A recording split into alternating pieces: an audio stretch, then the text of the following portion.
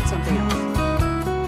Okay, now that is a very cute haircut. That's like a little shag. I've never seen it before.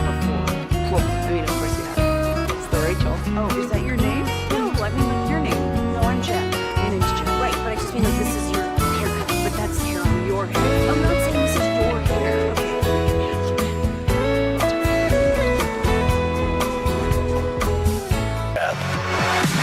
Good morning, DFW. It is Sean and RJ here on 105.3, The Fan. I'm RJ Choppy. He is Bobby Belt. Peyton is off today. I think he's heading to, I don't know, is it Tuscaloosa or Baton Rouge? He said Alabama. I don't know. Yeah, I know he's going to the game. I can't remember where the game is. If the game's in Baton Rouge. Is that what he's doing? He's going to the game? I just thought he was going to Alabama. I didn't know what for. Yeah, there's no reason to go to Alabama if you're not going to go to the football game. Although, you know what? You know how many people, as I try to make sure this microphone doesn't fall on me, you know how many people I've found that love, and I've never been there, and I think Peyton has, Gulf Shores. I've been there. It's great. So, I mean, I think maybe he's going there again, because I think that's where he got engaged. It's the Redneck Riviera, man. So, I mean, it's awesome. Maybe he's going for that. So Peyton's out today. Sean will be back on Monday. He won't do the new studio. Clearly. He doesn't want to go through the growing pains that you got to go through. You guys congratulate Sean on Zach having a baby. You got to do that. Yeah. You got to do that, man. We got a lot. Sandler's in studio. Jared Sandler at 7 o'clock. I told you. I demanded it yesterday. You demanded it yesterday. Demanding he come in studio and answer for this. So we got a lot to get to today. I'll have College Kegger. Get you set for the weekend. I got a little degenerate action. But it is also, last night we had Thursday Night Football. But the topic and the story that really just completely owned our minds yesterday was the continued reports that came out on the passing of Marshon Neland.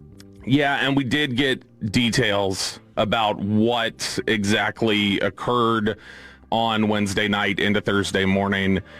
We now know that Marshon Neland's death was the result of a self-inflicted gunshot wound. And this is tough yesterday, too, because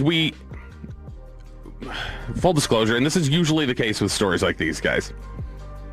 We had known for a few hours what had happened, and it was, even still, knowing for a few hours what was going to happen or what was going to come out, and getting a couple hours to think through, like, what do I want to say about it? I still had no idea what to say when the time came to talk about it. And it just still felt like I don't know how to talk about this. But this is the release from Frisco Police that came out yesterday morning, about 45 minutes after we got off the air. On November 5th, 2025, at approximately 10:39 p.m., the Frisco Police Department responded to assist the Texas Department of Public Safety with locating a vehicle that had evaded troopers during a pursuit that entered the city of Frisco. After losing visual of the vehicle, troopers located it minutes later, crashed on southbound Dallas Parkway near Warren Parkway. This is, for those of you who do not know the layout of Frisco, this is about a half a mile from the Star. So I don't know if he was... Nobody knows what he's doing. I don't know if he was in that vicinity because he was trying to get to the Star or what he was trying to do, why he was over there. That's kind of near the Star's facilities over there. That's the exit you take to get to the Star. But the Dallas Star's practice facility is on the other, is across the highway up in that area. So it says that initial reports indicated that a male subject, later identified as 24-year-old Marshon Neland of Plano, Texas, fled the scene on foot. Officers established a perimeter and initiated a search of the area with the assistance of the FPD, K-9, and drone units. During the course of the search, officers received information that Neland had expressed suicidal ideations. Neland was later located at 1:31 a.m., so this is about 3 hours after they found his car. He was located at 1:31 a.m., deceased with what appeared to be a self-inflicted gunshot wound. The cause and manner of death will be determined by the Collin County Medical Examiner's Office at this time. No further details will be released as the investigation remains ongoing. Our heartfelt condolences to the Neland family and friends. And we got dispatch audio yesterday that came out, not of the family call, more just the interaction on dispatch between police and responders. And it revealed that Marshon Neland's girlfriend had told police that, hey, there needs to be a welfare check. She mentioned he was armed, that he had a history of mental illness, and she was quoted as saying, he will end it all. And Neland is said to have sent a group message to his family that simply said goodbye, and that was his final message. That's That's awful. Was there information? Did it say, what the reasoning for the episode was at the moment?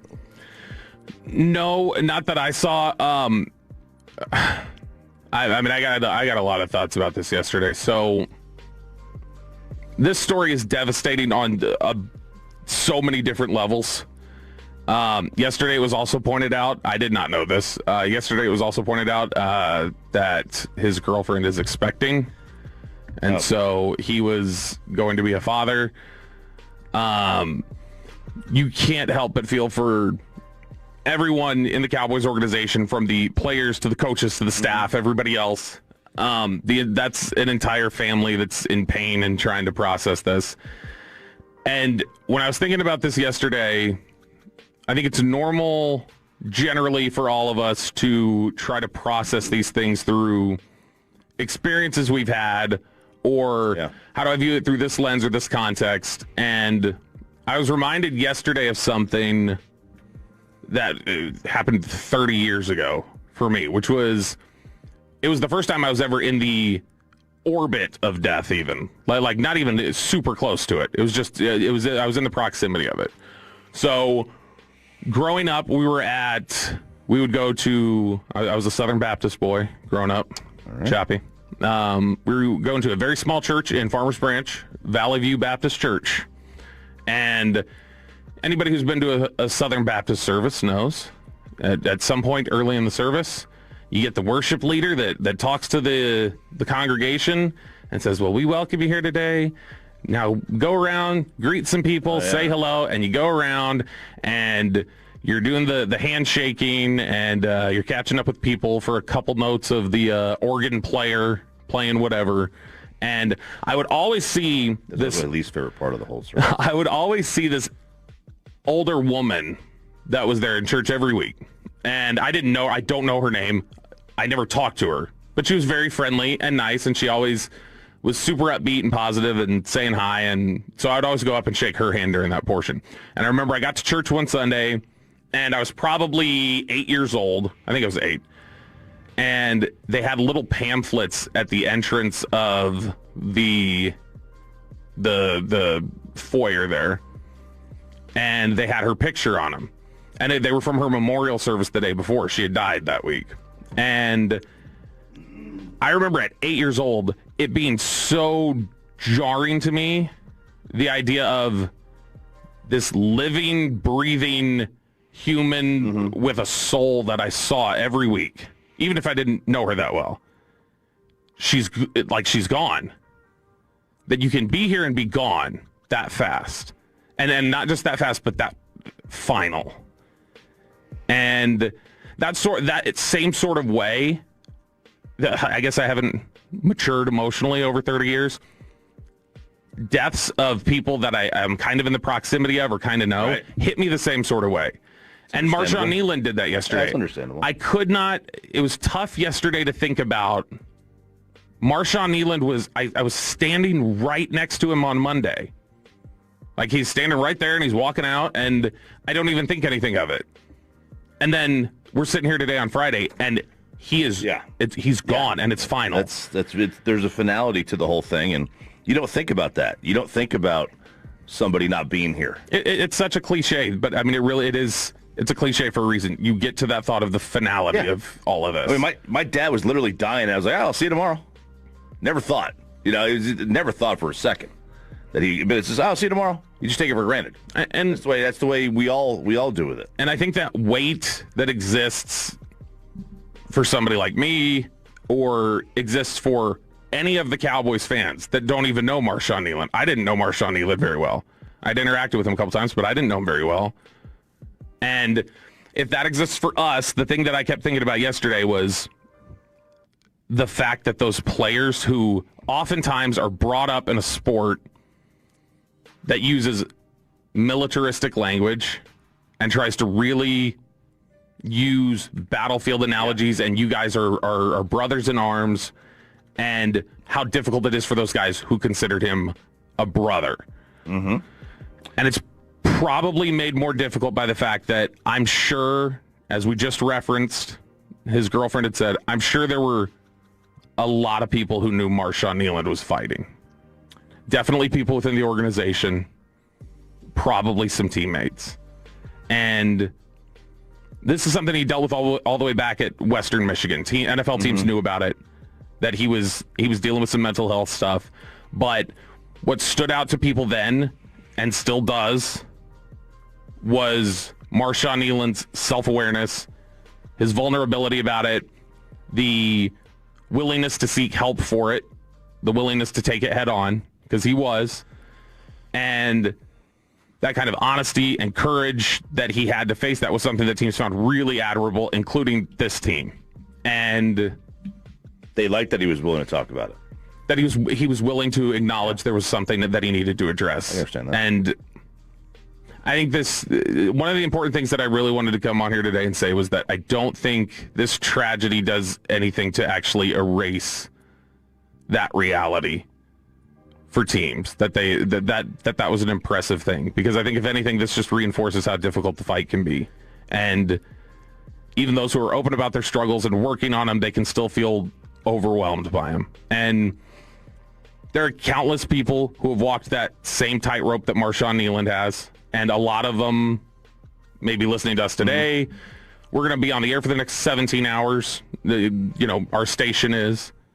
And there's probably going to be people talking into that microphone who have walked that same tightrope at different points. And maybe they haven't gotten any sort of clinical diagnosis for anything that's a mental health issue. Maybe they just thought of it as a bad couple days, whatever it would be. But they might still be familiar with those moments, those really helpless moments that feel like you're just falling in a bottomless pit.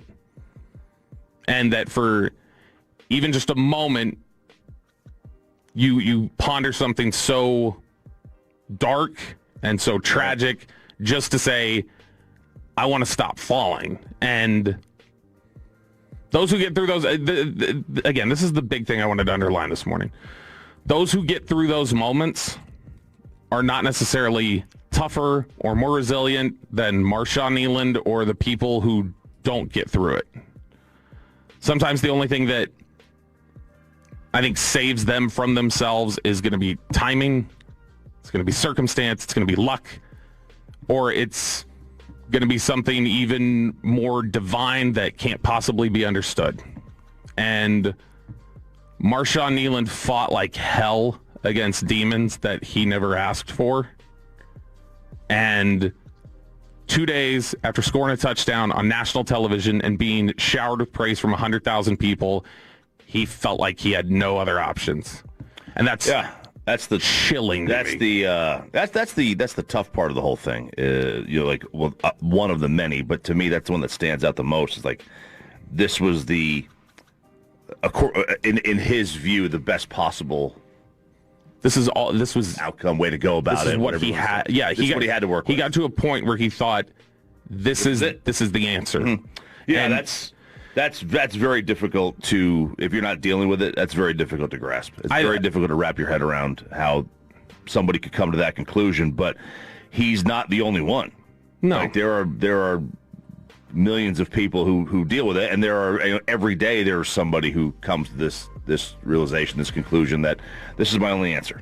Yeah, and if nothing else, I think this tragedy can be a sober reminder that I think anyone is vulnerable to these moments in the right context. Anybody can be vulnerable to this, and we all, I think, have a shared responsibility to try to be each other's strength a little bit. And that may sound a little corny, but I think it's the reality of there's a responsibility on everybody to make sure people around you are okay. Yep, totally agree. Normally we have Brian Schottenheimer on Fridays at 8:20.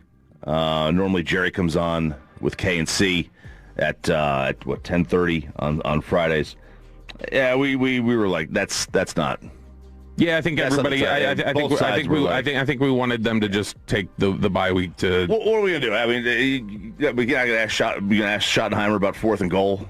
Like we're not gonna do that. Like that's just not time and place. So yeah, I think we'll go ahead and revisit that next week because I think everybody here I think feels like this isn't a week to do those interviews. No, absolutely not. So well said, Bobby. I think a lot of people in the fan text appreciate your words there. That was good. That was very, very good.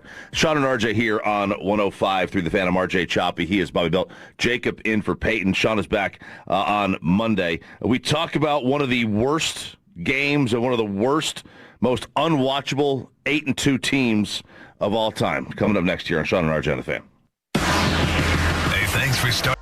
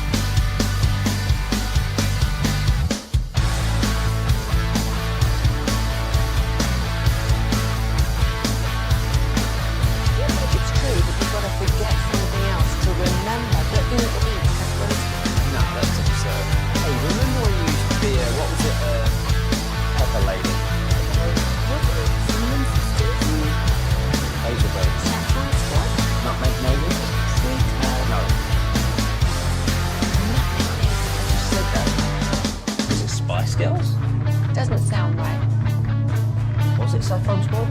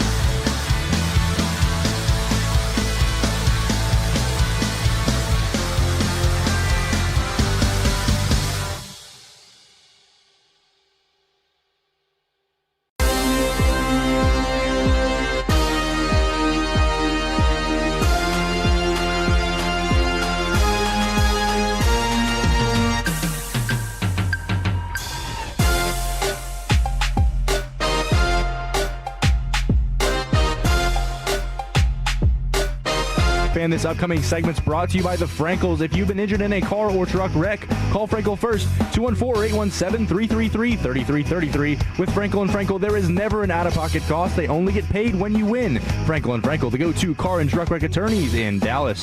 Harvey now slips to the outside. Nix looks that way, then over the middle, then to the right, throws, caught into the end zone for the touchdown. Troy Franklin. Al Michaels with the call on Amazon Prime. You're going to give him a pass for yesterday? I'm going to give Al a pass. He can be Al Somnia for that game? He can be Al Somnia for that game. Bobby is torturing himself in here. He's rewatching the game.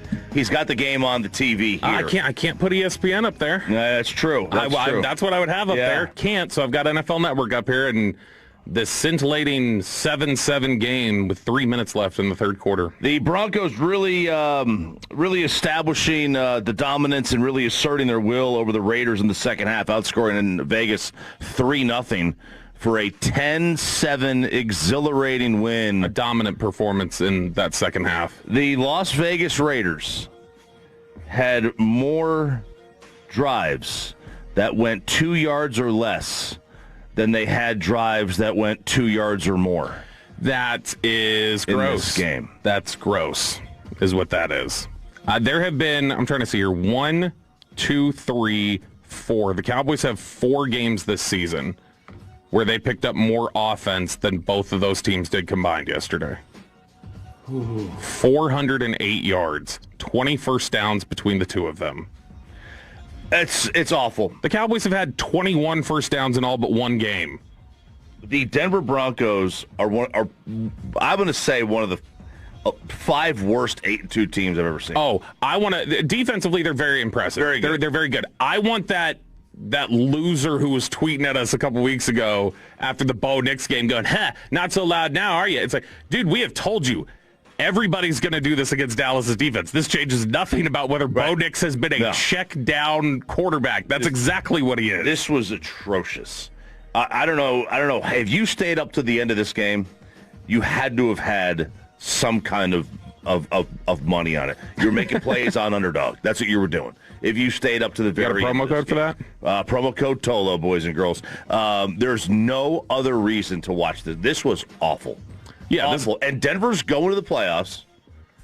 They are not a threat to win a game. They are not a threat to advance. You don't think at all? I mean, they can win a game, but are they a threat? No, they're not a threat to the Chiefs. They're not a threat to they're not a threat to the Bills, the Chiefs. So let me just. Defensively, they're very good, and they're going to get a home game. They're not going to win the Super Bowl. But if we're just talking about the question of when you say not a threat, can they win a playoff game? Yeah, sure, anybody can. But you're just saying they're not a threat to win the Super Bowl. Right? Yeah, you could. I mean, anybody can walk in and win a playoff game, but nobody's going to take this team seriously. And that actually might be their best. That might be the best thing they have going for them. If the NFL playoffs started today, here's what you'd have. They're the 1 seed, right? They have a bye. You have the Colts playing the Jaguars. You have the Chargers going to the Patriots, and the Bills going to the Steelers, and the Chiefs out.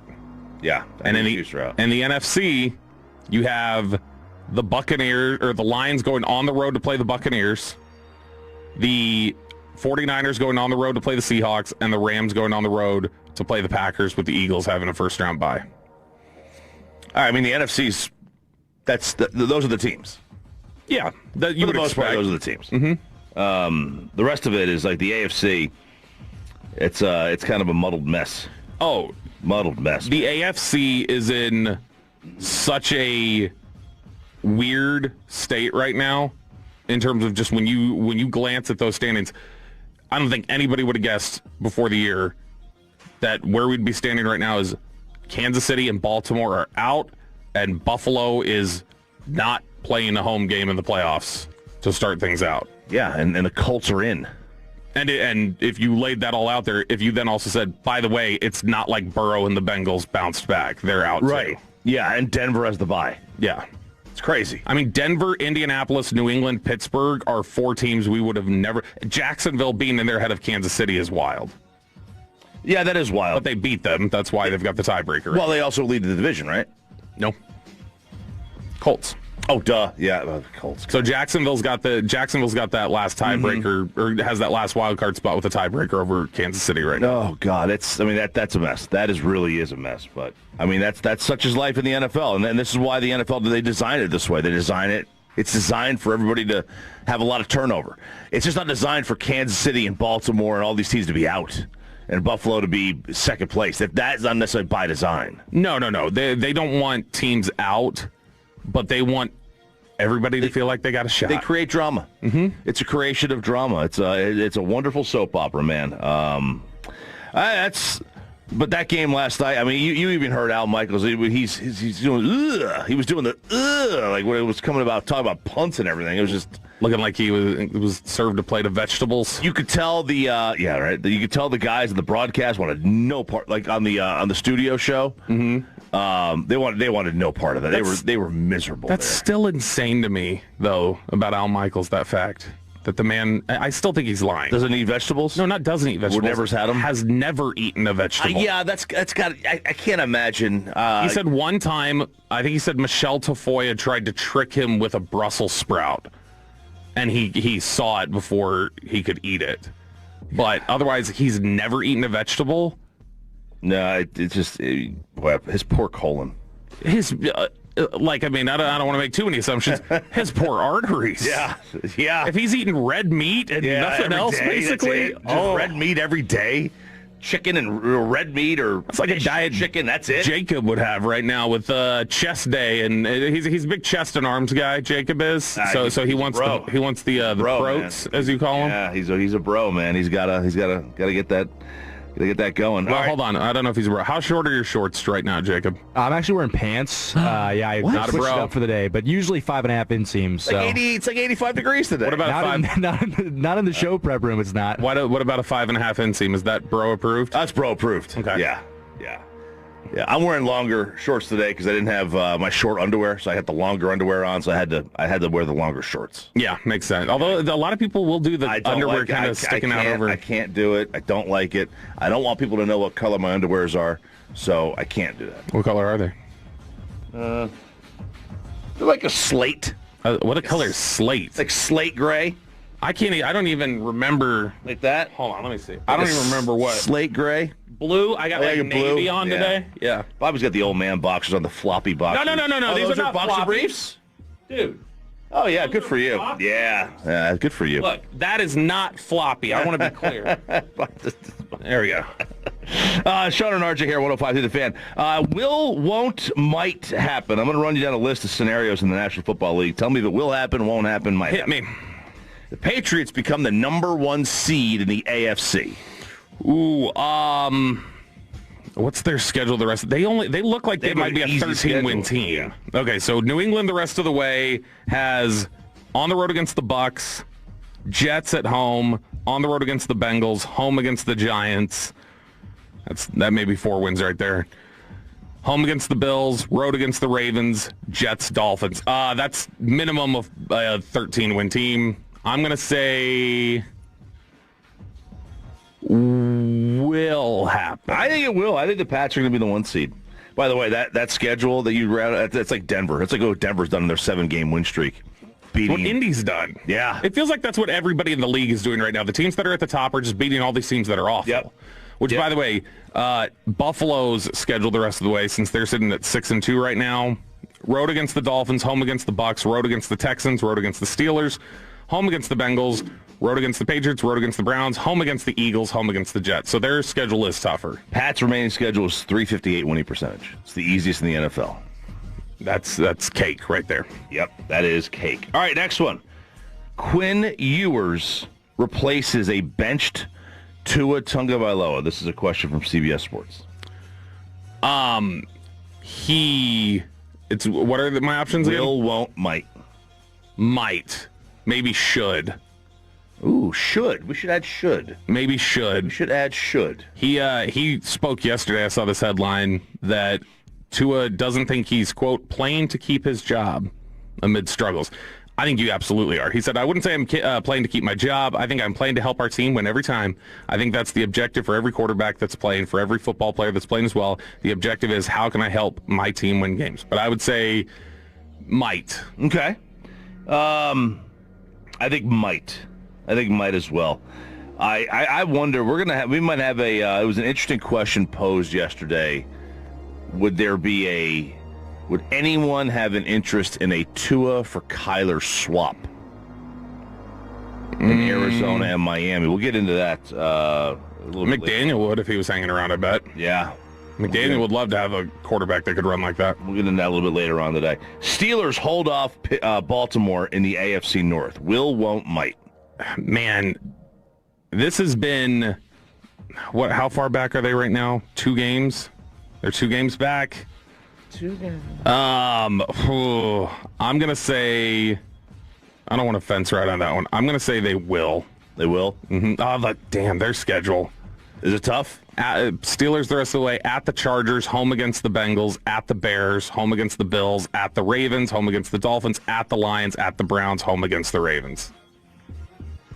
The Ravens get both their cracks at Pittsburgh to close that 2 games. They do, and they'll have Lamar back probably. Their defense has been so bad. Right. Is just been the issue for them a lot of the season, although it's really settled into place now at this point. J.J. McCarthy takes the Vikings to the North title. That's not happening. You don't think so? They're a game back. No, I know, and J.J. They McCarthy. get Detroit at home. J.J. McCarthy's got a lot of moxie. He's a gamer. He's got all those attributes that, we tend to talk about, the intangibles of that position. They have home games, real quick. They have home games with all 3 division teams still.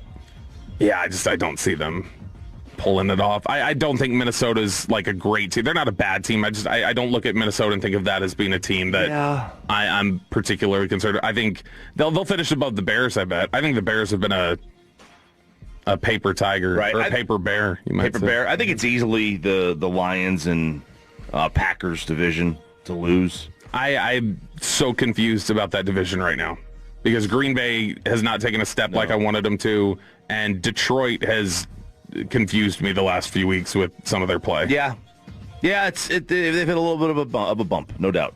But yeah, I don't think that Minnesota's. It is Detroit. A lot of people hit bumps out there.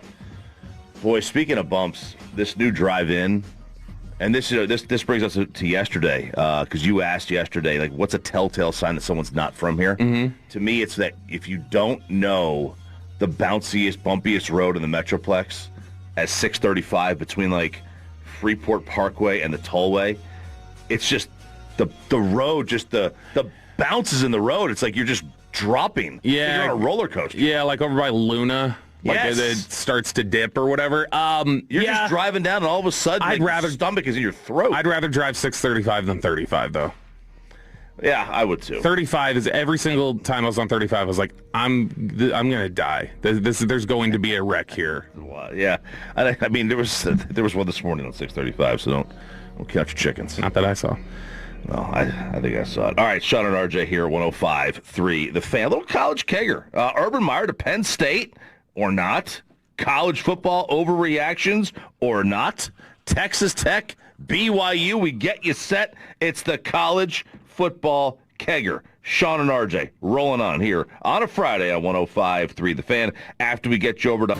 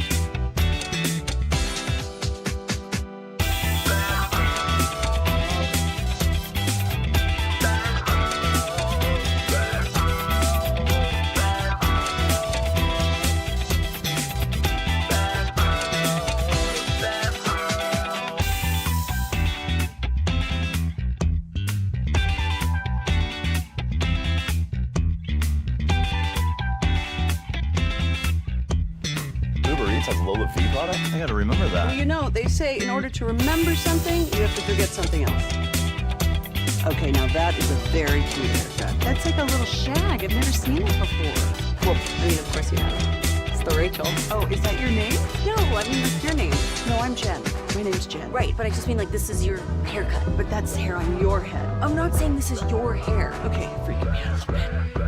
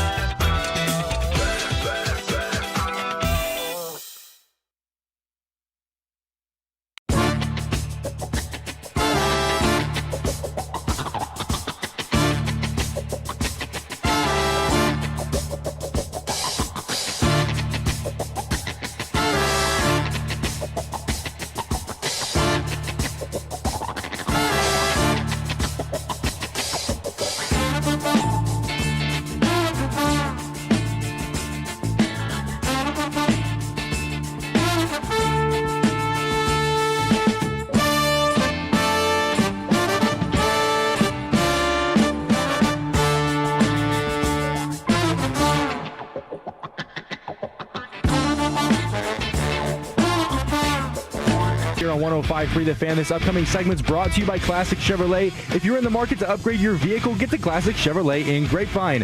Back-to-back #1 Chevy dealership in the world. They've got more new Chevys than anyone, all priced to sell. Silverados, Tahoes, Blazers, Malibus, Equinox, and more. Visit ClassicChevrolet.com. This is Texas. This is Classic Chevrolet.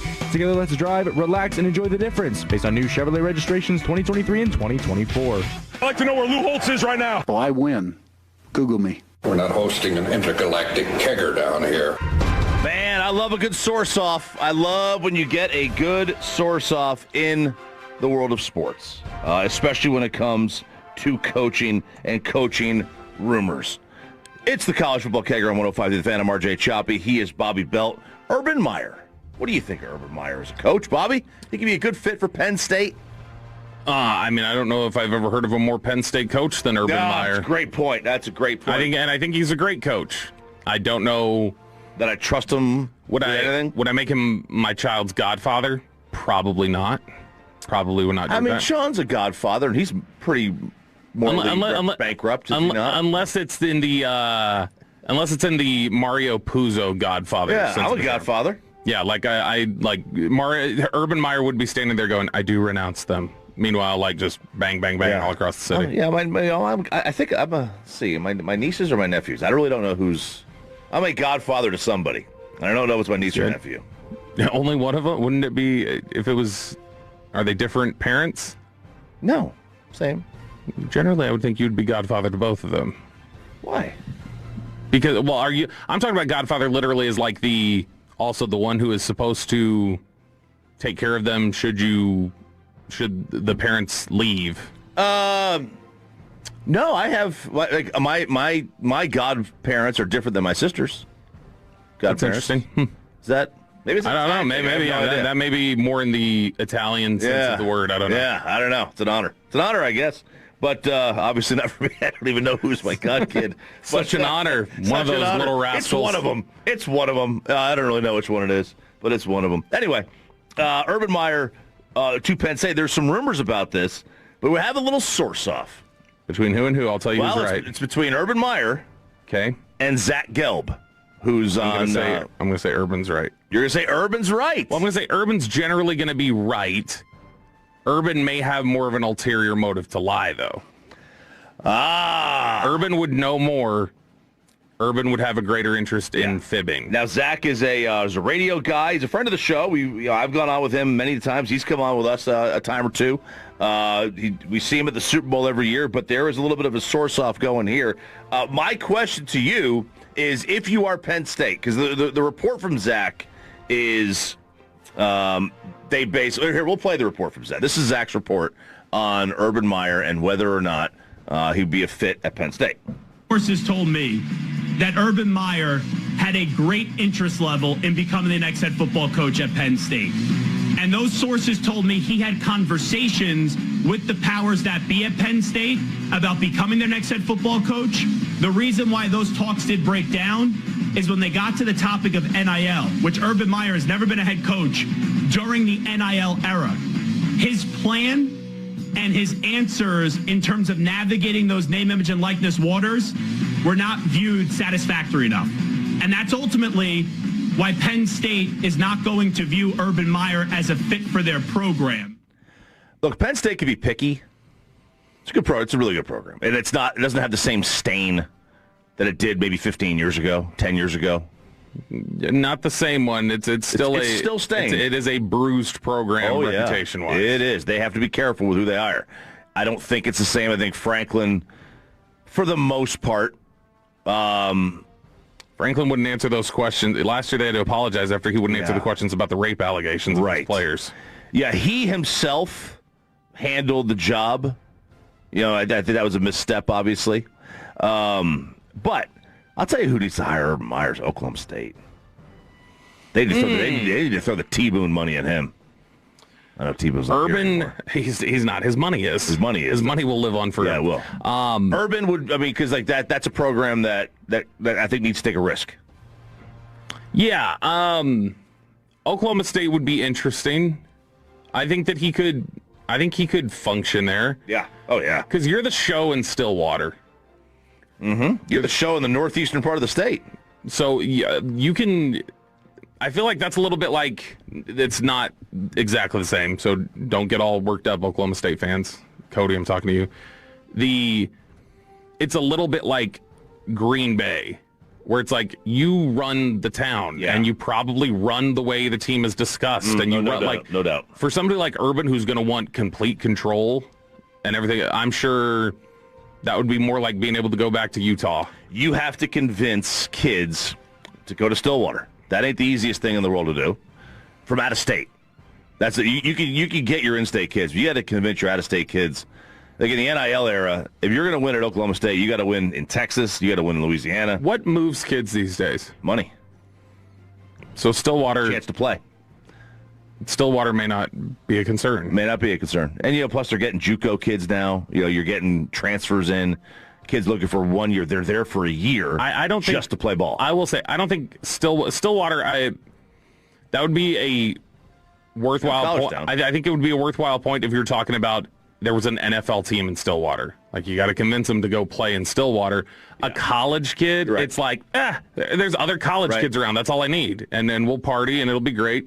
I think Urban at Oklahoma State would be a decent fit, I think. Urban vehemently denies the rumors, saying nope, never talked to them, and all that stuff. So we got ourselves a little source off. I think Urban is in play for a job. I don't know that I would touch him, because the thing is, you have to be a program down and out, looking to rebuild, and be prepared that he is going to just bolt in a couple of years. Yeah. You're just looking for a quick fix. It's a quick fix, and then hope that he could find somebody that could stay the program longer after he leaves. We do have BYU Texas Tech on this very station tomorrow. 11 a.m. Fan University is going from 9 to 11, and then we're going to have BYU and Texas Tech. Game day is in Lubbock. I think the Red Raiders are getting a little screwed by having this game at 11 a.m. If this was a night game, come on. The scene... Whew. The tortillas, dude. Please throw the tortillas. Throw them. I don't care about the penalty. I don't care. And Mission Tortilla needs to pay it. That is Do you know how much market? Because it's what, $100,000 fine. I think so. That's $100,000 worth of marketing. Oh gosh, yes. Do it. 100. It'll be every story. Andy Staples, who we had on yesterday, who's great. Mm-hmm. Danny Warfel.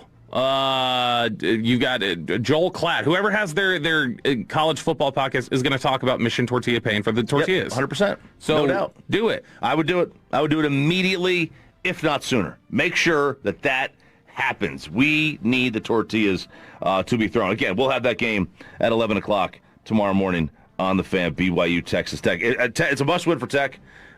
They could lose it. I think, and still get to the Big 12 title game and still wind up making the playoff. But if they want that home game. But, yeah, that's true. If they want that home game, which that would be probably a night game and a scene. I'm going to do some college football overreactions for you, Bobby. Hit me.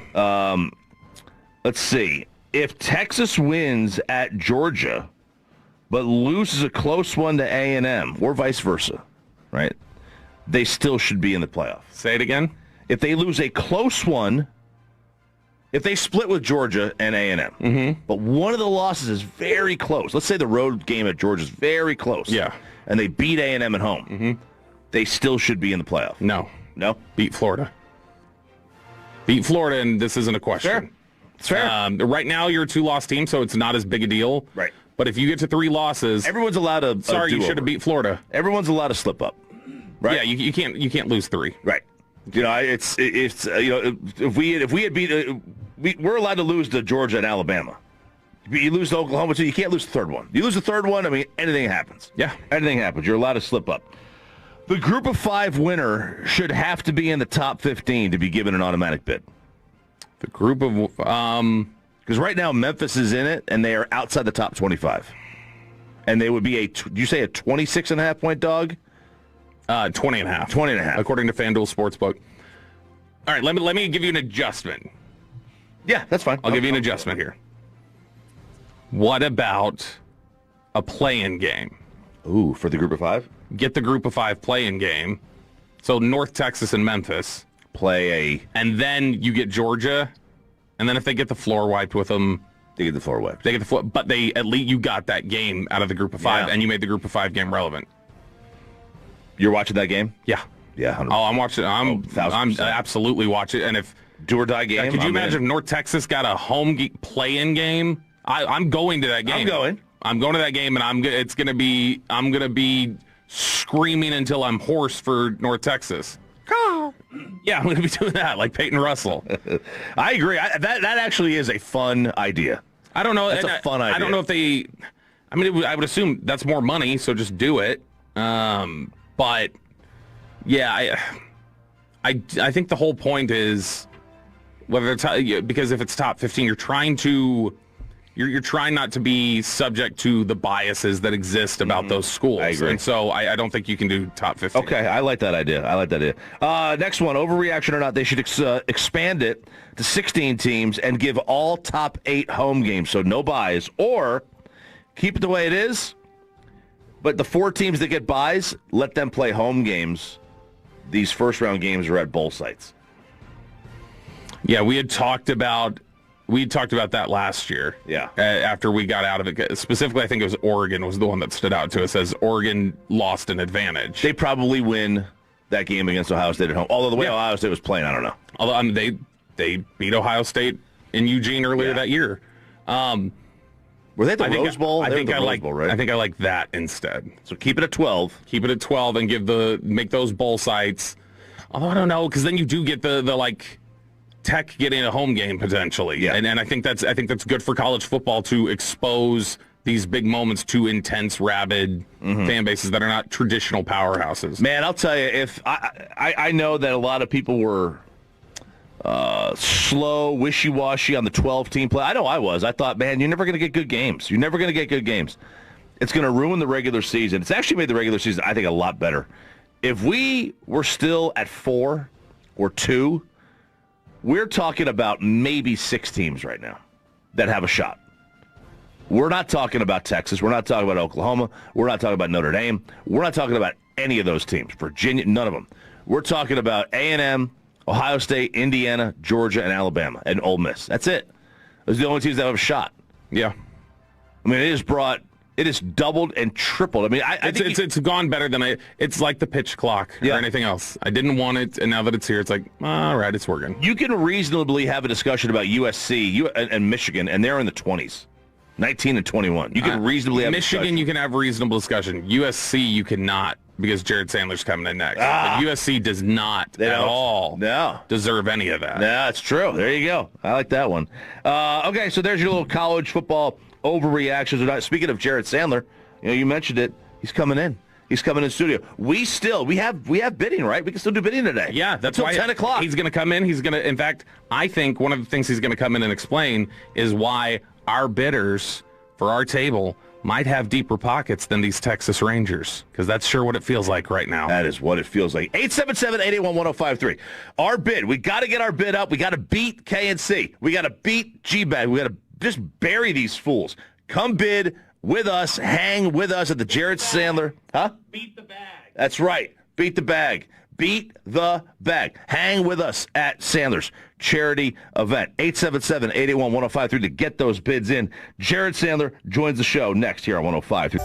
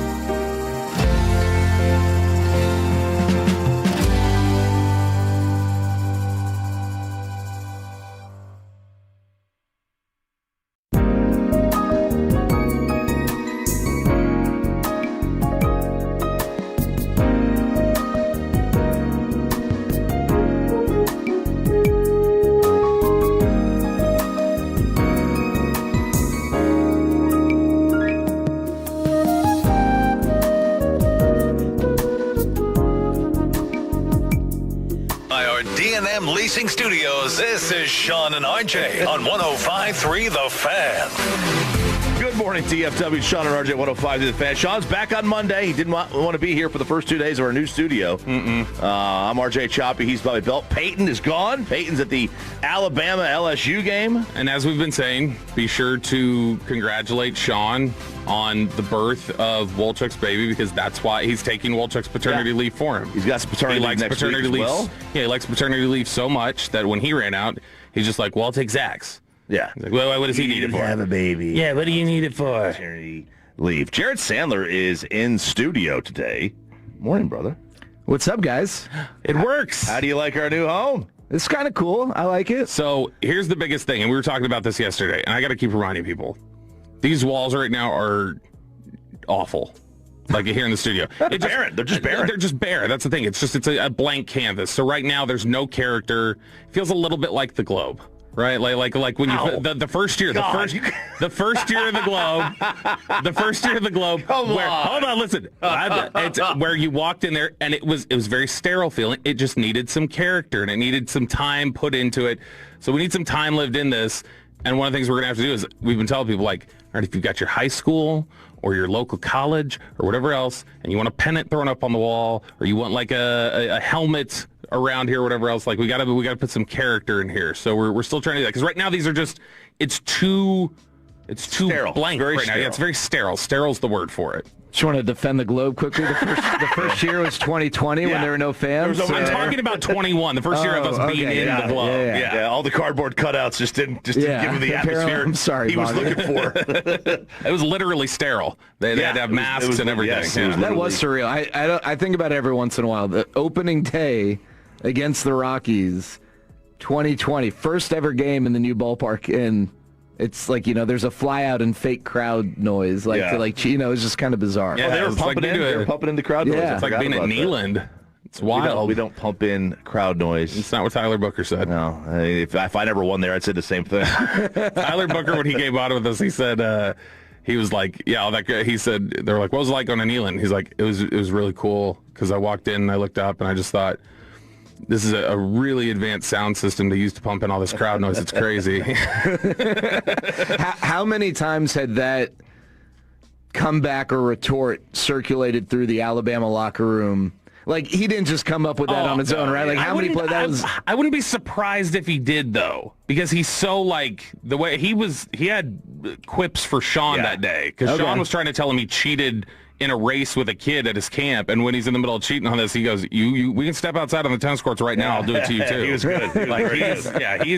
He's built for it, and I think it could be that it's also not just a quip. It's true. Neland just pumps in crowd noise. It could be. You went to that Alabama LSU game, right? Yeah, last year in Baton Rouge. Yeah, that was awesome. It was a blowout. Ended up being a blowout. Jalen Milroe ran all over LSU, and so the second half didn't have the same. Like a close game would have been cool, but. Man, it was a night game. The beginning, the pregame, the tailgating all day. That was the day that Miami lost. I don't know. That was one of Mario Cristobal's choke jobs. So everyone was rallied around TVs watching the end of that game, and the pregame. They had Mike the Tiger for the first time, and however long he was like in person or in Tiger. I guess he hadn't been like on the sideline for But yeah, that Baton Rouge at night, really cool atmosphere. I've never been to Tuscaloosa. I'd like to do that still. Do it. It's fun. It's I don't know. It's not as loud as you would expect because you're so used to winning. So it's kind of lost. Yeah. It's kind of lost it. It used to be much. I thought it used to be much. It's kind of lost it. I've been to Neland. Neland, I love Neland. That was great. I went to Tennessee, Georgia. You were there? I was with you. Oh yeah, of course. Yeah, we had a great time. So before we get into the Rangers and what they're doing, what do you think is just the best way for us to top KNC's bid on the table? Yeah. 5,000, right? Yes, 5,000. I think that's what it is, yeah. Well, first of all, Broadus had a request about some sort of piano thing. I said if everyone gets above 4,000, all three shows, I'll make sure that in the VIP bar area, in any bid of 4,000 or more gets you VIP access. Okay. which is open bar, which is really the only thing that I think most people care about. Pretty great. There will be some sort of musical setup where if Broadus or others want to participate, we will make sure that happens. Broadus singing? He seemed to want to have some sort of dueling piano. I don't know if we can get like Grandmaster. Piano? I'm not sure, but I wouldn't put it past him. He's a talented guy. He is. I've never heard him. He doesn't strike me as musical. Yeah, I don't know, but we will have some sort of setup. But how to top 5,000? Okay, how about this? I'll say this. I will throw in to the winner. So you get 5 guests, so 6 total. Mm-hmm. But whoever the winner is, whoever places the winning bid amongst the 3 shows, I'll throw in 4 tickets and a booth visit to a Rangers game. Oh, baby. Mutually agreed upon date 2026.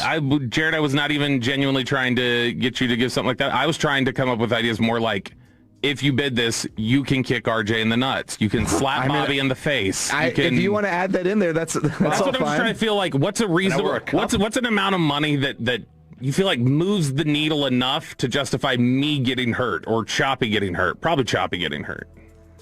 I don't think so. I don't think so. KNC, when they used to be at night, they did the wheel steak of slap and stuff. Oh, yeah, was it called the wheel of punishment? Misfortune. Wheel of misfortune. Wheel of misfortune. Yeah. God, you guys just disrespected the wheel. You guys are now on the wheel. You guys are going to have to spin the wheel. Oh my gosh! You disrespected the wheel. It's got cheese on it right now. I would just say that. I don't know. I mean, listen. I'm not a part of this. Yeah, 877-881-1053. Let's bid. I'll throw anything. You can punch RJ in the balls. You can do whatever with Bobby. That all works for me. All right. So 877-881-1053. Get our bid up. Let's go. I'm really thinking about if they top KNC's bid, I'll just give out my phone number on the air. I do think that I think is a smart one. Because then people can risky. It is risky. That's very risky. It didn't work out for Jeff, and he did it for $20. Yeah. That's not enough. And you guys are at 2,500, right? Yep. Okay. Yeah. So we need to get to 5,000. At least 4. We got to get up to 5. I just quickly explain for people listening, if you're not familiar with the event, you'll have all sorts of celebrities there, athletes, media personalities. All you guys will be there. Food, drinks. You're basically you are on the field at Globe Life Field, which I think, for me, like that cool. In and of itself is pretty sweet.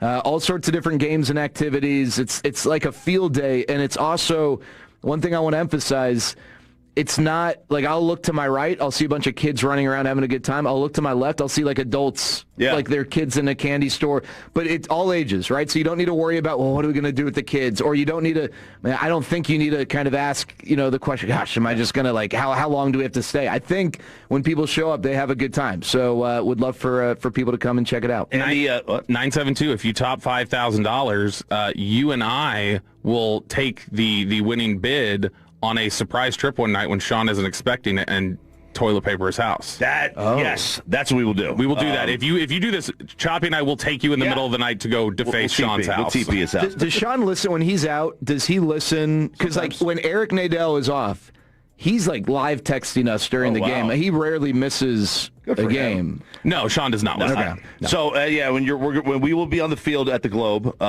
usually the table we have is between second and third, which is the Rangers hardly ever got there this year, so it'd be it's a new condition kind of baseline. So that's something that we can go for.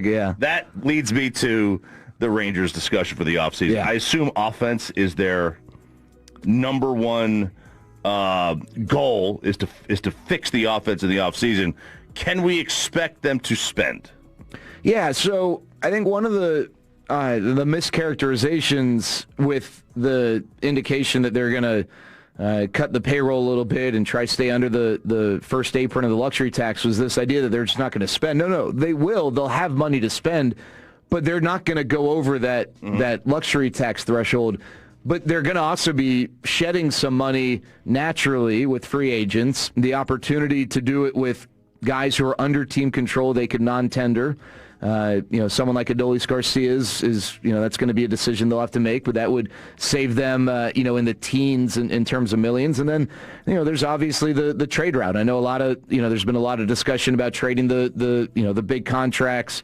I don't know if they're going to do it or not, but they have those options at their disposal. So they're not going to be spenders like they were when they, the offseason they signed Seager and Simeon, or the DeGrom offseason necessarily, but they are going to be in a position to sign free agents and add externally, but they are going to have to make some shrewd moves, right? They're going to have to figure out, hey, this platoon guy is going to fit really well because platoon guys don't cost as much as everyday players. They're going to need to get production from their pre-arbitration guys, whether it's, a Cody Freeman filling some sort of a role or someone who maybe we're not even talking about right now who can come up and give them valuable relief innings who hasn't made their major league debut yet, but someone who would be, a cheap asset in terms of, production. So look at the Dodgers. Look at their two biggest hits of the year were Rojas and Smith. Yeah. Now, I know that's the everyone want, and I get it. Monkey see, monkey want. The Dodgers spent. The Dodgers have won the World Series the last 2 years.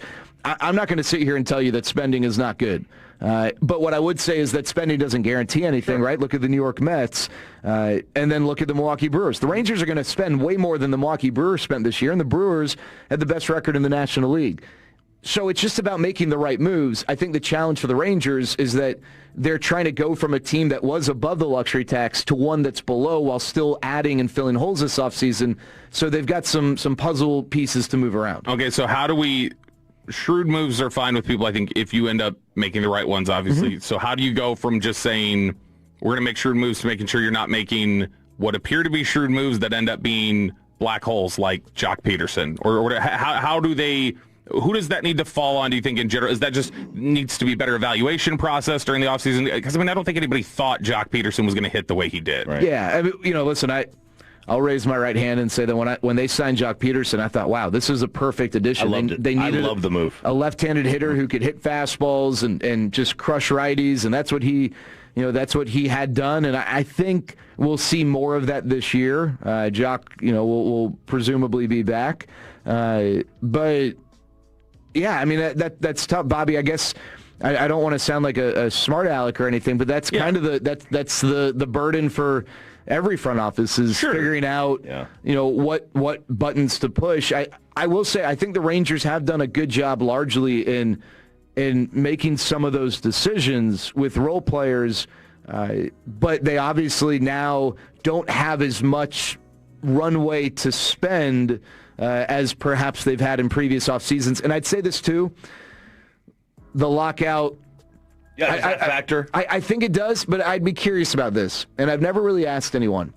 The Rangers, while they didn't win in 2022, that was the off season, or prior to that year was when they made a lot of the moves that allowed them to have that special 2023 season, the Simeon, the Seager acquisitions.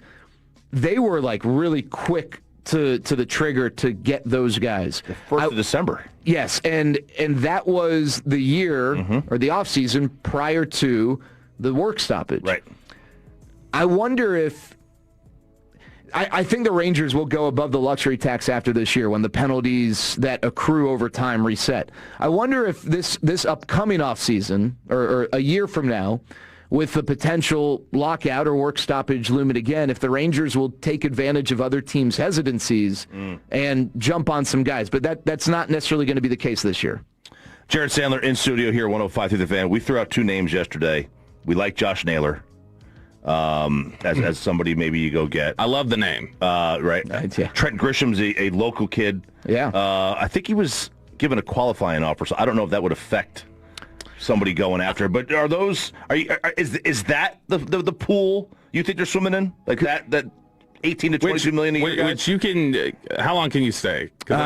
Yes, I got about 20 minutes. Okay, so you want to just pick this up on the other side just to bring in the express? Okay, cool. Because one of the other things I want to ask and give you a chance to think about while we're going is the idea of which would be more beneficial for this team, hitting on shrewd free agent moves, or if they got guys who have been here to get back to where they always anticipated they would be. So we can touch on that when we come back. All right, it's Sean and RJ here, 105 to the Fan. Sandler in studio. He joins us and continues to stay here next on 105 to the Fan. Let's get you over to Ojos Locos. What are you doing for lunch today? Tomorrow? What are you doing this weekend?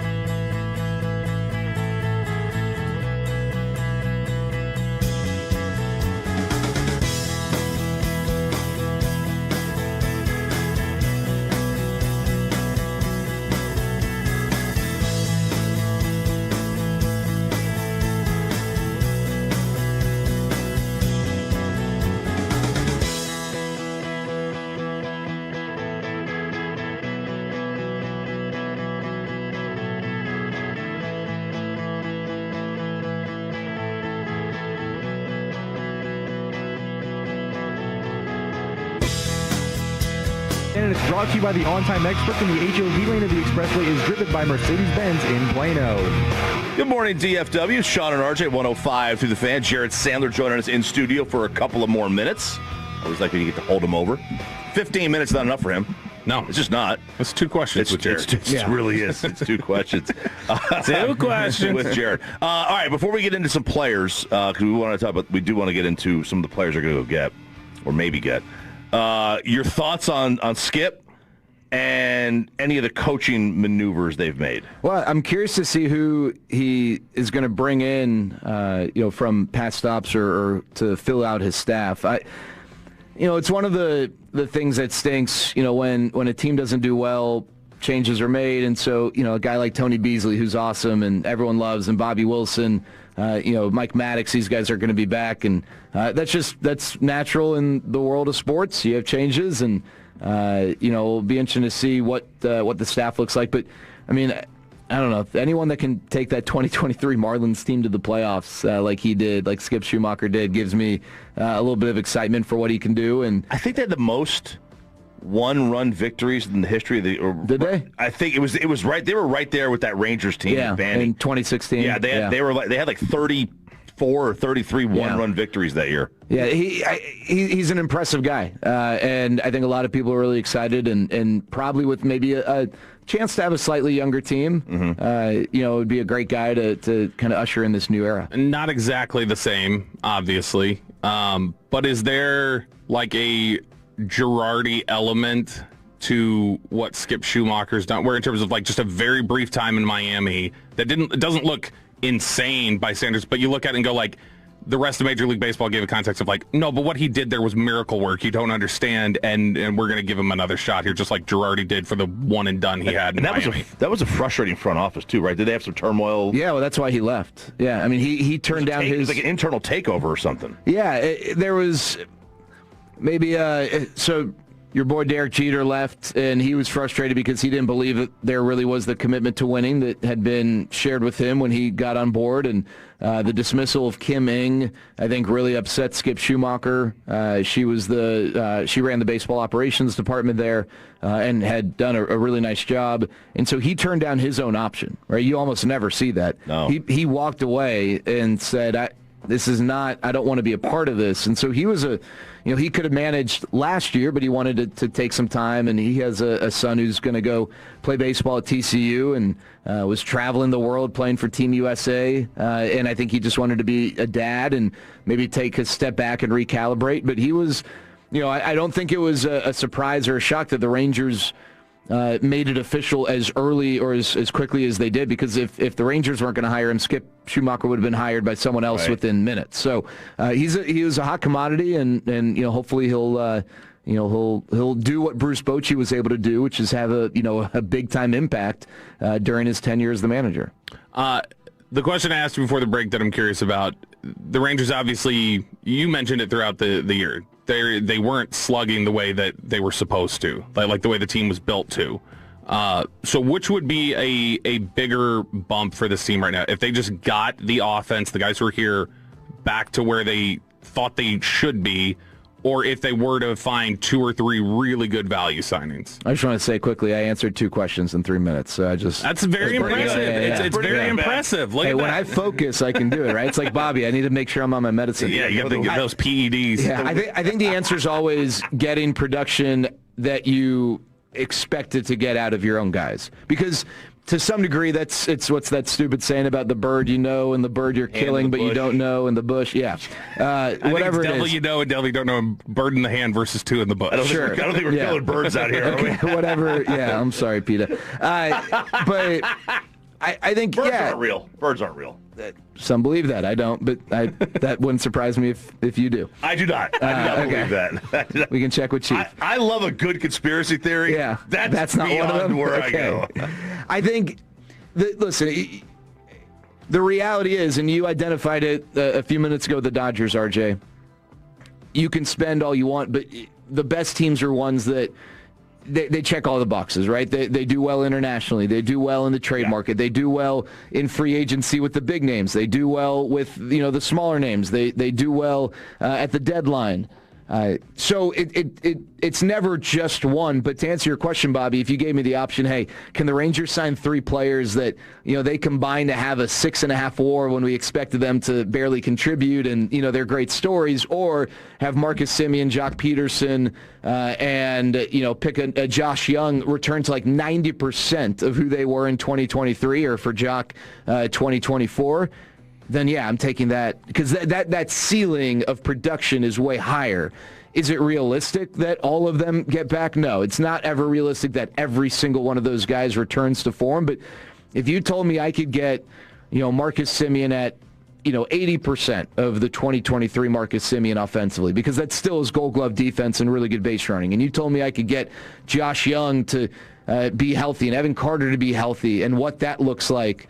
Yeah, I would take that for sure, but that doesn't change that they still will need to fill in some of the holes along the way. Their biggest positional upgrade need is it first base? So I look at it like more skill set than position. Okay. Just because there's so many guys that can move around, right? Does that make sense? So I just think that they need guys who can go. But what was so great about that 2023 team, and we talked about it a lot, but they would wear your ass down if you were a pitcher. Like I talk about it a bunch. There was I think it was in May against the Fighting Jeff Bannisters, and Zach Gallen was pitching, and he was great. Like, the Rangers weren't going to get to him, but they made him throw like 90-something pitches in 5 innings. So he was done after 5. Yeah. Scott McGuff came in. He had just been relieved of the closing duties. The Rangers hit a 3-run home run in the 6th inning that gave them the lead. They won the game. If you're not wearing down Zach Gallen, he's pitching in the 6th and maybe in the 7th, and you're not winning that game. And then the next game in the series, their bullpen's more rested.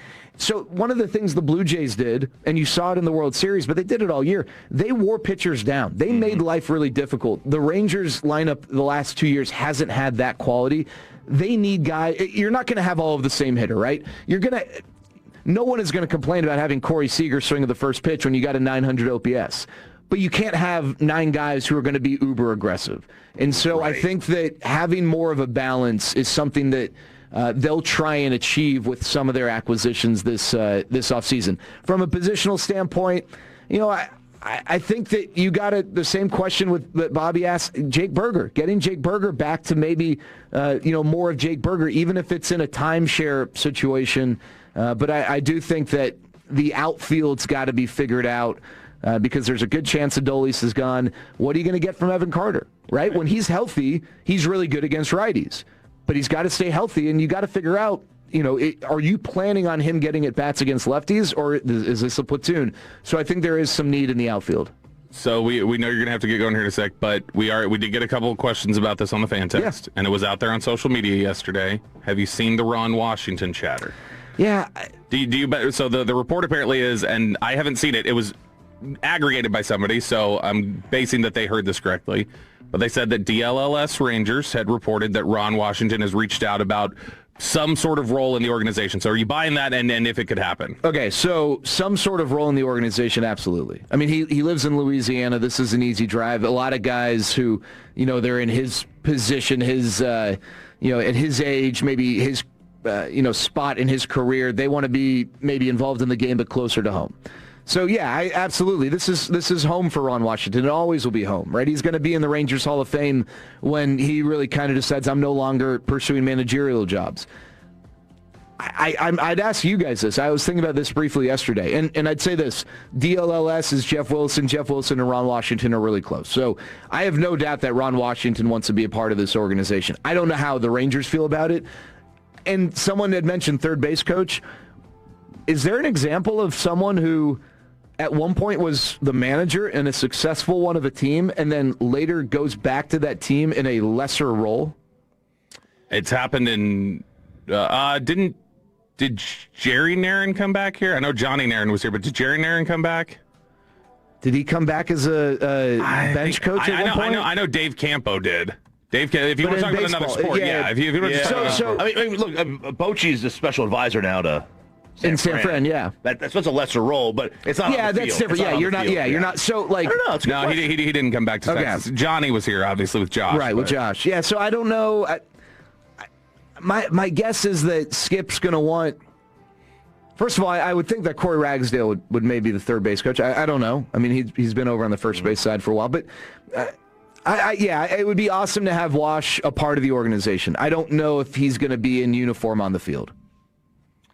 Thanks, man. Yeah, appreciate you guys. Appreciate coming in. Hey, just $5,001. Yeah, Price is Right rules. Top us, and if you bid $5,001, Choppy and I will take the winner to Sean's house to TP his house one night. Yeah. We're going to do it. Can I quickly just remind people what it's all about? Yes, please do. December 7th, Swinging for a Cause. We're going to have a bunch of athletes, media personalities. You guys will be there. Everyone from the station will be there. Jacob will be there. The rich man's version of Peyton. Oh, we know that Peyton's the yoked Peyton. Yeah, I'm glad you guys kicked Peyton out. Yeah, we did. Yeah, thank God. Couldn't handle the studio. Oh gosh. And it's basically, if you haven't been, like a field day on a Major League Baseball field. We have all sorts of different events, activities that cover different sports and disciplines. It's not just like a baseball event. I think it's a lot of fun. I know you guys have been, and I'd also just want to say I appreciate so much the support that Sandlot has gotten and continues to get from you guys. You guys are awesome, and the Tolos are awesome because it's really cool to show up and, hey, yeah, I heard about the event listening to 105.3 The Fan. Like that really means a lot to me, and I appreciate all you guys. So thanks so much for everything you guys do. Thank you, Jared. Thanks for coming in. Appreciate it. Yeah, of course. Thank you, man. Now, how do I get out of this place? I've never been there. That's a good question. I don't even know. Yeah, I'll show you. Choppy, go ahead and continue to pitch Sandlot while I show Jared real quick. 877-881-1053. That's how you bid. Thank you, brother. That's how you bid. Get us to $5,100. That's what we got to do for this Sandlot Children's Charity. He already forgot something. He forgot his phone. You can't forget that. You're going to be out there, though, right, Jacob? I'm going to do my best. Yeah, it's on a Sunday, so.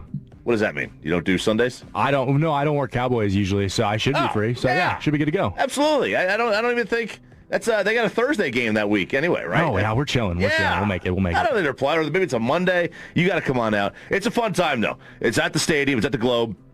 And you can go, in years past, if you've gone to the bullpen, you could test out your velo. You do a velo test.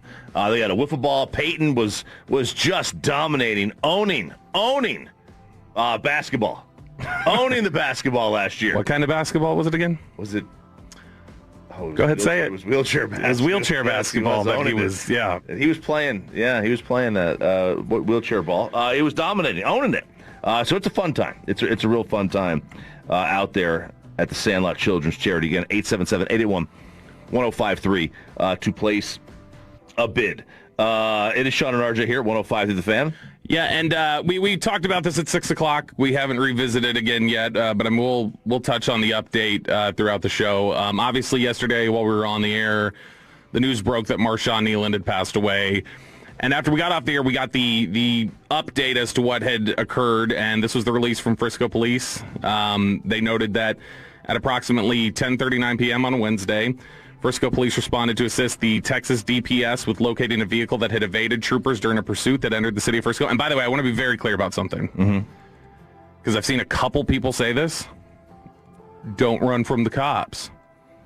Guys, you need to understand, he is not committing a crime, running from the cops, and then suicidal. That's not what happened. So what they're saying is he did something wrong, and that's why he was running? That's what some people are trying to say. They're saying, well, clearly he's running from the cops. He was being pulled over for a basic traffic violation, and he was suicidal, so he ran, is what happened. So whenever anybody talks about he's, like there were a couple of people who were trying to insinuate he was running from the cops and thus became suicidal because of something that he must have done. No, he was suicidal and was running from the cops. And that's what Frisco Police end up saying, because there's nothing in here that Frisco Police talk about as anything that he had done. They say that initial reports indicated that a male subject, later identified as Marshon Neland, fled the scene on foot after crashing his vehicle at Dallas Parkway and Warren. Officers established a perimeter, initiated a search of the area. During the course of the search, officers received notification or information that Neland had expressed suicidal ideations. Neland was later located at 1:31 a.m. deceased with what appeared to be a self-inflicted gunshot wound. It's very, very devastating news, and we've talked about it yesterday, and we talked about it this morning. I thought yesterday one of the best, because there were tributes and thoughts being put out from the all whole sorts sports of world. Yeah. DeMarcus Lawrence talked about it. You heard Nick Sirianni had some stuff to say. But I think that, but before we get to the Matt Rule audio, let's play this one. So I saw Nicole Hutchison of DallasCowboys.com had shared a clip of an interview she had done with Marshon last year that I think gives you a sense of the type of guy he was and the kind of like sweet person he was. This was last year, and a big thing for Marshon was a couple months before the NFL draft, right before the NFL Combine, when the year he got drafted, his mother passed away unexpectedly. And that was his rock growing up. And this is a clip of Marshon Neland talking with DallasCowboys.com about the influence that she had. Moms, she never complained, never talked about it, never stressed, gave us everything we needed and more. And, you know, every day got up to work regardless of what happened, you know what I'm saying? So it's like, she was one of them where it's like, and I believe me, she had stuff going on, and obviously I ain't gonna tell her business here, but she had a lot going on from when she was like 15 all the way until, you know, the very end. Always had a lot going on. So, you know what I'm saying? Just think about her memory and stuff like that. Like, she never showed us, you know what I'm saying? So, I'm sorry. You're good. You're good. You're good. You're good. She, think about it, like, she never showed us anything, you know what I'm saying? So she never, she every day came with a smile, came with love, gave us time, working full time, still taking care of 2 kids pretty much by herself. And you know what I'm saying? It's like you putting a word on her shoulder and looking at us with a smile on her face, and we'll never know, you know what I'm saying? So it's stuff like that, like I thought about and still do. And that clip, I think especially, it's sad to hear because of the way he's explaining the way his mom carried stuff. You can tell he tried to do it the same way. Always had a smile on his face, never showed you what was bugging him. And not that that's, I think for a mom, you definitely don't want to show that to your kids all the time. Like you want to make sure, all right, I'm steady for my kids. Yeah. They don't need to be shouldering adult problems. And that's admirable. And I think for Marshon, he wanted to emulate some of that, and it was clearly tough for him. But I thought yesterday, Matt Rule, stunningly enough, at a Nebraska press conference, some of the most sincere, surprising feedback about the Marshon Neland tragedy that we got yesterday came from Matt Rule at his Nebraska press conference. This is a longer cut, but I think some of his takeaways just in general about what athletes are dealing with today, this was really, really good. Seeing the tragic news out of Dallas today, and understanding that none of us know what people are going through. That's why I think we all should be careful about what we say to people. I think we should be careful what we tweet about people. I think we should be cognizant of what everyone's going through. And I told our players they should take their headphones off in the cafeteria and sit down with someone and be like, "How you doing, man? What's going on with you?" Because somebody that we're talking to, that we're saying, "What's wrong with that guy? Man, that guy's messed up." Instead of saying what's wrong with him, we should all say, "I wonder what happened to him," because everyone's suffering.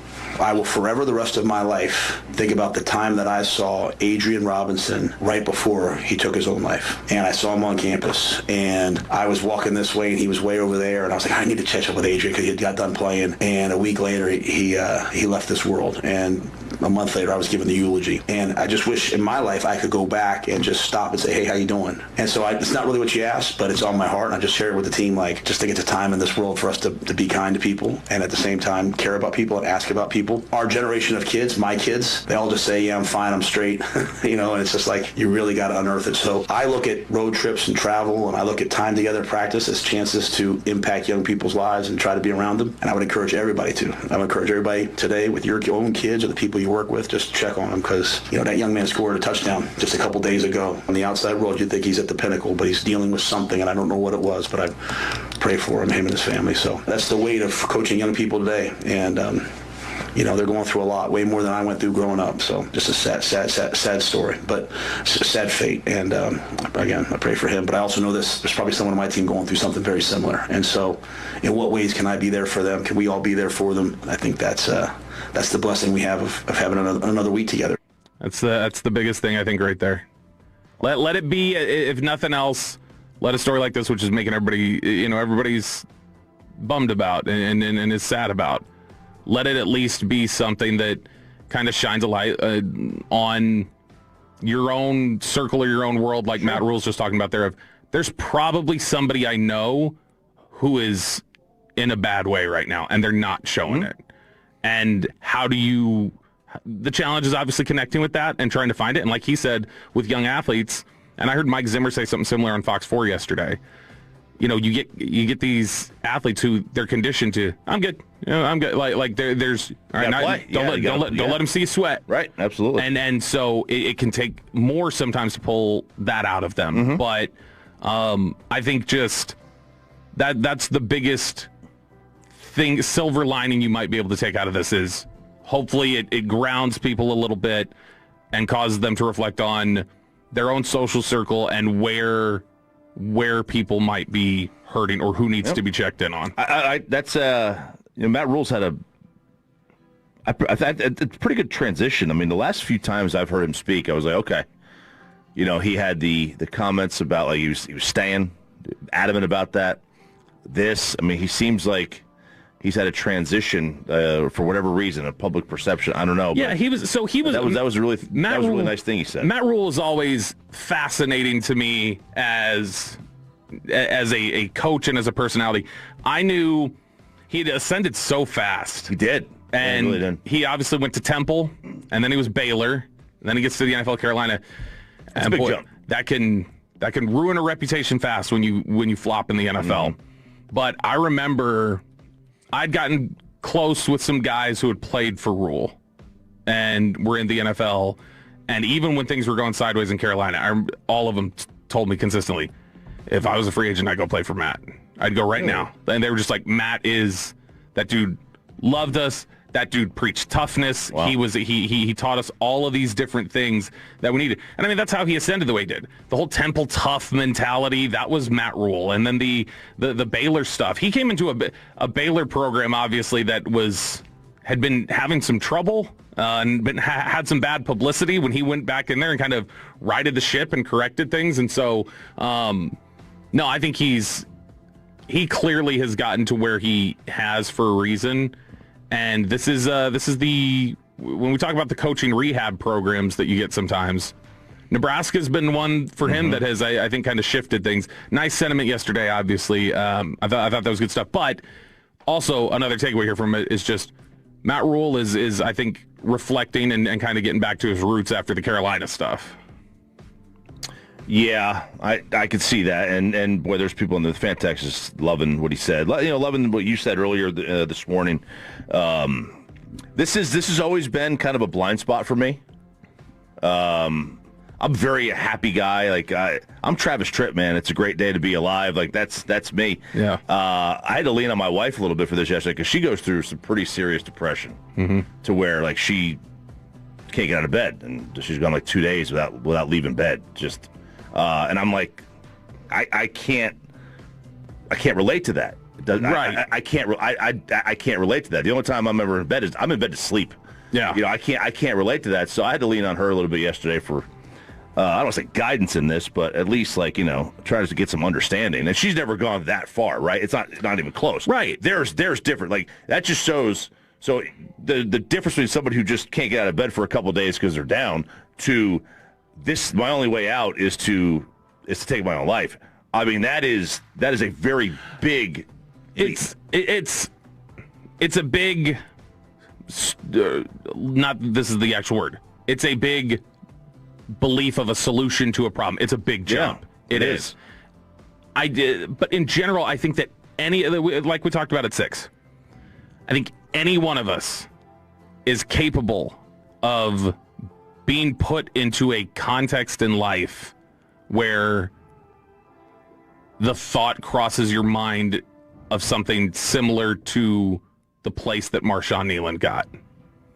I think everybody's capable of that in the right context or in the perfect storm context. I think anybody can get into that headspace. And I think those who get through it and those who are able to, like we said earlier, those who manage to get to the other side of it are not necessarily tougher or more resilient or anything else. They are the most fortunate benefactors of time, circumstance, luck, whatever else, because I think that's a space that's easy for anybody to find themselves in if the context is there. But the sports world, we talked about this. Somebody brought up, there was a golfer. He left the Colonial a couple of years ago, and middle of the tournament, took his own life. Mm-hmm. It's not unique to. It doesn't stay away from any profession, any monetary wealth that you have. It can hit anybody. They had a nice moment of silence during the game last night. The Bronco Raider game. They did a little more moment of silence for this for Marshon Neland. But this was that game last night was an awful. That is one of the worst games we've seen played this season. Holy cow! 10-7. And it's 3 points in the second half. And the 3 points in the second half came off of you blocked a punt deep in territory, recovered it, and then kicked a field goal. Like that was otherwise that's a 7-7 game. Yeah. The only thing good about that game was the uniforms. The uniforms look nice. I did like that. I know broadcast nerd guy, like if you're a play-by-play guy, you hate the Raider uniforms because you can't really see the numbers because they're basically the same color as the jersey. Mm-hmm. It's very difficult to see, but they're so throwback. Yeah, those are those are the AFL Raider uniforms. How nice would it be if we did, like what are we getting up to? Like if we did some sort of anniversary throwback where 1 week we got like everybody's wearing uniforms like it's 1975. Listen, I know I might be in the minority. I think the Cowboy white helmet uniforms are their best uniforms. Ooh, like of all time? Yeah. The best of all time are the 94 stars on the shoulders. It was too starter jackety. It's too shark toothy. You didn't like the starter jacket look of the jersey? Back then I did. Looking back on it, I'm like, oh, God, I wore that. I loved those, dude. I wore the shark tooth. But no, I think that, right now, if they wore those white helmet, white pant, with the multicolored white and blue jersey, I don't know, man. I think those are their best. They're really nice. I like them. But I still think those stars on the shoulders, those are such a good look. All right, Sean and RJ here on 105.3 The Fan. I saw this yesterday, some local stuff here. So the DART, Dallas Area Rapid Transit, obviously, which doesn't come, I don't have any access to any rail where I live. I live out in North Fort Worth. The closest to me, I think, is probably by the airport. Maybe by Grapevine. That's the closest thing to me. But I don't know where one is. For you, I'd probably be Grapevine. That'd be the Grapevine right by that hotel there on Main Street. Or wait, is there one on Main Street in Louisville? Old Town Louisville might have one. Might have a DART. Yeah, well, there are some cities that are trying to pull out of DART. So like Highland Park is voting to whether they're going to vote on whether they want to remain part of the system. Farmers Branch voting as well. Plano doing the same thing. Irving doing the same thing. Like they're going to see if they want to get out of DART. There's 13 member cities. They put in a 1 cent sales tax. So like this could be a stoppage of very limited rail anyway. So what? We're not going to be able to fly because the government shut down. You got TSA back up. I think we're getting a third airport. Then you're getting where? I think McKinney is going to start doing commercial. What? Yeah. I think I heard that. McKinney's going to start within the next 5 years. I don't. I mean, every city. Do you need that? Yes. Why? LA's got 5. New York's got 3. We have 2. Like Chicago has 2. Chicago probably needs a third. San Fran has 3. They got San Jose. They got Oakland. They have San Francisco. I don't know. 3 just seems excessive. Sure, I guess, but I mean, especially if you live in McKinney, which is massively growing with Anna and Selina and Melissa. Yeah. That it's how far is it to get to DFW? It's an hour. That's true. I mean, the Metroplex is expanding. LA's got 5 airports. We talked about the recently. We read the story that I can't remember who it was. There was some lawmaker who said that there will 30 years from now, the Metroplex, the DFW Metroplex, will extend into Oklahoma borders. Yes, it will. Because it'll be contiguous. It'll go all the way up, and it'll without breaking. Yeah, and then it'll start to. And then maybe you can talk about the Sooners being local. Right, and then it'll maybe extend into Waco. Well, in a million years. I don't know. They're not going south as much. It doesn't feel like they keep going. They went as far south as they wanted to. It seems like, and then they keep going north. They go 5 miles south. Like it goes to 20. And they get everything that if you're going to go real estate, I assume you just keep going above Anna and Melissa and everything. So you go Van Alstyne or wherever else, and those are the ones that you're going to look at. I mean, in a million years, the Red River is going to be into Fort Worth anyway, so we'll be part of Oklahoma, or it's going to go into Oklahoma City, and they'll just be part of Texas. The way the river runs, could be, could be. I got a story for you here. All right, let's hear it. What's the silliest reason either of you, Jacob or Choppy, have heard for somebody getting fired? The silliest? Yeah, the one where it's like that got them fired. Well, I don't know. Yeah, when Jacob, you ever seen somebody where it's like, how the hell did? Because I've got the number one for you. I mean, I got fired at my first job for asking somebody for help. What was the job? Yeah, so my first job was at a movie theater, and it was the day of the new Star Wars release, right? So it was a Cinemark Legacy in Plano.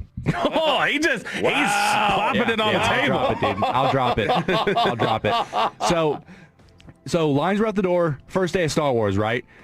I was the popcorn guy, worked the register, all that stuff. We had a guy at the bar who does alcohol, does all the wines, all the beer, stuff like that, right? Mm-hmm. That guy can help with popcorn.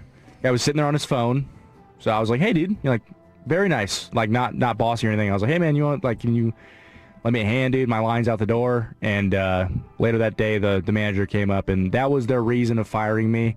I don't know if that was actually That's pretext. I was in like the 3-month period where it was like probation, where you can kind of fire anybody for anything. So I don't know if that was the actual reason. That was the reason they gave me, though. All right. Well, Sasha Suda. Yeah, I know the dumbest reason to get fired. Why? Because I did too good. I did all my bits for the Legends. Yeah. See, that should have been the easy answer anyway. Sasha Suda is without a job today. Okay. She was the director and CEO of the Philadelphia Museum of Art. This is Philadelphia. This is a big deal. This is a big city, big museum there. She's been dismissed abruptly for cause. Though the museum didn't specify what the cause was, the firing came just weeks after, and this is what the speculation is. The firing came just weeks after a major rebrand. She changed the museum's name from the Philadelphia Museum of Art to Philadelphia Art Museum, which shortened as PAM. Now, here's the other thing. She introduced a new logo and abbreviation. She wanted to lean into the Philly part. So PH, it was lowercase PH, capital AM, so it was FAM. What's up, fam? Yeah. And if you see her picture, you're like, oh, okay. I see what you're doing. Really? Let me pull up the picture, and without showing it on the fan cam, I don't think that's a reason to get fired. I think that's a fine. Now the rollout sparked public ridicule. This story, where's the story from? This is from like Cracker Barrel the level Art ridicule? Newspaper. Well, look, here's the thing. It angered some board members who said they were blindsided. Now, apparently, she did not get approval to change the name. She did not get approval to change the branding from the board. She just did it. So that alone might get you in trouble. But people did not like that she was doing FAM, and apparently they opened themselves up to mocking pretty quickly when people started stylizing it as a joke as lowercase PH and then capital Art. And so they were doing fart. Okay, still, it brought attention to the whole point of a marketing campaign is to bring marketing attention. She's the one that rebranded it. Okay. FAM. It did, yes. I'm down with that. I think it's a fine change. FAM? I think it's good. It's clever. You want to say, where are you going? I'm going to the FAM. Hey, FAM. Let's go to FAM. I'm going to the FAM. I like that. I think it's a good change. Should we be 105.3 the FAM? We are. We are the FAM. We are the FAM. We are. No, we are the FAM. Where you can be FAM with us at Jared Sandler's charity event. Yes, you can. 877. You have 2 hours left. We need to up this bid. We need to beat Cansey. Cansey's at $5,000. We need to get to 5,001. So you've got to call Jacob. Yep. Give him your information so that we can get above Cansey. A, we need to beat everybody here like we always do at everything. And then B, if you get us up over $5,000, we will take you on a random evening when Sean's not expecting it to his home to Toilet Paper's house. Amen, brother. Let's do it. 877-881-1053. Call Jacob. Put in that bid. Get us above K&C. 877-881-1053. Let's go around the NFL. Did John Lynch take a shot at the Cowboys? Look at the Cowboys midway through the season. Miami hates fun. Around the National Football League next to the Fan. But first, look.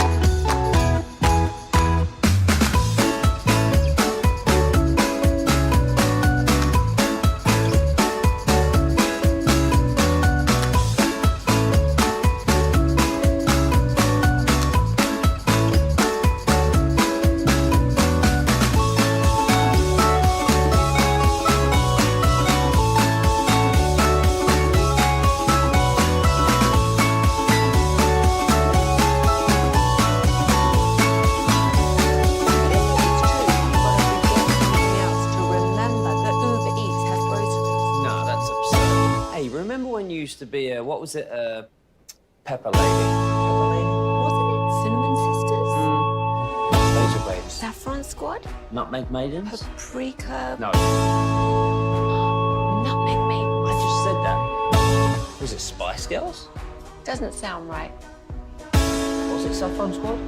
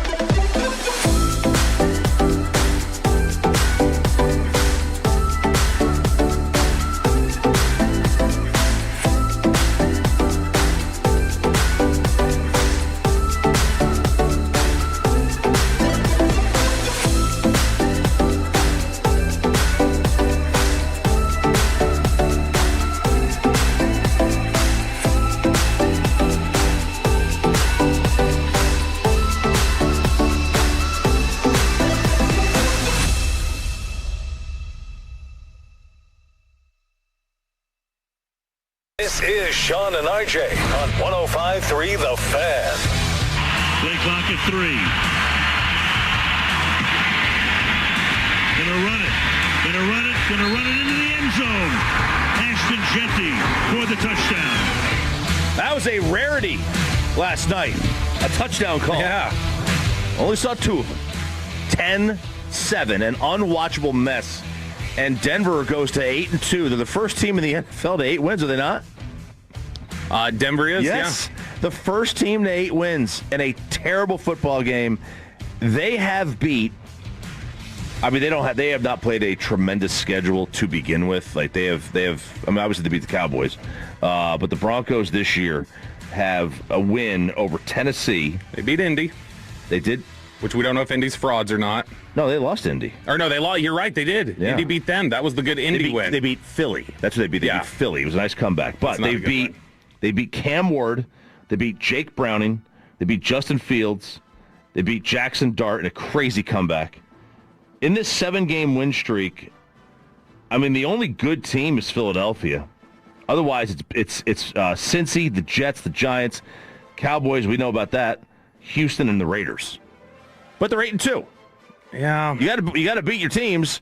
You can only beat who you play, but there is a little bit of like, all right, but if you're beating the Raiders by 3 and you're beating and like, it does make you question, all right, how good is this? They beat Philly by 4, the Jets by 2, the Giants by 1, the Texans by 3, and the Raiders by 3, with the Cowboys by 20 thrown in there for good measure. The other part about this that we got to consider is there just may not be any good teams, period, right now. That's true. They beat the Cowboys by a larger margin. Large marge. If you were to take the total of all their wins this year, other than the Bengals one, they beat the Cowboys by more than all the other win totals combined. That's a good. Other than the Cincy game? Did you hear Todd Archer's stat last week about the week after you play the Cowboys? No. Teams that beat the Cowboys, on average, the next week, are scoring 15 points per game less than they did the previous week. See, that just goes to show you that when you play the Cowboys, you put everything into it, and then you have nothing left. 15 points on average. That was the San Fran stat. The team that played San Fran the week after lost like 18 games in a row. It was a crazy stat. Ooh. I did the craziest stat from this game last night. The Raiders had more drives that went 2 yards or less than they had drives that went 2 yards or more. That's pretty bad. I think the one I like right now is that the Broncos and Raiders in a 4-quarter game combined for 20 first downs, and the Cowboys offense this year has picked up more than 20 first downs in all but one game. Yeah. Was that the Denver game? It might have been, actually. Now that you mention it, it was one in the last couple weeks for sure. But it was. I mean, that's still absolutely nuts to me. In fact, I can tell you right now, the game was Carolina.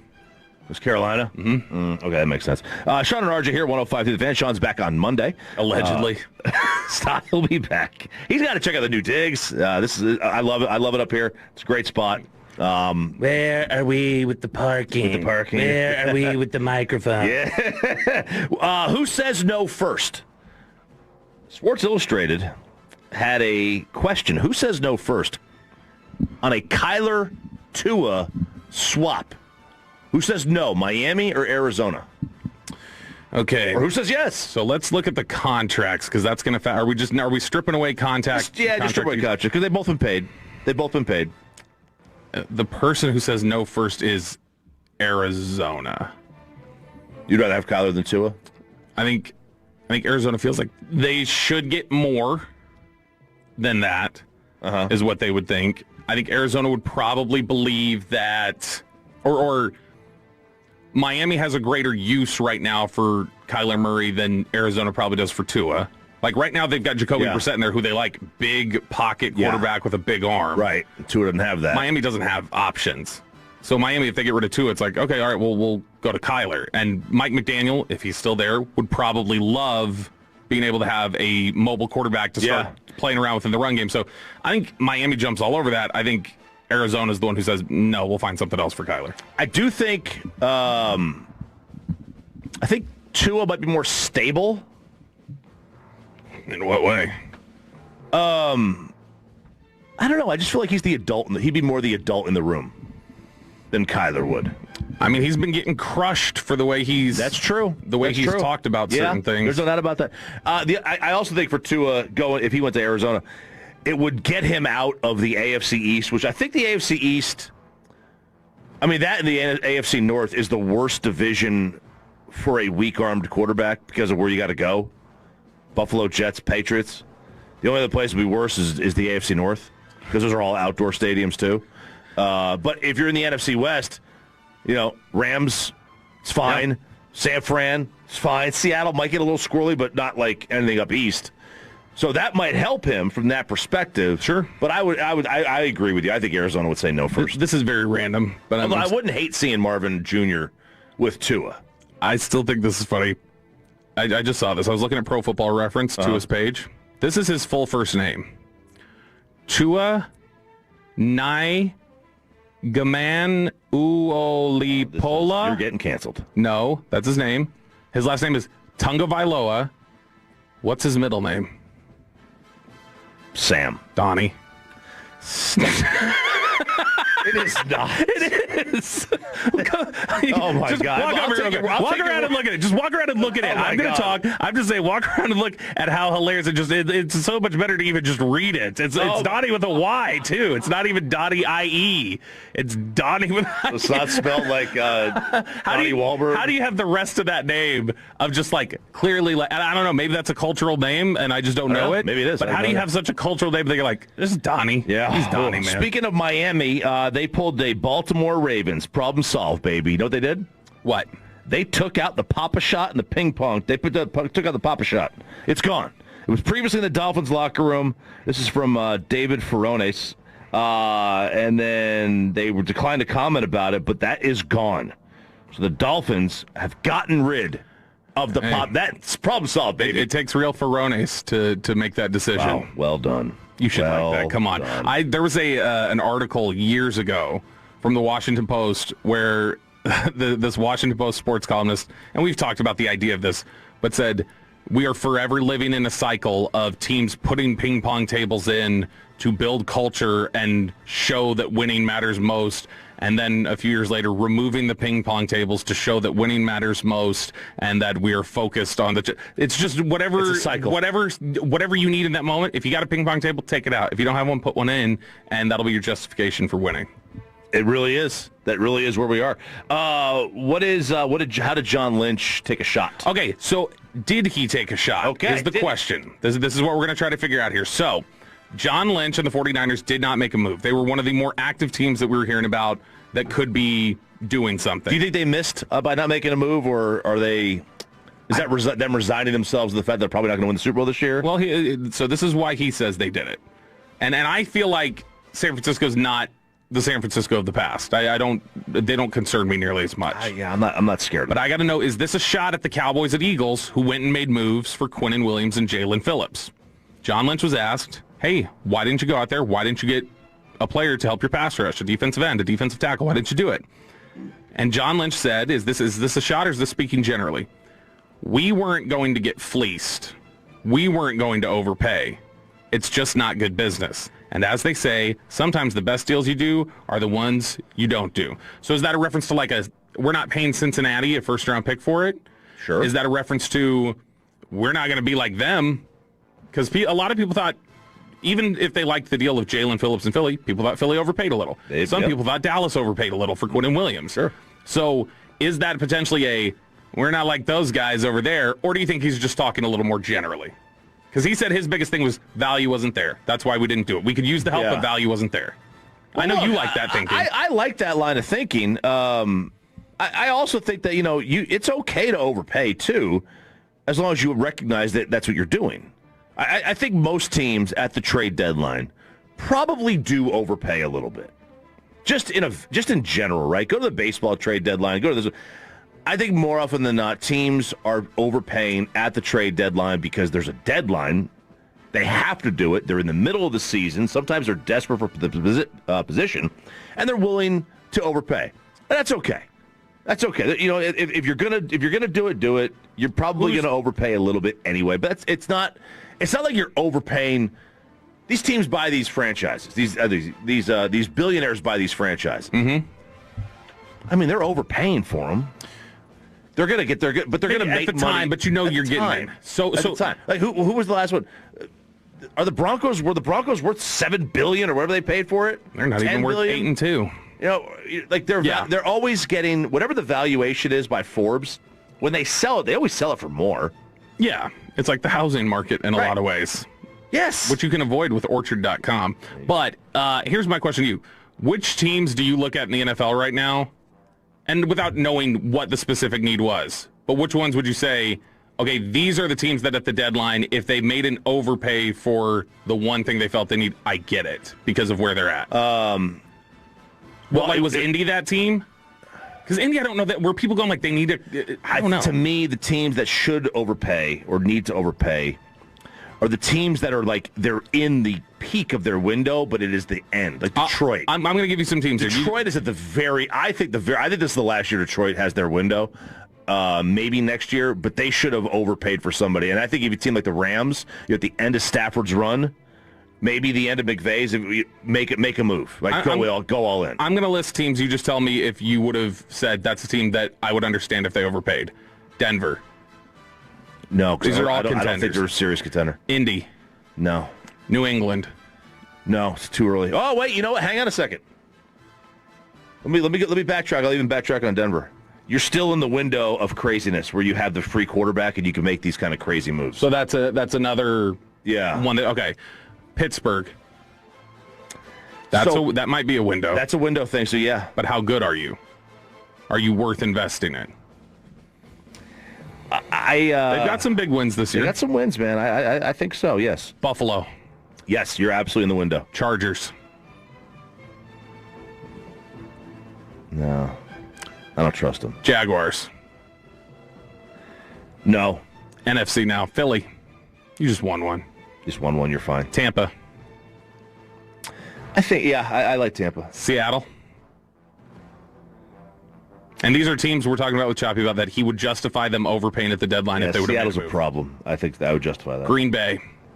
They've already paid to get stuff. They've already paid, so might as well just go all in. Rams, you just said, yep. 49ers, the one that we're just talking about there.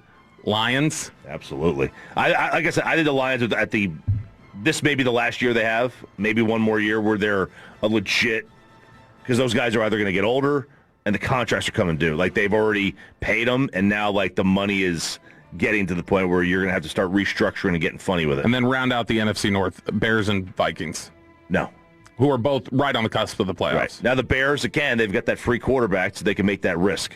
Bears, Patriots, Broncos, they got the cheap quarterback. They could do those kind of crazy things. Okay. I can see, I think I agree with most of that. Would you do the same thing if you had a rookie quarterback, a rookie deal quarterback, you're going nuts and making everything, all those moves? Yeah, I mean, it depends on how much do I believe that the quarterback is here to stay. Because, if we take it over to baseball, the Rangers did that with Cliff Lee. The Rangers were an ascending team that everybody looked at. Now, they had some older parts at that time, but they also had some young guys coming up. And when they traded Smoke and everything else for what was clearly a rental, they were saying, or not clearly a rental, but you knew it was a possibility it was going to be a rental, and it ended up being one. It was a move that just said, this makes enough of a difference, we have to do it. Right. And so we'll pay that and worry about it later. Sean and RJ here, 105.3 The Fan. Again, 877-881-1053. Bid on us, 877-881-1053. Let's get us to beat KNC Masterpiece. Beat G-Bag at the Sandler charity event, December 7th. You get that VIP access with us. We'll TP Sean's house. Yeah, no, that's together. A legitimate offer. Yeah. Choppy and I will take you to TP his house. Yeah, if you get over 5,000, if you have us beat KNC. But Bobby's got a brand new game show that he is going to debut next. A brand new game. Let's play the Craigslist economy. Oh. Next on The Fan. Kind of like that. After we get you...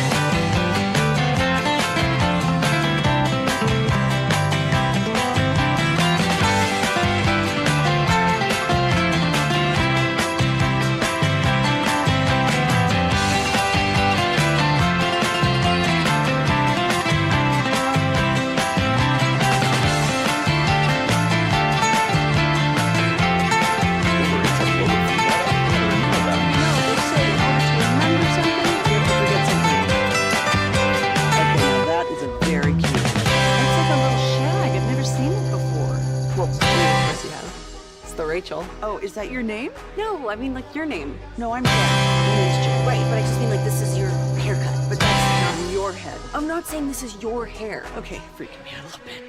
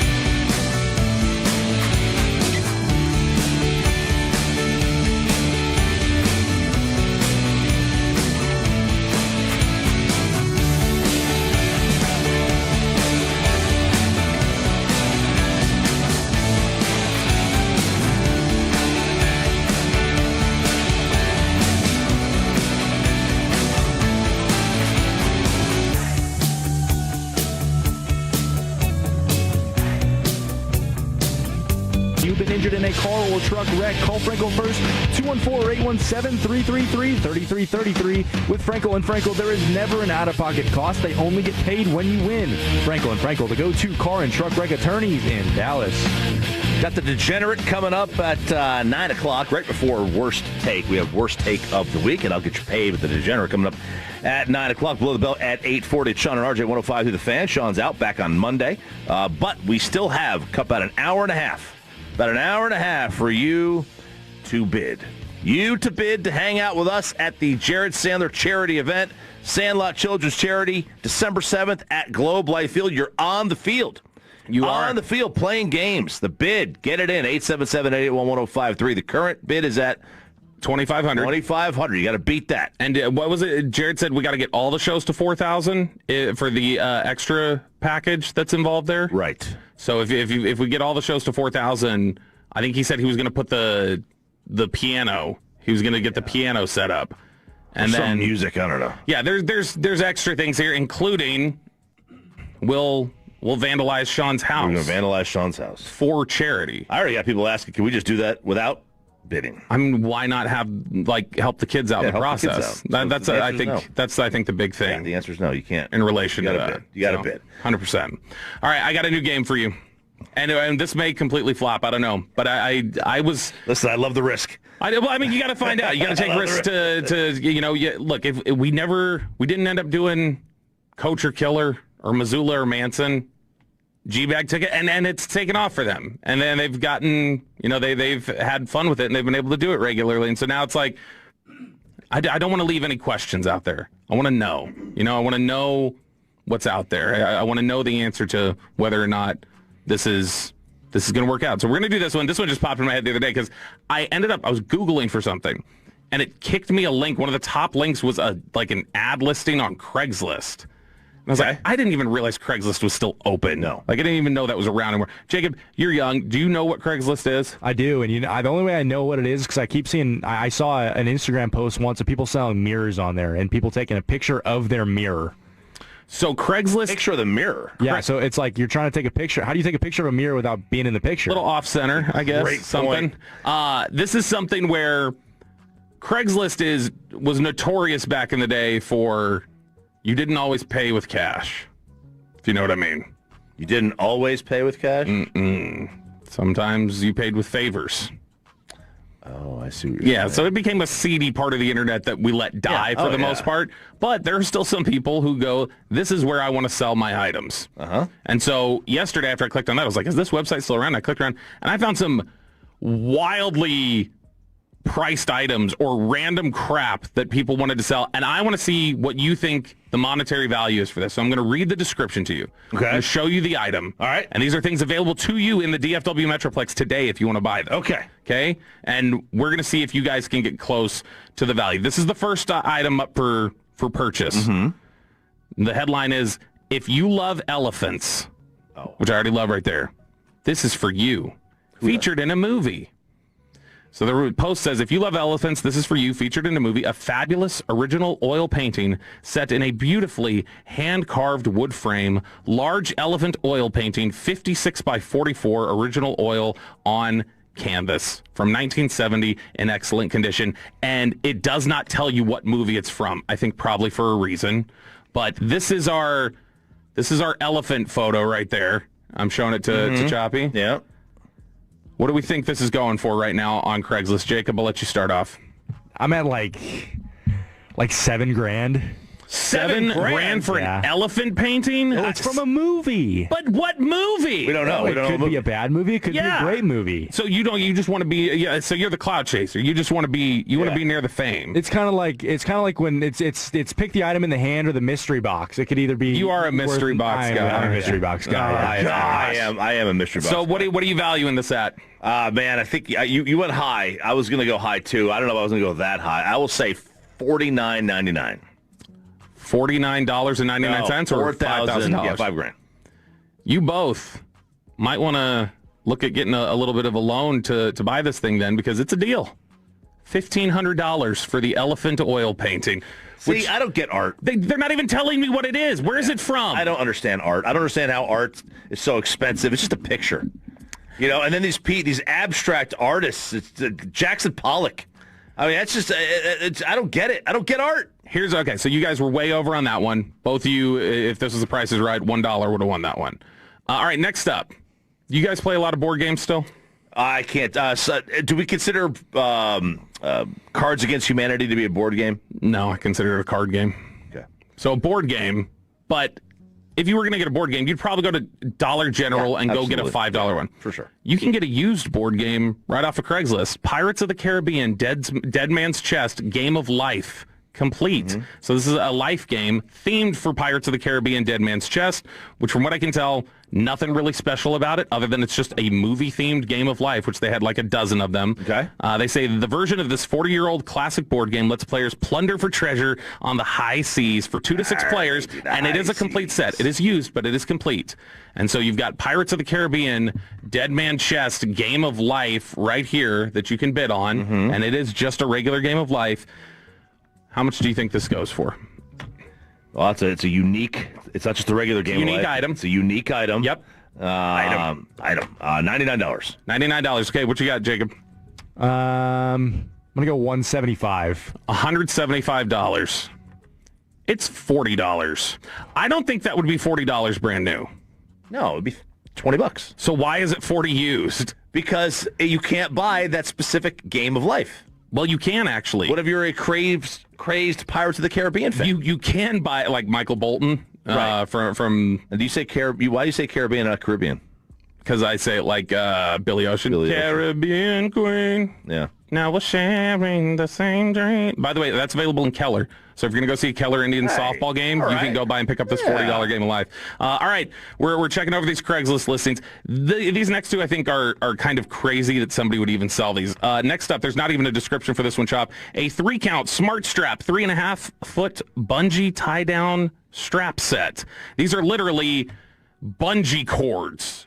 Used bungee cords being sold on Craigslist, though. Very weird. I would never buy a used bungee cord. I would never go, let me drive across the Metroplex to get the bungee cords. How much? $3. How much, Jacob? First of all, that was a very interesting way you described that item. It is.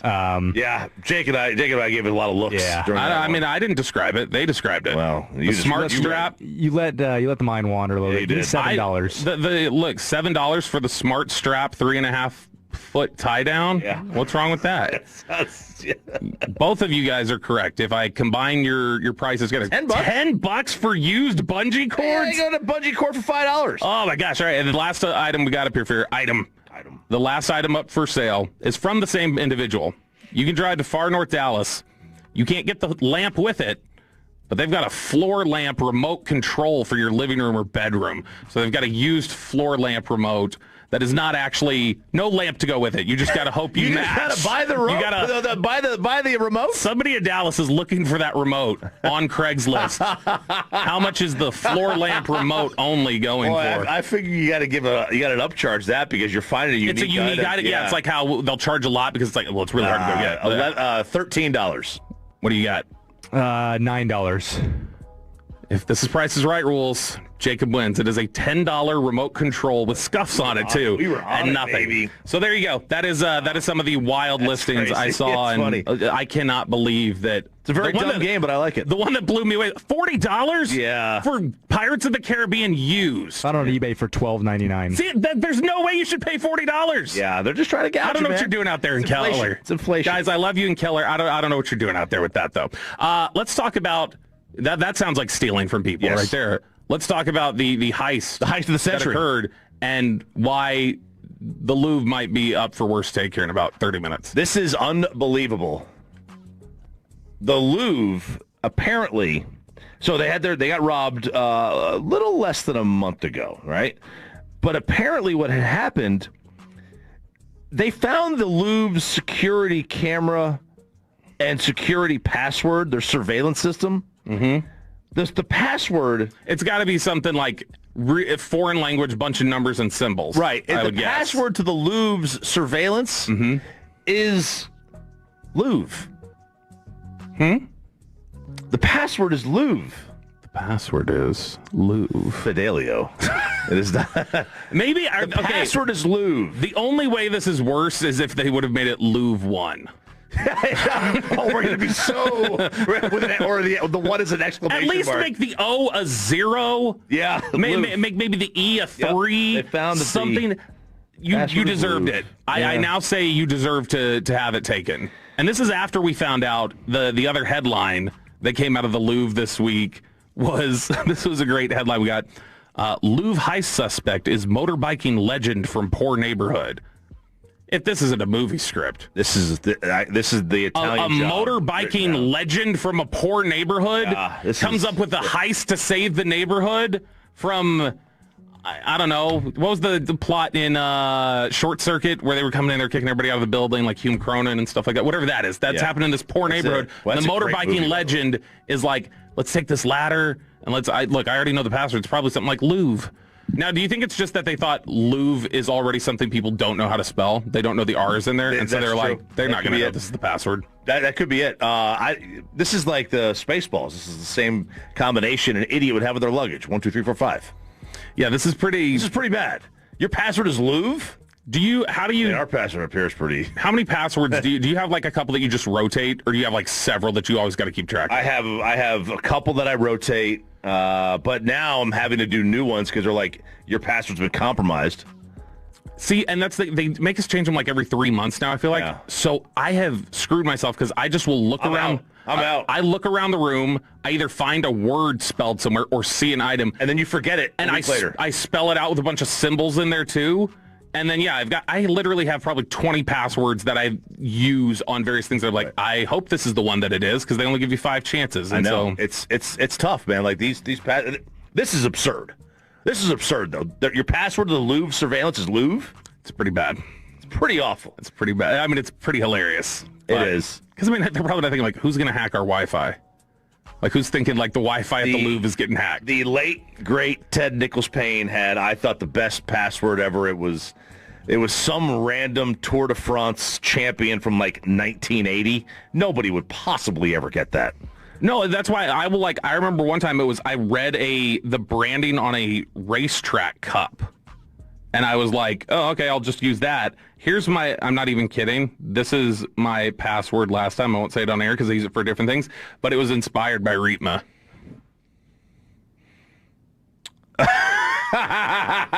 I can't say it, but good God, I would say it on the air. It's basically some sort, and I've told Reetma this before. It's basically some sort of combination with a bunch of stuff in there of F Detroit. Right? Yeah, that's basically what it is. That's exactly what it is when it comes to Reetma. All right, Sean and RJ here, 105 through the fan. What's coming up next in Below the Belt? NFL midseason awards. We are at the halfway point. The Cowboys are in the bye week. Who do we think are going to be the NFL MVPs, the Offensive Player of the Year? Who are going to be the NFL MVP award winners here in Below the Belt next? Below the Belt. Come.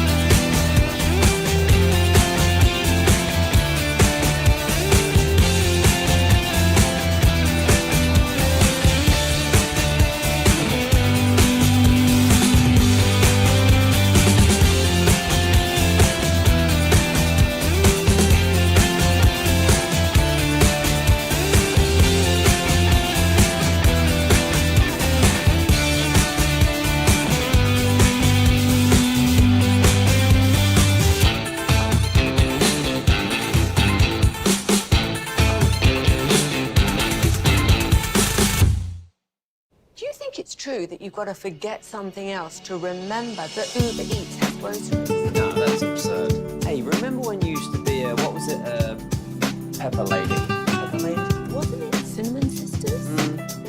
Basil Babes. Saffron Squad? Nutmeg Maidens? Paprika Club? No. Nothing, mate. I just said that. Was it Spice Girls? Doesn't sound right. Was it Saffron Squad?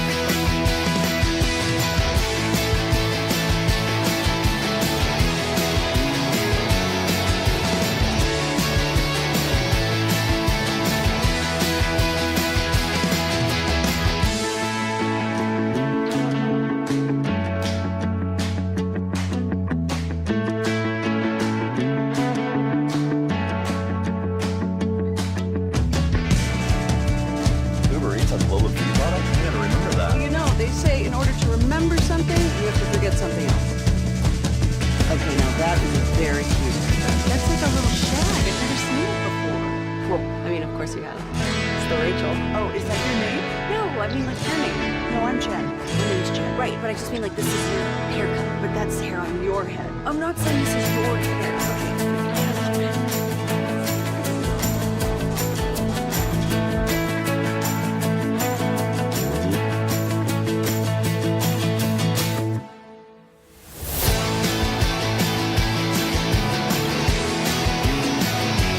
If you're in the market to upgrade your vehicle, get to Classic Chevrolet in Grapevine. Back-to-back #1 Chevy dealership in the world. They've got more new Chevys than anyone, all priced to sell. Silverados, Tahoes, Blazers, Malibus, Equinox, and more. Visit ClassicChevrolet.com. This is Texas. This is Classic Chevrolet. Together, let's drive, relax, and enjoy the difference based on new Chevrolet registrations 2023 and 2024. The great Bobby Belt. Bobby Belt is an idiot. Don't make me take off my belt. Don't make me take off my belt. We're not. Over to you, Bobby. Let's hand out some NFL awards here at the mid-season mark here in Below the Belt, which is brought to you by D&M Leasing and Window Nation. Before we get into this, real quick note that at 9:20, we are going to reset the Marshon Neland news that everybody heard about yesterday, the tragedy that occurred, and you're going to hear from Dak Prescott, who CBS 11, I guess Dak was being honored at his high school last night. Mm-hmm. And so Dak was out there, and CBS 11 went out there, spoke with him, and got some comments from him about the Marshon Neland situation, which was obviously very tragic. So we're going to get into that at 9:20, kind of reset everything for you that you heard about yesterday. But here in this segment, we're going to take a look at the mid-season point of the NFL season and who some of the big-time award winners are. And so this year we've got a new award, too. We've got the Protector of the Year, which is essentially the offensive lineman. It's the offensive lineman of the year, but here's the only hiccup I have with that. Protector makes it sound like it's only for pass protection. Well, that's all we care about. Sure, but they are going to take run blocking into this. Nah. I mean, maybe they shouldn't, but I think they're going to. So let's lead things off. We're going to kind of work our way up. I just assume it's Penei Sewell. First one up. We're going to do that one here in a few minutes. First one, Comeback Player of the Year. And I think when you look at this is just for me, because I think, again, we've talked about this. What are you coming back from? Or are you coming back in general? Because the word now, right? Let me find out. The Comeback Player of the Year definition has changed in the NFL after didn't they give it to Flacco over DeMar Hamlin? DeMar did not win it. I can't remember if it was Flacco or not. So the definition changed to players. It's an award for players who show resilience by overcoming adversity like illness, injury, or other significant circumstances that cause them to miss playing time the previous season. I would think, if they say circumstances, are they going to qualify Daniel Jones for that? Probably not. Daniel Jones' circumstance was Brian Daboll? Well, just out of a job, released. Yeah. The odds makers are not including him because he's nowhere on the list. My answer for this one, Comeback Player of the Year, I think you get a Cowboys victory here. This is Dak Prescott. I agree. Which he was supposed to be. A lot of people thought he was going to win the award a few years back, and then he had a poor end of the season and Burrow won it. Yeah. But I always thought that was weird because Burrow never really did anything, so I didn't know how he was coming back. It was like his breakout. But Dak Prescott's my selection there. You got one, Chop? Is that who you're rocking with? It's Dak. Jacob, how about you? Were you unanimous here? I'm between Dak and Christian McCaffrey, but for the sake of being on a Cowboys radio station, we'll go with Dak. Christian McCaffrey is the slight is that a pandering. That's a pandering. We don't accept the pandering. Christian McCaffrey. That's my pick. Christian McCaffrey is the slight favorite. Really? Right now in Vegas. All right. Next award, as the halfway point of the season, Coach of the Year. A few different candidates here. To me, this is an easy Shane Steichen. I don't know how you can say anybody has done anything more impressive than what Steichen's done with the Colts. There's a lot of people who'd say Mike McDonald has done really great stuff with the Seahawks. Vrabel with different Mike McDonald. And then Vrabel with the Patriots. In fact, Vegas has them about even. Steichen is plus 160 for this award. Vrabel is plus 165. Then behind them and McDonald is Kyle Shanahan and Sean Payton. I am going with Shane Steichen, though, for this award. Yeah, look, I mean, it's going to, I think the similar thing is going to happen with what we see when it comes to MVPs a lot. It's a surprise candidate. We've seen that. Steichen's the easy one because nobody expected that. Nobody expected that. But then again, doesn't this prove that he's not the Coach of the Year? Because why? if Daniel Jones ain't playing like this, he ain't winning it anyway. Yeah, I guess, but I mean, like, isn't he the one he brought it out of him? All the credit? I think you kind of got to. I mean, he wasn't even going to start. Yeah, but you got to give him credit for. He wasn't even going to start until, Richardson was going to start. I don't know. Are we giving him credit for that? I don't know. Are you breaking this tie here? Jacob, what are you saying? Who's winning the award? Yeah, I think the emergence of Drake May and the fact that I think the Patriots are going to win 13 games. Give me Mike Vrabel. Yeah. Ooh, look at that. All right, next award here, Protector of the Year. This is for the offensive lineman. There are a few different names that probably come up. Quentin Nelson's had a really great year so far, and he's obviously been involved in Jonathan Taylor's reemergence. Yeah. Penei Sewell is the highest graded offensive lineman, I think, by PFF. He's been dominant like he always is. I'm going to go in a different direction, though. I think the Protector of the Year is a center the first time around. We're going to go Creed Humphrey from the Kansas City Chiefs, who has had a great year to this point. They're keeping Patrick Mahomes clean again this year, actually more so, giving Patrick Mahomes a chance to kind of settle back into his ways, and their running game's been more efficient this season. And so I think it's changed things for them as a dynamic. I'm going Creed Humphrey. Chop. I don't know much about him. I'll go Sewell. He seems like he's just the absolute best. He's a monster. He's absolutely fantastic. If he was available, if he was on the board when the Cowboys took Micah, and Micah was on the board too, they were taking Penei Sewell. They were taking Sewell. Mm-hmm. They loved Sewell. So Micah, they were going to take. They thought, all right, when our pick comes around, hopefully we have one of Penei Sewell, J.C. Horn, or Patrick Surtain. Yeah. And then they went back three in a row right ahead of them, and so they traded back and said, all right, we'll take whoever's left of Slater or Parsons, and both of them were there, and they took Parsons. So they had the opportunity. Boy, Cincinnati passed on Sewell too. Wasn't that the? They got Jamar Chase. That was the Chase year, though. So I mean, yeah, I don't think they're hurting necessarily. No. All right, next year, as we take a look at NFL season awards at the midway point, Defensive Rookie of the Year. You got a few different candidates. The overwhelming favorite is Abdul Carter. You've also got Jahad Campbell, who has had a good year for the Philadelphia Eagles. Fourth best odds right now are Donovan Ezeraku. Really? Of the Dallas Cowboys. He's coming on. He's plus 1,200. Jahad Campbell is plus 375. Nick Emanwari is plus 325. And then Abdul Carter is plus 140. I do think this is Abdul Carter's award to lose. I agree. Jacob, unanimous there? Yeah, unanimous. All right. Offensive Rookie of the Year. There is a overwhelming favorite. And it is not the overwhelming favorite that it probably was after week 3. Offensive. Initially, it was Emeka Egbuka. He is now plus 175. Can I make a guess? Yes, please do. Is it Jackson Dart? It is Jackson Dart. Don't you think Jacob's got a little Jackson Dart to him? Benefit Dart called me. It says I'm his twin. So Jacob, take the hat off. Yeah, I can see that. Look at the hair. Yeah, I can see that. Jacob Dart back there on Jacob the board. Dart. That's it. Jackson. This is a Jackson Dart victory. He's minus 135. But that was. Giants are going to have the offensive and defensive Rookie of the Year. Very possibly. Ooh. And I mean, gosh, if Cam Scatterbo would have kept playing, dear God, who knows what could have happened. Yeah. No, this is actually Emeka Egbuka. That felt like one after 3 weeks where it was like nobody's going to be better than him. This is like a freak Anquan Bolden rookie season. And it's tapered off a little bit, and Jackson Dart has continued to kind of ascend. Defensive Player of the Year. We're down to the final big 3. Defensive Player of the Year, Offensive Player of the Year, and the NFL MVP. Who is your Defensive Player of the Year?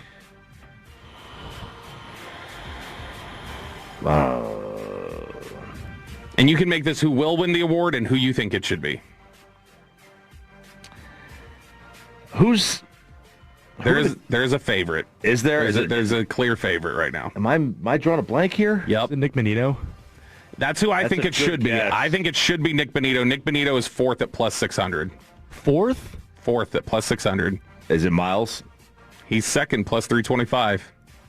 First is a guy we're very familiar with. Guys, come on. Is it Micah? It is Micah Parsons. Really? Plus 165. Mr. No Pressures in the Game last week? Plus 165. Myles Garrett plus 325. Aiden Hutchinson plus 450. And then Bonito plus 600. Bonito to me is the Defensive Player of the Year. After I watched tape of him heading to the Dallas game, I was blown away. I was like, yeah, that's wow. a great player. All right. Offensive Player of the Year. One of the only ones we have on the board. In fact, I think there's only 2 of them. This is the second one.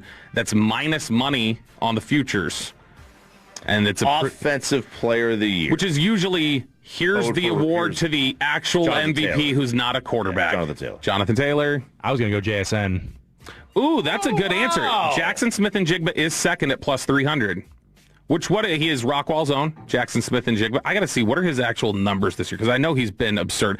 He's 58 receptions, 948 yards, 4 touchdowns, averaging 16 yards per catch.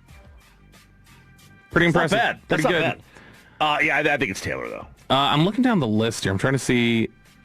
That's why. Do you know that we have CeeDee Lamb at plus 10,000 on that? George Pickens is plus 15,000. Wouldn't you think that Pickens has been a bigger candidate for that so far this year? I think so. I mean, not that neither one of them's in contention, but you would think that he's a bigger candidate. If you were to ask me who's having the best year, what Cowboy receivers having the best year, I would say Pickens. All right, now we got the NFL MVP odds, where Dak Prescott currently is plus 7,500.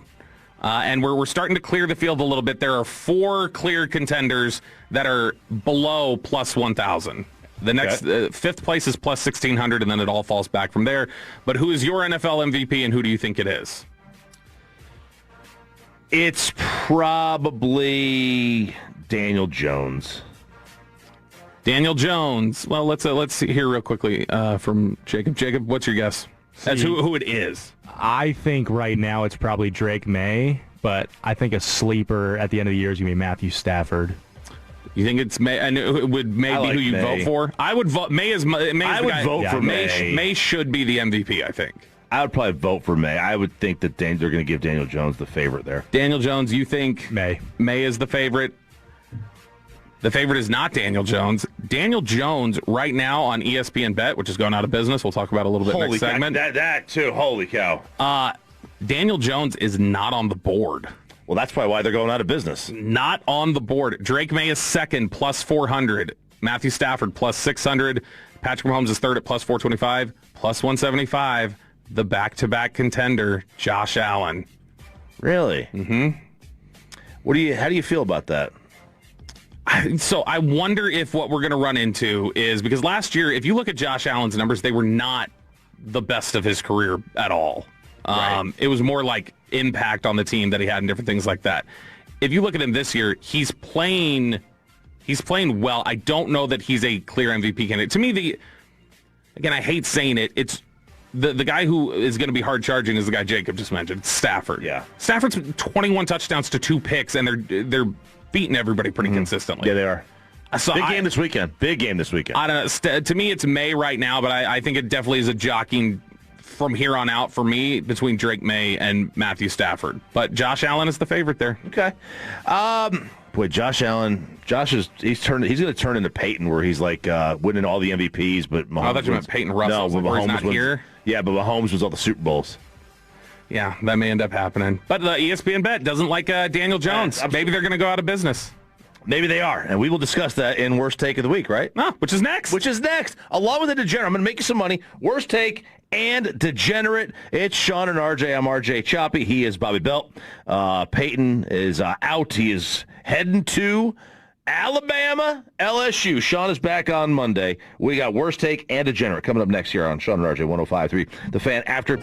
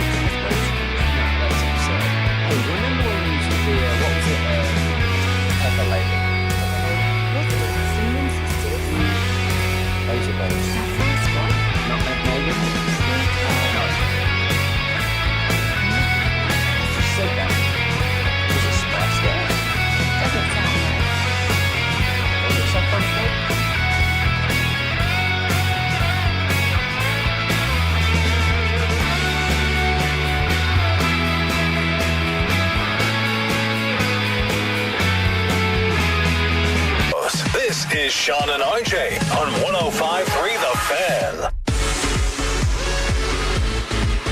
Good morning, DFW. Sean and RJ here, 105.3 The Fan. Fist pump time. We made it to the 9 o'clock hour. Get you to your week. It's Friday. It doesn't feel like a Friday.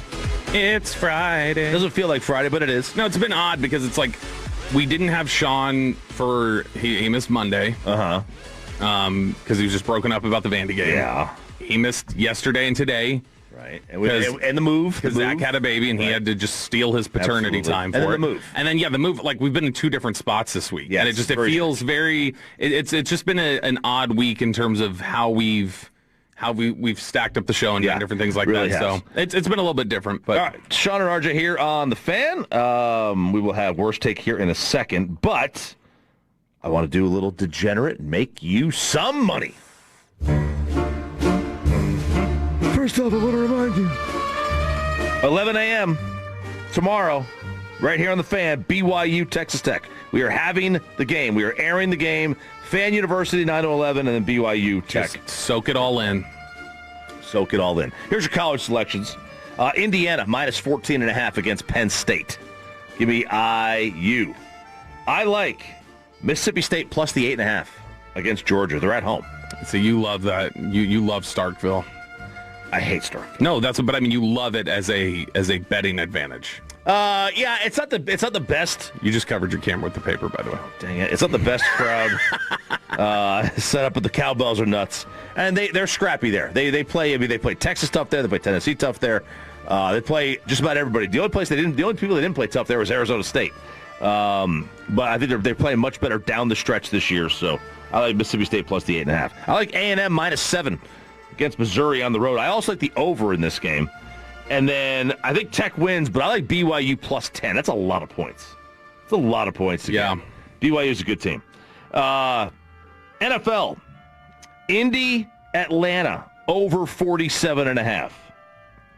Unless you think what happened last week is the new and the real for Indy, which I think it's somewhere in the middle. By the way, when we talked yesterday, the way we pronounce words proves we're not a local. L. Duncan has always said the way the rest of us say Atlanta shows we're not from there. Because you're not supposed to say the T, apparently, the first T. Or any of them, I guess. I guess it's supposed to be Atlanta. Like people just say Atlanta. Yeah, whenever they talk about it, they go Atlanta. That's according to L. Duncan. I don't know. I don't know L. I don't know. Is she from there? Yeah. All right. Look, I have a lot of history with Atlanta. Tennessee is like 3 hours. How good are the lemon pepper wings? They're fantastic. Are they? Yes, they are. How's everything else there? You know what? Never gone. I only went for the wings. I literally there's a little side door you can go get takeout. When I People go in there with a trench coat just to get wings. When I went to go visit my sister, she lives in Atlanta.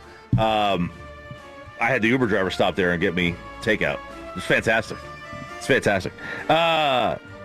Chicago and the Giants over 46.5. I like Minnesota plus the 4.5 at home against Baltimore, and New England plus 2.5 at Tampa Bay.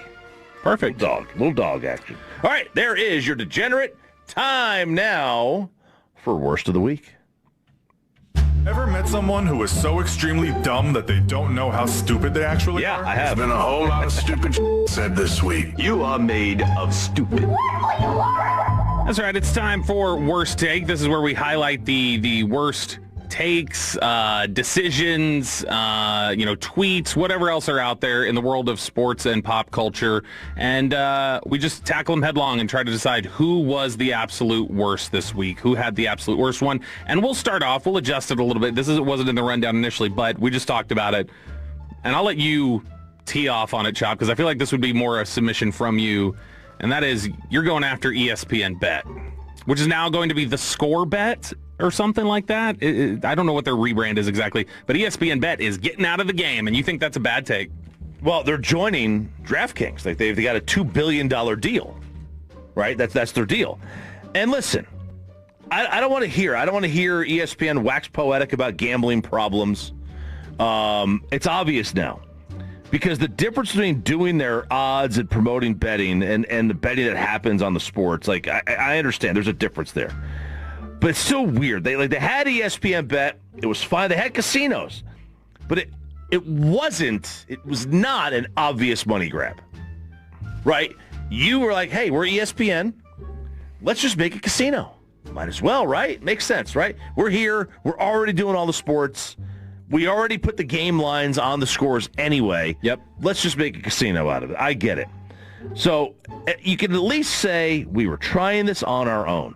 But now you partner with DraftKings and you get a $2 billion deal. ESPN does not. I don't think that's what... I may be reading the story wrong here, but my understanding is that ESPN has this... Basically, this group called Penn Entertainment runs the bet inside. Penn Gaming or whatever. And ESPN entered a branding partnership. Right. So ESPN is bailing on it now. And DraftKings is stepping in and taking the partnership. So ESPN isn't doing this? ESPN is out. See, I thought the way I read it was that they were getting the $2 billion. No, CNBC, I mean, they may be taking a payment, like, to get out of it. Like, they may have sold their steer. But DraftKings is taking over ESPN Sports. And the way this is being positioned by some people is this is ESPN panic reacting to the NBA gambling scandal and saying, we got to get out of this. See, and that's another problem because I don't personally think that they should be held liable for that. No, I know, and I know you don't. That's why I thought this would be one that you might say is a bad take, because that is the Hollywood Reporter wrote yesterday that ESPN getting out of this is in part due to the NBA gambling scandal. So I see, and feeling a potential liability. Yeah, I see how I read that differently.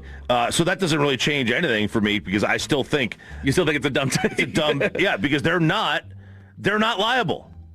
I don't think you're not liable here. Like, is it weird? Is it weird to have, your own, that you're taking this money, if you're taking this money from a DraftKings or whoever? Is that weird? I mean, it is what it is. Yeah. It is what it is, right? That's the way I think it's more weird for the leagues to be doing that. It may be more they're just concerned about their branding, how much they're putting it out there and the branding that comes with that. So there's one nominee for you for worst take, ESPN for getting out of the betting game. Overreactions from them. Next up, this is, I think, a big contender for my winner this week. Carson Beck. What the hell is your problem, dude? This guy, I would not touch him. What's Jerry's phrase? I wouldn't touch it with yours. Or I wouldn't touch that with yours. I would not touch Carson Beck with yours. Chop. Yep. The Miami Hurricanes had a brutal upset loss to the SMU Mustangs. This is from Saturday down south. Miami's offense posted 433 total yards, converted 44% of their third down attempts against SMU. Despite this, the Hurricanes mustered only 20 points. When asked about the performance, quarterback Carson Beck seemed to believe his coaching staff cost his unit a chance to put up even bigger numbers. Quote, SMU ran the same defense the whole time. I just execute the play that's called. If I'm given the opportunity to, if I see something, change something, then I will. But again, I just execute the play that's called. So Carson Beck going very much with I just work here, dude, approach to Miami's failures. And this is twice this year. When they've lost, he threw a receiver under the bus. Now he's throwing the coaching staff under the bus. This dude is a diva to the max, and he's not good enough to be a diva like this. He is a diva. I cannot stand. He to me is like, you always have guys that you dislike, right? Mm-hmm. Like, I hated Josh Heupel as a kid. It's probably why I take shots at Tennessee. But I hated Josh Heupel because he was on Oklahoma, and Oklahoma was really good, and it felt like you couldn't beat Oklahoma.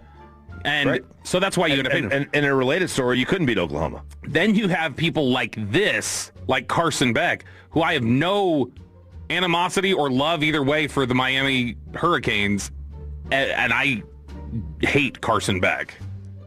In terms of just the dude is so arrogant and just like always throwing people under the bus and shifting like just does not take any responsibility. This was a problem at Georgia. No responsibility. Right. Continues over to Miami. Carson Beck, this would be a massive red flag to me if I was an NFL team. Not a fan. All right, next up here in Worst Take. Are we going to absolve Dan Quinn at all after his apology, or is Dan Quinn up for Worst Take for leaving Jaden Daniels in a blowout only to have him get hurt and now miss significant time? I'm going to it was a mistake. It was a mistake, but also I understand the way coaches think. We see this in college basketball all the time. It always bothers me. Like, this coach will empty the bench with 1 minute to go. Yeah. And then it's a 30-point game. It's like, guys, give the guys give the second and third squad, your second and third rotations, like, give them some run. Give them some run. And I hate it. I hate when they do that. But I also understand the idea that we got to get them reps. Mm-hmm. We're not playing just to win this game. We got a game next week. And the way they do practice time now, you can't get practice time during the year, really. How many practices do they have with pads on during the season? 13? Yeah, something like that, 12? It's not many, yeah. So it's not one a week. And they really get, every week, they even still like time to really practice, whether in pads or just shells or whatever else. It's 2 days, really. Yeah, so I understand it.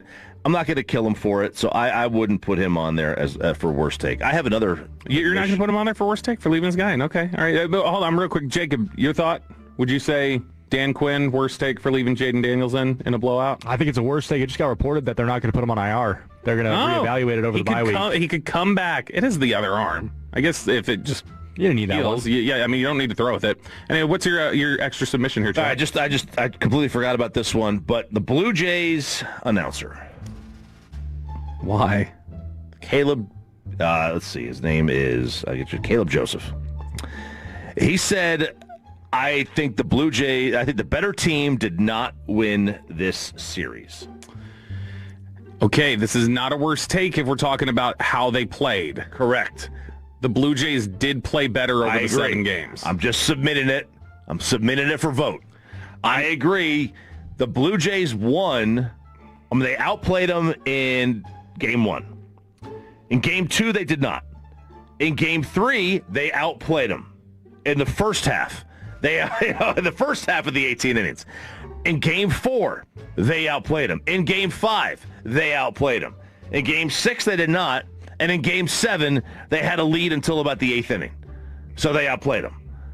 So I don't think it's a stretch at all. I don't think it is either. But I mean, we can throw it in there. And then the last one, because we talked about it earlier today, the Louvre, for thinking their security password Louvre would be enough to stop. Yeah. Thing. So, all right, let us know on the Franklin Injury Attorneys fan text, or if you have another submission yourself that you want to write in. Here are the nominees. We've got ESPN for overreacting to the bet thing, and some people are going, you're wrong, DraftKings is now their partner. Right, DraftKings is their partner. ESPN is not branding themselves as a betting outlet anymore. Right, they're not calling it ESPN. That is what we're talking about. Yeah. ESPN is walking away from branding as a betting provider. But they're going to have betting aspects of it, but they are not. ESPN Bet is not going to exist Correct. anymore. Yeah, they don't want to brand as betting anymore. Right, ESPN Bet is gone. Carson Beck for throwing his coaches under the bus against SMU.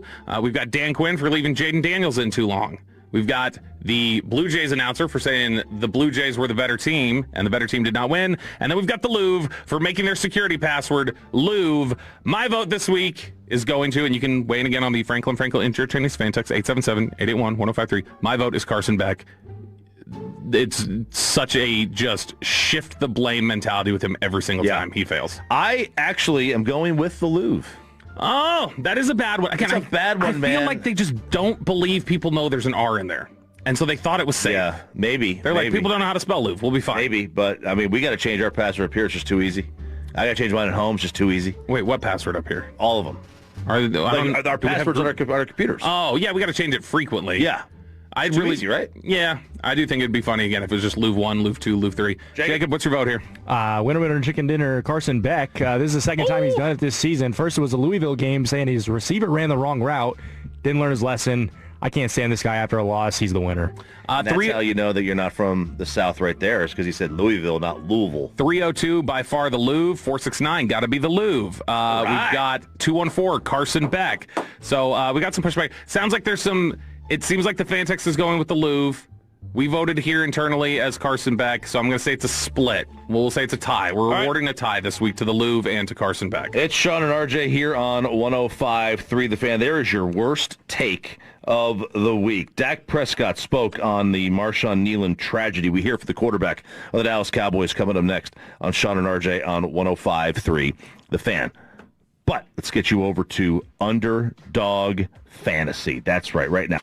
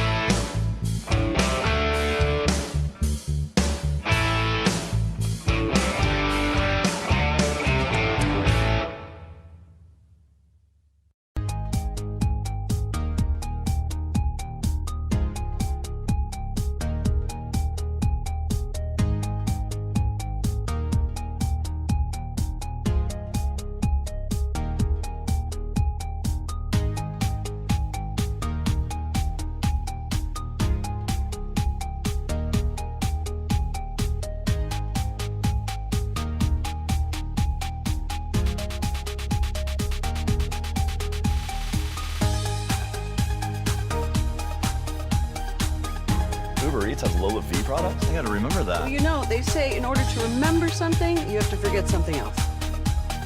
Okay, now that is a very cute haircut. That's like a little shag. I've never seen it before. Well, I mean, of course you have. It's the Rachel. Oh, is that your name? No, I mean, like, your name. No, I'm Jen. My name's Jen. Right, but I just mean, like, this is your haircut. But that's hair on your head. I'm not saying this is your hair. Okay, freaking me out a little bit.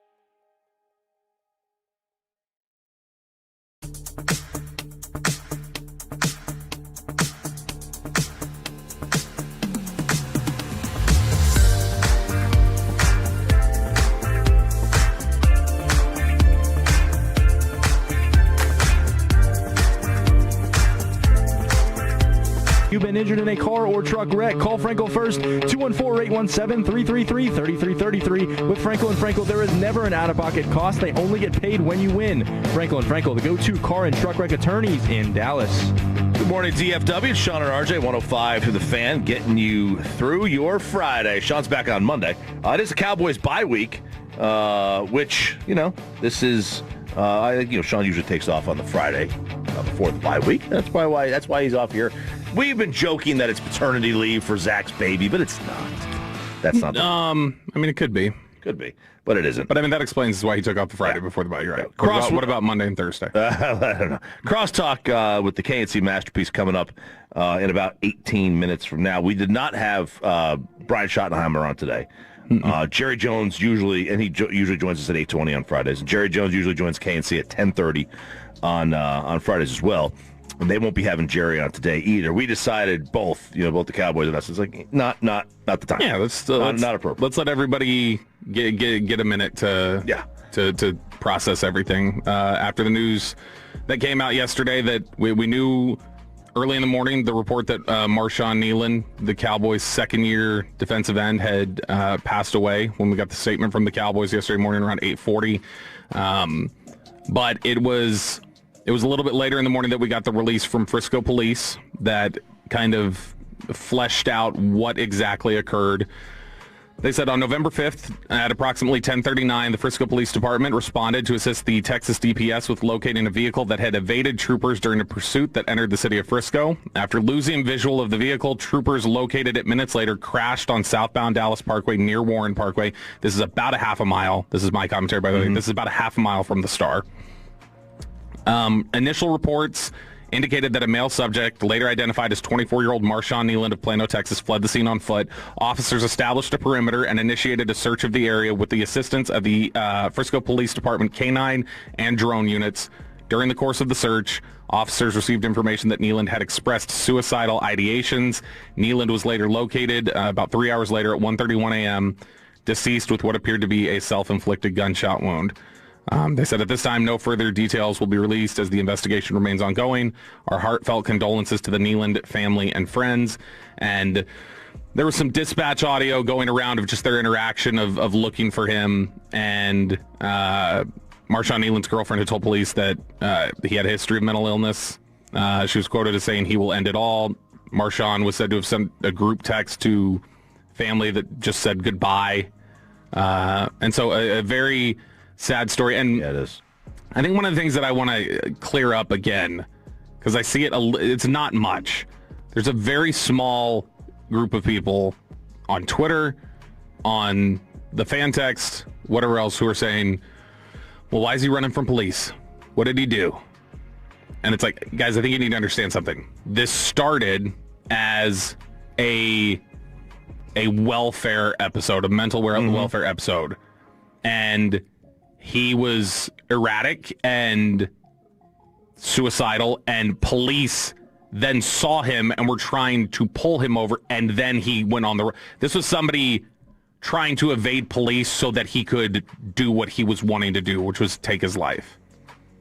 Yeah. This is not something where some people are trying to twist this as he committed a crime and couldn't face it and went. No, that's not what was occurring here. Yeah, because when I first saw that, I was like, okay, did the chase trigger something to make him want to actually go through with it? Right, no, so she apparently, when you listen to the dispatch audio, she was calling, asking for the welfare check as police saw him on the tollway. And so he was acting erratically. Okay. Yeah, he was having an issue, and this is something that, like we've talked about, I saw somebody else saying that, this happened, or what could have happened that spurred this. Guys, this is something that Marshon Neland dealt with in terms of mental health stuff for a long time. He addressed it. It was something that was out there. And then, like we said, girlfriend said he's got a history of mental illness. And losing his mom right before the draft a year and a half ago or 2 years ago, that was really tough on him. And I don't think it helped with some of those things that he was already struggling with. And so it's a very tragic end of the story, and it makes you consider a lot. I'll say, and I know I mentioned this a little bit yesterday, I'm so grateful that Brian Schottenheimer and his staff are the coaches of the Dallas Cowboys today. And I don't mean that in comparison to anybody else. Literally just, I don't think you can get better than the guys they have on staff right now for this kind of thing. Take football out of it. Take scheme, game planning, technique, whatever else you want to talk about what this coaching staff does with individual players and groups and different things like that. There is I don't know that there's been a collection of coaches better equipped to be there for the players and to love on them and support them than they've got right now. And this is something that Brian Schottenheimer, I think, when he's talked about build a family, you got to build trust with each other before you can be a team together. All that groundwork that they built, it was for the football field. It's really going to come in. It's really going to come through in a big way right now. So this is very big. But it's just sad news. It's tragic news because it sticks with you. And I said yesterday, I was like, I wish they were in the building. I wish they had. Because what I don't want is for people. You don't want anybody to be isolated. I don't want anybody to be isolated. I'll never forget when Sean and I have talked about it for years, like how they played, how they were able to play the 36 hours after the Josh Brent incident. Yeah, I don't know how they did that. I think they did it because they won. Again, it was a tough team. It was a good team. Yeah, it's the best coaching job of Jason Garrett's career. I don't even think it's close. It's not. And I think part of the reason they were able to do that is because it took their mind off it for 3 hours. It took their mind off something, and I hate that that a lot of these guys who are close to him, who may need somebody to talk to. And I'm sure they have. And the Cowboys and the NFL, they always, all these... And the NFL released a statement yesterday that they're providing as many resources as possible for people. That, you can provide them, but, when they're in the building, they're already there. Yep. They have somebody to talk to as opposed to isolating. 214, can this station make sure to emphasize suicide is never the answer, no matter what happens? Suicide is never the answer. You hurt more people than you ever help. Just reiterate that. Yeah, and I want to be clear. If that has gotten lost in the course of this, when we've talked about how sad it is and the fight that Marshon Neland was dealing with, that's certainly not what I think anybody here wants to pass off. I think we're talking about the gravity of Marshon Neland. Just explain what he was going through. Yeah. Marshon Neland made a final and very wrong decision. He made the wrong choice, and that's why I think we have so much sympathy and compassion today, and things like that. Is not because anything other than just, God, I hate that he felt like this was the answer, because that's never the answer. Right. It's not going to be the answer. It's also that's a really difficult fight that he was going through. He had a lot of demons that he was fighting with and was overwhelmed by, and you just feel really, really broken for him and for the Cowboys organization. Dak Prescott was at his alma mater, his high school alma mater in Houghton, Louisiana. He was being honored by the school last night, and CBS News Texas, which I don't think that's DFW. It was CBS News Texas is the way it was written. So I don't know if that's some sort of state affiliate or what. But CBS News Texas made the trip to there to have somebody ask Dak about the Marshon Neland situation, and this was Dak weighing in on the news yesterday. Yeah, it's been a very tough day. As you said, it started early this morning, finding out the news. Tragic loss. I hurt. Heavy heart today. I hurt for Marshon. I hurt for his family. I hurt for his girlfriend. I hurt for every single one of my teammates. This is a pain that you don't wish upon anybody. You wish none of us had to go through this. You wish Marshon didn't have to go through what he went through. And just thankful for each moment we have in this life, and don't take it for granted. And hug and love on those that you do. It's okay to feel however you're feeling. And I'll tell you first and foremost, I don't always have the answers. And today's not a day that I felt like I had answers. Triggering day for many reasons, on top of just knowing that this was ahead today, and hard to balance my emotions today, and not a day that I have words other than I love you for friends and families and people who may be struggling. Yeah, that I love them. Obviously we had a Zoom call, and a few people that spoke did an amazing job, but as I said, it's tell that person how I feel about them when I see them. Tough moment for this team. As I said, I feel and hurt for everybody that's involved in this, and Marshon's families and loved ones. This is, and it's something that Dak specifically talking about it there. This is close to home for him. I mean, it's close for all the guys, obviously, who knew Marshon. And again, we've talked about this. Marshon was a very popular guy in the locker room. Everybody just thought of him as just a gentle giant and just a good-hearted person. And this is something that's very close to Dak Prescott, his charity, the Faith Fight Finish charity, and the ask for help that he's gone through after, he's talked openly about his brother's death. Solomon Thomas on that defensive line with Marshon Neland. Solomon Thomas has talked openly about his sister taking her own life in the last few years since he's been in the NFL, and how much it rocked his world and changed everything for him. And he's also got a charity that's dedicated to youth suicide prevention that's called the Defensive Line. And so Cowboys on both sides of the ball, they've had experience with this. Yeah. They've created resources for it. And it's tough that somebody got to that moment of desperation to think this is my only answer. 2 days after scoring a touchdown on national TV and having cheers raining down on you by 100,000 people, 2 days later, you were there in silence and thought, I have to do this. Right. And you don't have to do it. No, you don't. But again, like you said, like that's some people just they view that as their only answer. Somebody asked us to do this earlier, and we probably should. Just one more thing really quickly.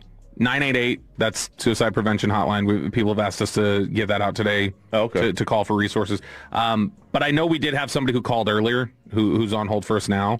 And if this makes us run a little heavy, it's fine. But we did have somebody who called in who wanted to share some of their perspective on this because they had been moved by some of the discussion that has occurred today about Marshon Neland. And this is Josh, I believe, in Grapevine. Yes, sir. That's me. Thank you guys so much for having me on this morning. I appreciate y'all. Absolutely. What was on your heart that you wanted to share? Man, first of all, my heart goes out for his family and everyone involved in the community. And I've been there. I was July 18th of 2024. I was 5 seconds away from taking my own life. And 2 weeks prior, I was contemplating what the point of life was outside of religion and children, and I didn't have an answer. And that night, God came in and stopped me when my arm was reaching up inside the gun safe to get the gun. I went into complete paralysis, and at one moment, I saw Satan come out of my body like a genie come out of a bottle, and I caught a glimpse of God. What I didn't share is that my ex-fiance was 20 feet behind me, and my daughter was upstairs sleeping that night. And shortly after, I did 6 weeks of intensive outpatient therapy, and that really helped. And I'm in a much better place now than I was. I've been through hell this year, just like a lot of people have.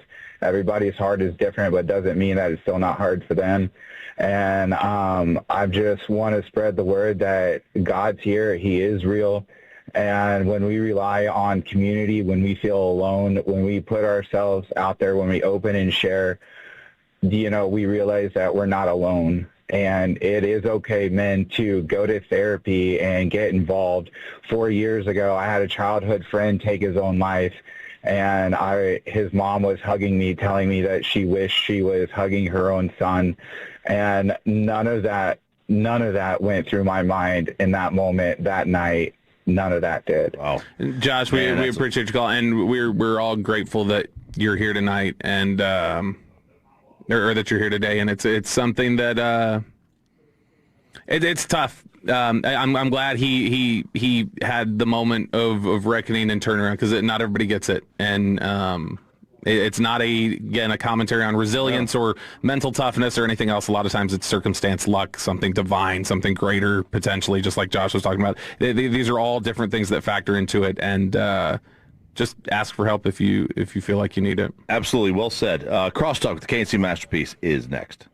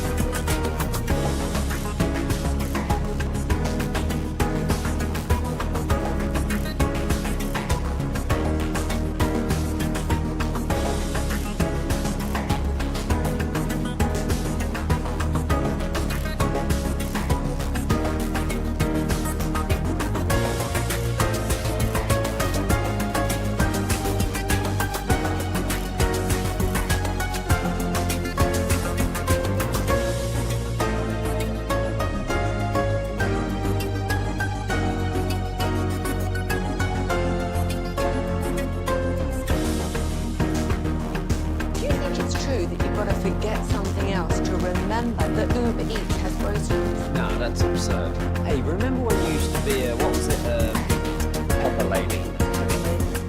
Cinnamon sisters? Basil's. Saffron squad? Nutmeg maidens?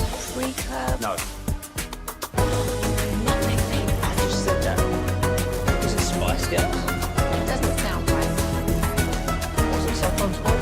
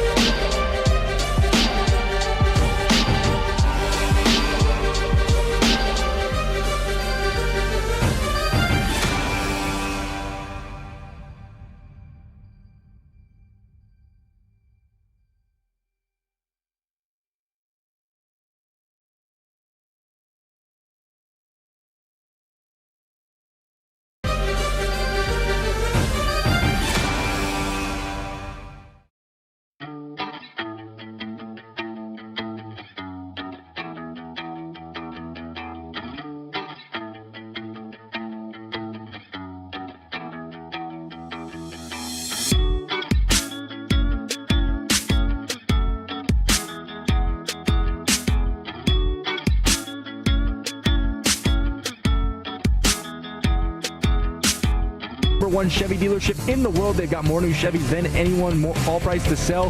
Silverados, Tahoes, Blazers, Malibus, Equinox, and more. Visit ClassicChevrolet.com. This is Texas. This is Classic Chevrolet. Together, let's drive, relax, and enjoy the difference. Based on new Chevrolet registrations 2023 and 2024. We have reached Crosstalk KNC Masterpiece on Sean and RJ 105.3 The Fan. Jacob holding down the court for Peyton. Doing it well. A good job. Probably better than Peyton. I mean, for sure. You want to really get down to it. Yeah, I mean, I think that we didn't have nearly as many hiccups today as we did yesterday. Right, that's true. There is one major flaw with Jacob, guys, as KNC is here. That studio is about 85 degrees. Oh, dude, I don't think they can hear us at the moment. We can. Oh, We're okay. back. You We can can hear you now. Can you hear us now? Good. Yeah. All right, here's the issue with Jacob. These doors, which you guys have seen, these are heavy doors to the studios. Yep. Very heavy. So they will slam and seal. Jacob has his little cubby over here, putting off a lot of body heat. He is setting the thermostat to 75 degrees, and when you open that seal in that door, it slaps you in the face. It is hot. It's like walking off of a plane in Vegas. It's hot. And he's like, well, what's the problem? What do you mean? And he's wearing like pants too. I know. Pants. Yeah.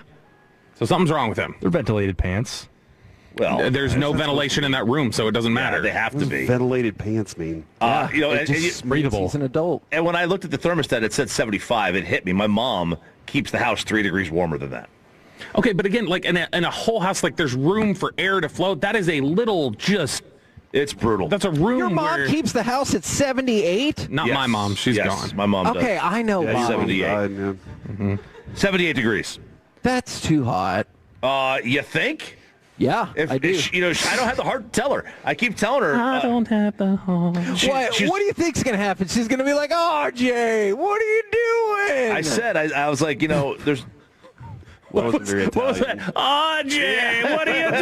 Is that an Italian mom? I started thinking through it. See, I started thinking through it, and I was like, no, he needs a brother there to be like, you're breaking Ma's heart. But, so I was lost. Yeah. So, she always asks, like, why doesn't Sarah ever come on over? I don't have the heart to tell her. That's because you keep your house too damn hot. So she won't go see your mom? No, it's too hot for her in there. What? Yeah, it's just way too hot. She won't go see her. She can't just clothe down a little bit for it. Where do you wear less clothes? She's clothed down as much as she can get. Like short of walking in there in bikini. So yeah, it's just too hot. It's too hot in there. 78 degrees in the summertime. 75 in the winter because the heat is more stronger. It's brutal. It's brutal in there, man. It's more stronger. Now tell me more about why it's 75 in the winter. I like your description. My dad'll do. He's done in the past. He'll set the thermostat to like 80 and just be like, "Well, I open the doors." I'm like, doesn't matter. Yeah, it's brutal. It doesn't help. So you don't keep. So for me in our house, we keep it in the summertime.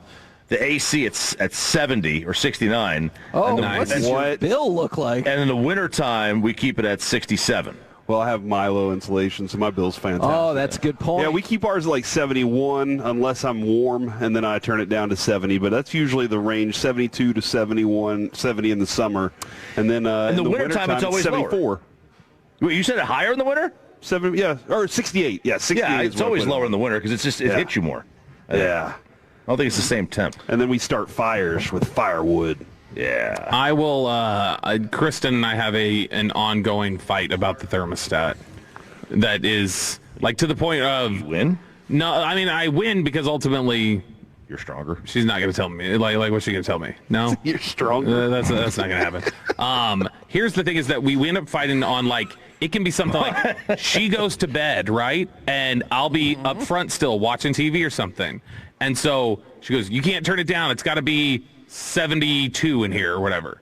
And so I go, okay, fine. All right. If we're going to do this, then I'm going to put it down to 70 and I'm just going to go close the vents in our room so you just don't feel the air blowing in there. Like we start like negotiating on vents that need to be open in the house and what the temperature is. And then eventually we find a middle ground where it's like, I'm feeling cool enough and you can sit there in your sauna. Yeah. I always feel like the person who gets hotter should be in control of the thermostat because you can always... The person who gets hotter should be in control. Right. You can always take off more clothes. You can always take it, right, like, no. Oh, hold on. I can always put more clothes on. Right, that's right. Ideally, if you're trying to get to that, yeah. Uh-huh. So, like, Sarah's always, like, she doesn't like it super hot. But, we kind of like, our homeostasis is kind of the same. Except in a hotel. I want it, like, 60 degrees. Yes. And RJ, define homeostasis for me. I thought it was a good word. I don't really know what it means. Okay. I really don't know what it means. Where are we today, gentlemen? Guys, we are at Taco Bueno in Waxahachie today. Kevin, the address, throw it out there. There's a dog here. We do have an emotional support dog with us today. What's up, Herb Street? It is Salvatore. No, it is Salvatore. He is a fantastic emotional support dog. He's very happy. And I'm sorry, you asked for the address. Yeah, it's 1080 US 287. One of our Tolos brought him by to, if you need some extra support today, swing on by and do that. Also, guys, we got a few of these Tolo stickers courtesy of our friend Skip. They're very good back window decals, and we have some mugs, and we have some other Tolo trucker hats and stuff as well. And we are still defeating y'all in the table sell for Sandlot Children's. You don't even know what it's called. So, yep, Sandlot Children's Charity. I've heard of it. That's good. We had to give y'all one win. I know somebody there. Oh, I'm going to be nice, Bobby. Did y'all have a table last year? I can't remember. Did we? Did we not? We did. Oh, they didn't have a table last year? We did. I don't know. I just showed up and partied. Yes, we did, you jerk. I'll make up to it. I'll drive to Waxahachie when I get out of here. Yeah. Oh, my gosh. Look at that. Yeah, and Taco Bueno. So it's all here today, man. Very nice. Y'all got big bye weekend plans? I'm smoking a brisket this weekend and a chicken. You're smoking a chicken and a brisket? Yep, smoking a chicken and a brisket. When you have the smoker going, it seems like a waste not to use it for multiple things, like to just do one meat, right? Well, hence the bye weekend. Exactly. I got you. Yeah, so you bye week it. Where I do them buy things.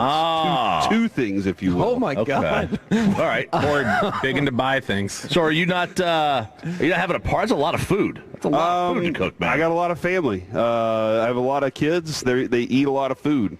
And we'll save the chicken like for the week. We'll use it for dinner, make some chicken salad and stuff like that. It's all good. But yeah, that's the big plan this weekend is to do that. I think there's something else going on, but my wife will tell me whenever I got to show up. Yeah, man. Right after this, I'm going to the Dallas Card Show every 2 months. Love the Dallas Card Show. We talked about it the other day. I get to buy things and also look at things that I could never buy in my wildest imagination. You get to buy things too, huh? Yeah, That's awesome. It's a buy week. You, Corey, you were just saying there that you have some other things and your wife will tell you what, which I appreciate because I operate the same way, where it's just like, I'm sure there's something, my wife will tell me what it is. I don't have a clue what the schedule is. Yesterday we were talking during the payload about shoes and where do you put your shoes or where do you take your shoes off? And I ended up having to say, I just take my shoes off wherever I'm standing, and my wife always says, that's not where they go. And she said this a million times, and I had to call her on the air to actually get the answer of where they go because I still wasn't sure. They go in the closet. So where do the shoes go in your home, Corey? All right, for me, every person should put their shoes in their room, in their closet. That's like for me every time. Fact. And whenever at our old house, whenever I would walk in through the garage into the laundry room, there would be shoes stacked up on the floor, and I would trip over them, and then I would throw them at everybody in the house. No. In my mind, Kevin. Obviously, I would never actually throw a shoe at somebody. Honestly, who throws a shoe? Who throws a shoe? Yeah. And so, but my wife feels like shoes go anywhere. She's like, no, they can go under this table or under that table. Sarah gets on me a lot because I put them right underneath the. Stop it. I put them under the bar stools. I'll kick them under the bed.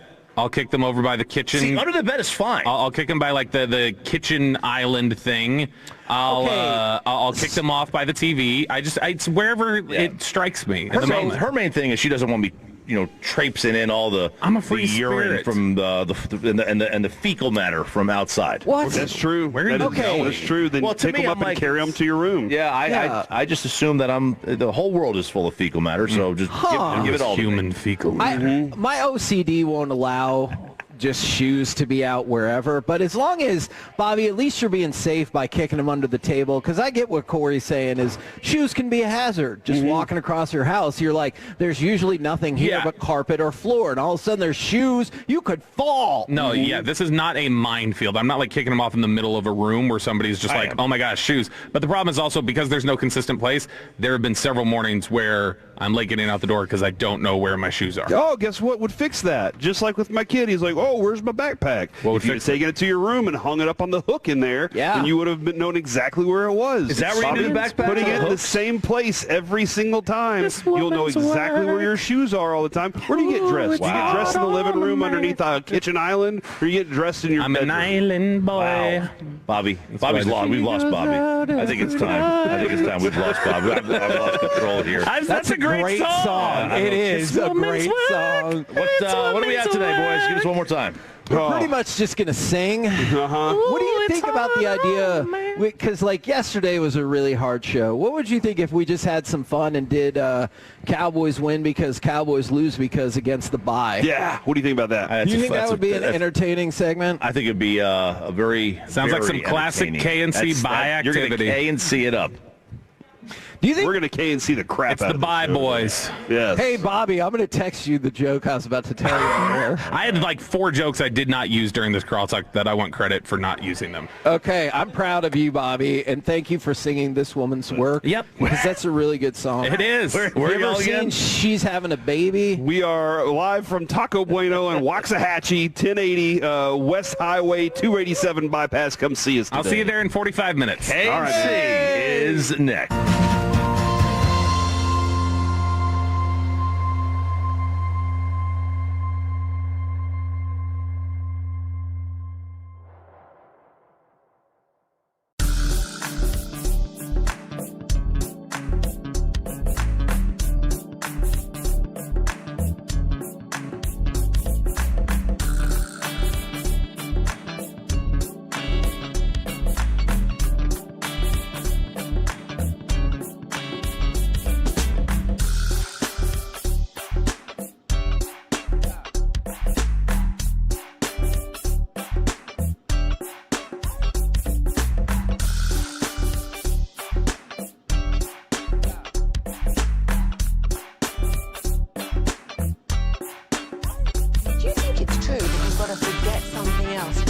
remember that Uber Eats has groceries. No, that's absurd. Hey, remember when you used to be a, what was it, Pepper Lady? Pepper Lady? Wasn't it Cinnamon Sisters? Razor Babes. Saffron Squad? Nutmeg Maidens? Paprika? No. Nutmeg Maidens. I just said that. Was it Spice Girls? Doesn't sound right. Was it Saffron Squad?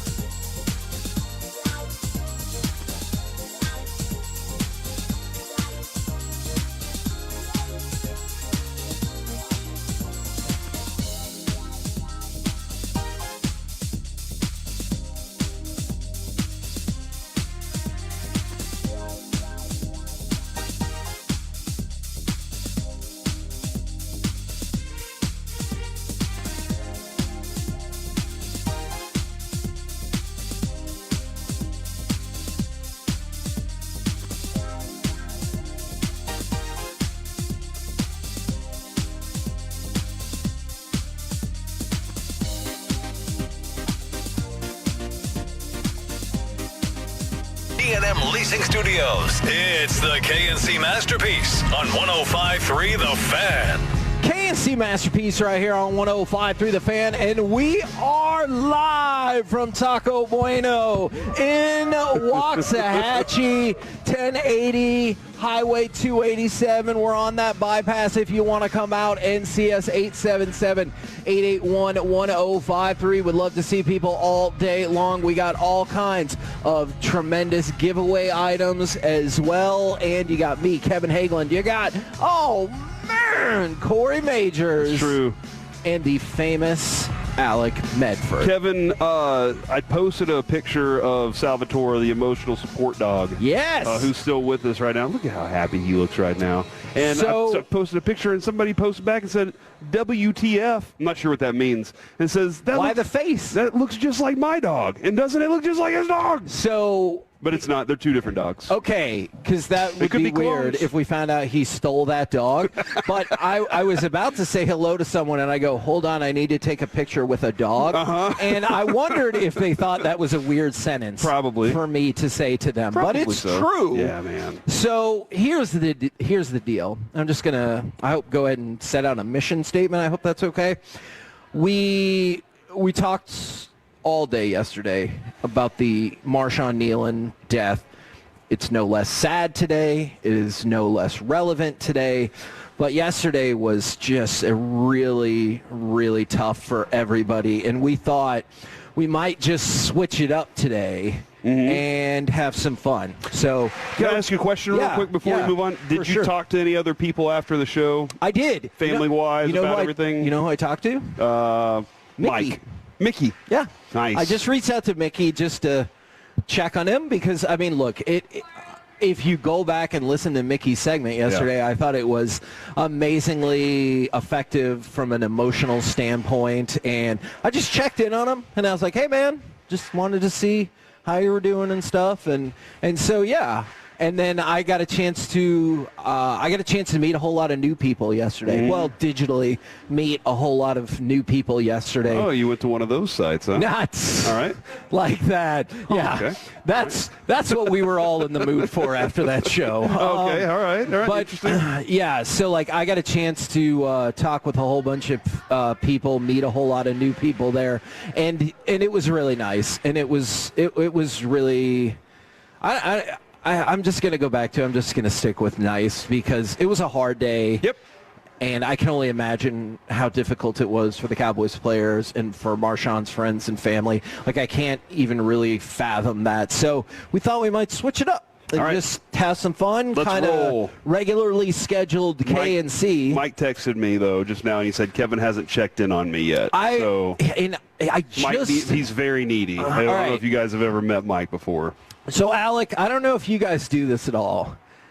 Sometimes if I look on my phone and it says I have a missed phone call, I'm like, please be spam, please be spam. Because I don't want to, and I just saw, and it said I had a missed phone call from Mike Bassick in the break. But we were already talking with people and taking pictures and everything like that. So I apologize, Mike. I will get back with you. I hope that you're doing okay. We're going to be doing the show out here till 2 p.m. So, Cowboys win because Cowboys lose because against the bye. That's how we're going to do it today and have a little fun. Because you know what I saw all week before yesterday was people saying the Cowboys will probably lose on the bye. So I was like, you know what? Let's lean all the way into that and tell me why you think that's going to be. Cowboys lose because Cowboys win because against the bye. They cannot lose against the bye. Can't they? They cannot. They cannot lose against the bye.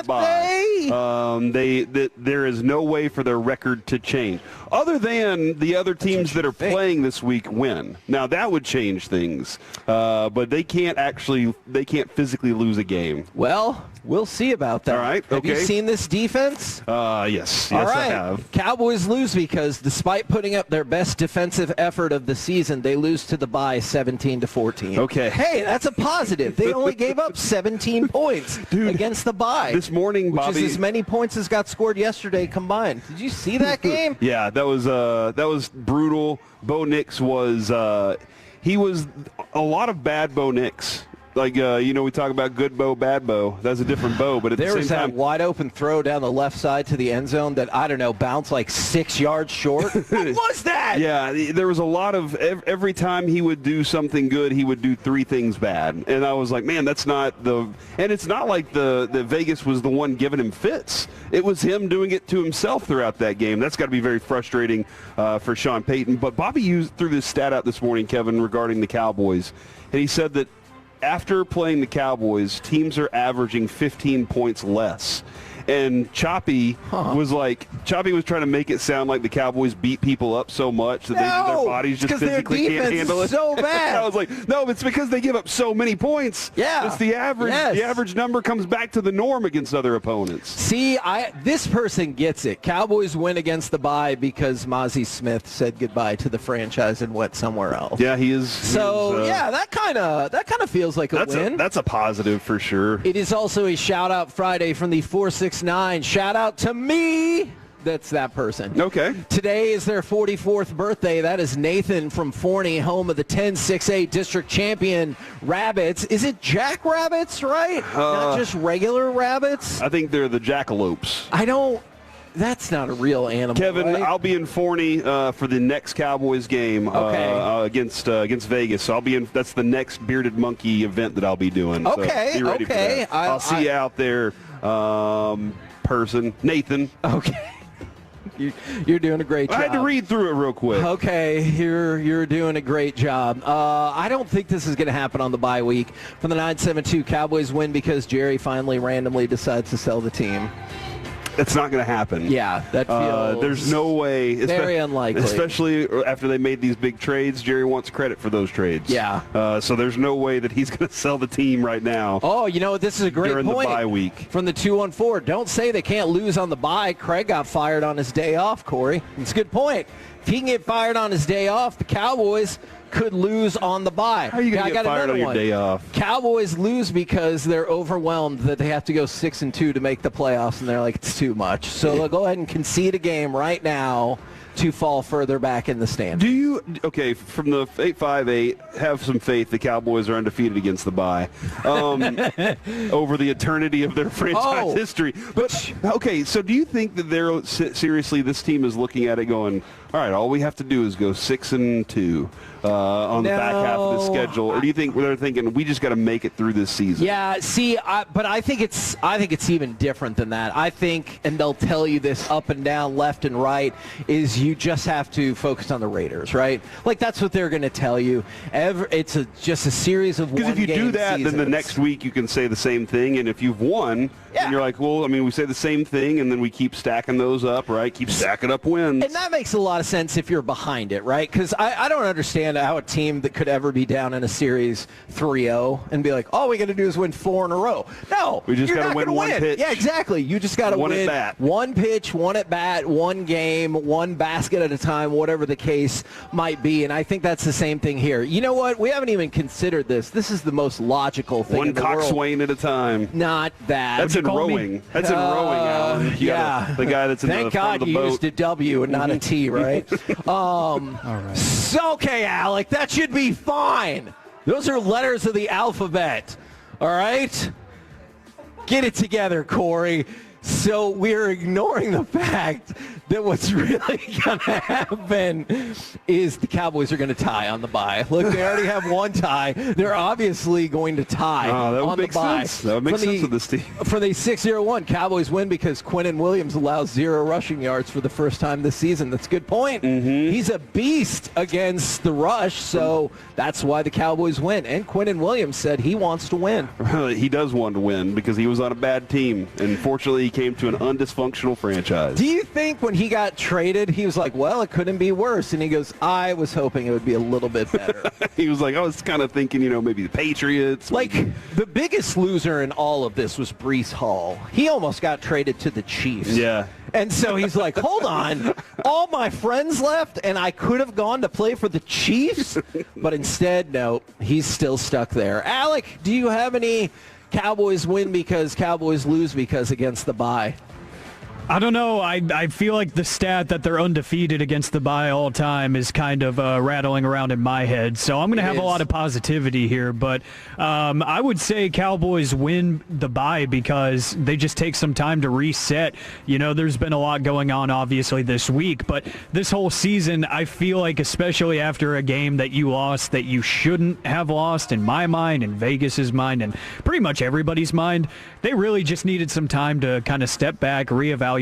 And then, hey, Jerry sweetened the pot a little bit by making a couple of moves to try to help. So get everybody acclimated, let people kind of simmer down a little bit. There's a lot going on right now.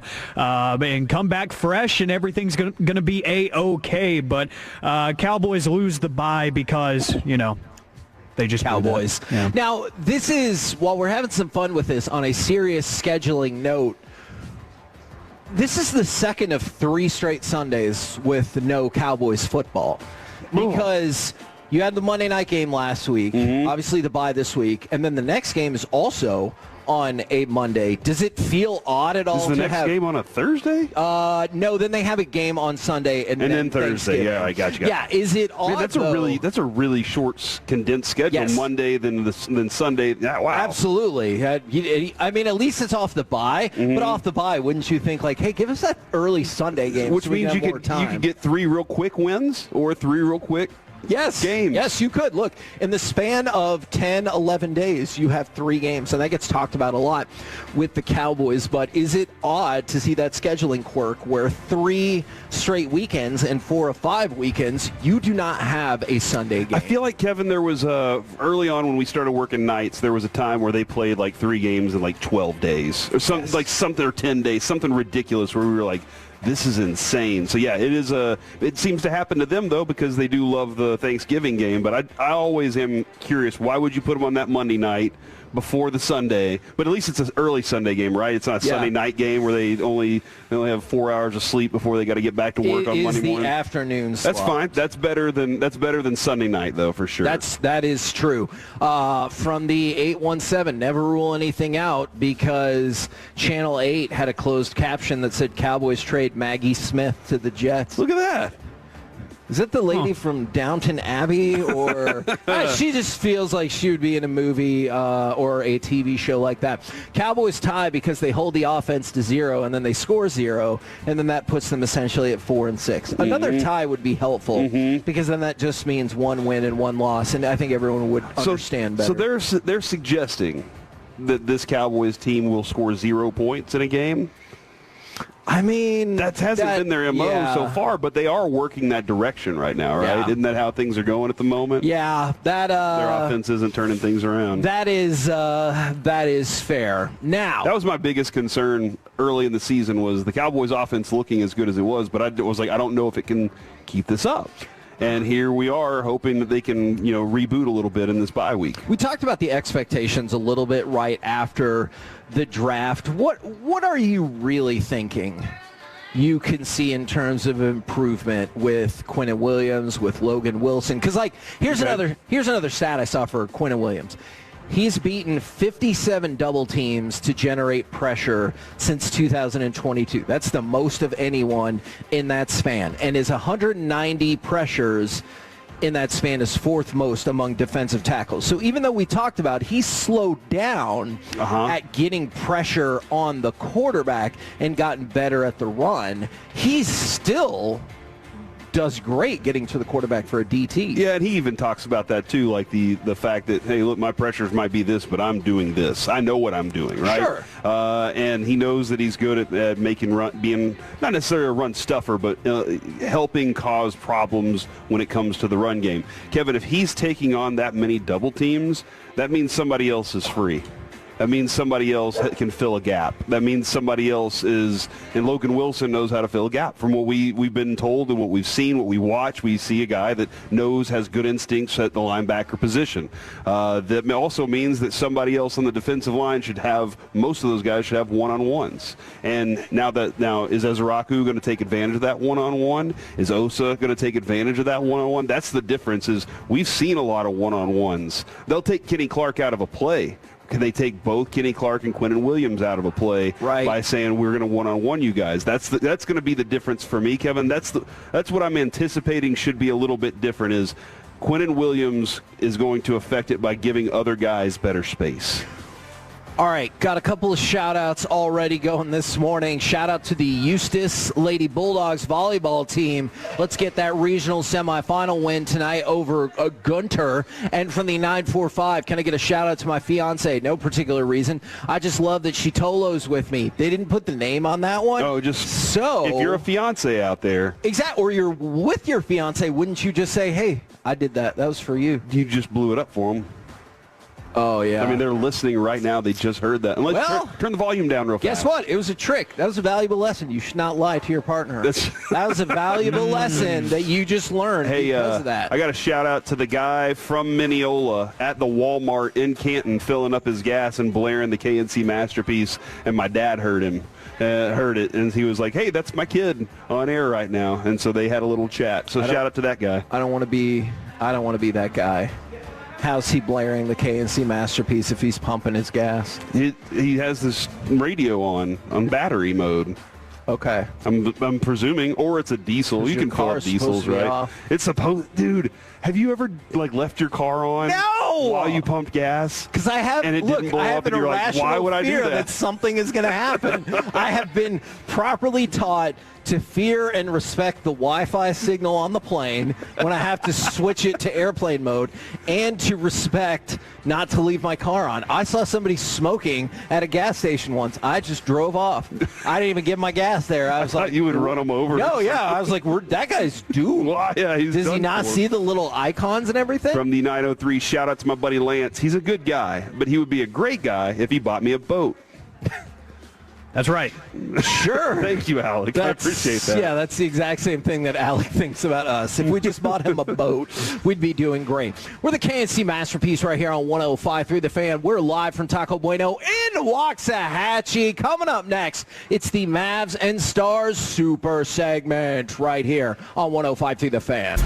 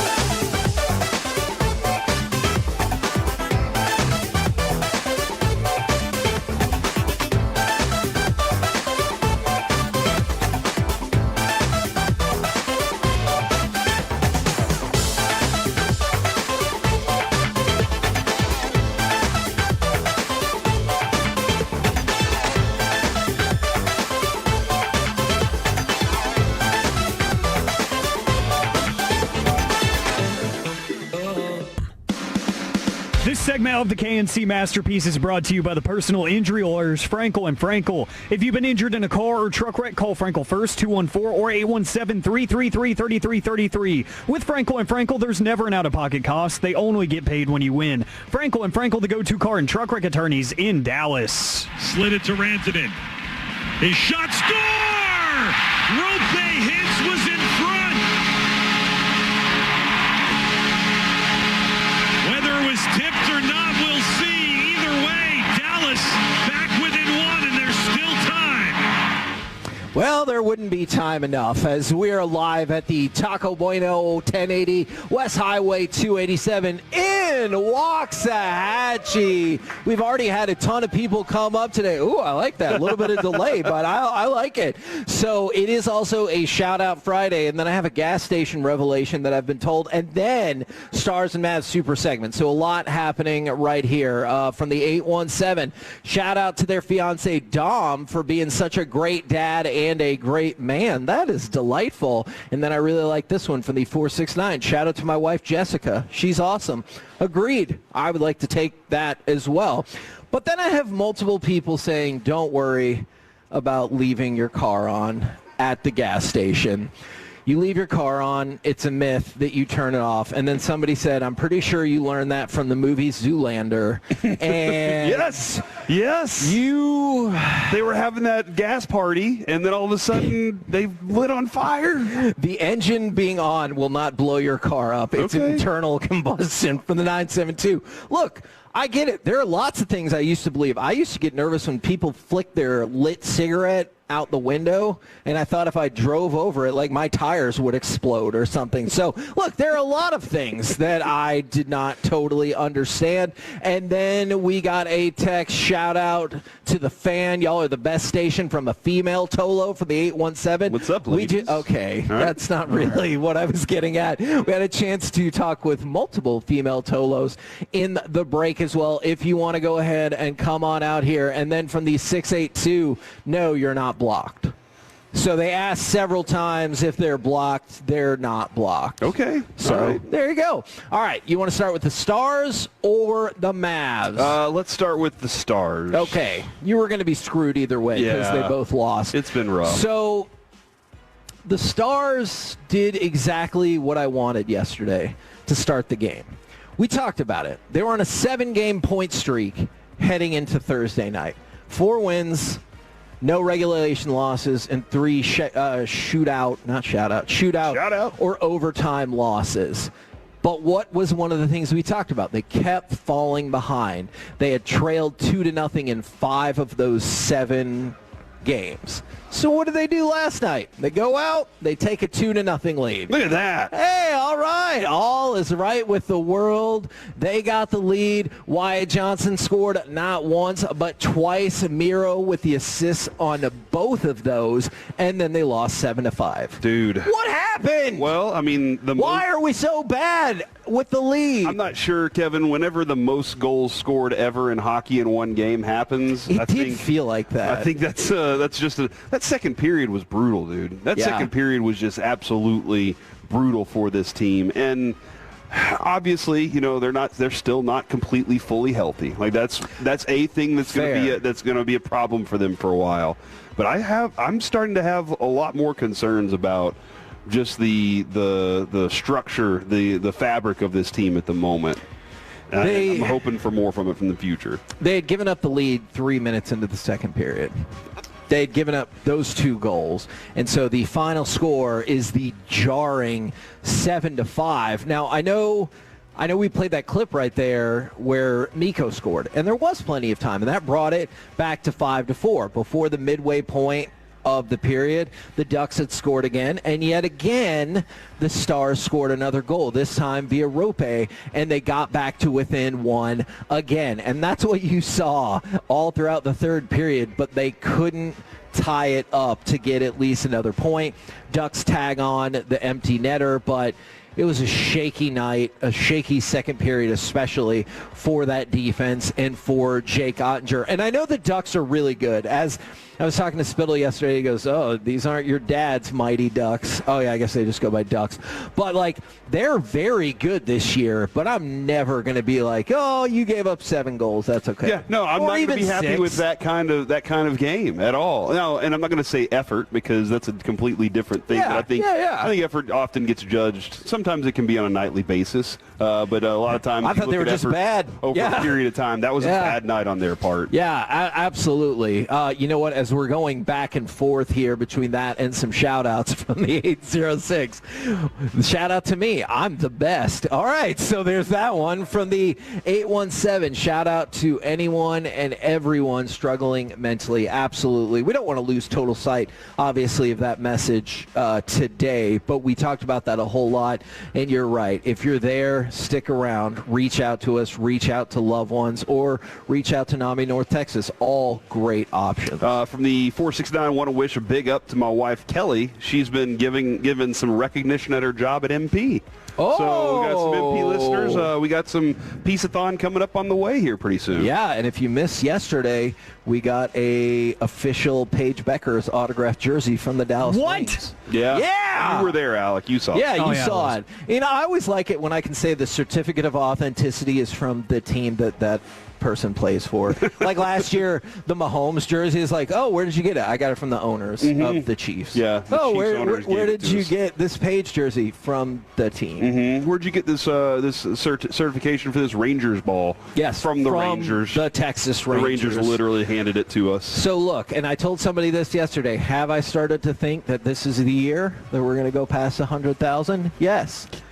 But I'm trying not to. Is there a reason about that? We have started to stack up so many things, and we have a ton of, like, every different level of item, you know? Kevin, from the 214, is this a concern for you at all? Otter hasn't looked good. Yes. Maybe DeBoer was onto something. So I still don't think DeBoer was saying Otter's not good. I think DeBoer at that moment was trying to charge up his team somehow and saying, y'all don't deserve to have this dude in net if this is how y'all are going to play in front of him. And unfortunately that goes against him, and then pointed out the statistic that really threw him under the bus. I don't think that he was saying he's a bad goalie. Yeah, it just... But right now he hasn't looked good. I see, and I guess I will take... The defense still doesn't look good either. Yeah, I will take a little bit of an issue with that. I hear what they're saying. They're not wrong. I just think, like, he had been really rolling in the past, week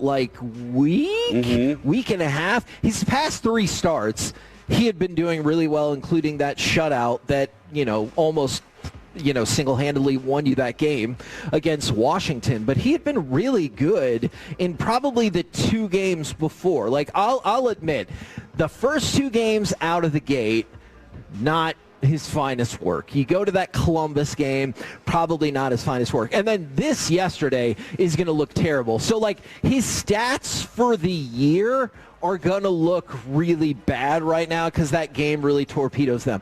But I would say before that, I thought he looked mediocre. And, like, that's not going to cut it either, right? Not for this team. Yeah, exactly. And so I think maybe that is what their coach was getting at as well, was not even that he was just bad, but maybe he'd even been mediocre in that particular matchup. But you're right. Yesterday was bad.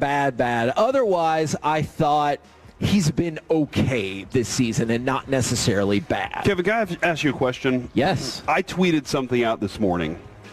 The fan... I didn't see it, I'm sorry. Fan quote tweeted it, and then I retweeted their quote tweet. Is that me retweeting my own tweet? No. I didn't know at the time. No. Okay. There's new information added from the thing. Okay. So all right, thank you can spread that around. And also, like, I don't think it's terrible to retweet yourself. If it's for a scheduling or promotional thing, it's like when people retweet the like clever thing that they said that nobody else thought was clever. Gotcha, okay. And then they let you know again, and it's like, hey, guess what? It's 6 hours later. I still don't think it's clever. So, like, if it's for scheduling purposes, I think... What about liking your own posts? I wouldn't do that. All right. Have you been liking your own posts? No, I do. What I do like is whenever I make a new friend, I'll go like everything they've ever posted. Oh, all at the same time. Oh, my gosh. I call it like bombing. I'll do it to Adrian every once in a while. All too. right. Be like, I haven't looked at your page in a while, sweetheart. Oh, my goodness. It's my wife. I can call her sweetheart, right? I don't know. The way you said it felt a little demeaning. So here's a friendly tip for all these people out there. Alec, I'm going to start with you. Oh, no. If you become a friend with somebody who is, this is complicated because I was going to say the opposite sex, but that's not necessarily true. Yeah. If you just like a bunch of things of somebody that you have an established friendship, no anything, just a friendship, that's fine.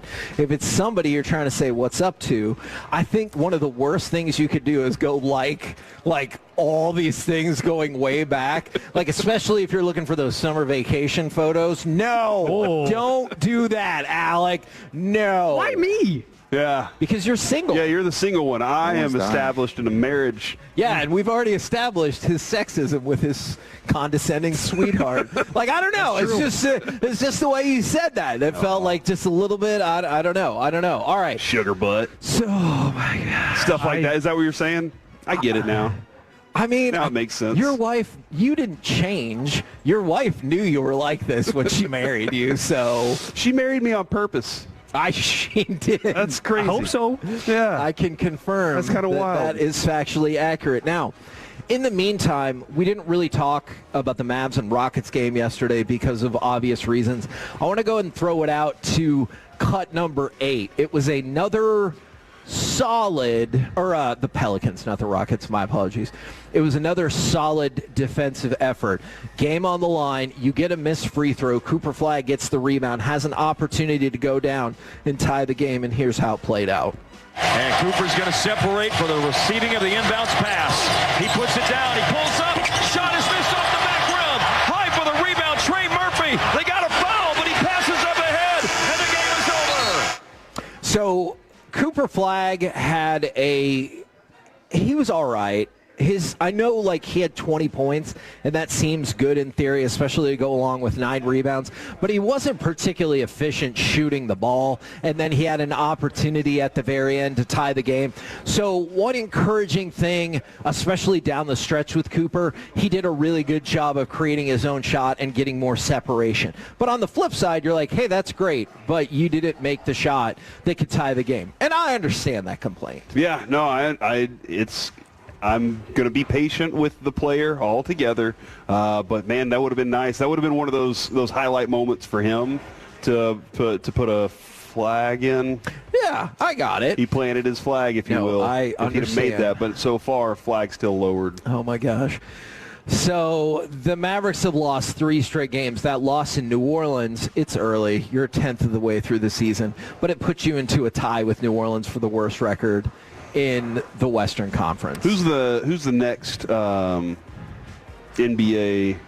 Oh, you want me to start scouting the draft? Yeah. Oh, come on! I mean, at this point, Kevin, the only thing that Nico can do to save this is start trading off players. No! And then say we're getting all the picks that we possibly can and rebuild this thing Oklahoma City style. Actually, if I'm being consistent, I would be fine with that. Yes. There's no way. The vision was for this veteran team to be capable to win with Cooper Flagg as a rookie. Well, right now it does not look like they have the health to do that. No, not at all. And look, I was just hoping they could stay 500 until Kyrie came back, and maybe if what Kidd said, Kyrie comes back in 2025, but they have gotten off to an awful start, and all of our worst fears have been realized about this offense.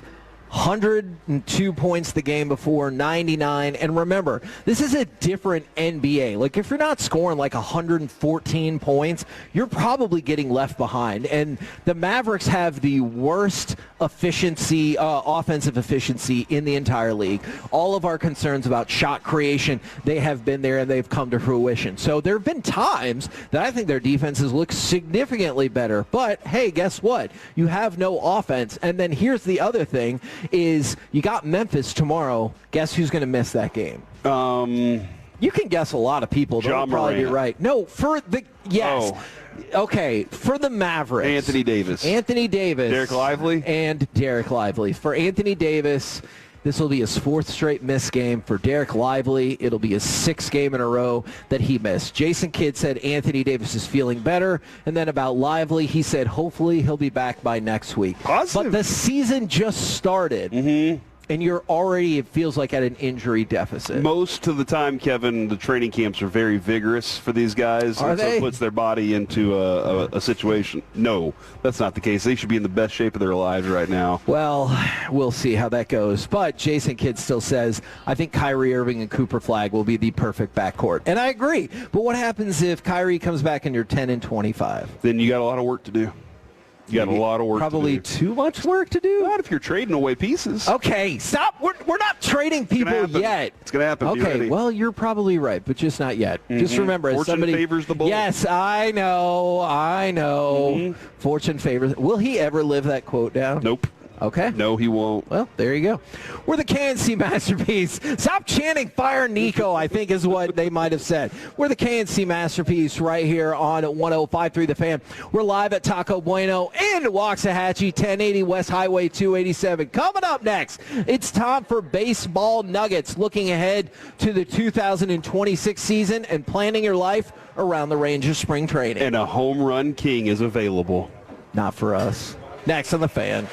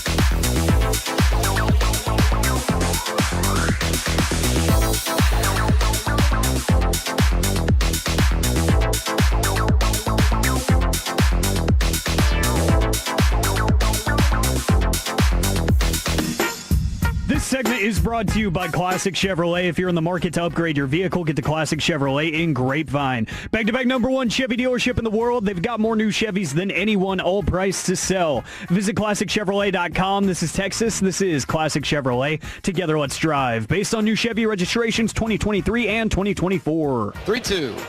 Swinging a ball hit in the air to left center field. Rodriguez back on the track at the wall. He reaches out and that ball is out of here.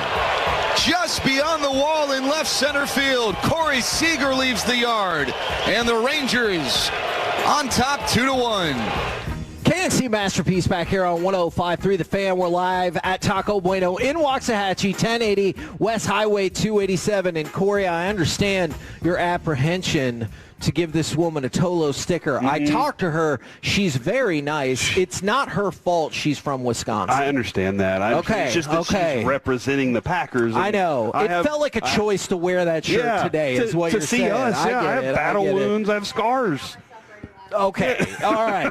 So what's really weird is we're at the Taco Bueno in Waxahachie. It's been great. Everybody feels far away. It feels like we're the teacher, and everyone wants to sit in the back, and because they're like, no, I'm not sitting up close to the front. So thank you, everybody who's already been here. If you want to come hang out, we've got the mugs to give away. The aluminum mugs is what I'm going to say. We got some Taco Bueno stuff to give away, too. I know, we do, and we have the brand new Tolo stickers. These two right now. These are nice. But Corey is going to judge it on a person-by-person case. Okay. Whether or not you get the sticker is what I'm learning. Fight to the death, basically. But the Packers fan got a sticker, so... yeah. Well, you told me I should. Yeah, she seemed nice, and so I was like, okay, fine. If you say so, then I'm all right with it. All right. You trust my character judging?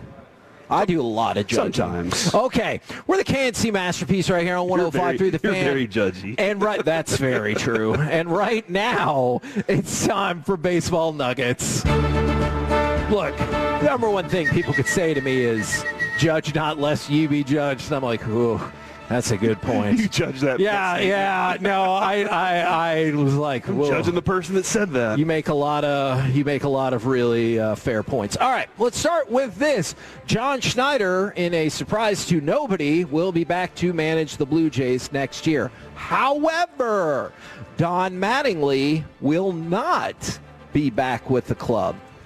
The Blue Jays say that he wants to spend more time with his family, so I don't know if this counts as like an official retirement, but Don Mattingly will not be back with the Blue Jays. Obviously, they had an incredible season. His first time to the World Series, did not get that championship ring, so I hope whatever he's up to next, if it is just spending time with his family, that he's very excited about that. So he's done trying to chase the ring, huh?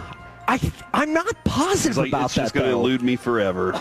He might be, or he might be like, I need to take a year break, or I'm honestly not sure. But he said for now, I'm going to take some time away, and we'll see. Try and see if that helps him get into the Hall of Fame. I mean, I don't know if that will help him get in the Hall of Fame, but don't you think, like, you can take some time off, but... I think it'll help him get in the Hall of Fame because doesn't absence make the heart grow fonder, since we're doing lots of cliche things right now? That is true. Like, so that it would be like, you know what? We need to put Don Mattingly in. We haven't talked to him in a while. Does that work on Hall of Fame voters? Since he keeps losing. Actually, you know what? Does that work on anybody? Like, hey, text in. Have you ever dated someone and then you broke up and you're like, oh, I miss them so much, and y'all got back together? Or are you like, no, that was a good decision? I'm married to her. Okay. You know there's a long history there. Yes, I do. And you know what, Kevin? It's the tightest we've ever been, man. Right now? Now, yeah. I miss her right now, you know? Oh, my God. I'm missing her at the moment. Be that the absence person. of her. It's been 2 hours. I can't wait to get home and just be next to her. It's been 4 hours. I left very early. You left at 6:45 in the morning? Mm-hmm. Well, how long have you been at this Taco Bueno? Since 7:45. What? Yeah. I didn't want to be late. I'm always scared of being late. I'm going to have to check with the staff. That I don't know. All right. This is the most disappointing start to free agency in baseball history. You know who the first free agent signed was? Was it Max Muncy when he got his $10 million? Significantly worse. Okay. No, I don't. Leody Taveras kicked off free agency by signing with the Orioles for, I don't know, a few party boxes here at Taco Bueno. Those are I know high dollar party boxes. No, right, that's the thing. But they're great. Yeah, they're cheap price, great value. Is he going to get you think he's going to make it through a full season? No. What happened to him, dude? What really happened? I know whenever he got into the league, Mike and I were discussing, and I was like, dude, his defense is something you can work with. And then they were like, yeah, but he can't hit. And I was like, I understand that. There are lots of people that can't hit but play great defense. Well, then he had some big moments. Dude, he had a couple big moments in the World Series that helped lift you there. And then he could not play defense anymore. And I don't know what happened. Dude has all these physical attributes that make him look like a great player. But now he's with Baltimore. Good luck to him. Yeah. So there's your disappointing start to free agency. But I have positive news for you. It's time to plan your life around the Texas Rangers. The Texas Rangers have put out their spring training schedule for 2026. Among those, you have 31 spring training games. 29 of those games are in Arizona, not necessarily all at Surprise Stadium, but a lot of them will be at Surprise Stadium. And I'm really excited about this. You get a World Baseball Classic exhibition game that is going to happen at Surprise Stadium. I'm not sure yet. Dude, that sounds awesome. It's March 4th. You're going to play Brazil. Who? The U.S.? The Texas Rangers. Oh, the Rangers are going to play Texas Brazil. Rangers. That's really cool. Are going to play Brazil on March 4th in a, just kind of like a warm-up for them, because then I believe that section of the World Baseball Classic takes place, I think, in Houston. Okay. So that's really cool. They're going to play at Surprise Stadium, huh? Yes. That's really awesome. It feels like this gets earlier and earlier every year. The first spring training game is February 20th. How do you handle that? How do you do that if you have a player on the Brazil team, but they are also on your team? Do they go play for Brazil? Guess is you would seed him to Brazil for that, since they'll be playing that weekend. Wow. That would be my guess. That'd be wild. He's sitting there going, take those guys down. I know everything about them. Would you want to see him play for both teams? Follow-up question, would you force him to change uniforms every single time he switched sides? All right, let's say he's Shohei, all right? And now he's pitching today, and then he has to pitch against himself? Is what you're saying?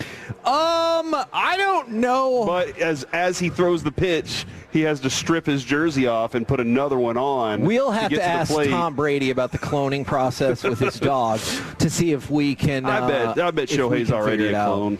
So February 20th is when it starts in Surprise Stadium against Kansas City, who obviously shares that stadium as well. And then I believe it will wrap up on March 21st, and then you'll have a couple of exhibition games once again against Kansas City at Globe Life Field on March 23rd and March 24th. So if you're sad that baseball just went away, fear not. You're just a little bit more than 3 months away from it already being back. From the 682, I play golf sometimes with Leody's cousin. Expect Leody to have a bounce-back season. I'm calling it. Okay. So, in your face, Kevin, you always said he would never have bounce-back season. I mean, I guess I did kind of just say that. From the 3-2-1, how long will it take to play a game against the entire country of Brazil? It's the Brazilian World Baseball Classic team. Think about that lineup.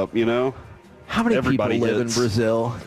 Where are you going to keep all of the people? That stadium holds like 12,000 people. I don't know how many people live in Brazil, but I do know whenever Vin Diesel said, "This is Brazil," it looked like a lot of people pulled their guns out. You know what? I'm just glad you remember that was the Fast and Furious movie in Brazil. I do. I'm just glad that you didn't say a Brazilian people live there, because I really thought that's what you were going to say, and you tricked me into saying it. But if you want to go to TexasRangers.com or TexasRangers.com/tickets, they also have the time set for all 81 of their home games. Oh, really? So I wasn't kidding when I said plan your life accordingly, and we say this all the time. If you are a diehard baseball fan, making the trip to Surprise for spring training is So amazing. Cool. So cool. Not only because of the Rangers, but because there's like 5 ballparks in a 40-minute radius. But yeah, check the Texas Rangers website. They have the times up for all of the games throughout the season. So And if it you is want to the start best planning, baseball weather you will ever experience, dude. Like, God dead bless that serious. roof. It's so good. And then I'm going to find out as soon as they do the golden ticket again, where if you know they're going to do that, where if you win, you get to keep going to home games until they lose. I'm sure that they're going to do that promotion once more. We're the KNC Masterpiece right here on 105.3 The Fan. We're live at Taco Bueno in Waxahachie off of 287. If you want to come out and come see us. Coming up next, how about we do some NFL overreaction or reality right here on The Fan. The more time you give, the more our crush grows. Together.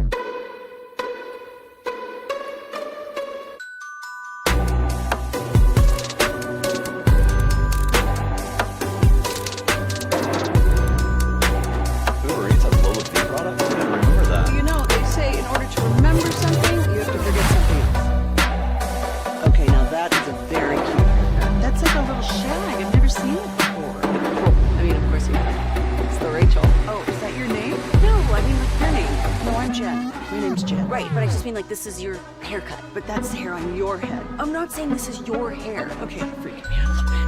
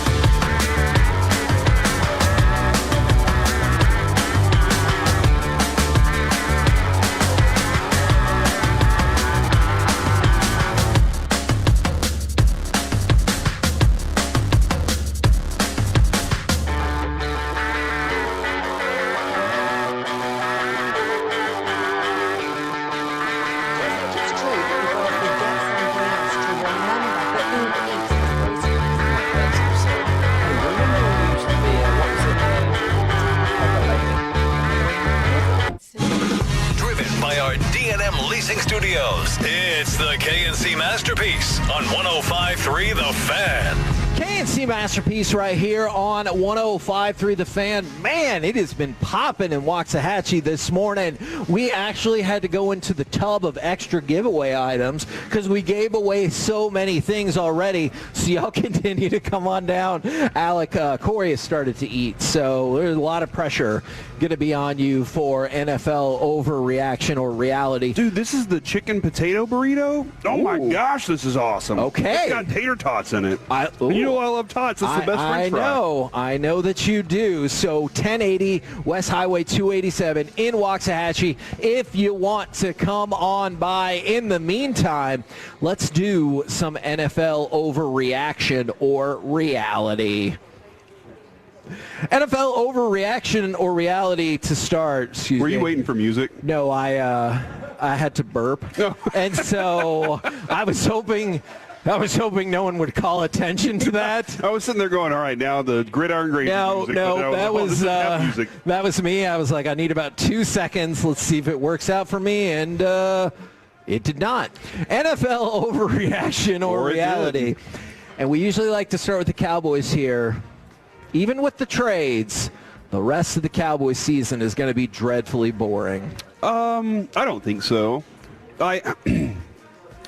If they would have not done anything, then you think it would have? Then I think it would be boring. But like I told you the other day, for Jerry Jones, this is selling points. I'm not sure what he can sell on Logan Wilson, but I think you're going to see better play at the linebacker position. I just think that. And that's not saying a lot, but I think you're going to have better play there. At the defensive, like you have a young player, you can say 27, 28 years old, that you can say is going to continue for the next couple of years being a good player. He's been an All-Pro before. Is he an All-Pro right now? No. Yeah. But that maybe he being here could change that just a little bit. I'm not sure. But I think he's a better player than you have for the majority of part in that area right now. You know what? I'm really glad, and I wish I would have brought this up earlier, like specifically around 10:30 when you talked about Jerry. That interview didn't officially go off the table until last night. There was a discussion that we had and kind of came to the point where, it's probably for the best for the definitely for the best for the Cowboys for him to not do that interview, and so he's been, Zooming and talking. Yeah, we've been told that he's been doing a lot to with everybody see what they can do. Since yesterday morning, talking with Marshon, Neland's family and everything like that. So, sorry I didn't mention that earlier. I mean, I know. Just imagine. I mean, again, also, he does care about the guys in that locker room. Like that's an actual fact. I agree with that. He does. Whether or not he knows Azaraku's name, he knows his number. He's like, I'm just defending myself here. But he does care about the guys in that locker room, and I imagine that there's a lot of efforts that are more than just, hey, go see somebody and talk to them. Yeah. Like, I got to be here for my guys, too. Look, yeah, and as much as I wanted to talk to him, I could see how it might not be the best look in the world if you're doing the radio show right after one of your players has died. So, no, I understand. He's going to be back on schedule with Sean and RJ on Tuesday. We will have Stephen Jones on Monday, and I bet somewhere down the line you get a bonus Jerry show. How about that? Look at that. All right, Alec, overreaction or reality, the rest of the Cowboys season is still going to be dreadfully boring. I'm going to go reality. There it is. I want to be optimistic, and trust me, I'm excited about the moves that they made, but it's too little too late in my mind. You already lost some of the games that you couldn't afford to lose in my mind for my money, and I do think that the defense is still going to be overall mediocre, if not bad, but you have a lot more to look forward to now. So, people always joke as soon as the first loss goes on the board, like, all right, time to start looking at the draft and these college prospects. But now it's like, I'm actually intrigued if they make good use of the picks that they have next year. What could it look like? So I'm like, I'm just looking for little improvements and things that could carry over to next year at this point. So yes, long story short, boring. NFL overreaction or reality. Daniel Jones is going to regress into what he's been for most of his career. You look at that last game. he counted for 5 turnovers, 3 interceptions, 2 fumbles lost. They lost to the Steelers. This might be an early one, but overreaction reality, Daniel Jones is going to regress to where he's been most of his career. I don't think so. He played a good team that was very well prepared for him. You think the Steelers are good? They are in the bottom part of the 3. Okay. So where they're like, they could be good. They can beat good teams. They can beat mediocre teams. They can't beat I'm a great huge teams. Steelers fan. Good point there, Kevin. Looking at their schedule from here on, the Falcons, the Chiefs, Texans defense, Jaguar, they have some tough defenses to play against. Like some really tough defenses to play against down the stretch here. The Niners, the Seahawks, and the Texans again. So he might have some games that he doesn't look as good, but they really do rely mostly on Jonathan Taylor and then for Daniel Jones to make big throws when called upon. But the most work is done by Jonathan Taylor and that running game. I think they'll, as the Colts will continue to do that. But Kevin, when you say regress, Daniel Jones couldn't throw a deep ball. Yeah. And I don't think that's going to be the case for the rest of the season for him. Alec, overreaction or reality, Daniel Jones going to regress back to what he's been for most of his career. I'm going to go overreaction as well on this one because I think he's in a lot better situation in terms of people around to help him and help him bounce back from his mistakes. I think he's got a great coaching staff over there that clearly knows what he needs and what he doesn't need. But like you guys talked with Wings head coach Jose Fernandez yesterday, like the different coaching styles, I think he found what works for him, and he found a guy that understands him in Shane Steichen. And to Corey's credit, that offense does not revolve around him, and it does not need to. So as long as they don't panic as a group and just keep playing the way that they have been and executing, I know that's a word that we love around here, but it's true. They've shown us time and again this season that they can do it. They just need to do it again. So, yeah, I think he's going to be fine. Yeah, I don't think they ask him to do things he can't do. Okay. That's the worst thing you can do with a quarterback is say, do something that you're not capable of doing. And it's okay to use the word execute, just as long as you don't execute me to death. Yep. Like they do. NFL overreaction or reality, Drake London doesn't get enough love. He's on pace for 100 catches, 1,247 yards, 11 touchdowns. Last year, he had 1,271 yards on 100 catches and 9 touchdowns. But I feel like people don't really talk about him a whole lot. So overreaction or reality, Drake London deserves some more love and attention. He is 10th in yards. Top 10 receiver in yards. And for a team with an elite running back. He catches tough footballs. I've seen it a number of times, no matter the quarterback he's playing with, which he has 2 quarterbacks that can't decide if they want to be good or not. But he catches tough footballs, which I really like a lot. Gets a ton of targets, which he deserves. He's the number 1 receiver on that team. And, with not really a whole bunch of other guys to take away distractions from him other than Bijan. Like, that's nice that Bijan can do what he can do because it does set up a little bit better for deeper passes. I agree with you, man. I think Drake London's a very talented receiver, and he probably does deserve a little more credit for that. I think it's because, like we talk about with the MVP, their record at the moment is probably one of the reasons that they're scaled back on the love for Drake London. Alec, what say you? I go reality here as well. I've always been intrigued by the idea of what he could look like in an offense that makes sense for him and everybody involved. And it looks like at times when Michael Penix is healthy and when the team is kind of in their normal state, because Raheem Morris is an interesting coach at times in his game planning. But I do think he's one of the more underappreciated guys in the league just because, like Corey said, the record, but 2, he plays in an awful division on top of that, and just playing in a very uninteresting organization right now that, they're years and years removed from a Super Bowl now that, kept them relevant. That run with Matt Ryan kept them relevant ever since then. There's just been no intrigue around the team, and when there is, it's around Bijan Robinson. Yes. So I feel like he doesn't get the spotlight just because of multiple factors, and he deserves it because he really is one of the best in football. Now, this is not overreaction or reality, but TMZ Sports, first on the news here, that in a surprise to, nobody, Mark Sanchez got fired by Fox. Reality. It is, I mean, it did happen, but also what's fascinating is in the rush for getting credit, Yahoo reported it 10 minutes after TMZ and said, per their Andrew Marshon, he got fired. And I'm like, no, per TMZ's report that you saw. And then we're like, oh, man, we need to see if we can figure that out. So, I mean, like, that had to be the way that was going to play out, right? Yeah, they needed to make sure they got all the facts, ma'am. NFL overreaction or reality? This is going to be shocking to you, I know.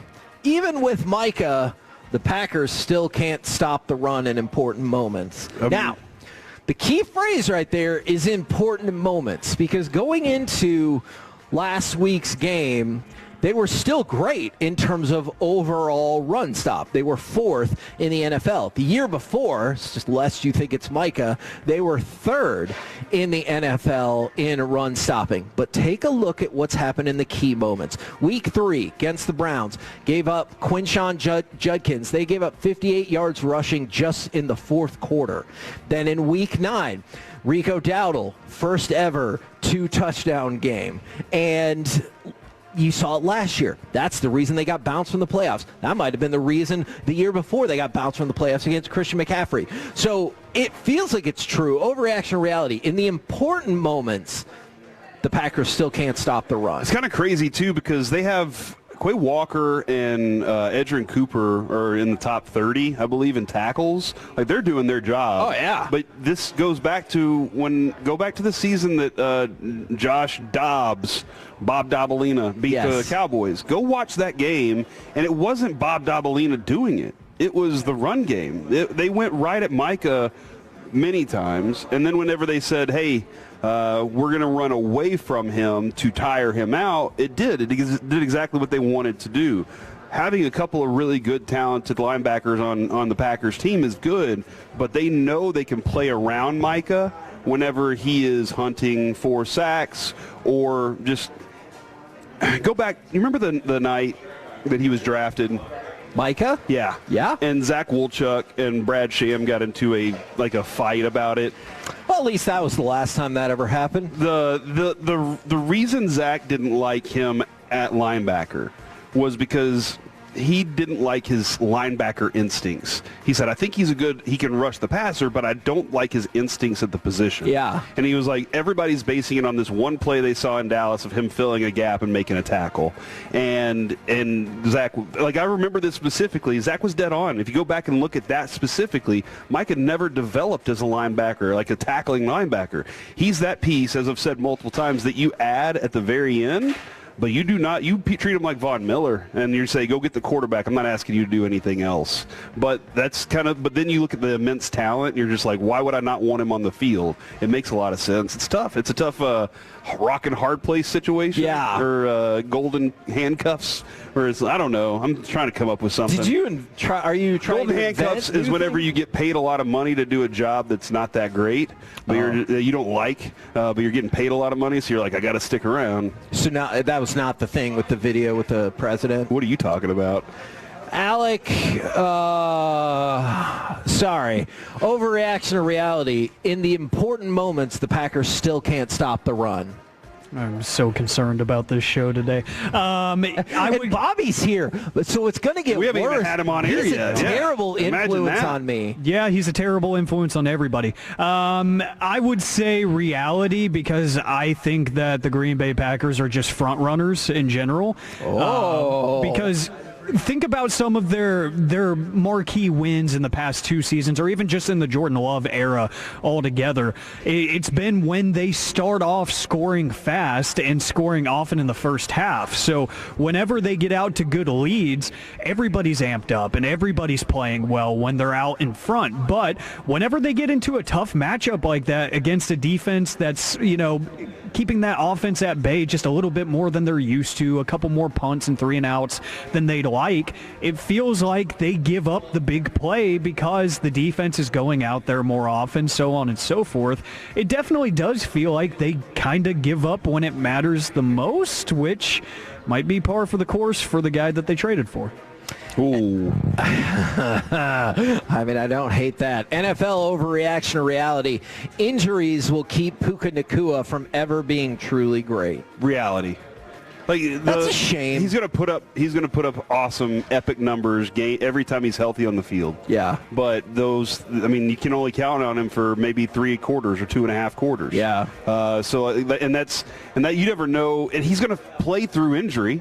That's another thing, too. Hey, I know I'm hurt, but I need to get out there from a team. I need to do these things.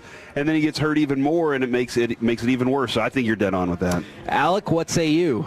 I'm going to say reality and pray that I'm wrong, because I think he's incredibly fun to watch, and he is a true X receiver, a true number one receiver where you can just say, give me your best route. I don't care how many guys come over the top in coverage. I'm still going to throw you the ball and hope that you come down with it, because he probably will. And he's warranted that kind of respect from defenses too, but he's just got to stay on the field, and he hasn't really done that. Now, this might be a controversial. I got one more for you. NFL overreaction to reality. Mac Jones deserves a starting job somewhere next season. There are lots of starting quarterbacks that don't deserve the job they have right now. Ooh. Do you want to start listening? Tua. Oh, man, that's a good one. Kyler, well, I guess he doesn't have one. If he's playing well and he's playing at a high level, then some team should definitely take a look at him, much like they did with Sam Darnold, and the Seahawks are benefiting from that right now. Yeah. Will they in the playoffs? Probably not, but right now they definitely are. Alec, does Mac Jones deserve a starting spot somewhere next year? Reality, because if Dylan Gabriel is a starting quarterback in the NFL in 2025, Mac Jones can be one. He still can, and he's shown that under the right tutelage, he is just fine. He can maneuver the offense, and he looks good doing it. So, yes, he deserves at least one of those jobs. Now, Alec, just for you, bonus question, overreaction to reality, you would like Bobby on AM on the FM? Sure, the more the merrier. Oh, we'll see. He just said you don't have a choice, Alec. Coming up next, we will do some AM on the FM right here on 105 through the Fan. Saffron squad? Nutmeg maidens? Paprika. No. Nutmeg maidens. I just said that. Was it Spice Girls? Doesn't sound right. Was it Saffron squad?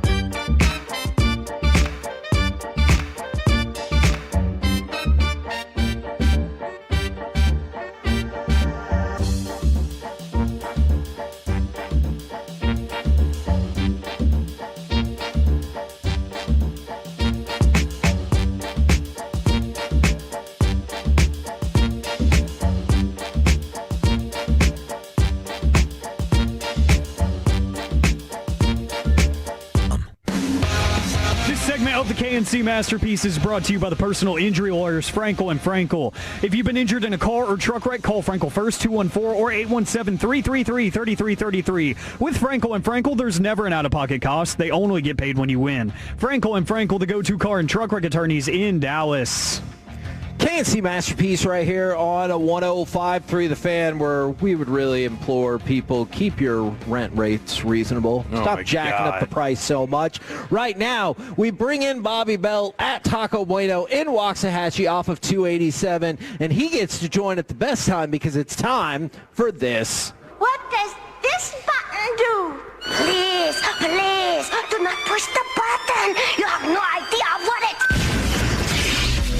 Alec, you be quiet. Alec, that was awful. 1 for Alec, 0 for Peyton. Don't you dare touch that dime. Don't you dare do it. It is time, 4 a.m. on the FM. My name is Alec Medford, the man that they call the Pride of Mansfield, Texas. Yeah. 877-881-1053, the Frankel & Frankel Injury Attorneys text line to answer today's question of the day. Plus, I teased it yesterday. We're going to get to it today. Why do polygraph tests and baseballs exist in the same sentence? You will hear. Were you already talking with Bobby about this? Yes. Yes. Okay. Yes, he wanted to know. He wanted to get a little bit of a heads up of what's going to happen here. But Bobby actually came up with a question of the day of his own that he wants to know too. So are you going to do that on the show, Bobby, like sometime next week? Which one? The one I was talking about? I was saying I was going to throw it out to you in the middle of your segment. Hey, you start it off right now. Let's do it. Okay, all right. Who at the station would beat a polygraph? You. I know. It is not You're me. a sociopath. It is you. It is not me. No, because I run. Look, my leg is bouncing right now. Isn't that whole thing about like heart rate and different things? They would view me as having nervous energy. The answer to this is Gavin Dawson. Oh yeah. Okay, yeah. Gavin Dawson does not have will show you zero emotion, no pulse. He has the sniper's pulse. Yeah. Do you think there's any way it could be RJ? Because he can make himself believe the lies. Plus, the way to beat the lie detector test is to clench your anus. Is it? Yeah. What? Did you know that? That's a true story. That's one way to do it, but that's clenching of been his problem. Yeah, it's male kegels.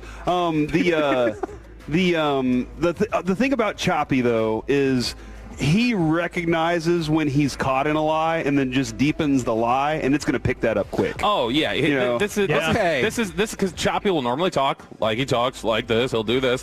When Choppy is starting to lie, he'll go, I don't know about that. How do I know that you didn't know this? Yeah, the shoulders go up a little bit. I think Peyton might also. Oh my god, he seems like he has some serial killer tendencies. No, he gets flustered easily though. Okay, all right. Yeah. Oh, I don't see that. Did y'all see his picture? Yes, he looks so mad. It's terrifying, dude. Go look on my Twitter for the picture of Peyton Russell looking like his Twitter is Anthony Hopkins. Yeah. I did think it was funny when Kevin just introduced me. He said, "We're joined by Bobby Belt at Taco Bueno." That made it sound like that was my handle on Twitter. Oh yeah, Bobby Belt. Side note, we're at Taco Bueno. All right, that's fair. That's fair. Yeah, I think Dawson's the best. Dawson's the best one. I think so. That's a good answer. Spending all the time we have with him. Yeah. How do you think Broadus would fare at that? He'd get pissed off and pick it up and throw it across the room. But I think he would just tell the truth, even if it was incriminating. He's like, yeah, no, I punched that guy. I think the top three at the station would be Dawson, then it's Zach. Ooh. And then it would be, I don't know, CA?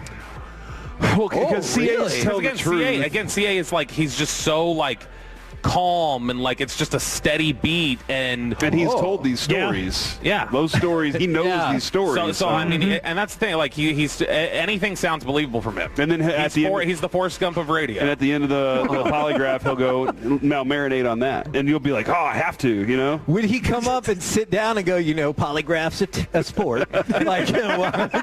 No, he'd sit down and he'd be like, one time I was with Diane Ladd. We were taking a polygraph together. Diane Ladd. God. I like it. Okay. All right. Now I actually want Chris to take that polygraph. Yeah. And see how that goes. You know what? I think Chris and I are actually in for you and the crew, Bobby, the day after Thanksgiving. Maybe I can find out how to get my hands on a polygraph. I've said for him, the game he needs to play on the air is he needs to play to tell the truth. He needs to tell 3 CA stories confidential, and one of them is just a completely made-up BS story, and you have to guess which one. I like that. I guarantee you we could find somebody to bring us a polygraph machine. Okay, well, day after Thanksgiving, 6 to 10, me and CA. Maybe we will have a polygraph. I love it. That would be amazing. The real question of the day today, gentlemen, it is National Jersey Day. Sports jerseys. What is your favorite sports jersey of all time? 877-881-1053, Twitch and YouTube. Want to hear from you as well. Because for me, it's not any of our local jerseys. It's something that I've really fallen in love with this season specifically. The Tampa Bay throwback creamsicle jerseys. I think those are one of my favorites of all time, if not my number 1 seed. You know what I've really grown fond of is the Clark Griswold Chicago Blackhawks hockey jersey. I think that's Chicago really cool. what? Shut up. Okay. So you said I could take this anywhere I wanted, Alec. Yeah. So this is not one I own. This is not my favorite jersey of all time in terms of design. My favorite jersey that, like, knowing it exists out there somewhere, is a Mike Piazza Marlins jersey. I love it. The fact that he was traded to the Marlins and was there for about 2 minutes, played a couple games, and somebody out there owns his jersey. Oh my gosh. And I like knowing that exists. Similarly to like an Antoine Walker like Hawks jersey or something. Okay. One of those, or maybe just like a Hakeem Olajuwon Raptors jersey. Ew. Yeah, ew. Do you remember what Mike called Antoine Walker? Fat ass probably or something like that. kind of. He called him the booby shaker. That's exactly. Yeah, that sounds like. So yeah, no, I get you. What was the trash bag jersey the Mavs had? The City Connect? Oh, yeah. Those were terrifyingly ugly. The one, that was the one-time wear against the Lakers. Yeah. That was the Antoine Walker debut. They were shiny. I remember Chuck Cooperstein saying when they started sweating, it looked like wet aluminum foil. Yeah, those were ugly. I was just pointing out that those existed terrible. in time. I really do like last night's uniforms that the Broncos wore. Those are classic. I love that look, and that includes the helmet to go along with it. But that orange crush, and then that helmet. That's perfect for me. I like it a lot. But Oregon, dude, you know what? It's Mississippi State. Mississippi or Ole Miss. Ole Miss is the classic blue jersey with the 2 white stripes on the shoulder. Yep. Like that is an awesome looking jersey. Every time Adrian sees it on TV, she's like, I love those uniforms, and they look good. My buddy, my son, he thinks that the logo for Ole Miss looks like a Chick-fil-A logo, and I was like, what are you talking about? Ooh. But then I was looking at letters, and I was like, he might be right. See, I think now I want an old school Anaheim Mighty Ducks jersey. Yeah. Okay. I always thought that jersey was pretty sweet. A Gordon Bombay. Yeah. Yeah. Yeah, those are sweet. I like them.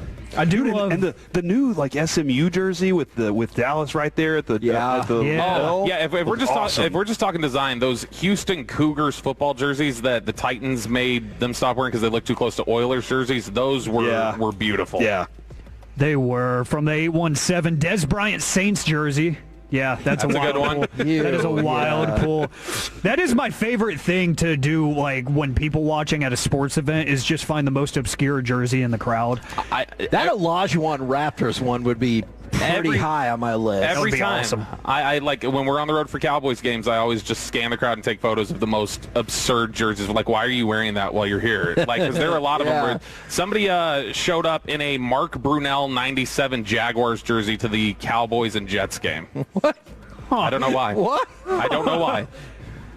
Let's see. I have a question. That's very much a Go Sports sign. The NAHL has the El Paso Rhinos, and the Rhino logo is pretty dope. The jersey's pretty sweet.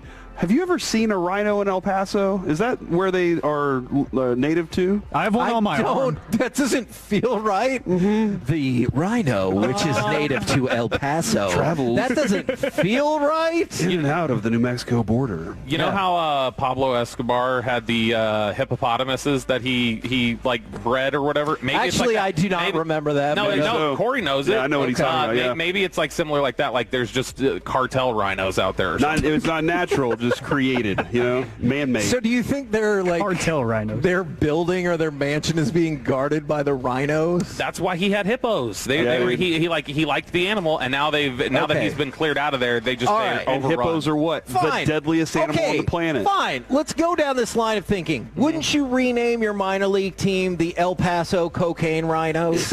You would sell so much merchandise. And the horns, just this white powder. And the hippos like really jazzed up.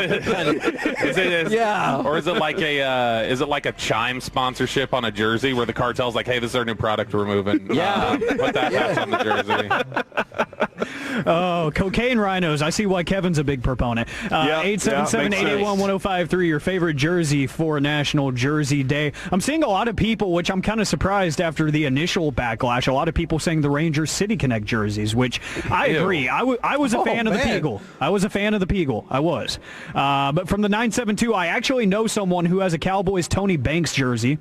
That's a good one. We used to love talking to Tony Banks when we couldn't book other people. Tony Banks is great. He was like, here's my number. I'll come on anytime. Yeah. Sweet. Yeah. Dude, somebody said the Vlad Senior Expos jersey. The Expos had some of the coolest jerseys of all time. Like the pinstripe one with Expos across the front, and then the baby powder blue one that had the logo right there on the chest. Like that was awesome. I don't think I would I would like a Houston Oilers Warren Moon jersey that's kind of that light blue as well. I like that. Then from the 214, one of my favorite mascots ever, the Rocket City Trash Pandas. Heck yeah, those are awesome. So good. So those good. Are awesome. What's the one, the oysters that looks like All right. You know what I'm talking about? It's a Bobby? glove. It's a mitt. It's a catcher's I know what you mean. What about the Believe me. What about the Hornet City edition jerseys? Oh yeah, the CLT. What does that mean? They're tough to find. Charlotte. All right. Charlotte. Some say they don't exist. That's the name of the airport, Bobby. Yeah, I know. That's why somebody did that on purpose. Aren't you glad it's not an international airport then? Why? I'm missing the reference. Charlotte International. Oh, okay. I got you. Yeah.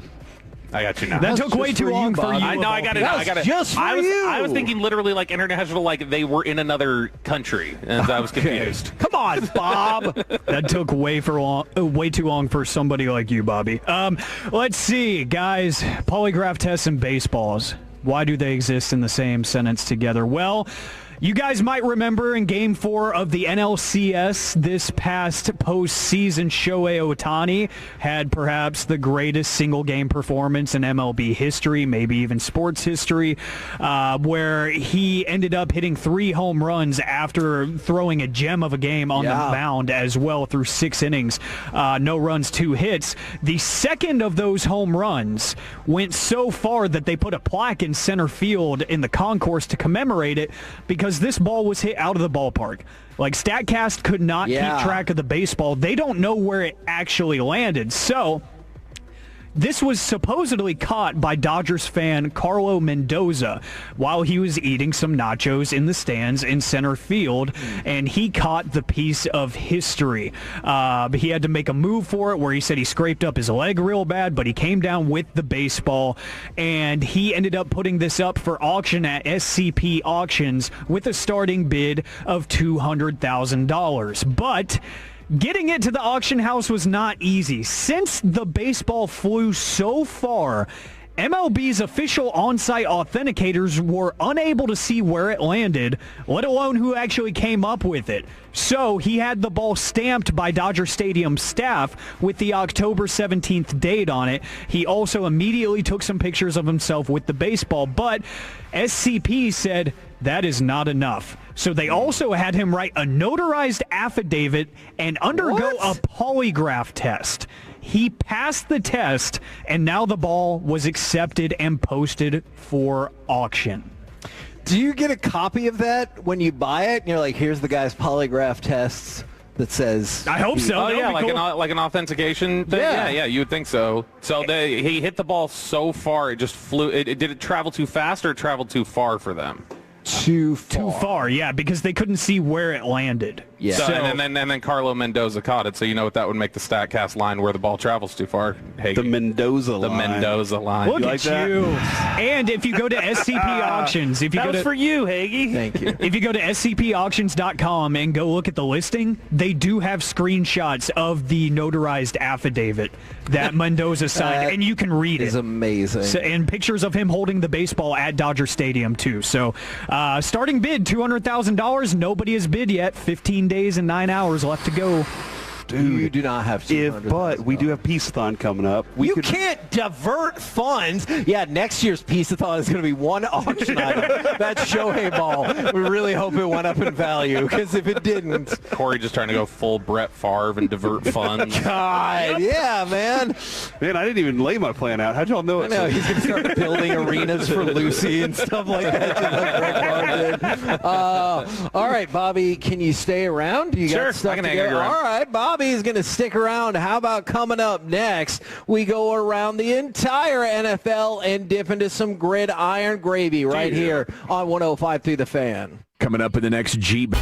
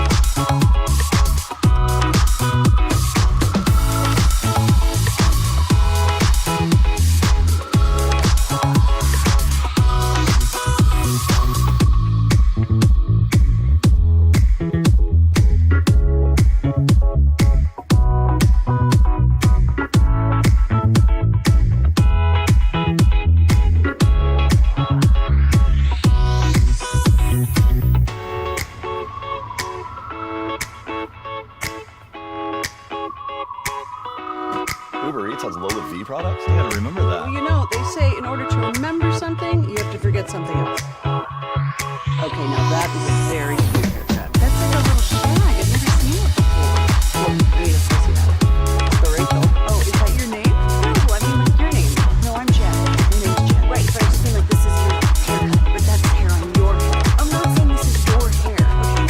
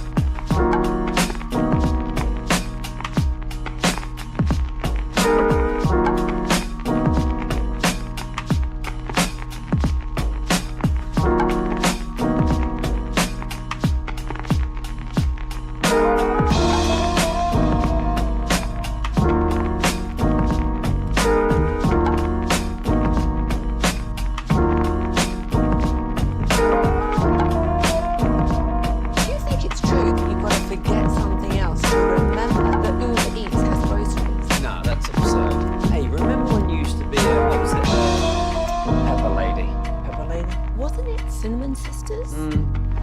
Hazel babes. Saffron Squad? Nutmeg maidens? Paprika? No. Nutmeg maidens? I just said that. Was it Spice Girls? Doesn't sound right. Was it Saffron Squad?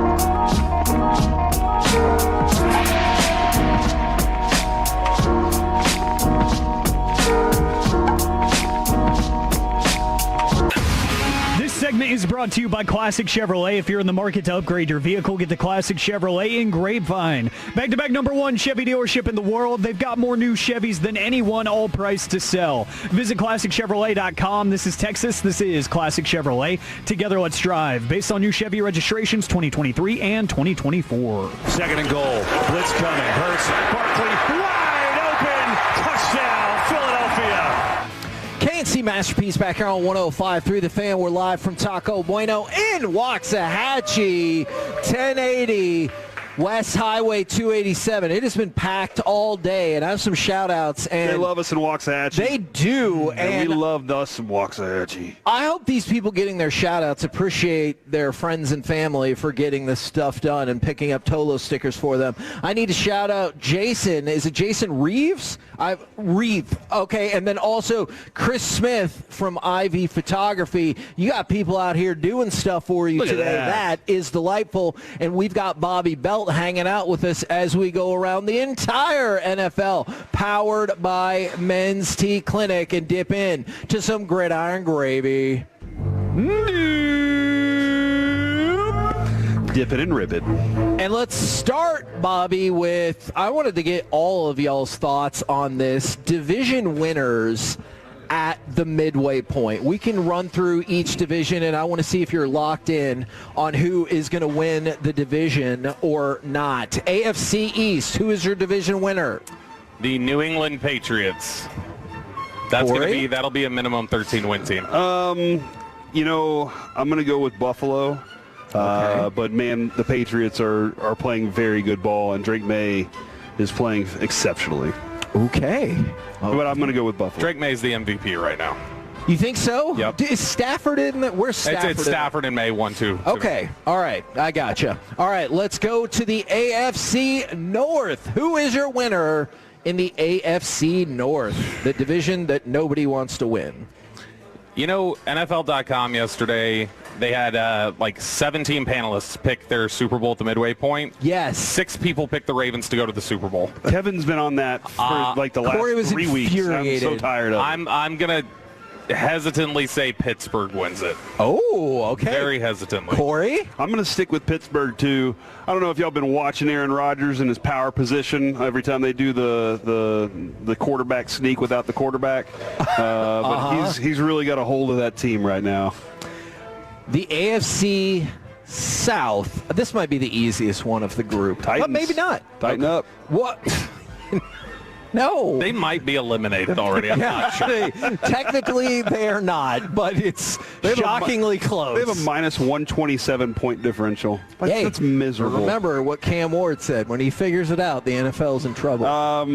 Bobby, it's definitely the Colts.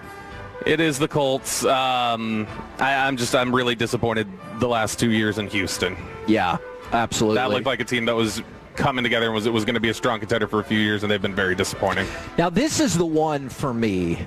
The AFC West. I know the Broncos won again yesterday. They looked awful. They've won 7. Their offense, their defense is amazing. Yeah. They've won 7 straight games. They've trailed in all 7 of those games. Who wins the AFC West? Man, I don't feel good about any of them.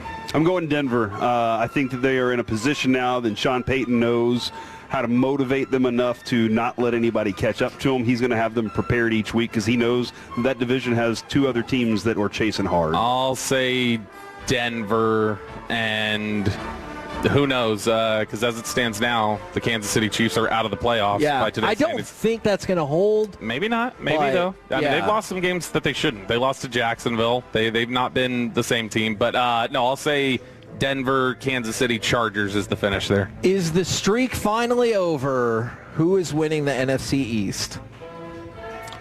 The Philadelphia Eagles. Yeah, Philadelphia's back-to-back in this, dude. First time in, 21 years? Back-to-back division Yeah, winners? it's unfortunate, but there's no team in the NFC East good enough to chase them Since the first right now. Bush administration. God, that's so weird. All right, NFC North. There's two of these divisions are significantly trickier. Who wins the NFC North? There is a reasonable case that any of the, not totally reasonable, it's not impossible that all four of them could do it. With Minnesota being the least. I'll go Green Bay. Okay. I'm going Detroit. I think Detroit wraps that thing up by the end of the season. Okay. NFC South. Why are the Bears playing in like 5-3 standing though? Like that's something I don't get. Because they have. Are they good? No. I mean, they have a negative point differential. I'm inclined to agree with you on that. But they're moving in a direction where I can see if you're a Bears fan, you're like, okay, I see you're some of positive it. about what they're building, but I mean, they slipped by against the Raiders with the last-second score and slipped by against Washington with the last-second. So I mean, they've not only is it a negative point differential, but they should have lost two other games that they won. Yes. You think they could? Oh, yeah, you picked the Lions. I picked the Lions already, Kevin. NFC South. Who wins the NFC South? What's Tampa's record right now? 6-2. What's Carolina's? 5-3 or 5-4? 5-4. Don't sleep on those Carolina Panthers. I'm rolling Carolina out there. Oh, that would be amazing. Dave Canales would have to win Coach of the Year then, right? Yeah, man, Steichen would be up there. Injuries for Tampa are starting to concern Tampa. So me when you talk about they've trailed in the last 7 games, the Broncos have. Yeah. The Buccaneers, I think their first 4 games they won this season, they were trailing at the 1-minute mark of the fourth quarter. Correct. Which is insane. First team in NFL history to win those. I'm going to say it is, as I look at Carolina's schedule, I'm going to say Carolina. I'm going to just put it out there. Nobody, dude, the odds on that must have been $1.1 billion to start the season. They have both their games still against Carolina to play, or against Tampa Bay to play. I hear you on Steichen, I really do. Mm-hmm. If Carolina won their division, like even at 10-7, I feel like he's got to get it. He's definitely up there. He's up there. What happened to Kellen Moore's team? They were the projected number 1 pick the whole time, and they're not even getting that, so it sounds like improvement. They're living up to the hype. They won their game. This is another really tough one. NFC West. Who wins the NFC West? I don't know exactly how the schedule lays out for the rest of the season, but I'm going to go with the Rams. I am also going to go with the Rams because the Seahawks defense is incredible. The Rams defense is really, really good too, and I don't trust that Darnold is going to match Stafford the rest of the way. You know, Seattle's 2-2 at home and 4-0 on the road. I did not know that, really. Yeah, that's interesting. That feels weird. Yeah, the Rams are 3-1, 3-1, and was one of those games overseas. So I don't know if that was a true home game or not. Oh, yeah. But being 2-2 at home and 4-0 on the road, that's an interesting standing there because what do they have to lean on whenever they get back home? The Rams up until, what was it, last week? Who did they beat last week?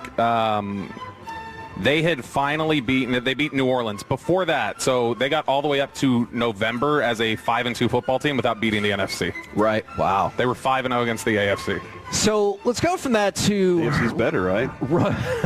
to Roma Dunze, who had to speak on behalf of thoughts of his dad.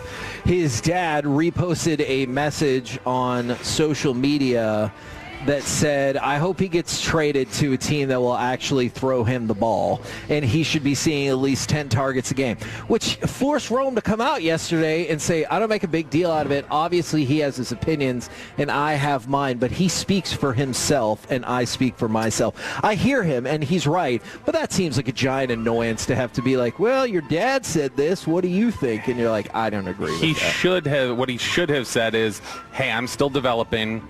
remember, guys, Rome wasn't built in a day. Come on, Hagee, you like it. Did you hear that? Did you hear that? I will say that was the sound of nobody laughing in here. It was just for you. Okay. I will say this. The receiver dad factor has become increasingly Marvin like Harrison, like Marvin Harrison, Odell Beckham Jr.'s dad, the Rome Odunze one. There was somebody else who was involved that I'm forgetting, but it's become like the LeVar Ball position. Yeah. I mean, Rome if you want to, right? There we go. This is a big Rome around the world. I see what you're putting down, and I like it. Alec, if I come back to the studio, can you teach me the board? Yep, 100%. Yeah, you're gonna have to roam and find your way back up there. Son of a bitch. Whoops. A.J. Brown is expected to play I had thoughts on that. No. Do you really? No. Okay. Can you imagine if A.J. Brown had a talkative dad? Oh, man, he would post all sorts of things from that book. Highlighted just paragraphs of how his son's not being used. You guys done? Yep. You good? Yep. A.J. Brown is expected to play on Monday, and then Sauce Gardner did clear concussion protocol, so he's expected to make his Colts debut against the Falcons. We're the KNC Masterpiece right here on 105.3 The Fan. Coming up next, the NFL executives voted who is on track to win all the awards across the NFL. We'll do that, and probably some tributes that have come out from Marshon Neland. All of it next right here on The Fan.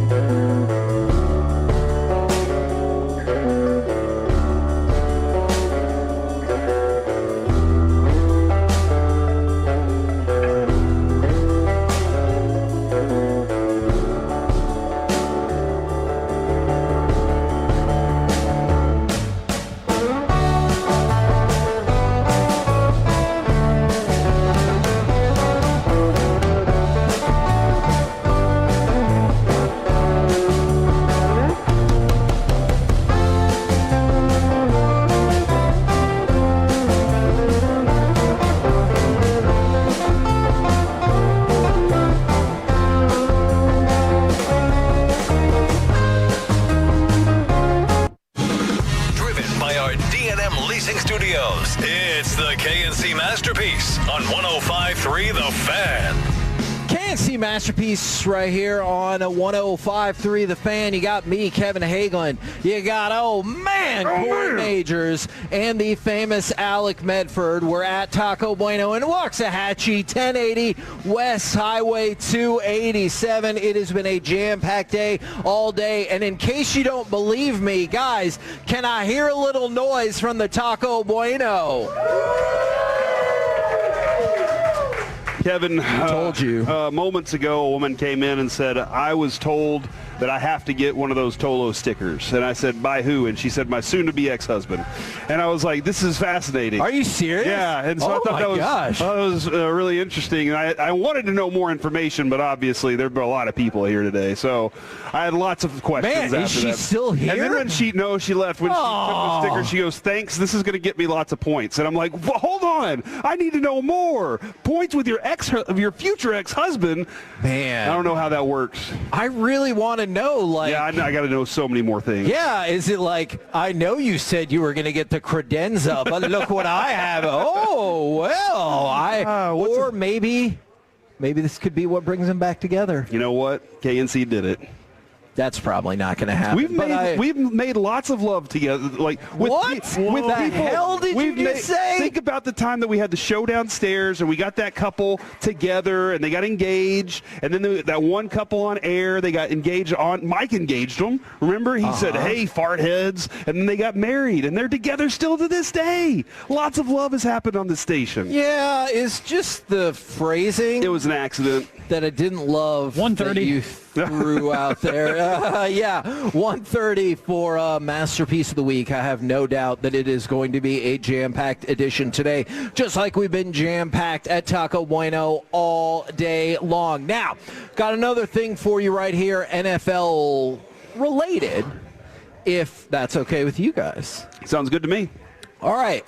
Tell me, who is your NFL MVP at the midway point? I know midway point is kind of complicated in the NFL now because of the 17 games, but who is your MVP right now? I think Stafford is definitely at the top of the list.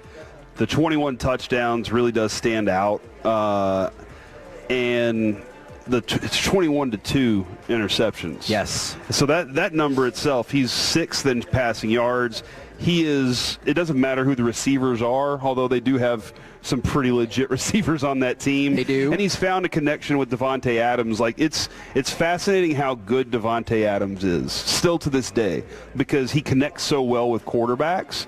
Aaron Rodgers, just go look at the list of quarterbacks he's had to deal with at times, and he produces numbers no matter what. The only time Davante Adams does not produce numbers, and he's not happy. And that makes sense, if you're that good and you want to win and stuff. So, like, the fact that he goes from Cooper Kupp, and then he's like, I got Puka now, and now I also got Davante Adams because I can't really rely on. That puts Matthew Stafford at the top of the list for me at the moment. Alec, who is your MVP thus far? I heard Bobby and RJ talk about it this morning, and it swayed my opinion. I'm going to go with Drake May. He has been incredible this season, and what a career revival, not in the player sense, but for Josh McDaniels and what he's doing with that offense. The way they are spreading the ball around and the way that Drake May is doing it with such efficiency. And, you saw the game a couple weeks ago where it felt like he only had, one incompletion the whole game. He is so incredibly consistent. He can throw the deep ball. He can get things done off schedule, and the stats back up everything that you think he's doing. So I would go with Drake May right now. Kevin, looking at rating right now too, the Drake May is at a 116.9. Oh, so old school rating? Yeah, the old school rating.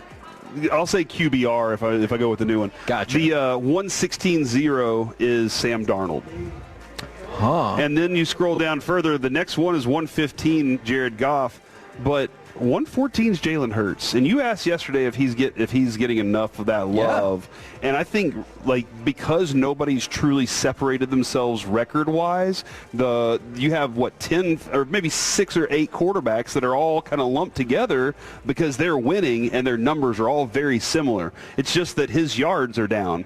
but his touchdown to interception ratio is fantastic. Yeah. And so, like, Jalen Hurts is in that conversation, too, even though yards-wise he's the 22nd quarterback on the list. Well, the reason why I wanted to bring this up is because Albert Breer has a really interesting piece out where he's like, I'm not just going to vote like I would via the AP. So he'll vote for awards at the end of the year. So what he did was he polled NFL general managers, vice presidents, directors of player personnel, and directors of pro scouting for all of these awards. Their pick right now for MVP, Matthew Stafford, followed by Josh Allen, Jonathan Taylor, Baker Mayfield, and this was stunning to me. Justin Herbert is in 5th with 3 votes and only 1 vote for Drake May. All right. Is Josh Allen, that's not name alone, right? He's not playing MVP ball to me. I agree with that. I think it's 15 to 20% name. Okay. I really do. Okay. Who is the offensive player of the year? Jonathan Taylor. And it is not even close, 27.5 votes. Second on the list, though, Jackson Smith and Jigba, who got 9 votes. Dude, I'm telling you, if he breaks the receiving yards record this year and, gets his 3,000 yards like you were suggesting he would. Maybe 2,000. If he does that, man, he definitely should get it and be considered for more strongly for MVP also. Who is y'all's defensive player of the year? I think Mike is probably at the top of the list. You think wrong. Oh, really? Is it still Myles Garrett? Myles Garrett. And just to put this in perspective. Is it ever not Myles Garrett? See, that's a good point. Myles Garrett got 30 votes. These are from executives in the NFL. Second on the list, Brian Burns? Aiden Hutchinson. He got 4. Okay. Think about that. 30 to 4. Micah got all of 1 vote. I think for your generational player. I think the other people that need to be involved in that conversation, Brian Burns, if you've watched him play. Brian Burns is 3rd. Okay, if you've watched him play, dude, you know the impact he makes on the field. I think he's leading the league with 11 sacks right now, too. And Nick Bonito. He's 4th. He's 4th. Okay, Nick Bonito's been fantastic this year. And where's Byron Young? Is Byron Young on the list at all for the Rams? See. I didn't know if he had made his way into that conversation yet. He did not get a vote. Okay, all but right. to be fair, I think only 7 people got votes. Okay, and wasn't Will Anderson the leader to start the season? Will Anderson got a vote as well. That's just, and I don't mean this to just be a knock at Micah, but people use the term generational player very loosely. Micah's not even the best defensive player in his generation. So it's Myles Garrett? Yeah, sure. Is Myles Garrett in his generation? Yes. Okay, all right. And or if you think it trickles back a little further, then obviously I'd go Aaron Donald. I just think people very lazily use that term. I understand that. Who's your offensive? Was Luka a generational player? No. All right. Oh, no. Well, hold on. Pause. Let me try that again. Not yet. Because, think about it. What makes him a generational player? Mm-hmm. All the MVPs he's won? 0. All the titles he's won? 0. So, Jokic is way better than him in terms of putting up, a resume so far. But Luka still has, 12 years? Yeah. That he can change that? Yeah. So, yeah. Kevin from the 469, my wife just gave me a Tolo sticker. Am I getting divorced? Oh, no. I don't know. It could have been any wife, You know what? Is this that one Could night? have been a lot of wives. Do you remember that one night that this guy was like, hey, my name's Jeff, and I'm proposing to my girlfriend in Fort Worth tonight, and you're like, everybody who's going out with a Jeff tonight in Fort Worth is like, oh, my God, oh, my God, it's oh, my me. God. It's but for most of you, it wasn't you. Mm-hmm. All right, Alec, who is your offensive rookie of the year? Ooh, offensive rookie of the year. Dylan Gabriel. No, I'm kidding. Shut up. You hate him. I wanted it to be Genty at the beginning of the year, but that team stinks. Man, I'm trying to Ashton Genty, just because you brought that up, he got no votes. Yeah, which is really disappointing considering everything that led into him going as high as he did. I know he's probably not the favorite, but who I would pick is Emeka Egbuka. Oh, man, I love that pick. He has blown me away. I knew he was going to be a good player, but he has blown me away with the volume that he is able to handle when Mike Evans isn't available, when Chris Godwin is coming back from injury. He's taken on that leadership role in terms of production so quickly. So I think just the surprise factor of how good he's been would get my vote. Well, Alec, I have great news for you. He's far and away the favorite. 26.5 votes. Ooh. Tyler Warren is second with 6. I was going to ask, yeah, Tyler Warren's had a fantastic season. A lot of people didn't really know much about what to expect out of him. Where's George Pickens on that list? He's a rookie for us. That is not how this works. Okay. I will work on my own list for Where's Jackson Dart? Jackson Dart's third. Okay. Who is your coach of the year? This might be the most heated contest of all this year. I can see that. I know we were talking about quarterbacks and the MVP, but Shane Steichen's done such a good job with the Colts, who everybody expected to be boring. For the record, I totally agree. When I say Dave Canales, that's not to slight Steichen, who's been awesome. What Dave Canales is doing is great, too, considering what we expected out of that team for sure. I think it's just like the 7-1 start kind of really stands out. And the fact that they converted Daniel Jones into a moderate quarterback.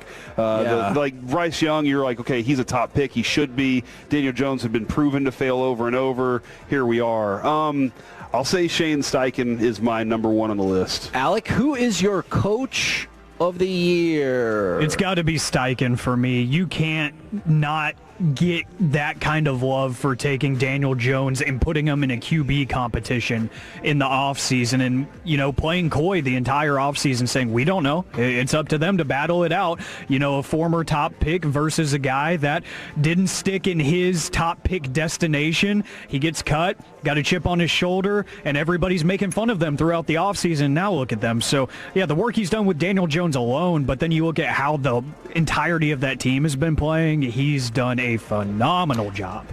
So I have no issue with that. Shane Steichen is first. This is McVay in there? Incredibly close. McVay is way down the list. Okay. Shane Steichen got 16.5 votes. Mike Vrabel is second with 15. He should have that number of votes also. Here's my issue. Patriots weren't ready yet, and he's already got it ready. They definitely feel ahead of schedule. Kyle Shanahan, Todd Bowles, Mike McDonald, Sean McVay is 6, Liam Cohen, Sean Payton. My issue is that's 8 people. And there's no with Shoddy. Votes, and no Dave Canales. They won 5 games last year. They're 5-4 right now. They could lose all the rest of the games. They could, but it doesn't feel like that's going to happen. Which team gets your executive of the year? I'm sorry, it's not Jerry. Well, because it's Steven, right? No, they did not. Neither one of them got votes. Just like Shedeur Sanders didn't get any Rookie of the Year votes. Sorry. I'm going to go with Howie Roseman. Where does he fall in this? Howie Roseman pulling off the Jalen Phillips, is fourth. Okay. John Schneider for the Seahawks is first, and Chris Ballard for the Colts Schneider for the Seahawks for getting Sam Darnold? Yeah, just like the Colts are second for getting Daniel Jones as a backup that they didn't think they would actually need him to start. Interesting. And the Bucs GM is third, and then Howie Roseman is fourth. We're the KNC Masterpiece right here on 105.3 The Fan. Coming up next, I am really excited about this. Back-to-back, all in the Expressway. We've got Forgiveness Friday, but also the Combo Platter app edition. Give us a sports opinion, and then what is the most distracting app on your phone? On your phone, not the order at the restaurant, all right? Mm-hmm. Most distracting app on your phone. We will do it next, live from Taco Bueno in Waxahachie on 105.3 The Fan.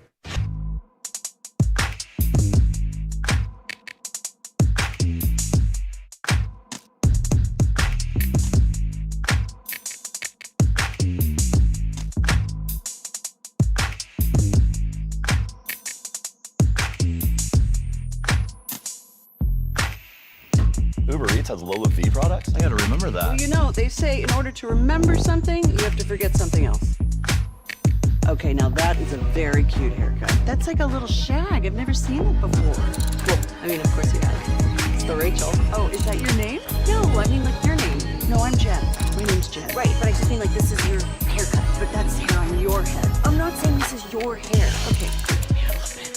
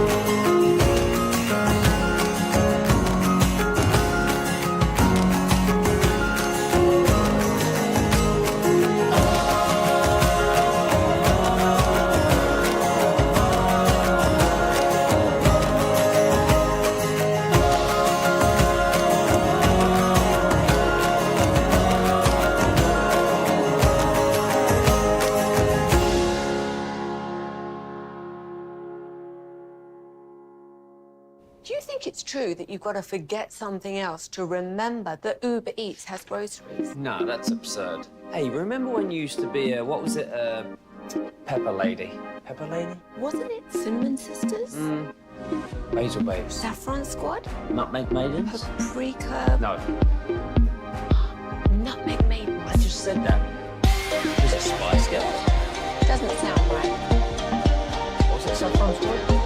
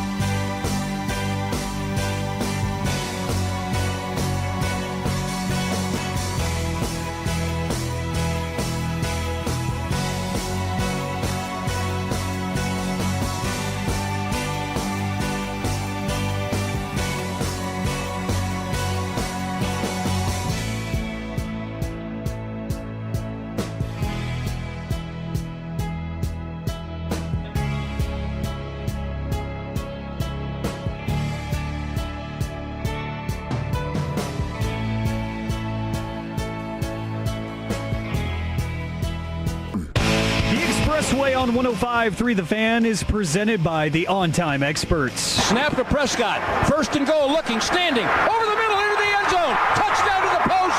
Jake Ferguson. How about that?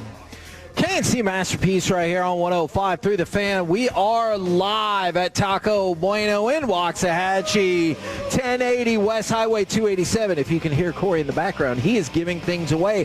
That's why you need to make your way out here to come hang out with us.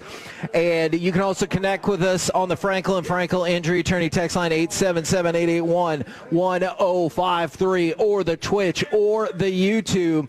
We're going to do a combo platter right here, phone app edition. Give us a sports opinion, and then what is the most distracting app on your phone? 877-881-1053. In the meantime, I just wanted to throw out a couple of things real quick with people giving tribute to Marshon, Neland. DeMarcus Lawrence started his presser yesterday talking about it. Micah Parsons wrote on Instagram, "I'm sorry, little brother. I hope you find peace." Wyatt Thomas, bright spirit, a brother and a great person. Love you, 94. And special teams coach or former special teams coach for the Cowboys, John Fossil, weighed in as well. And he goes, you could tell there were great leadership qualities, and those aren't things you just say after someone passes. These are things that are real, and I would say it about him right now if he just had a great game and was still around. He was magnetic with his personality, where he was hardworking and tough. It was a fantastic combination of all things. So all kinds of tributes, as you would probably expect, coming in to Marshon Neland. You saw multiple press conferences yesterday. Started off with people who, a lot were affiliated in one way or another in the past with him and the Cowboys, but there were some that were not affiliated with Marshon Neland whatsoever that still wanted to, kind of take the time and throw some respect to him. Yesterday was a really tough day. That's why we've been trying to have lots of fun today, and hopefully we can continue that in this segment. Give us a sports opinion as part of the combo platter. And then, what is the most distracting app on your phone? I just saw this one from the 817. Cowboys will go 3-5 down the stretch, and those Taco Bueno ads on my phone are pretty distracting because they're showing off the appetizers. Oh, yeah, I can understand that. That's why you got to make your way out here. Come see us. Cheesecake chimneys. Are you going to, don't distract yourself right now. Platter. You have to do the show. The chicken potato burrito. That's what you had, right? The Bueno burger. I could eat two. Are you opining over something you just ate? Yeah, it was that good. When something tastes that good and you're just like, I wish I could taste it again. Okay. That's where I'm at right now. And Thank you, Alec. Then from the 214, a serious question, will Kevin be visiting Worth Collecting while in Waxahachie? You know what the sad part of all of this is? He's not even here today. Paul's not there right now. Yeah. The shop is still open, but he's at the Dallas Card Show. Nobody's at the shop, but it's open? The shop is open. There are people working there. Gotcha, okay. But there's that cookie place, the dessert spot right by there. You said that's the best cookie on the planet. Yes, it's the best cookie I've ever had in my life. What's the name again? The Dessert Spot. And it is in Waxahachie, so I'm sure plenty of people are aware. All right, would you like to start? You want Alec to start? You want to go to the text? What are you thinking? Kevin, I will start. I think that it's very sad that the Los Angeles Dodgers are not the favorite to get Munetaka Murakami, the home run king of Japan, who's recently just posted. At the moment, the favorite team to get him is the San Diego Padres, not the Los Angeles Dodgers. And I think the Dodgers should always get people because they have so much money. I have great news for you. Bet Online does have the Dodgers as the favorite. They moved up to first? So I think that's ridiculous. I can't believe it. It's always the Dodgers. But yeah, if you were wondering about the Rangers, they're down the list. They don't have the money. The over-under on the value of Murakami's contract, $129.5 million.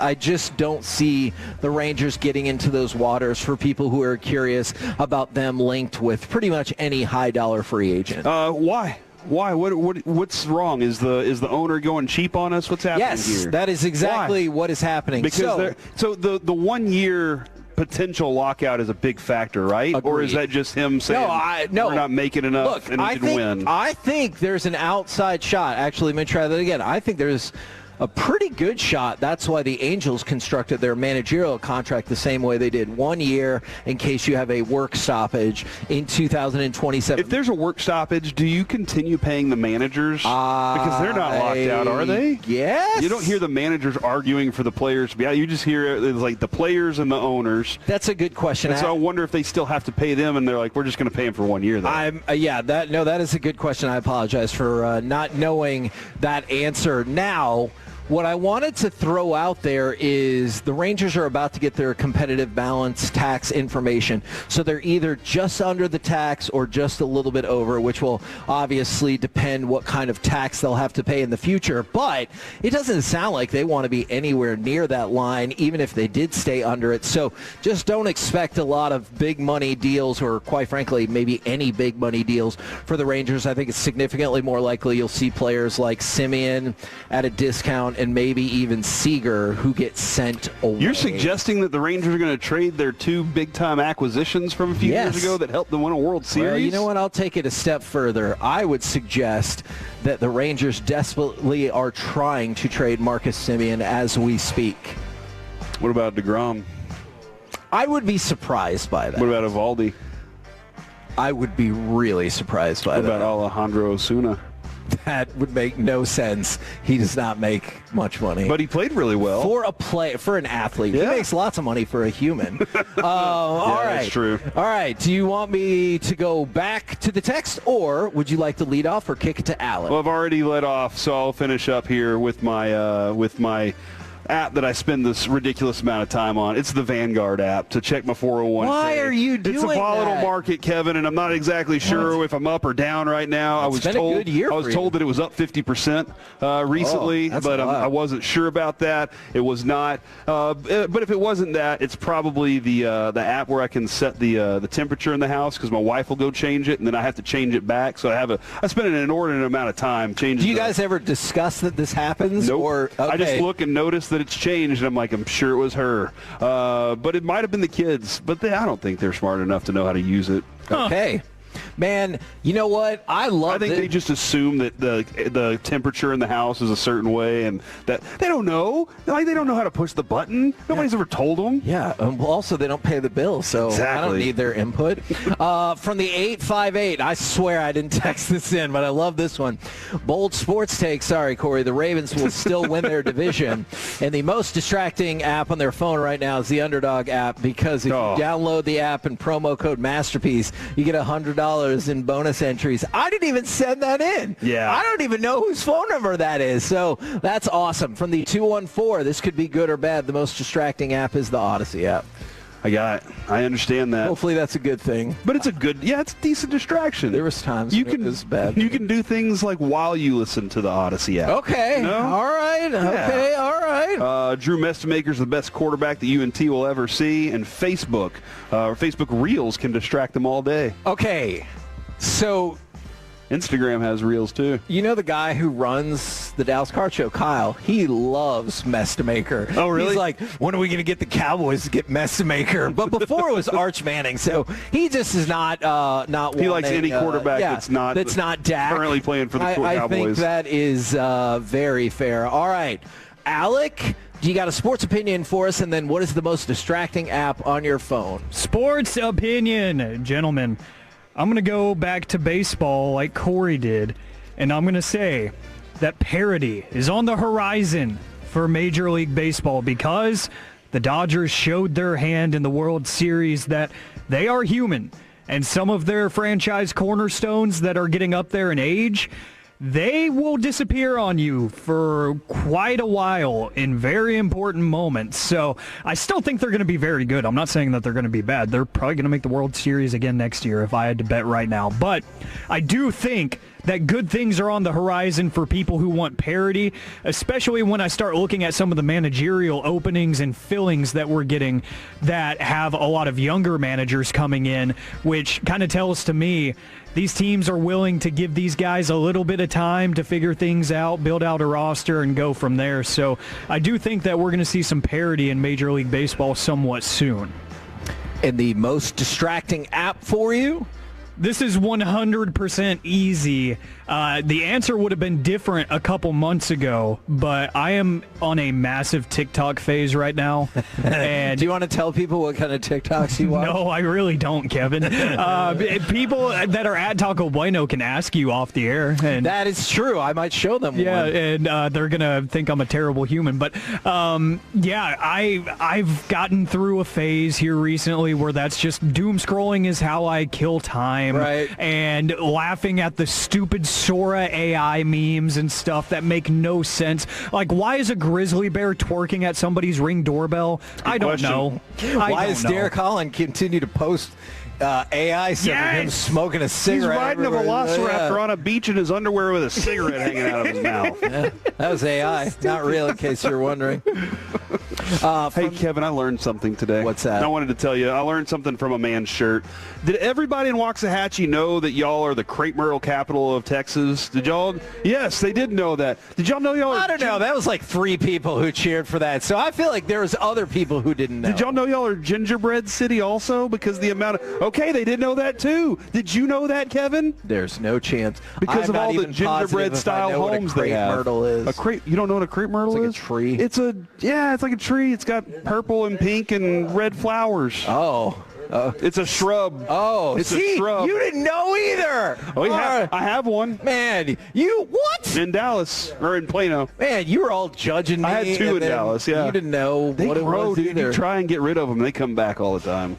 Okay, all right. From the 469, man, I kind of want to learn more about Waxahachie. And we just go around the Taco Bueno. That's a good idea. The Rangers will not finish above 500 next year, and the Odyssey app is the most distracting, always toloing from the 2-on-4. The Mavs will be abysmal all season. Oh, and Instagram is the most distracting app on my phone. I know Instagram is super popular. Is it more popular with women? Because I know that my wife is on Instagram like nonstop all of the posting time. Or no, what? She's just watching reels, looking at people, and she's like, "Ooh, look at that person's outfit," or like, "Hell, I had that kid as a student 8 years ago." I am actually very happy. Adrian found some lady that she follows, and she like mimics her style, and it looks really good. I'm like, "Hey, you look good in that shirt and pants, and dress and skirt." And she's wearing too many things. Not all at the same time. Oh, okay, like when she wears new things, I'm like, "This is impressive." Gotcha. And then I realized she spent all of our money on clothes because she saw it. Right. And she keeps changing the thermostat. Oh, man. You know what I kind of want to do? You know the Wooly Bully top 10? I want a Corey Majors top 10 of things that agitate him about his wife that are like not the most serious thing in the world. Man. But yeah, I wanted to know if anybody knows like the man versus woman usage of Instagram, because maybe it's like exactly even, but what do guys use Instagram for? To look at hot ladies, right? I don't have a clue what you're talking about. I post things to say that we're going to be at Waxahachie Taco Bueno. Such a That's what I use it for. I use it to get the message out, Kevin. I don't really use Instagram, and I feel bad whenever people ask me my Instagram handle. From the 806, my preseason prediction of Donovan Ezeraku finishing top 3 in Defensive Rookie of the Year isn't looking too crazy. Nope. And then to go along with what you said, stupid Instagram, I get addicted in their reels. Mm-hmm. Yeah. Here's the thing, too. Like, my middle kid right now is like, Dad, I want TikTok. And I'm like, why? And he's like, because I'm 3 days behind every time I watch a YouTube reel. And I'm like, oh, interesting. So he's just trying to keep up. I'm like, I don't know, man. Let's go read a book instead. Okay. You know? All right. Let's do something educational. Although there is educational stuff on TikTok, too. It's all about what you like, really. Like the algorithm decides. Is it really educational, or is it something that seems educational, but if you looked it up elsewhere, you would find like how to become an astronaut, you know? And how do you become an astronaut? You got to look it up on TikTok, and then you watch and you go, okay. I haven't watched that video. That's not what I'm there for. Do you know how astronauts set up their vacations? They plan it. Thank you. Hey, one person. That's fine. There might have been a second person that laughed a little. They should be ashamed. Okay, I don't think that is the case whatsoever. All right. So I'm a little hesitant about this one because I already told Corey what my app is going to be, and he made fun of it. Mm-hmm. So I might as well stay honest. So my sports prediction and I hope I'm wrong so much, but A&M has bred me into a state where I just think the worst is going to happen. So I believe Mickey Spagnuolo will be happy on Monday when we talk to him because Missouri will have beaten You were A&M. so scared of commitment. I mean, like, you married your wife. Yeah. That's cool. That's why everyone came to our wedding, because they were like, hold on, a 39-year-old and a 37-year-old are getting married for the first time? We have to go see what kind of wonder this is. You were so scared. That's the problem with A&M fans, I have Kevin. battered Aggie syndrome. Yeah, but you never believe. Yeah. Y'all don't believe because you're scared of getting hurt. No, not true. I believed too many times, and then they were like, ha, stupid. Well, it felt, yes, kind of like a Cowboys fan. That's false Thanks. belief, Yeah. but yeah. I mean, look, I am Charlie Brown going to kick that football every time, and Lucy's Conviction. like, you're so dumb. Dude, yeah. believe it this year. This is y'all's year. This is A&M's year. I got faith for you. God, I hope you're right. So much so that I'm going to go make some plays on Underdog. And then the app that is most distracting on my phone, it's called Lily's Garden. I'm sorry, what? It is kind of like It's kind of like a puzzle game. And With a garden? It's very real and it's very popular. Apparently, no one in Taco Bueno's ever heard of it before. But whatever, it's really popular. It has millions and millions Dude, it has of its own downloads. wiki fandom. Yeah, because it's super fun. Do I spend too much time on it? And all of a sudden, I'm like, oh crap, I was supposed to go to sleep. Yes, that happens quite a bit. So Lily's Garden is the most distracting app that I have on my phone. Yeah, it says there are 301 articles on it, dude. 309, as a matter of fact. Look at that. Okay. I'm going to read each one. I don't believe I have ever read an article about Lily's Garden. You could probably play better and more efficiently if you did, though. It's, you know what? That actually You're welcome. is a good point. Yeah, I'll send you the link. And then from the 972, Kevin's correct. We all have battered Aggie syndrome. Look, if you love Texas A&M, they have driven us to this point, much like Cowboys. What have they ever done wrong, though? Lost games they were supposed to. Go back to 2020, although I guess that wasn't really their fault. It was the College Football Committee for screwing us over. Then our generational team we had in 2012 with Johnny Manziel, we didn't realize that they didn't have the playoff yet. We lost 2 games early and then mowed down everyone. You're like, oh, hey, good job. You get to be 5th. And then, I don't know, every big road game ever before this year. I don't think and then they would have last won any year of those against games Texas, the last time we played Texas in that BS pass interference call, there's a lot of them. Did y'all ever have Elko before that?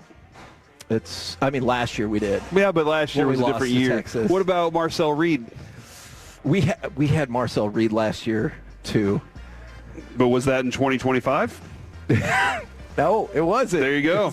Now it's time to believe again, Evan. It was in 2024. Oh, man. Man, there are a lot of people that play Lily's Garden. Yeah, from the 806. I don't know if this helps my case. My 9-year-old plays Lily's Garden all the time. Well, you know what? I thought it was a challenging puzzle game, maybe for kids. Somebody suggested that garden is an adult site. It is definitely not. It is definitely I didn't suggest it. Somebody else did. Yeah, there's no way Alec. I would spend like 3 hours at a time on it if it was that kind of site.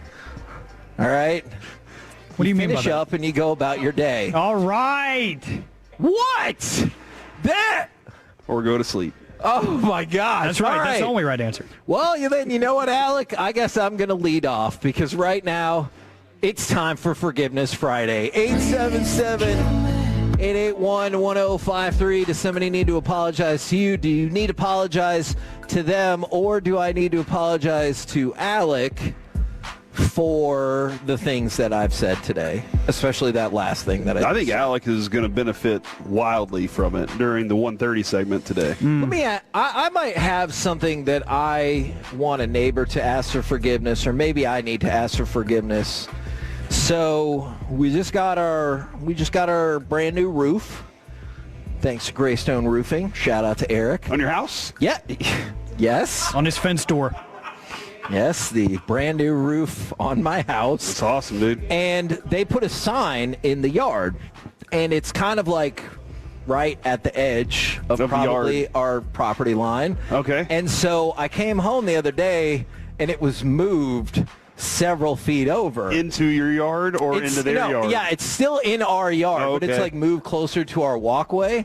And I asked Jess, I go, hey, did you move that Greystone sign? She goes, no. I was like, did they move that Greystone sign? Dude. So obviously what I should have done is just let it go. But did you go knock on their door? No, I just put it right at the absolute edge. Why? I don't. Why did you I don't do know. that? That's I don't unnecessary. know, Corey. That's why I'm saying I need to ask for forgiveness because I don't know why I am the way I am. That is unnecessary. Couldn't let it go, dude. You didn't because they moved it. They were like, that's not our company. Probably. I'm gonna assume that. Well, yeah, it wasn't their yard either, so it's still in my yard, but it's like. Oh, man. You know how I know it's my yard? Because the grass is still green. So they should probably take a look at that before they're moving signs. They don't take care of their yard, is what you're saying? Yeah. So did I just make the situation worse when I could have just left it there and just moved on with my life? And been like, I like Greystone. I mean, you have to live next to these people. I don't think I've ever had more than I've had one conversation with him, but that's it. Was it politics? No, it was just like, yeah, hello, my name's Kevin. Who did you vote for? Like, why would that be? I told you my favorite signs in my neighborhood were the one somebody had Liberty lives here, and then across the street somebody said, this is awkward, Liberty also lives here. Oh, my And I was gosh. like, man, that Liberty girl, she, you know, Yeah. she's got all these places. Yeah, so do I need to ask for forgiveness? Don't ask them. I heard another person say yes. I don't think you should ask them for forgiveness because okay. I don't think that they're going to forgive you. I think they're going to be like, why do you keep doing this, you big jerk? Oh, that's just going to make you more mad, and then you're going to go buy more signs and put them all on the edge and basically make a fence. But are they just all going to be Greystone roofing? Yeah. This whole fence of Greystone roofing signs, All right, and I don't think that's going to work out for you. Caden's a Tolo. I bet I could get lots of signs and just build like a little perimeter at the edge of my... That feels like that would make it not From the okay, 972, for sure. this is Kevin's neighbor. Stop talking crap about the color of the grass of my lawn. So, just saying, it didn't just stop being green either. Yeah. You know what I'm from saying? the 561, no thank you. This is a wrong segment for that. Oh, okay. But they did want to say to the Adelson family for trading Luka and suing the Stars. Hey! They're not happy about that. I should be more focused. Somebody said it has 271,000 downloads for Lily's Garden. Look at it right here, Corey. 50 million plus downloads. Dude, that is awesome. So congratulations. See, and this How often do you spend money on that app? You know what? That is not a question for today. How often do you? They're like 99 cents, and you can get an I know. extra spin. Look, they have broken me with their microtransactions because I'm like, I could just push this button. Yes, too much. Get the golden pass for the next 29 days. He is rich. Yeah. But look, this is why I run into the problems I do in life.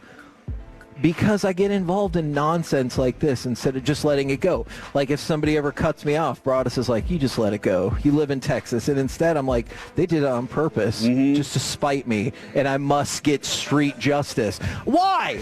I don't know why. Dude, every time I get street justice, I go, street justice, just like you.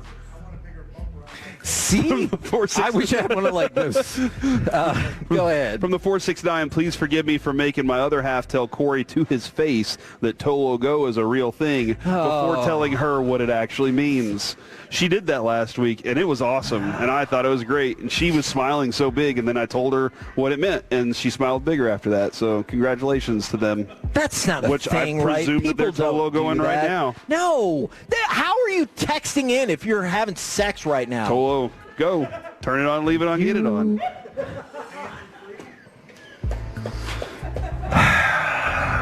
Okay, you heard that, right? That lady just said order 469. That's a bit, right? That was a bit. She's that been listening all day. That She's been cannot listening. be She's the part of the number show. that we are actually on. Okay, that's not my fault, Alec. The rest of it is from the better. 682. You should probably consult with the police. The easy way to get killed is a neighbor dispute.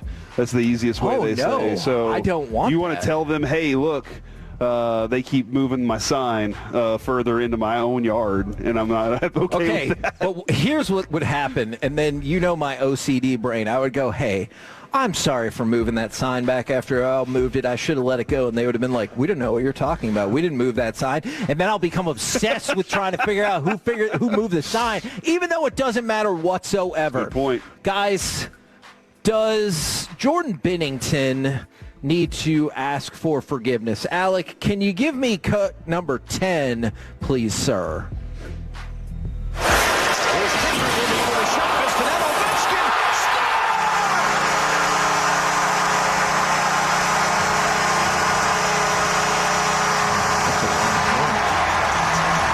So number 900, Alex Ovechkin, first player in that is actually what I was about to say. You can cut him off.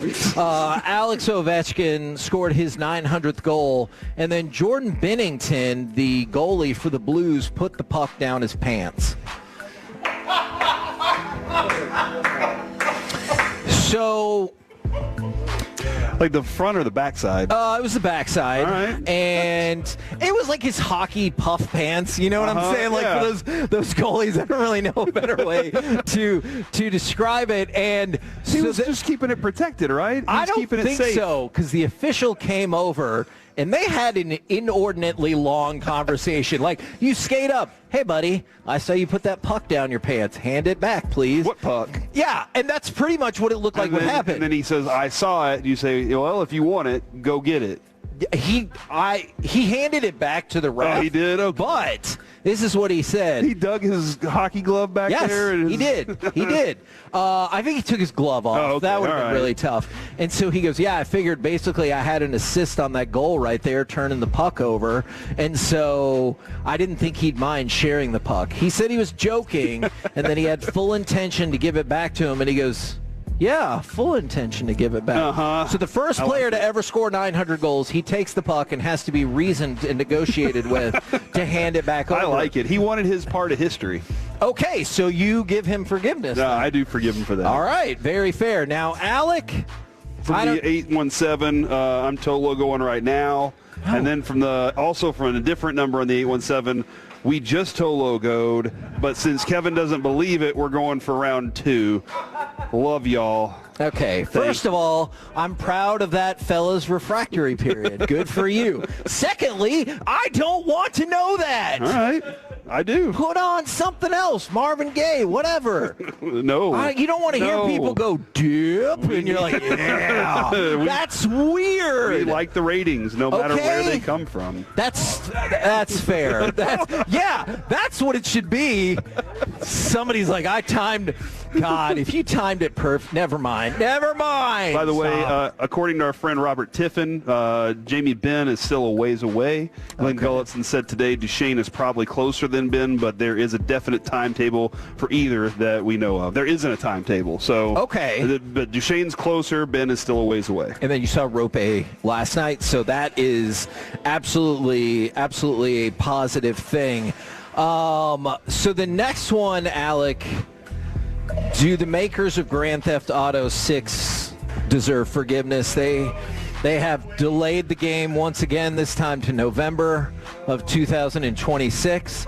And so I'm sure, Alec, that game will be out in 13 months. I'm going to be able to, put out a mortgage by the time this thing comes out, man, dude. I am Hold on one second, Alec. I'm sorry, 1 second. Hey, you guys aren't leaving because of what we just said, right? Okay, good. All right, Alec, I'm sorry. Two people got up to leave, and I just wanted to make sure it was not because of the Tolo goal. Yeah, no, they're leaving because GTA 6 got delayed again. Okay, yeah. All right, go ahead. Yeah, this is ridiculous. I got the game when I was in 8th grade. I got GTA 5 when I was in 8th grade. Yeah. I am 24 years old. How old you all are. Yeah, I'm 24 years old. And this, new iteration of the game still doesn't exist. I don't even think it's going to come out at all at this point. Yeah. I feel like they made it up. Okay. It's a marketing ploy. They're just teasing us so that we can continue to play the old versions. Because they know I will. Yes. Kevin, somebody did say, by the way, they're dipping while you say dip. You know what they mean. So basically, you dip, they dip, we dip, if you know what I mean. Put my hand upon your hip. What is wrong with y'all? I'm just saying. No. Oh, what's going to happen first? In the 903, we get Grand Theft Auto 6 or the Cowboys win the Super Bowl? Cowboys win the Super Bowl because Grand Theft Auto 6 is never coming out. Okay. And the Cowboys have at least won a Super Bowl. Okay. So, and they will win another one? Kevin, also, text just came in that said, this got me inspired. I'm going to go pick up the wifey right now to Tolo Go, as the kids say. No kids say that. They all do. They don't go 6'7", Tolo Go. Like, that is not a thing. No, they do. That is happening. Now, this one is tricky because I kind of see this woman's point from the 817.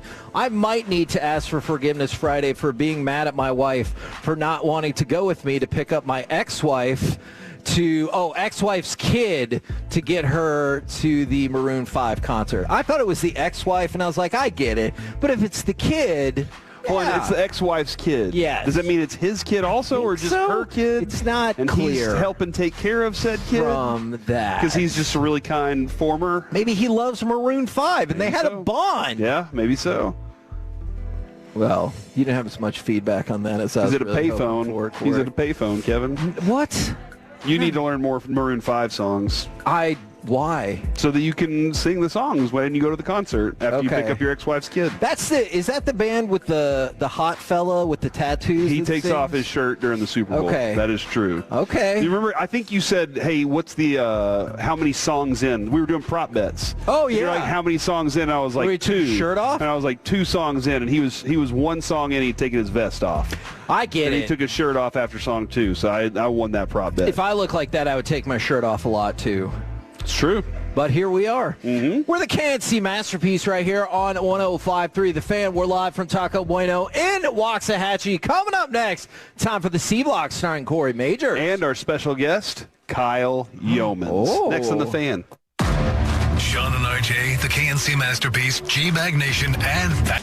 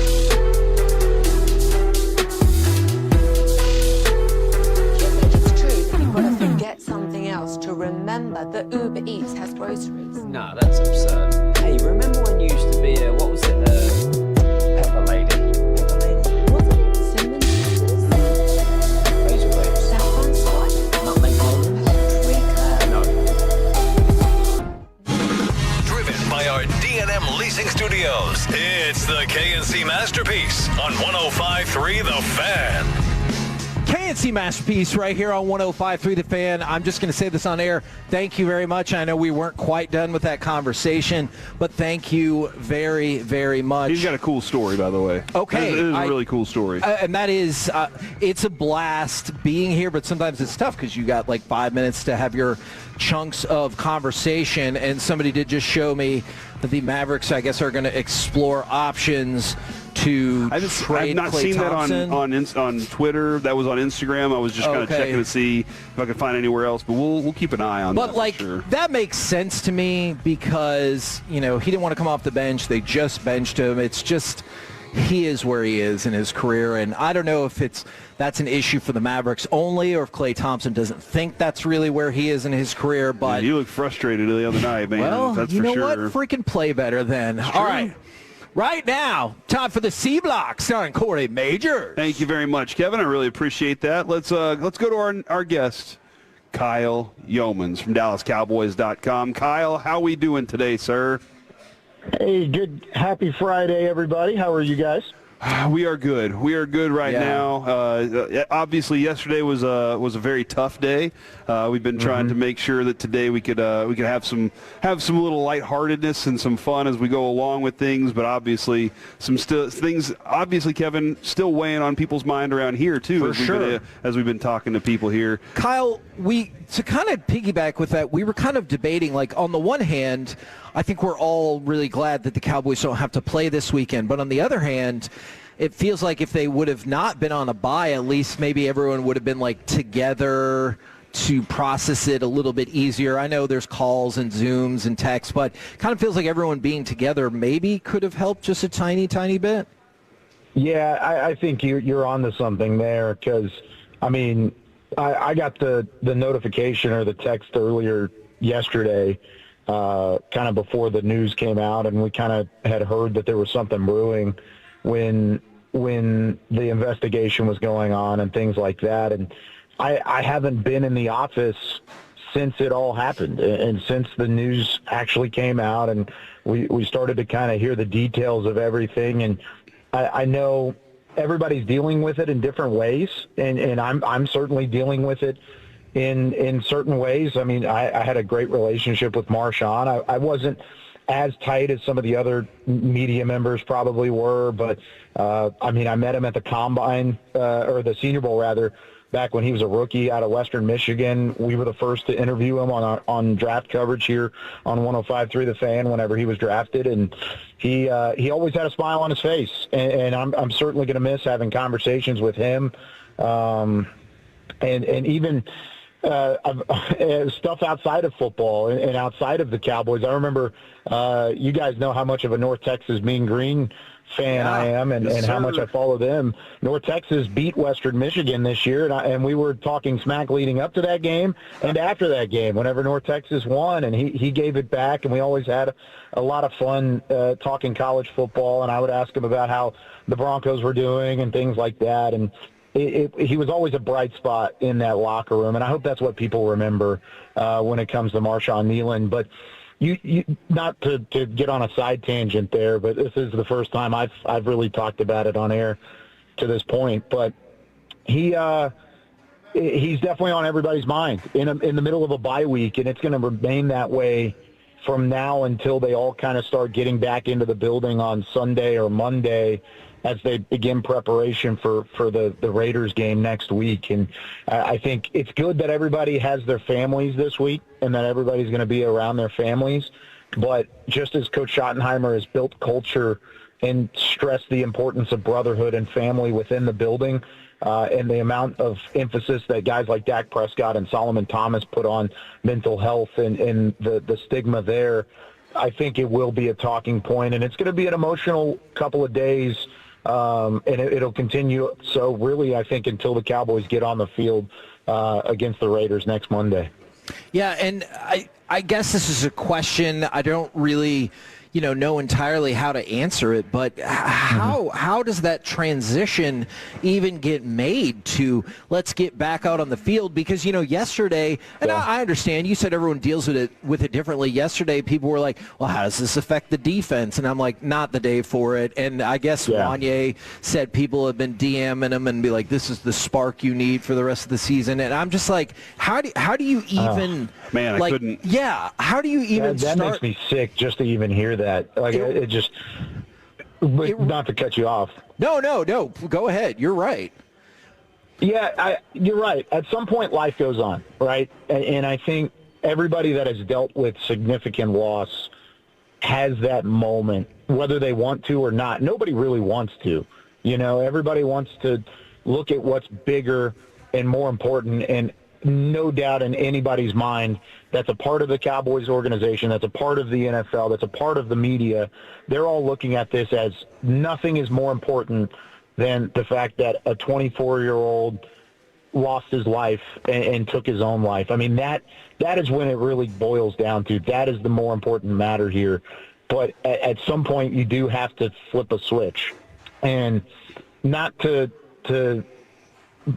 speak on behalf of the team, but I think when you get back on Monday following the bye week, you have to. You got to turn around and move forward. And a lot of that pressure, I think, is going to fall on the coaching staff. I think a lot of that pressure falls on the leaders on both sides of the football. And we've had the conversation throughout the year, too, about the defensive side and is there a lack of player leadership there because of how new a lot of those faces are and how maybe inexperienced some of the better players are on that roster. And now you get a couple new guys coming into the fold as well with Quinnen Williams and Logan Wilson. How are they going to react to this whenever they do finally settle in and start talking football again? It's going to happen at some point. I don't know when that moment's going to be. I don't know how Coach Schottenheimer and his staff want to talk about that, or even if they do want to talk about it, but it's going to happen, and it has to at some point. Yeah, I understand the idea, Kevin, of a purpose. Like, we'll go back to the Steelers, right? Jerome Bettis. They were like, oh, we're playing for Jerome Bettis in his final season. But there's a moment when that triggers for a team, I think. And I don't think in the days after that's a thought that they're even close to happening. Yeah, and I don't, obviously I don't know the people that sent those messages. Yeah. I don't necessarily know that they meant it.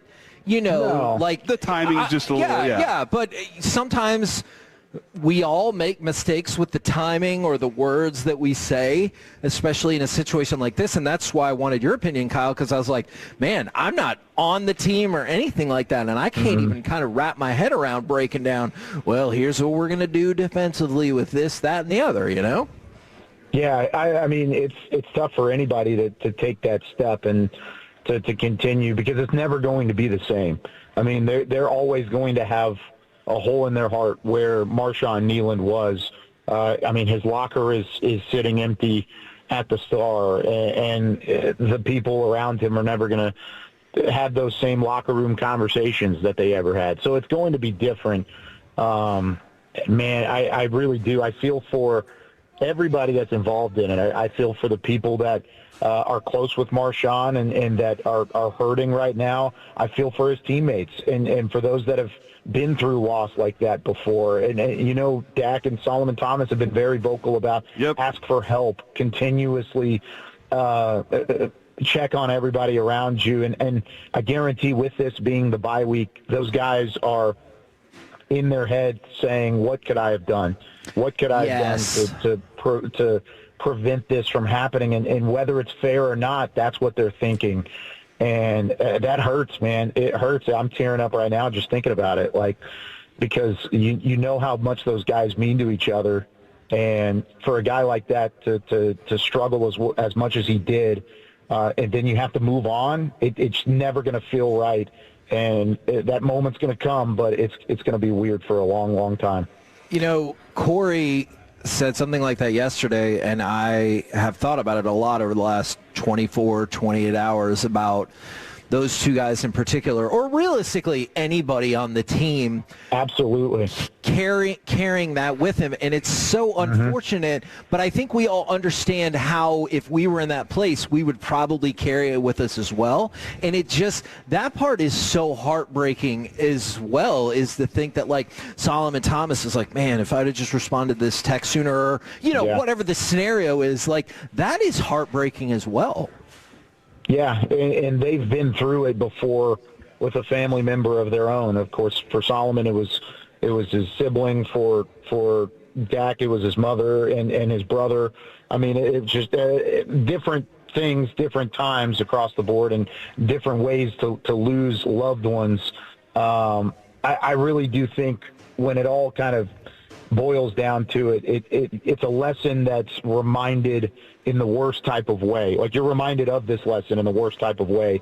You lose somebody like that, and you got to be sure to call somebody, to text somebody, to make sure that they're okay. And I think all of that does matter in this world. And I know he's on a different station now, but Jesse Holley, who of course used to work with you guys at the Fan, I thought what he said, sometimes you forget about the football player, because they have the helmets on and they have such these big personas with the big muscles and the athleticism, and they are so incredible at what they do that you forget that they're humans in there. And I think this is a great example of how we do see, again, the humane side of what we deal with and the business that we work in and day out, and how much it can take a toll on somebody. Because those are our superheroes, right? Like, yeah, that is their superhero outfit, and I think that's a great point that Jesse makes. Yeah, they put on those helmets and the armor, You're and everything. invincible, but not really. But that's like, I've been guilty of that, thinking like, oh, well, look, he's got his helmet and all his pads, he's invincible, and unfortunately, that is not the case. And I don't mean like in terms of injury. I mean just invincible as a human. It's just like, again, Kyle, sorry, this will be at least the second time. This is not a question as much as it's just the juxtaposition of him sprinting to get the block punt, sliding into the end zone, coming up with it. It's awesome. It's the spark the Cowboys needed to. 60 hours later, he's passed away. And like that is just still mind-boggling to me, and probably will be for a long time. Yeah, it really is, and it hurts. It does, because you think that somebody who is playing football in the NFL, that has a solid financial background, has a family life, and I know he had some loss that he had dealt with before previously too. But on the outside looking in, everything looks good. And that's another example, like I said earlier, of how you just never know what people are going through. And I think for Marshon, I hope he's remembered, like I said earlier, for the smile that he carried and for the joy that he played with. And you could see that joy on Monday night, as soon and as recent as Monday night when he scored his first career touchdown. You could see that joy. You could see that passion. I hope that's what he's remembered for, as opposed to the final moments and the end date that ended up being on Thursday. Yeah, the messages I think sent across the NFL, across sports yesterday were pretty powerful. And I did like what Matt Rule had to say to his teammates about take your headphones off. Talk to your teammates at the lunch tables. Yeah. Take those opportunities because you don't know. You don't know. Kyle, thank you. Mickey left us yesterday with a line that has stuck with me, and he was like, he was the anti-defensive lineman. He was just like, it was Zimmer's gentle giant. He just wasn't. When most defensive linemen, you got this brute, thing that they're, and it's everything I ever saw of him was a little bit different, and I'm going to miss that for sure. Kyle, thank you very much for your time today, man. We look forward to talking with you next week. All right. Yeah, thanks, guys. Appreciate you having me. Have a great weekend. Love you, brother. Love you guys. Here you go, Kyle Yeomans right here on 105.3 The Fan. See, people are still trying to keep it upbeat. I like that. Coming up next, although I could not convince a Longhorns fan to root for the Aggies, which I get. Coming up next, what football game are you most looking forward to this weekend, plus the segment that is always there to cheer people up. It is Masterpiece of the Week. All of it coming at you next, live from Taco Bueno in Waxahachie off of 287 on 105.3 The Fan. Was it Spice Girls? Doesn't sound right. Was it Saffron Squad?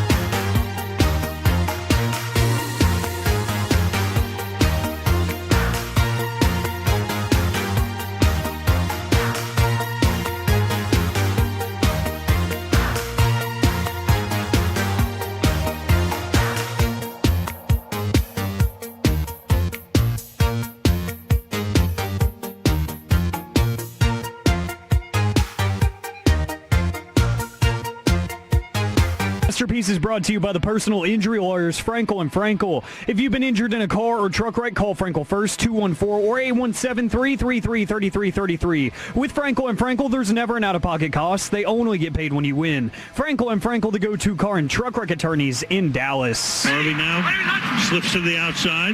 Nix looks that way, then over the middle, then to the right, throws, caught into the end zone for the touchdown. Troy Franklin.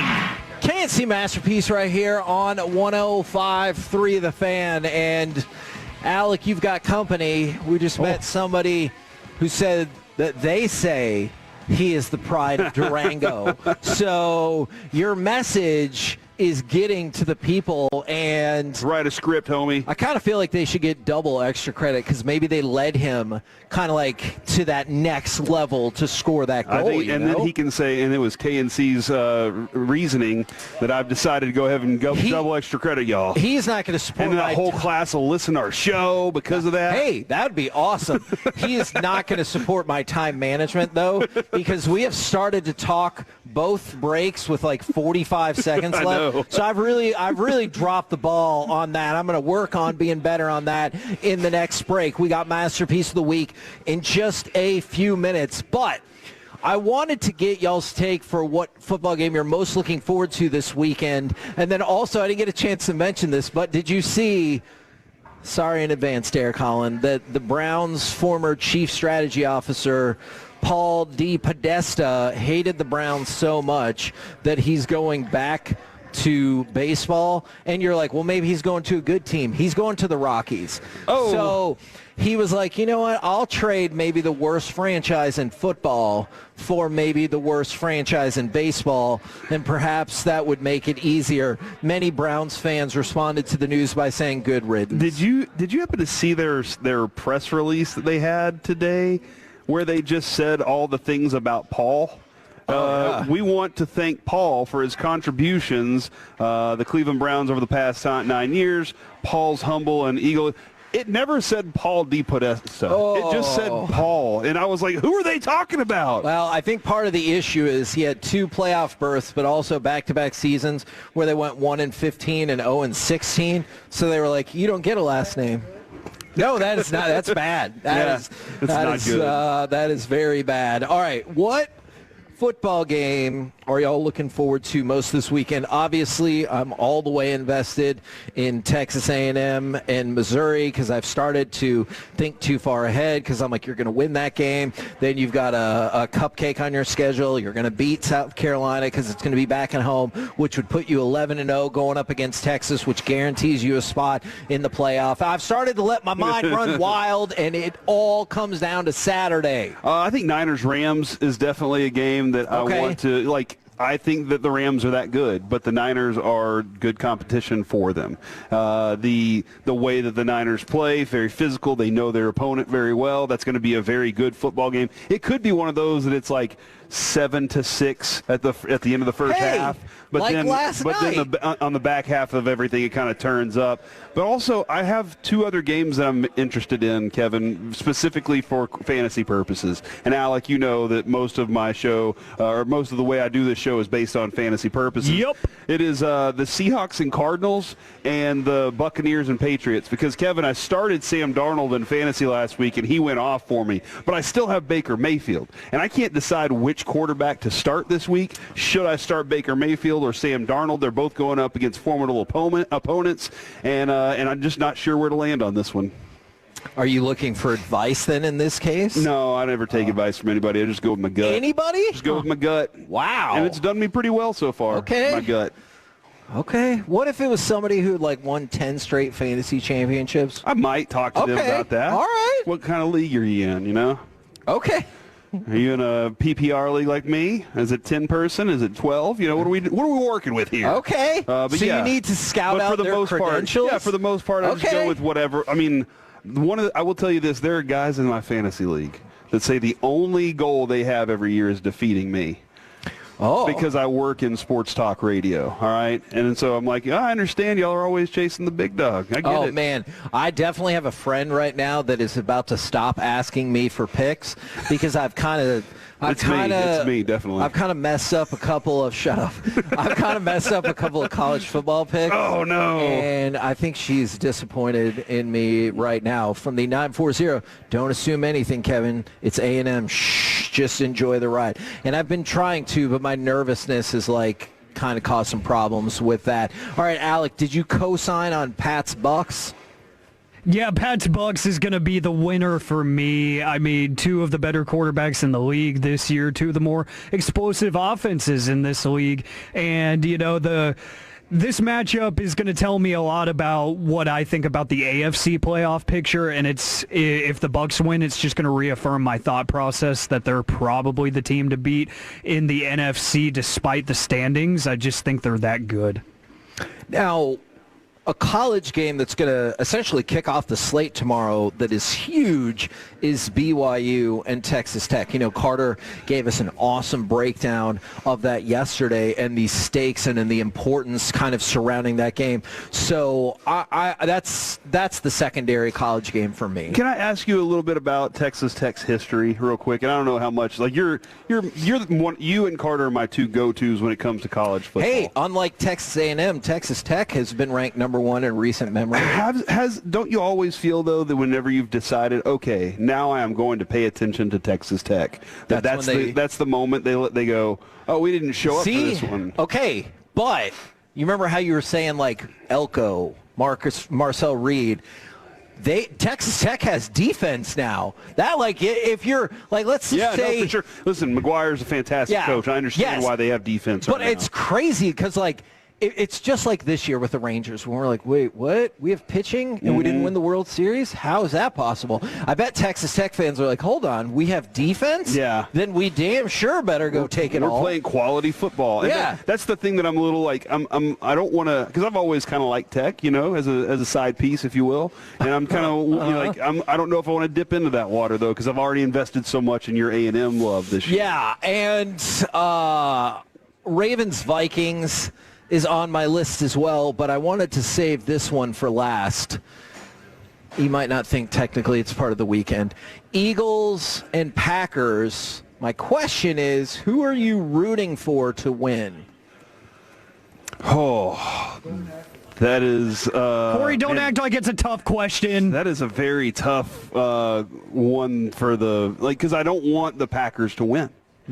But I also don't want the Eagles to win. Assuming there will not be a tie and one team has to win like the Highlander, who are you rooting for? Who's the home team in this game, Kevin? I believe it's the Packers. All right. Man, this one's so difficult to choose. You're lying. I swear, if you tell me you hope both teams have fun, I might hit you with a chair. I guess I got to pull for the Packers. They have a tie, in their division, so I would love to see the Eagles go down in this one. Alec, do you believe what he just said, and which team are you rooting for? I'll make it clear. In this game, I'm going to go with the road team just because you're not going to win the division, and the more the Packers lose, the better your draft pick is. Exactly, and I do not believe Corey to answer the first question. I actually have something to play during this segment that might further prove that point. I just hope they hit the under. Okay, now that I could believe. Okay. He's making plays there. He's making plays. I like it. I will hope that the Packers win just because as much as I want the better draft pick, I hate Philly that much. Okay. Makes sense. I just do. I understand that line of logic as well. I'm with you, friend. We're the KNC Masterpiece, living in a house of lies. Y'all created this. Right here on 105.3 The Fan. And right now, it's time for Masterpiece of the Week. She said, list this. Gentlemen, how are we Just remember, doing? we're in public, Alec. Well, you shouldn't say the things that you say throughout the week. Or today. There are also children in this room. Oh, too bad. It's time for Masterpiece of the Week. We're going to revisit the Wild Are Wacky. there children here? Oh. I mean, we're in this room, so yeah. Look at that. Corey lying to me. That's a shocker, total shocker. It's time for Masterpiece of the Week. We're going to revisit the wild, wacky, oftentimes very concerning things said on this very program. We have nobody to pick on here that is not here to defend themselves, but Corey, you have a ton of entries this week compared to Kevin. Hey, so we're gonna enter pick on so many times. we're gonna pick on you first just because of sheer volume. I don't know. I don't know what to start with because all of these are kind of incriminating. Great. You know what? We're gonna start with this one so we can start off with a bang. You said this. I'll never find a glory hole doing that. Oh my goodness. That was Jerry. That was my impersonation of Jerry trying to find the glory hole. Mm-hmm. He has said that before. No, I know. I just wonder if anyone, do you think they had a conversation in the oil business and they're like, hey, Steve, I don't know if you know this or not, but that phrase has been kind of co-opted. When do you think that phrase started in the co-opted area? 1987. That's when you think the first That's right. bathroom glory hole was. That's when it got the name. Okay. It's not the first time it happened, because that would be foolishness. Going back to the pyramids times, there's glory holes there. You think so? Yeah. Ever since we've existed, Alec. You know what? I'll text you later, Alec, what I was about to say, because I think you really might dump it. Two things here. I'm scared. One, I'm jotting that one down as glory for Corey. And then, two, something from the 972, Mickey has none. That is good point. surprising. Yeah. That's a valid point there. Maybe because he knew it was the bye week he was taking off also. Yeah. Yeah, he was saving, he was keeping his bag away for whenever, we get back into peak football hours. Corey, you said this today. We've made lots of love together. Like what? See, I'm hesitant to vote for that because I don't want to encourage that you think you and I have made love. Yeah, lots. It's too much. Love together. Any would be too much. I'm saying on this show we've made love happen. Oh, that's not any better. That was clearer, so I'm saving that one too. Thank you. Just digging a deeper hole. No. What exactly am I trying to say? I don't know. We've created love. Stop. You found love in a lonely place. Just bail. Just bail. I don't. Are you uncomfortable? Yes. Why are you so uncomfortable? You know what I'm trying to say. Because I'm debating a glory hole joke because of what you're saying. Stop. Alec, that's 2 edits already in this segment. You only get 3. Yeah. Well, I'm going to see if I can distract Alec by texting him what I was going to say. It'll probably throw me off. It probably will. And Kevin, you should be hesitant to vote for that because I think there's a clear winner this week, and we will save it for later. Let's see. This one's not great either. You guys both said this. So there's glaze all over it. Everywhere. They do that in the back. That's where they make the donuts. It would be weird if they were just standing at the counter. Yeah, what's your order? And they're just like kneading things right there. I would love if they made. Doesn't Krispy Kreme do that? Don't they make the they put the glaze on right in front of you? Yeah, but it's like the conveyor belt is like behind. It's not at the counter. I think it'd be cool if they did it right there at the counter. Yeah. Okay, well, they've been around a long time. It's like even fresher. Like it's one step closer to me than behind the counter. You know what I mean? So you think that like 5 seconds to make it more delicious? I have no clue because I've never had it that 5 seconds early.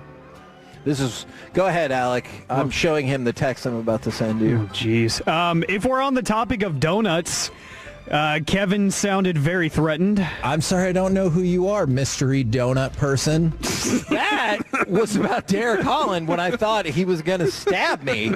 Because, look, I say to anybody, if somebody dressed up in a giant donut outfit walks up and goes, hey, it's me, there's a better than 0 chance that person is going to stab you. Mm-hmm. I have a question. If a food came to life and was attacking you, which one do you think would be the scariest? A dragon fruit. Okay, I like that. It's spaghetti. Cadbury egg. I don't know. That, man. The Cadbury egg? Yeah, because you'll spin kick its head off, and then all that weird goo is going to attack you like the blob. Starts leaking out. Yeah. I hate everything about this, and I hate the text that you just sent me. Yeah, that's a terrible Yes! text. Do you want to read it? Hey, Alec, read that text out loud. No, that's not happening. Okay, but are you proud of me for editing that and not saying it on air? I'm very proud of you because I'm still not totally comfortable with this new board. So it's more just expected that you wouldn't say that on air, all right? That's being proud of you. That's your mistake. Let's see. This one's not great Okay, either. that was an accident. This one's not great. This didn't sound like an accident. This sounded very planned. Yeah. It was. I think it's gigantic. It's bigger than your head. Astonishingly big. That's the donut in Round Rock, Texas. Oh, yes. Although, never mind. Edit 3. You're right. That was about just sometime. Okay, look. Oh man, just we've run real out quick, of edits. This is just real unfortunate. quick. Like if you're a man and you're gonna hook up with a lady, right. I think you're like, I got the idea. But if you're a lady, sometimes I wonder if the things come off, and you're like, okay, or do. You know what I'm saying? Oh, I got something that goes hand in hand with that here in a little bit. Yeah, if that lady leaves. Oh my God. Oh, I'm sorry. Never mind. Heaven. Back to you guys. It's Masterpiece of the Week. Yeah, it is. Where concerning things get played and apparently said live at the same time. This one just confuses me. We would urinate on the carpet and kick holes in the wall on the way out. Yeah, that's what you're supposed to do whenever you're done with your rent. You know, I say this almost every week. Play that again and listen to what a good teammate I am for supporting Corey's ideas. That's right. We would urinate on the carpet and kick holes in the wall on the way out. Mm-hmm. See? Yeah. My teammate We right didn't there. end up doing that. There were a couple people who were trying to break some... Yeah, our boss. Yeah. Our boss walked in and he started throwing stuff at the windows. Yeah. I loved it. It was awesome. Did I play this one yet? No, I didn't. Corey, you said this. There's a whole bottle of champagne to rub that one off. What the hell? How come you could play that? That's not better than what I said. I will give context. Did I say that wrong? Yes, you did. Yeah. I don't think I said it wrong. I will not give for context. my Red Band commercial, you didn't. But That was you pretending to be Andy Pajes talking to Kike Hernandez when he trucked him at the wall on that deep fly ball. And you're like, my bad for trucking you. Here's a bottle of champagne to make it feel better. But phrasing, Yeah, phrasing. that's what I meant. phrasing. It's always about the intention more than it is what it actually said and done. We are going to finish things off here with a bang. This is my favorite. Corey, I want you to explain this. That little kid has a big leg. What the hell, Corey? Oh, why are you judging kids' legs? It's the kicker. His name's Little. Cameron Little, right? Yes. Yes, but hold on. I want to play it again. Listen to the way you said little it. Kid. No, listen to your pacing here. That little kid has a big leg. You said little kid, not little kid. Yeah, little kid. That little kid. You knew what you were That doing. little kid has a big leg. He kicked a 68-yarder. Brandon Aubrey has not done that. Not as big of a leg. They did give him a chance. They missed it wide left. I am going to vote for Corey's Champagne Supernova. There's a whole bottle of champagne to rub that one off. I still think I said that right. I think that y'all are the ones that are hearing it wrong. I think y'all are hearing it wrong. Did not. You're not hearing it the correct way. Go back to junior and high school, Corey. I'm voting for glory for Corey. Oh, voting for yourself here. I'll never find a glory hole doing that. That's for Jerry, honestly, like there. You know what? After hearing it again, I'm changing my vote. It was going to be the big leg, but it's going to be this one. There's a whole bottle of champagne to rub that one off. I didn't say a different word. That's the other word would have made it worse. Now, Alec, just real quick, because there's somebody who's mad at me on the fan text. you're sure that I shouldn't say the thing that I texted you? Yes, I am sure. I am 100% positive. For the 214, FYI, the discount tire right next to y'all has y'all going in the waiting area all day long. See, you could have had your car there. Yeah. Yeah. Sorry, I had a conversation with somebody about Discount Tire Company. All right, well, guess what? We're sending somebody over to you. All right, I'll tell all the people at the Taco Bueno what I texted Alex. Alec, don't do that. Coming up, why? There's no FCC rules in here. Coming up next, we will chit-chat with the fellas from the G-Bag Nation right here on 105.3 The Fan.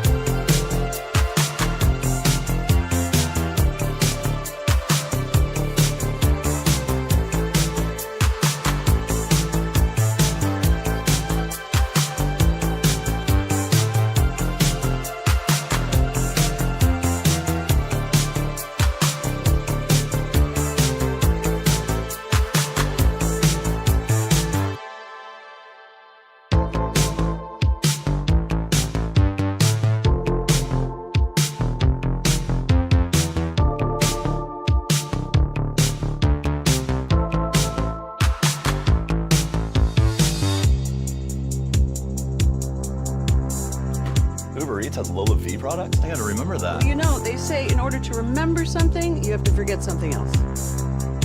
Okay, now that is a very cute haircut. That's like a little shag. I've never seen it before. Well, I mean, of course you have. It's the Rachel. Oh, is that your name? No, I mean your name. No, I'm Jack. My name's Jack. Right, but I just mean like this is your haircut, but that's hair on your head. I'm not saying this is your hair.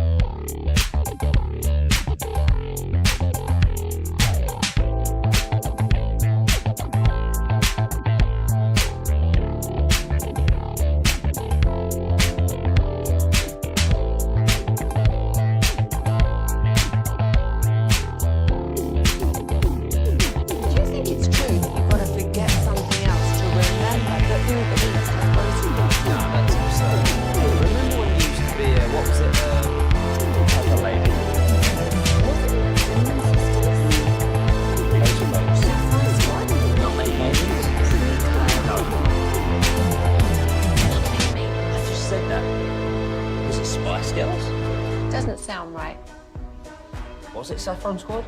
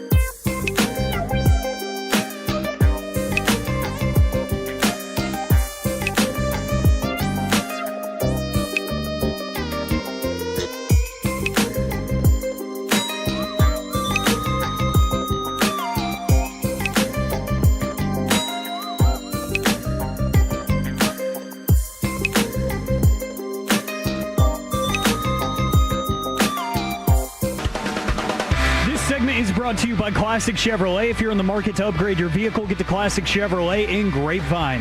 Back-to-back #1 Chevy dealership in the world. They've got more new Chevys than anyone, all priced to sell.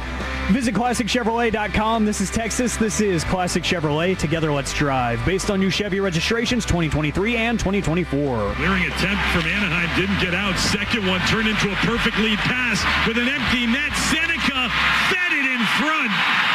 And into the empty cage on the odd man rush. McTavish restores the 2-goal lead with 1:53 left. KNC Masterpiece back here on 105.3 The Fan. We did our best to clear this place out with Masterpiece of the Week, but Waxahachie has shown out in full effect today. It has been freaking awesome, and there are people who wanted to be here that couldn't, so shout out to Jim and Midlothian for, well, shout out to your loved ones for coming out here and getting you a sticker. Dude, that's actually happened a number of times today. And I got to give a lot of support and love to the ones that have shown up. You know, not the guys that weren't, they were busy. They're doing stuff. But the ones that said, hey, I'm here to get a sticker for my future ex-husband. You know? That was just one person. I think the rest of them are still going strong. All right, PJ Washington, I heard that. And then we also just got challenge coin, which was very, very nice. That is yours. All right. And then a shout out to Constable Scott. We got to see him today twice. Yeah, so, dude, that's awesome. Man, people have been in Waxahachie Taco Bueno all day long. Right now, let's connect with those fellas from the G-Bag Nation. Gentlemen, how is you today? Terrific, Hagee. How are you? I am doing really, really well. What kind of, I know y'all were doing a balancing act yesterday. I thought you guys did an excellent job. What kind of feedback did you get from the people, and did it make you feel, I don't know, any better or at ease about a terrible situation? Just a lot of really interesting personal stories and, people saying they appreciated us being here for them. I think the most feedback I've gotten is just people that, have been struggling themselves. And, they wanted to shout out the radio station for being some peace and maybe joy in their life over the years and got them through tough times. And I always love hearing that. Yeah, I brought us. I know you talked about it yesterday. Oh, he's not there? That's right. Yeah, it's a two-man show today, three-man show with Lucius. Okay, I got a question. Sorry. I've had issues with my internet and my Zoom all day, and I couldn't pull you guys up. Did Chief win Master or your G-Bag of the day recently? Yesterday, as a matter of fact, he did. Not with the help of me, though. For the record, not with my help. Was that played intentionally because he said that the midday show is the worst? Is that exactly what's going on here? Well, I don't have control over the nominees. What gets played gets played, and then we vote accordingly. And I was still voting for R.J. Choppy, the Fat Fingers, and the Popeye forearms. I wasn't here. I was not here for Chief's dismantling of both the morning show and you guys. I thought that was out of touch and disrespectful and borderline inappropriate. Thank you. I appreciate. That's the great support I've always gotten from G-Bag, Kevin. I hadn't stolen your lunch for a while, and I thought perhaps we had come to some sort of détente. It wasn't him that did it. It was a caller on Fan After Dark that went on a tangent and was like, you guys talk sports, and the midday show never talks sports. What? And I was like, oh, no. And I think Fred tried to defend us. He tried to defend us a little bit, but, Chief just had his own opinion. And I do think it was Eric Chiafalo. That's fine. Maybe I can come up with my own phone call that came in when Chiafalo was on the air. Oh, no, don't do that. After a certain Rangers celebration. Maybe I can find the video of that phone call. You know what I'm saying, Chiafalo? Where's my towel? I really do hope. I'm sure Bobby Bell has it. I really do hope. Otherwise, that's lost to history. Bro, he sends it to me like every so often just to remind me that you did that. Yeah, I did. It's good times. It's all in fun, and that's what I like about our group. Good group, guys. Good group. What do you find fellas got coming up on the program today? Very busy Football Friday here, Hagee, and we have three guests, including one of our favorite college football talkers, Brian Dansel's coming up at 3 o'clock. We'll preview a massive weekend. He'll be joining us live from Lubbock. Nick Harris is going to join us at 4:20, and then digging into the Mavs at 6 with Bobby Carella. So 5 hours of pure gold as always. Thanks for asking. Yes. Love it, love it, love it. Roll home with the G-Bag Nation. We have been the KNC Masterpiece. Make your way back with us on Monday, 10 a.m. to 2 p.m. right here on 105.3 The Fan. Say goodnight, Gingerbread City. Good night, Gingerbread City. That's where we are.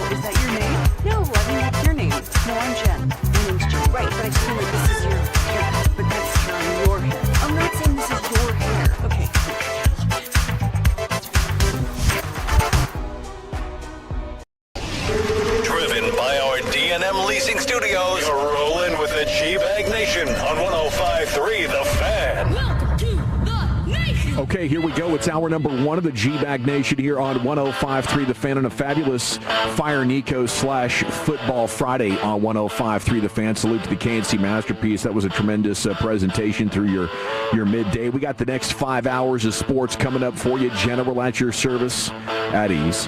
For one of the rare times in the 5 years I've worked with Brian Broaddus, he is not here. Brian is doing some high school buddy golf tournament thing today. So he's living his best life out there.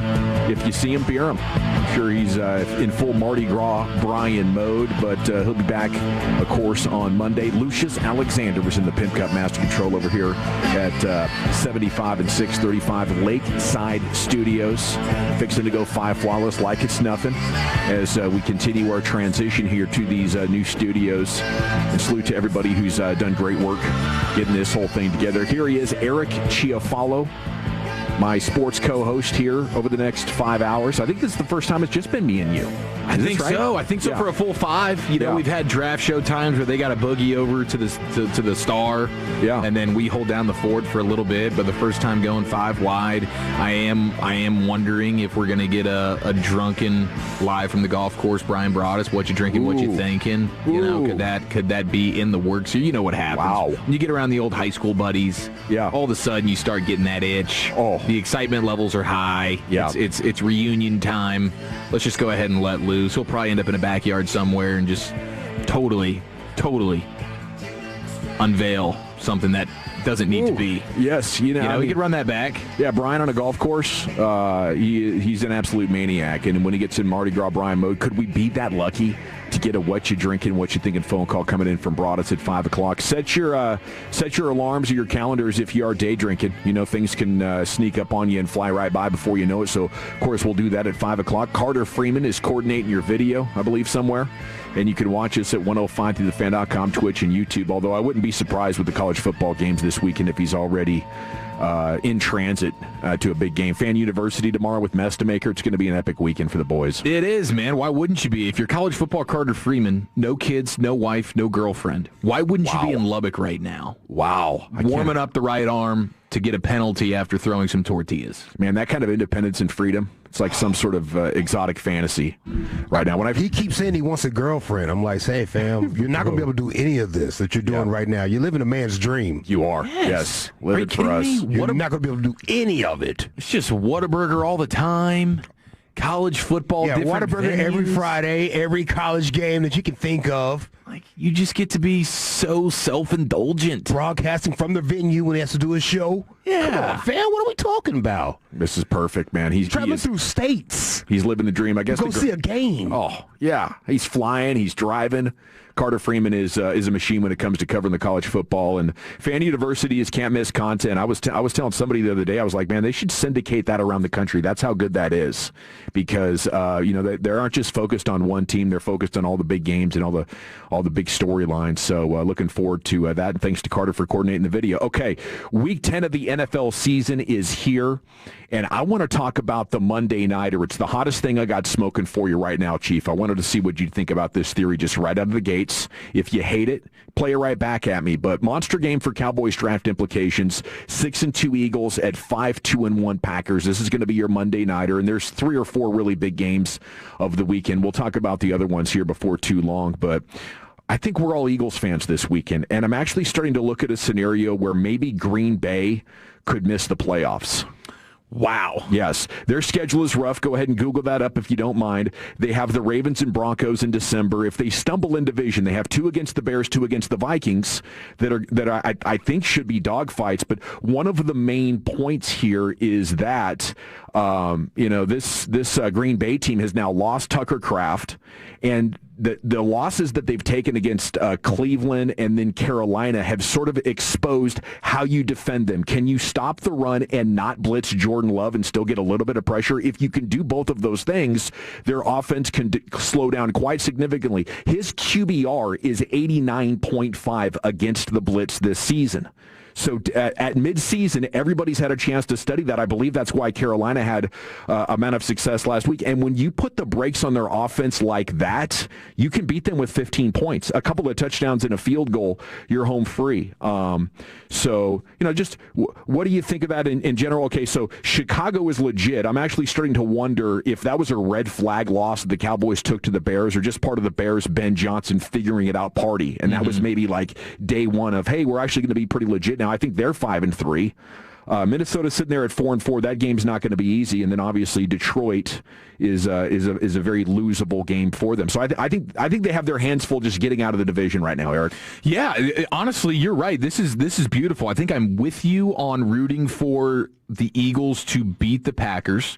Had the Cowboys done more winning to this point and were really in a dogfight when it comes to the division, then you'd be pulling for the Packers to win that game. So I'm with you there. And then, looking at the Packers' schedule, when you lose to the Browns and you lose to the Panthers, every game is losable after that. So even when you see the Giants coming up and for next week's game for the Packers, you're going, hey, how can you guarantee a win there for the Packers when you've already lost to the Panthers and you've already lost to the Browns, and the Giants are a team that can get pressure with 4. Yeah. And when he's under pressure, oh my gosh, he's dead balls last in completion percentage. Wow. Jordan Love is. I did not know that. So when you get pressure on him, then he becomes a different player. You mentioned the Tucker Kraft thing. Yeah, it's very possible. I hadn't really given that much thought, but those divisional games are going to be tough with the Bears and the Vikings. They still have the Ravens. I mean, that Broncos defense is probably going to give Jordan Love all the fits in the world. Wow, what a world we could live in there right now. Wouldn't that be something? If they're picking 15th, 16th, 17th, I mean, that would be beautiful. It would be a lot of fun. So I just wanted to plant that seed. I think that's the number one game for Cowboys interest over the weekend. Yeah, and it makes even more sense, too, when you didn't trade one of those picks this year for the Quinnen Williams, right? You waited till 2027 for that first-round pick. A beautiful bottom out here for the Packers. Could happen, and I think this game is a must-lose situation in that scenario. If they take care of the Eagles, I think everybody's going to be looking at them differently. But I think offensive struggles are there. You can run against them, and their corners are just okay. By the way, Matt LaFleur talking about the tush push ahead of this game because the Packers were the team that sponsored the idea for that rule change of getting rid of the tush push. So he no commented on it, but they're likely to try again. And what Diana Rossini reported last week here is pretty significant with this damn tush push. Gives the Eagles just that much more of an advantage. She said she's hearing what is likely to kill this play this go-around is the frustration with the NFL's inability to officiate it. Yes. Between the false starts and then the forward progress, was that a turnover against the Giants? Should it have been? It's been absolute chaos with officiating it, so it's not necessarily a competitive thing or an injury concern, but more just of, hey, our refs can't get this right, and because of that, it'll likely push a few more owners onto the side of, let's go ahead and get rid of this deal. I'll tell you what, we have some pushback here. On the text? On the text. 817, speak for yourself. I ain't an Eagles fan any weekends. 214, hell no, I'll never be an Eagles fan, not even for the higher draft pick. 903, no way we would be rooting for the Eagles this weekend. So we are getting some pushback on that. It might just be a matter of semantics. Maybe you're not rooting for the Eagles, you're just rooting for Packers defeat. And or another tie. Begrudgingly, yes, or another tie could obviously make things interesting as well. Okay, in basketball here, your Mavs are getting set for a game night, and they're reportedly, are they looking to trade Klay Thompson? Are they shopping him? Are they open to offers? But the news just a couple of hours ago was Klay Thompson, a trade with the Mavs is a path they are going to pursue. I don't know if he does he want to start? Is the ego so big that he's like, you're not going to start me, I'm out of here?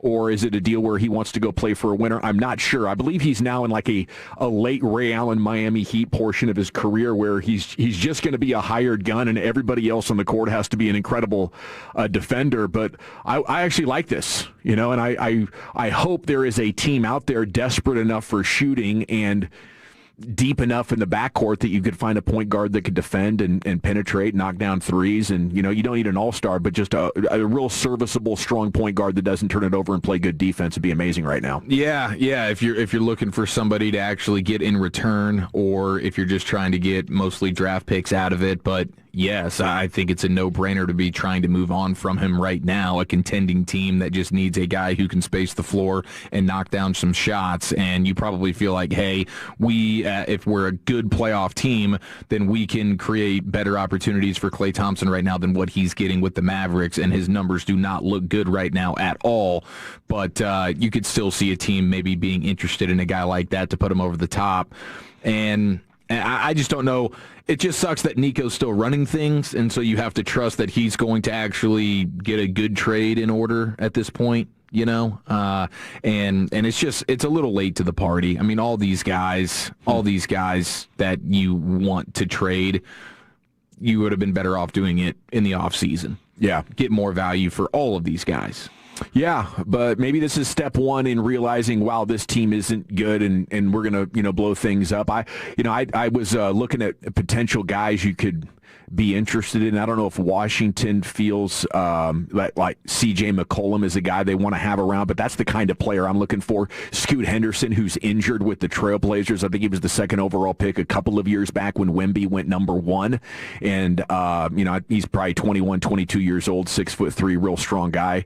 Maybe a younger guy, an expiring contracts is what I'd be looking for. But, yeah, Klay Thompson apparently can be had from the Mavericks right now and provides a little bit of intrigue as they get set to take on the Grizzlies here in just under 5 hours now. The other Western Conference team in a pretty significant crisis. They appear to be stuck between their past and their future, and they might be shopping John Morant, but losing to them and the Pelicans back-to-back, sliding further into the cellar, that should move the fans tonight to give you the Fire Nico chance, maybe the loudest that we've heard them all year. Yeah. I want to say they are they at home tonight? They might be. They're at Memphis. They're at Memphis. I guess that'd be difficult to hear the chants in Memphis. But still, any Mavs fan that's going out to the game, it should just be make your voice heard. Make your voice heard. Okay. Let me add this then. Tim McMahon was on the Howdy Partners podcast. He said, when I say big changes might be coming, he's talking Mavs, the number one legitimate question right now is Nico Harrison's job in jeopardy? So number one insider maybe talking about, he says, I don't have a firm answer for you right now. That's as much as I can tell you, but it absolutely is a legitimate question. And when you talk to people about the Mavericks around the league, it is the first question that people are asking. That tells me observers from other markets are like, this is a clear Fire Nico situation. Yeah, I mean, it should be for sure. I would hope that. I love that Tim McMahon is asking that question now and just starting to put that out there, because that's exactly what we all want, and I can't fathom how Dumont, if he actually cares about the situation at hand. I mean, maybe part of the reason they're wanting to move on from Klay Thompson is because he had the "I miss that guy" 2 line to the jersey of Luka Doncic, the fan that was wearing the Doncic jersey, right? So it's like, okay, is this another guy who is now kind of pushing against what it is we're trying to do? Bang, you're out of here. It should be more like have common sense, Dumont, and Nico needs to be the guy that's gone. Yeah. You're not going to get any type of, from the fan base to the players that are in that locker room, you're not getting buy-in until he's gone, and hopefully that's all that it takes, and you don't have to just clean house from really top to bottom. You obviously just extended Jason Kidd, so he's probably here for the long run, but getting Nico Harrison in a new direction, I think, would go a long way. Yeah, I do wonder, like, how possible it is over there to say, hey, we really got a problem with Nico, and try to go to Patrick Dumont. There's other people with influence and power and titles.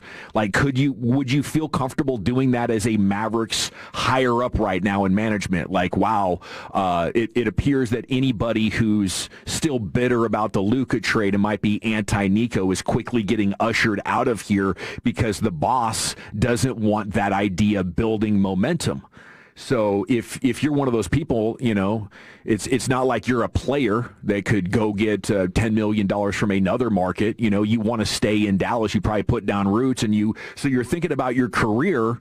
But to what extent can you say, screw it, I'm going to risk my job here to try to go get this message home to Patrick Dumont? Other than that, I think we're just waiting for time. Eventually Dumont will have a good understanding of the NBA, and eventually he will see how poorly this has gone and be like, oh, head slap kind of moment, I got to move on from him. But, who knows how long that could go. That could be a couple of years from now, and this organization's culture and momentum could just be driven down. And then, you're looking at Cooper Flagg all of a sudden looking for a second contract and looking around at what could be one of the most dysfunctional organizations in the NBA by the time we get there, if they're not already. Yeah, that's why you got to nip this in the bud now. I don't know how you can be, even if you're just extremely out of touch, you're seeing whatever the vision was that Nico had post Luka trade. It's not working out at all. I mean, no. This is historically bad stuff that we're watching right now, and you're trying to build around bigs. I saw from Grant Afseth, the Dallas Mavericks have played 43 games, including the play-in, since trading away Luka and bringing in Anthony Davis. Anthony Davis and Derek Lively have been available in the same game only 9 times.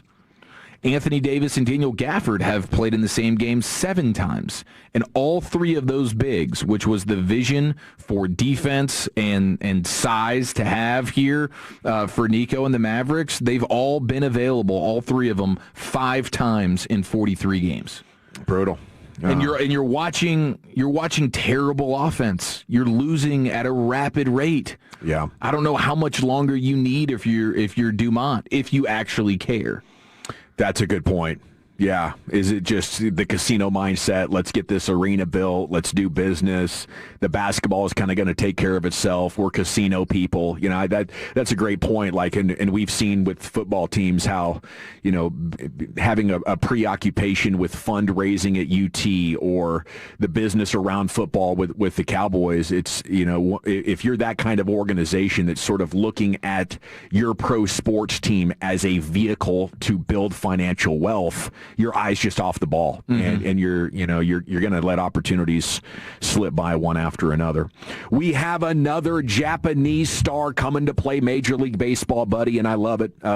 Texas Rangers have had pretty good history at recruiting them, at finding them. Obviously, the Yu Darvish thing a number of years ago is one of the most exciting days of sports radio we've had, but this is a star third baseman who can play first, who is a bomber.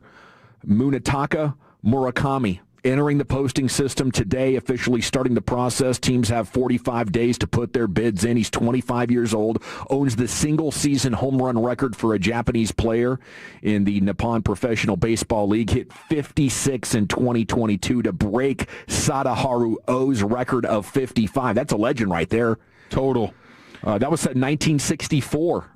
So he does swing and miss quite a bit. I think his strikeout rate's like 26%, so it's not going to be like the elite kind of money, elite kind of prospect. But if you need to inject some power into your lineup, that'd be exciting to hear the Texas Rangers are in on this. You won't be surprised to see that the Dodgers of Los Angeles are the odds-on favorite. Yeah. And then it's Seattle, and then it's the Yankees and the Mets, and then the Red Sox. Looks like from an odds standpoint, 25-1 for the Rangers. They're sitting like middle of the pack. Yeah, it makes so much dang sense to choose a West Coast team. I mean, the distance of the flight, what is that, 9 or 10 hours to Japan from the West Coast, then you add another 5-6 hours to it to New York. I could definitely see why, Texas might not get consideration because it's smack dab in the middle of the country. But hey, money talks in these kind of situations, and the Rangers do have a big need.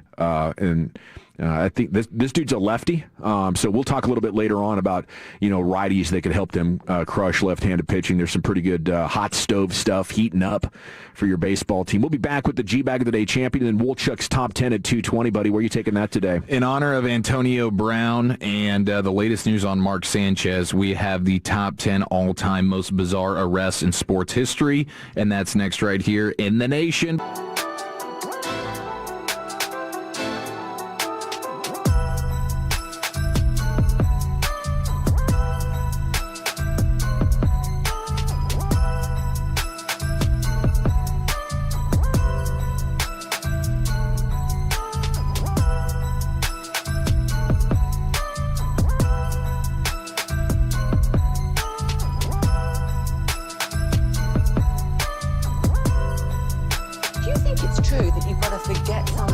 To remember that Uber Eats has groceries. No, that's absurd.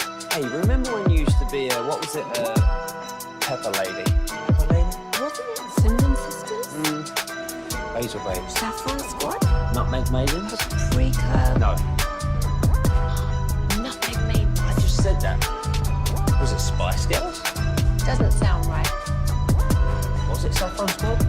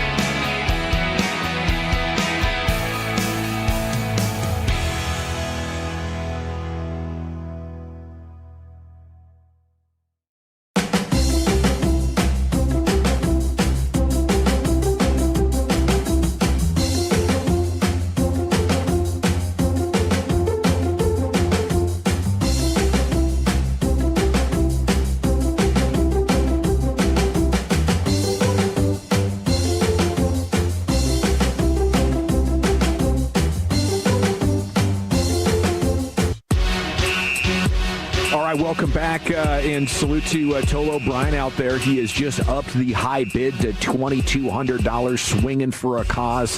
The bidding will conclude at the end of tonight's show at 877-881-1053. If you want to up that, go ahead. High bid now $2,200. The segment here brought to you by the Frankels. If you've been injured in a car or truck wreck, call the Frankels first, 214 or 817-333-3333. There's never an out-of-pocket cost. They only get paid when you win. The Frankels are the go-to car and truck wreck attorneys in Dallas. We'll get to Wolchuk's Top 10 here in just a second. It's time to go to the Pimp Cup, where Lucius is the G-Bag of the day. Oh, yeah. All right, let's see. Our winner and champ so far of G-Bag of the day comes from the morning show, Mr. R.J. Choppy. I believe this is day 3 going for 4 of this one right here. Sounds about right to me. Yeah. He wants a man's touch. He wants a lover with a slow hand and a gentle touch. Oh, I got to move this mouse over here. All right, there we go. No, that's not it either. Good Lord. What's something men secretly love doing but pretend they don't? Look, for me, this is easy. It's getting a massage from a guy. All right. Maybe this was Spittle did when he left our party after 20 minutes. You could say all you want that you want a girl.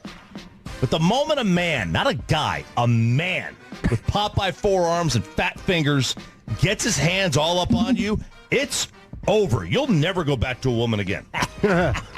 So, a massage from a guy. All right.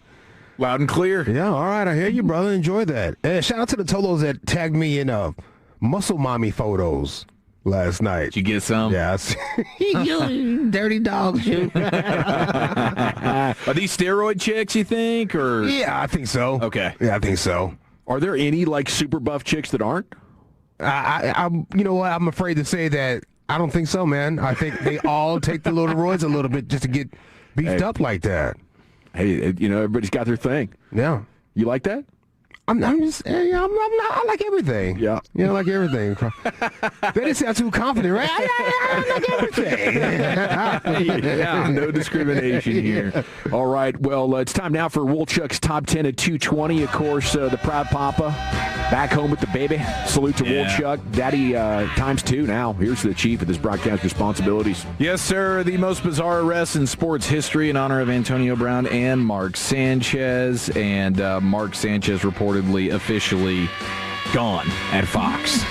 We saw the news of Drew Brees basically replacing him alongside Adam Amin on the Fox football broadcast. So you'll get Drew Brees in the booth and Mark Sanchez officially now out at Fox, and he faces felony charges after a stabbing incident in Indy. It's going to be hard to come back from that one. I could see maybe being the Jets color analyst at some point in the future. But this is years out. Yeah. It's a pretty massive fall from grace, complete collapse. But hey, if Marv Albert could come back, I guess so could Mark Sanchez. That's a good point, man. You can never count him out. Yeah, he sure did. Bit a chick, He bit bro. a chick, I think, while wearing her underwear. Yeah. I was regretfully driving home after bringing that up with Kevin Harlan last week. That was hilarious, dude. That was great. That was my favorite moment of that interview. Yeah, old Kevin Harlan, he didn't know what to do with that one. He just wanted to walk away from it. Understandably so. Okay, now you also have Antonio Brown. Yeah. And he has now been extradited and brought back to the States after he had his situation where he's been basically on the run for the better part of the last 3 or 4 months. Why wouldn't you go to a place that doesn't have extradition? Yeah, like Bahrain or something like that. Where to go? Bahrain? Yeah, well, whoever Russell Simmons is. Maybe he thought things had calmed down. That's what I always see in the movies. You get out of town for a couple of months, they kind of forget about it. They were tracking him, though. Well, they were, because he was, one of the things that he did was he was posting on social media in a way that left him vulnerable. Oh. That's how they were able to track him down. Yeah. So it's his own stupidity is what ends up getting him here. For being super active. It was like a bunch of posts on... That could be brain damage. I mean, brain damage caused stupidity. No question. I was looking at Steelers Twitter stuff last night, and all the interviews of him like before the Vontaze Burfict hit. You know, sounds like a different person. He was the go-to guy in there. Like, go talk to Antonio Brown. He's going to give you a perfect interview with a big old smile on his face. Had a great relationship with all the reporters. And then things got weird. And I guess lots of things could contribute to that. Maybe you get money, and that turns you into more of the personality you are, right? Instead of the one that you think the world wants from you. I don't know. But the way things have gone, I guess I'm just kind of surprised it's taken this long for him to get arrested and face multiple years in jail. Remember the delivery driver he beat up that like brought a moving truck to his house? Yes. Drug him out of his truck and beat him up and barricaded himself in the house. He was throwing couches off like a 20th floor apartment balcony onto the road below. Like, there's just been so much stuff. And hopefully, if it's possible, this can be another pivot point for him in his life. Yeah, I mean, certainly would love to see him be able to get cleaned up after this. And the brain study on him is going to be all time. He said this is self-defense, though, right? Mm-hmm. Yeah, he said people tried to jump him, and he had to pull that thing out and back him off. And I don't know. I was watching that video last night, too. I can't tell. Yeah. You know, have fun if you're a jury or a judge trying to decide, you know, what's self-defense. It's Florida, though. It's stand your ground, man. Shoot. You know? Yeah. Yeah, that's true. The state that he was in, I don't know. It'll be interesting to see how this plays out, but they were on the hunt for him, and he made it a little bit easier for them than he probably would have liked. Okay, so in honor of cloud chasing. Yeah. He was cloud chasing. Oh, yeah. That's how to get you every time. Flexing in nice cars and doing all that kind of stuff. That's what ended up getting him. So we have the top 10 most bizarre arrests in sports history. All right? Okay. So if any come to mind for you, please lob them out, grenade style.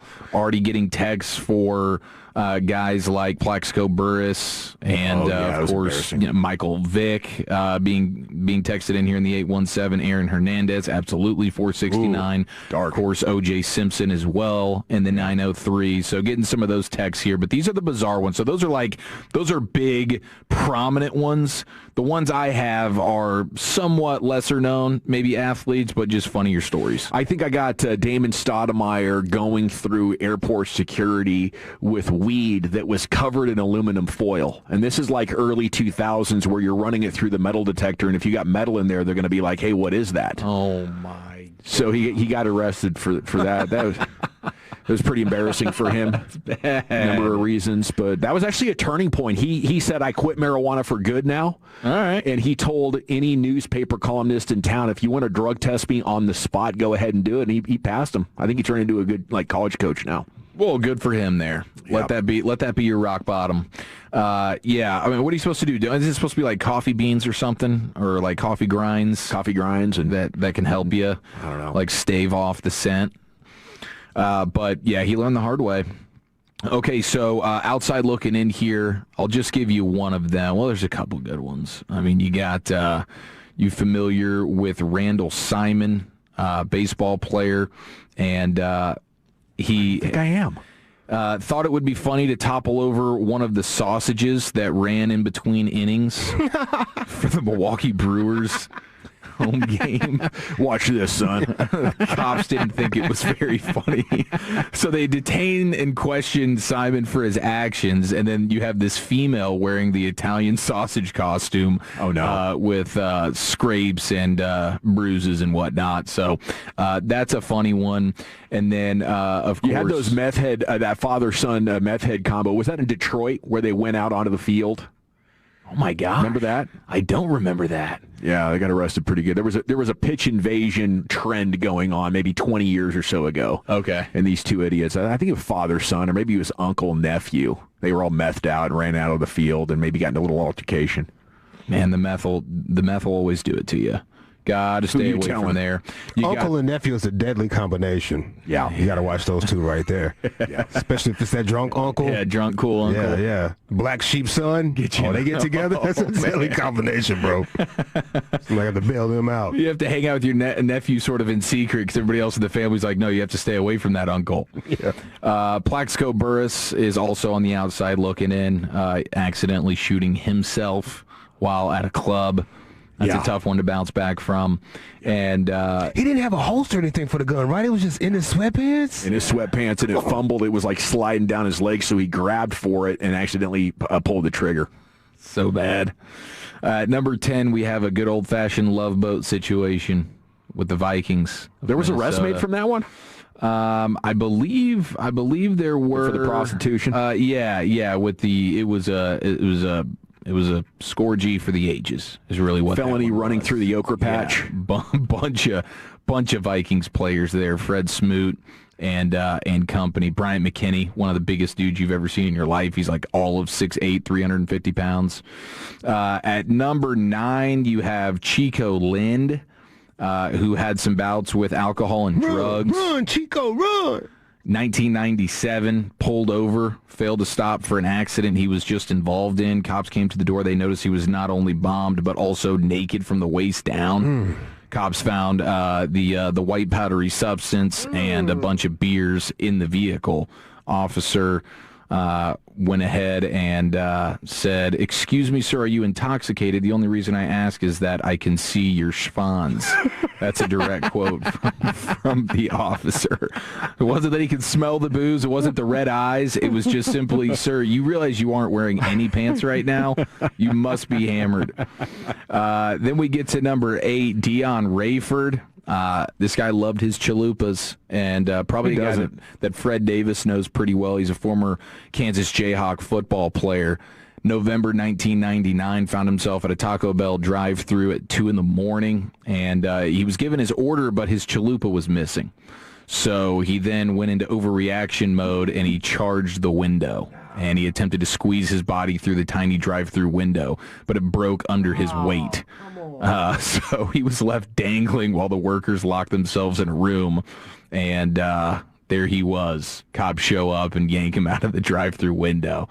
That's a bad spot to be, man. Yes. You sit there, you start to come to your senses a little bit, like, wow, I can't believe I did this. You go from angry to just super embarrassed and scared. They got you on surveillance camera. You're in the courtroom. They're showing you trying to fit through the little drive-thru window, looking ridiculous. Screaming, "Sir, is that you? Do you recognize that person in the drive-thru window?" Yeah, it's amazing. Yeah. Doppelganger.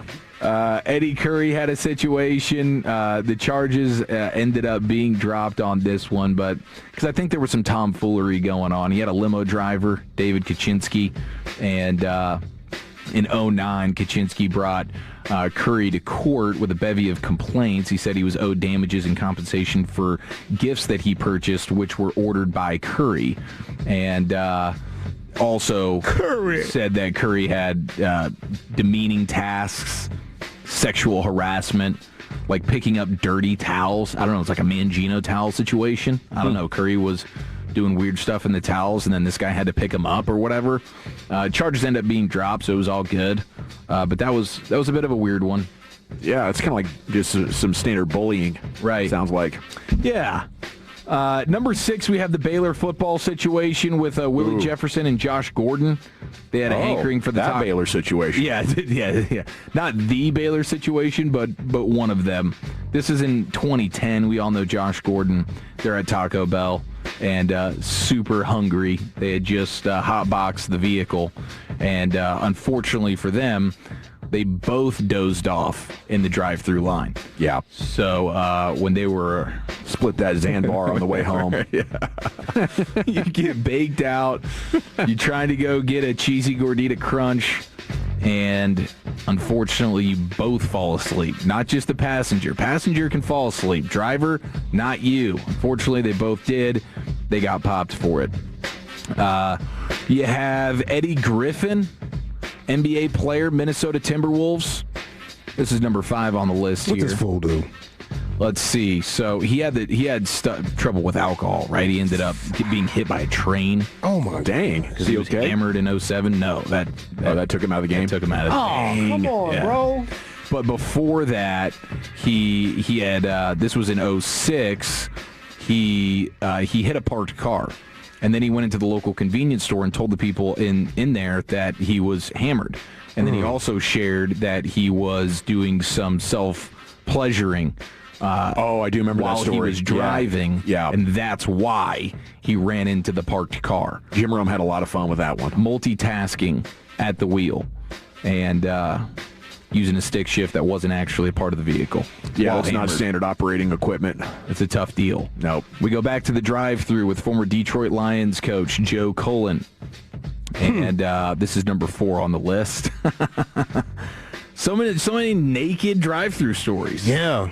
Maybe think about that one dude that got rid of himself when he got caught gooning with his pants down. He pulled up on that girl at the barista. Oh, yeah. That's the goon captain. Yeah, that was like, what, 2 years ago maybe? Yeah, R.I.P. to that dog. Seriously, man. Well, in 2006, you get the Lions coach, Mr. Cullen, defensive line coach, pulled into a Wendy's, ready to get a Big Bacon Classic, and he was hammered and just totally naked. Oh, come on. So he ends up falling for the old trick where the window lady's like, hey, could you just pull up a little bit and wait for your order? And then he got, exactly, 5-0 pulled up on him. Didn't get to enjoy any of his Wendy's meal. Doesn't that have to be either prescription drugs or like narcotics type of PCP or something involved? I mean, that's not the most functional drug for an NFL assistant to be using, but it has to be drug-related in some way to not know you're naked. Yeah, come on, dude. There's not enough alcohol in the world for that. From my experience, I think you're right. Number 3 is a Carolina Panthers cheerleader fiasco that took place, but we're running out of time here. There's a guy named at 2, Tyler Patrick Thomas. He was an Oregon State football player. You might remember this story, but he was also found naked in someone's home. He was just hammered, didn't know where he was, and he was just naked in somebody's house. But number 1, Najee Davenport. This is when he was at the, he broke into Barry University dorm room, and he dropped a grumper in a clothes hamper. That's right, he did, dude. He absolutely the old Najee did Davenport. That sounds like a pretty good prank, but probably also a felony. Second-degree felony, burglary charge, and misdemeanor count of criminal mischief. As he what's the grumper? What charge was the grumper in their grocery hamper? Yeah, that's a good I want to see what that was. Term? Yeah, break that one down for me. Is that the criminal mischief there? Is that 3 years? I get 2? Yeah, he actually had them all dropped thanks to community service. So if you are thinking about doing that, you could probably end up just getting some community service out of it. I had him picking up poo at the park. Yeah, very good restitution for this, man. Thank you, Chief. Yes, okay, we're going to go back to back with Eric because it's time now for a Friday staple here at 2:40 every day. Yes, sir. 877-881-1053. Where have you taken some L's this week? More importantly, where have you gotten those personal victories? Biggest L, biggest dub. Next right here on The Fan. But Tolos, I want to tell you about my friend.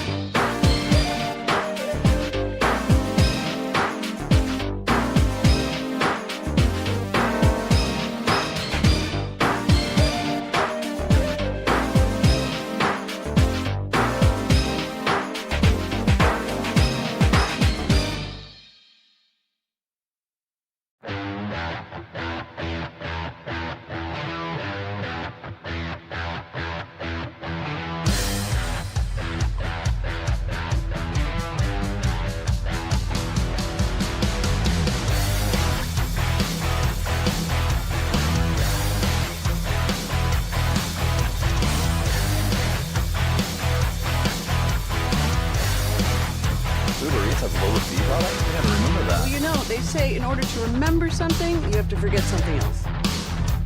Okay, now that is a very cute haircut. That's like a little shag. I've never seen that before. Well, I mean, of course you have. It's the Rachel. Oh, is that your name? No, I mean, what's your name? No, I'm Jen. My name's Jen. Right, but I just mean like this is your haircut. But that's hair on your head. I'm not saying this is your hair. Okay.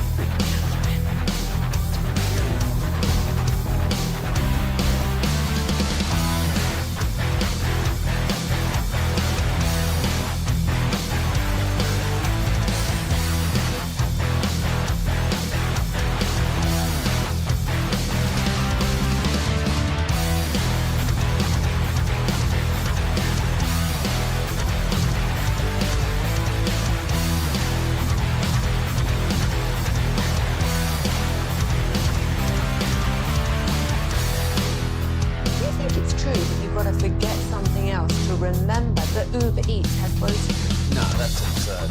Hey, remember when you used to be what was it, Pepper Lady? Pepper Lady? Wasn't it Seaman Sisters? Basil Baby. Saffron Squad? Nutmeg Maidens? Pre-curb? No.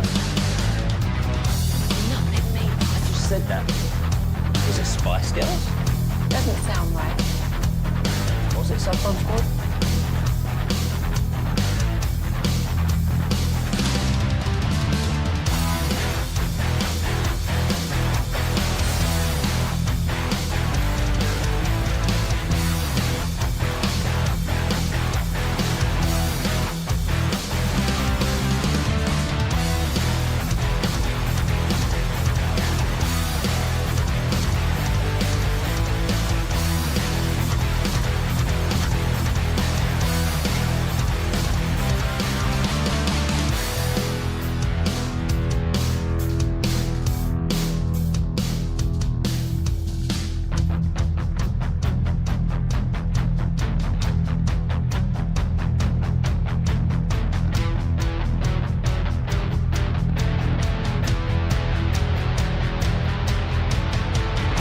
In the market to upgrade your vehicle, get to Classic Chevrolet in Grapevine. Back-to-back #1 Chevy dealership in the world.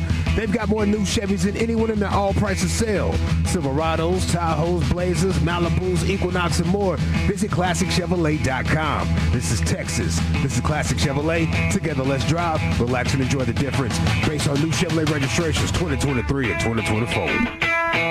Thank you, Lucius. G-Bag Nation 105.3 The Fan. We have a college football guest coming up here in about 10 minutes, and you're going to love it. Brian Dansel's going to join us, and we'll talk about the big weekend games. But right now, it's time to recap the week that was with Chiefs' biggest L and biggest dub. Yes, sir. 877-881-1053. Where have you taken some L's this week? More importantly, where have you gotten those personal victories? Here's British Ian. Oh, yeah. Now listen here. It's time to toss things over to that silly twit, Eric Chiafalo, to give us this week's L takers and dub makers. On and off the field, no one is safe from this imbecile's tongue. It's biggest L, biggest dub. Our favorite Baltimore Tolo, pastry chef Eric, says his L is that he missed his son's basketball tryout this week. He's 15 years old. But the big dub is that he made the team and he is starting. Oh, wow. He's six feet tall at 15 years old. Okay. I was asking him if there was a milkman situation, but he's in pure denial.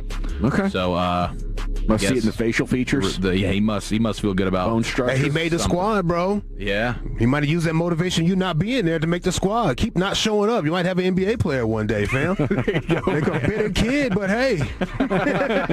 It'll all pay off in the end. That's right. I did that for you, son. Yeah, this was all for you, man. Got my handicap down to 2 as well, but hit the driving range. We got a big dub for Dak Prescott, who returned to his high school alma mater in Louisiana this week.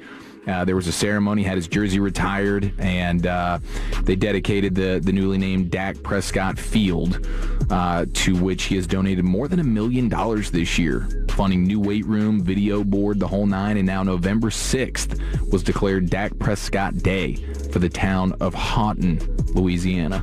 Yeah, it was cool. It was maybe perfectly timed on the bye week for him to have the opportunity to share some incredible wise words on the Marshon Neland L of the week for everybody around the Cowboys yesterday. But that event for Dak Prescott was magical, and what a blessing for a high school program to have a guy like that go big time and want to give back like that. Yeah, I mean, it really is just the perfect situation. All-time human being, quarterback of the Dallas Cowboys, not just flash in the pan, but decade running.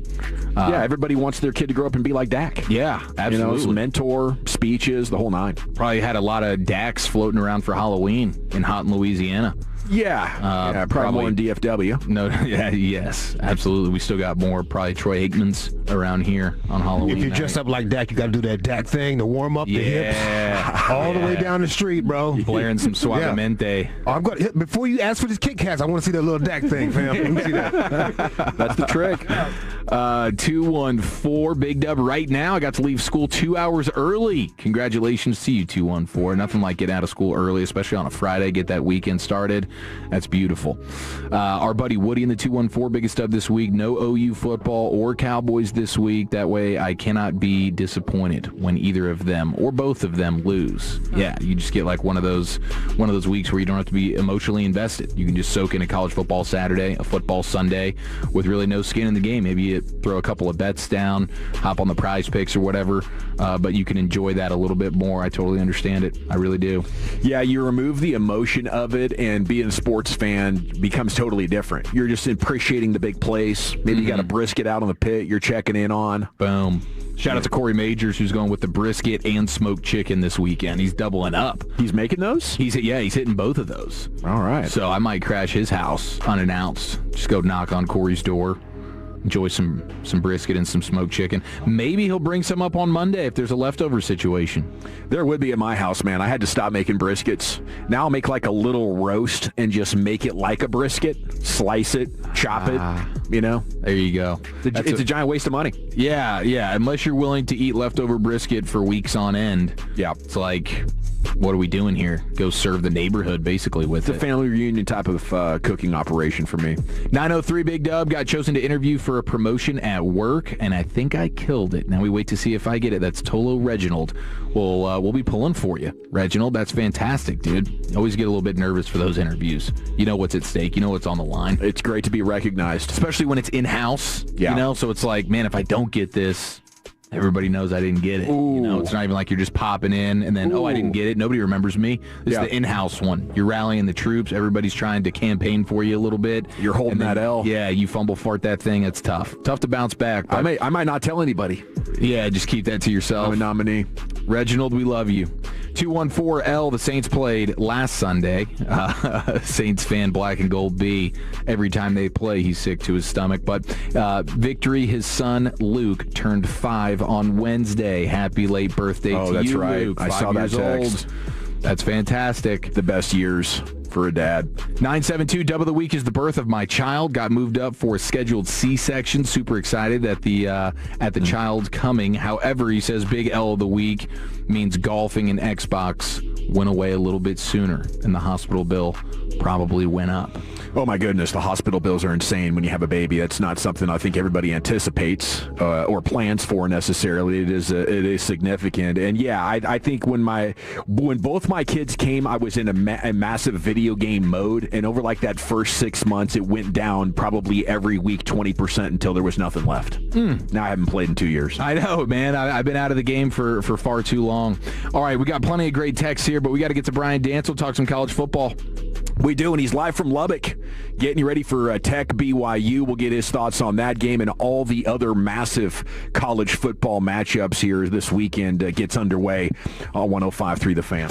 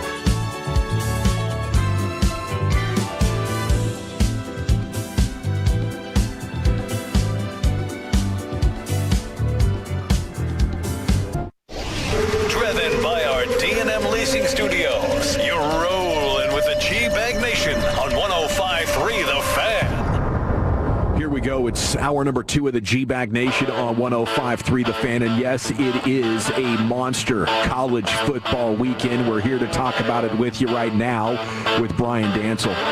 He is from the Elite Media Network, and he's live in Lubbock, where Coach is about ready to speak, or already has spoken. Anyway, he's all over it. Brian, good afternoon. Thanks for joining us again. How the hell are you? Great, gentlemen. How are you? And before we get talking to college football, I just wanted to send my sympathies and respects to everybody in Dallas. Obviously, Marshon Neland, huge tragedy and very unfortunate. And again, Don Waite's young recipe.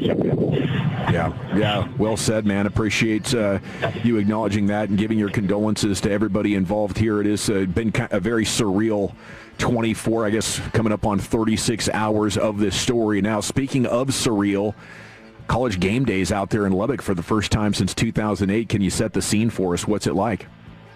Gentlemen, I am talking to you live from Jones AT&T Stadium. I am just outside the Womble Center, where I will meet here with Joey McGuire in just about 20 minutes or so. It is wild. This is my first time to Lubbock. I've just gone recently on campus to go, grab a bite to eat for lunch, and this place is absolutely haywire for this game tomorrow. College Football Live was going on from the College Game Day set. Herbie's here with his dog. Pat McAfee just got done wrapping up his show. This is going to be one hell of a scene in Lubbock tomorrow. What's the talk? Just excitement for a top 10 matchup there at the stadium, or national championship? What are people buzzing about? Yeah, at the end of the day, I think this is what they expected, right? They understood when they went out and they got all the defensive players that they needed to get to assist Baron Morton on the offensive end to go ahead and make this a complete team. I think between Cody Campbell and between Joey McGuire, this is what they had envisioned. And so, it comes down to, is this sustainable? Like, what does the new college football landscape look like? And will this continue here in Lubbock? And right now, the feeling is yes, because they do foresee that this will just take them into the future. And just because they show up 8th in the college football playoff rankings now does not mean that they are done yet. They want to go ahead and make sure that they are in that top 10 for the foreseeable future. Oil makes the world go around, and it's making the college football world go around out there, huh? Absolutely, yeah. You pull up and you see all the oil derricks kind of pumping through the ground, and you're like, now I know where all that's coming from. But, I mean, as I'm staring at the Womble Center right now, I do see the double eagle logo and insignia here. I understand that Cody Campbell's got basically a residence here inside of Jones AT&T Stadium. To, again, understand what that man has meant to this program. Again, I just don't think that he'll ever let this thing fail. And, Texas Tech is on the rise, boys. It's kind of a spectacle. We didn't know what we were going to see when we saw Big 12 Media Days when we met with Joey McGuire. But, 2.5 months later, this is where they're at. This is exactly what they thought would happen. We're so happy for him. He's been a friend of the station for a long time, and when he got the opportunity, we were excited. And then, we weren't really sure, but, to have this level of success is outstanding. Now, will it continue against BYU? How do you break down this game? BYU, boys, this is going to be a really interesting matchup. You're looking at Bear Bachmeier, who's a freshman who never played at Stanford last year. He and his brother Tiger end up transferring over to BYU, and he's got them on the run. Now, don't look now. Bear Bachmeier wears the number 47, which is really interesting for a quarterback and completely unorthodox. This kid plays like his hair is on fire. That being said, when you take a look at Texas Tech's team, the additions that they made between David Bailey, Romello Heighton, those are just a few names to add to the defense that was already here. Jacob Rodriguez, folks, if you have not heard the name, if you have not Googled this gentleman, this is the best defensive player in the country, and he's going to put that on display tomorrow. So where, Brian, where do you see BYU maybe having any advantage here in this game? Is there anything that you can point to where BYU could really test Texas Tech? Absolutely. You know where it's at? They get the week of rest. They come in off of a bye week, and they started their season last year at 9-0. They're on their way to doing that this season, and all they need to do is get that win over Texas Tech here in Lubbock. Kalani Sitake, if you have not heard his name yet, folks, he is one hell of a coach, and he will have his team ready for this challenge here in Lubbock tomorrow. But that being said, there are a lot of offensive weapons that BYU has on that side of the ball between Chase Roberts and a number of their receivers. Again, to go along with the style of play that Bear Bachmeier comes with, if this Red Raiders defense has not been tested yet, they will absolutely be put to the test tomorrow because, like I said, just Bear Bachmeier alone. Think about it, guys. The kid's name is Bear. What the hell is going on around here? He's going to play like his hair is on fire, and I can't wait to see it on display here against a top 10 team. Yeah, I mean, a quarterback named Bear who wears the number 47. Like, this is, we're making history with a guy like this. He takes that number 47 and he basically wears it like it's, it's not a crutch. It's a sleeve for him. It's a reminder of football is a game that needs to be played hard, and he plays the quarterback position like he's a linebacker. So if you see him out in the flat, if you see him out in the open, believe me, he's not shying away from that contact. He's coming for you. He's not Cam Scatterboot to a sense, which for all the Dallas Cowboys fans in the area understand. He's not going to run at you like that, but he's close to it. And again, when you're looking at a quarterback running at you with the number 47, it's just kind of out of whack at that point. You really don't know what to think. But this kid is for real. How much of a threat is UCF in West Virginia? I mean, if they get this one, do you just write it in the perfect season? I was talking around the facility today, and it does come down to, UCF does pose a little bit of a challenge. And again, you take these things one game at a time. If you overstep anybody, you're going to go ahead and fall yourself in a pitfall, and that could absolutely ruin your season. But obviously, UCF at this point, not exactly the UCF early in the season that went undefeated for their first 5 or 6 games. When it comes down to West Virginia, though, that is the game that is circled on every Texas Tech Red Raiders calendar at this point, only because it's their longest trip of the season. And whenever you get to Morgantown and you play in late November, that could pose as a challenge, especially, again, folks, I'm sitting here. There is not a cloud in the sky. It is 75 degrees out here at Jones AT&T Stadium. When you start to travel to the elements, that could throw a monkey wrench into your game plan. And if they are not ready for that, they could get got. Now, I don't think it'll happen. But at the end of the day, what does West Virginia have to play for? And the real answer to that is Rich Rodriguez. He's back for a reason. And he's been able to prove that he can go ahead and pull off an upset or two while he's there on campus. But at this point in time, Texas Tech is that next line in the road for West Virginia, and I'm pretty sure they're going to be ready for that game. We're chatting with Brian Dansel from the Elite Media Network. Now, how about A&M going to Missouri 3:30 on ABC? What's the key for them to not have a hiccup? If they just stick to their game plan and make sure that their quarterback can go ahead and do all of the fantastic things that he's been doing this season, I don't think that they should run into a problem. That being said, Diego Pavia is an absolute gamer. I do not, when you start to take a look at the way Missouri ends up playing, like it's just one of those. You don't want to give him credence. Excuse me, I'm talking about Vanderbilt. When you take Missouri and you end up having to take them on, they are a team that's for ready, and Eli's got them ready. I would just not look past them. Now, do I see a hiccup here? Absolutely not. I do foresee that A&M will stick to their game plan and be able to get over on this game. But if you start to take a look at the scoreboard, and that first college football playoff ranking did just come out, you start to kind of look past some things. You start to feel yourself just a little bit differently. And when they look at themselves in the top 3, they're going, oh, this is going to be cake. We're going to go ahead and make it. You cannot allow that to impede on your game plan, because that's the moment in time that you slip up and all of a sudden you become a story on the front page there in College Station. So you do not want that to happen. I mean, speaking of upsets, I've seen a handful of people looking at Iowa being able to unseat Oregon. Oregon goes to Iowa. Oregon's favored by 6.5. Is that a game you're looking at as maybe an upset special for this weekend? For those who have never been to Kinnick Stadium at all, it is a very interesting place to play. That crowd is on top of you at all costs. It's just the way that the stadium was built. And if you can't get past the first quarter, the end of the first quarter, where everybody does the wave towards the Children's Hospital, you can get lost. This is Oregon's first time in that building in a very long time. And at the end of the day, if they allow something like the Indiana game to help them slip up here, that can come back as a very nasty black eye. And a team that ended up number one in the college football playoff ranking a season ago can find themselves out of the college football playoff if they slip up here at Iowa. So I just would not discount it. Now, that being said, Oregon's a horse. Like they are ready and primed for the occasion. But again, Iowa is not something that you should look over. It is just a very tough place to play in the Big Ten. Okay, how much are you tracking these head coach vacancies right now? Do you have anybody in mind for any schools here? Is everybody just going after Lane Kiffin right now? It's interesting, right? Like, there's only one Lane Kiffin, yet his name pops up on every major college coaching search.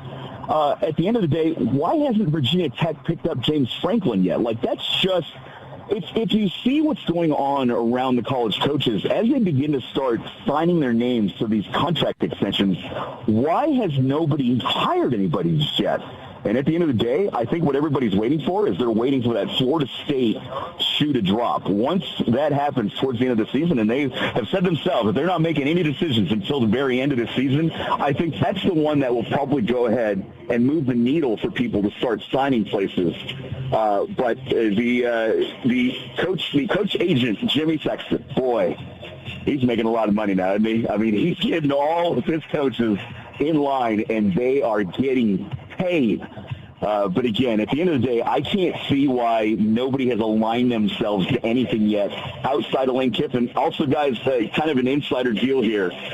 Lane Kiffin may not move. I realize that Florida is the number one landing spot at this point, but Ole Miss may try to do everything underneath their power to keep him in Oxford. Brian Dansel here, Elite Media Network, with you on the Fan. Now, how are you looking at Texas on the off week going into the Georgia game next week? How much credibility do they have for you right now as a contender? You know, it's one of those things, and it's so unfortunate when you take a look at their squad at this point, right? Like, they're just barely getting by here in the last couple of weeks. They've won a couple of games in overtime. They get Vanderbilt at home, and they're able to get over. But at the end of the day, they still don't seem to look right. So when you go to Georgia and you're playing between the hedges, you're going to need to figure some things out here in the bye week. And I'm sure that Steven Sarkisian, you know, as much as he'd like to give them the time off, he's probably giving them the time off on the field. But mentally, he's getting them prepared. And at the end of the day, how is Arch going to look? I realize that is a big selling point for a lot of people at this point. He's not what he was as advertised, so on and so forth. Give the kid some time. He's not going anywhere next year. He's obviously working out some kinks. Unfortunately, Georgia's not the place where you want to work on those items, because that defense is absolutely for real, and that front four, front seven will have you running for days if you're not ready. How are you looking at OU and Bama next week? That's a really interesting game. Oklahoma obviously needs to get their season right. Nothing has seemed to look correct since the game in Dallas against Texas. They just need to somehow find a way to get over. I just don't know that it's going to happen, right? At the end of the day, Simpson down there at Alabama is having one hell of a season.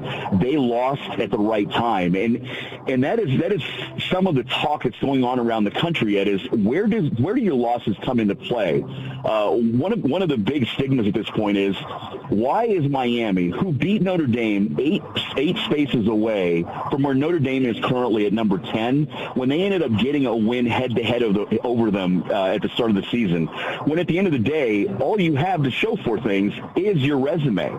If there is a win of a number 18 team over a number 10 team and they have the same record, one would like to think that team that has beaten the team head-to-head is ahead. So again, when it comes to Alabama, I just feel like they lost at the right time, but boy, right now, the tide is rolling. Brian, is there any chance that my Mean Green squad can keep Eric Morris and quarterback Drew Mestamaker, or are they as good as gone? When you take a look at mid-majors like that, and don't get me wrong, Chief, they are absolutely on a roll, right? Like, it's one of those things that I'm not sure too many people outside of Denton ended up seeing coming. But, boy, how much of a roll are they on right now? Are they in trouble of losing those two? I would have to think so, right? It just comes down to one of these things. We are talking about Texas Tech being here, and it just comes down to, all right, well, what do you have in the finances? And unfortunately, for most, that's where the college game is heading at this point. It is very much an NFL model, and if you've got enough in the bank to go ahead and shell yourself out to get all the free agents that you possibly can and the top head coaches that you can, then you better go ahead and do that, because at the end of the day, this is big business, and everybody understands that every dollar needs to be well spent if you are going to go ahead and succeed. As long as, alumni like yourself, if you go ahead and pump a couple of dollars back in, you never know what might happen. You might just be able to save them. I'll put a 5-ski on it. There you go. Thanks, Brian. Have fun out there in Lubbock, man. It sounds like a terrific environment. Enjoy, and we'll try to catch up with you real soon. Can't wait for this one to kick off, boys. And please tell the Wolchuk family congratulations from me. You got it, buddy. There he goes, Brian Danza, one of our favorite college football talkers here in the G-Bag Nation. Okay, coming up next, we got the C-Note. We'll take you inside the Jets' decision to move on from Quinnen Williams on an emotional day for that organization. And we're back with that Cowboys news of the evening next on The Fan. But tell us, I want to tell you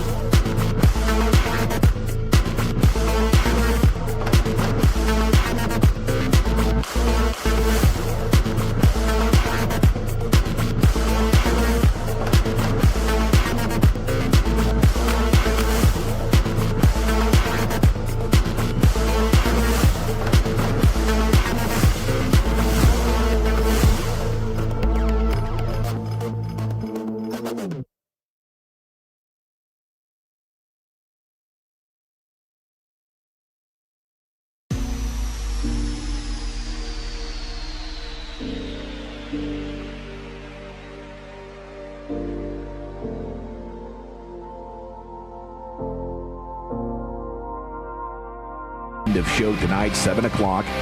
Get your bids in now for our table at Jared Sandler's annual event.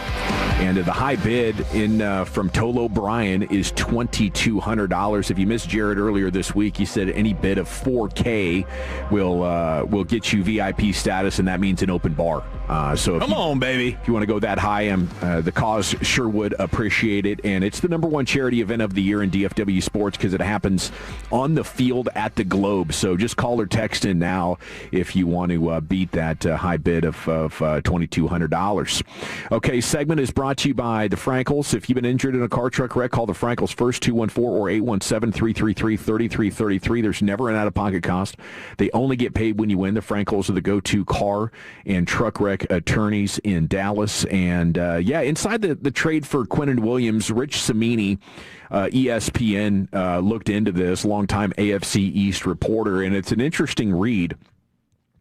You know, the Jets made both those trades on the day of Nick Mangold's funeral, essentially. So you had Jets legends, Jets brass, ownership, all gathered here, and the GM Darren Moogie arrived late. He left early, and he was on the phone pretty much the whole time this went down. So he's at Mangold's funeral, but the deadline's coming up in 5 hours. Oh, man. As they're late morning in New York, and he's like, well, you know, I guess the business of the NFL must go on. So he ends up leaving just a little bit early, like right at the end of the ceremony as people are kind of hanging out and still talking, and you know how that goes at a funeral for a couple of hours. He bails, and within minutes, apparently the facility was two minutes away, the Sauce Gardner news hit. And the people at the funeral were like, damn, man, we're mourning a teammate here, and the organization's trading away one of our best players. But there was really nothing that he could do, and he actually held the news as long as he could. Apparently, they could have announced that Sauce Gardner trade earlier, but he was just working, trying to keep it suppressed so people weren't talking about that as the ceremony was starting or going on. He didn't want to be a distraction. But the real premise of the trades for them is they're bound and determined to finally get their quarterback situation resolved. And they want to make damn sure they have the draft capital over the next couple of years to go get their guy, whoever they determine that it might be.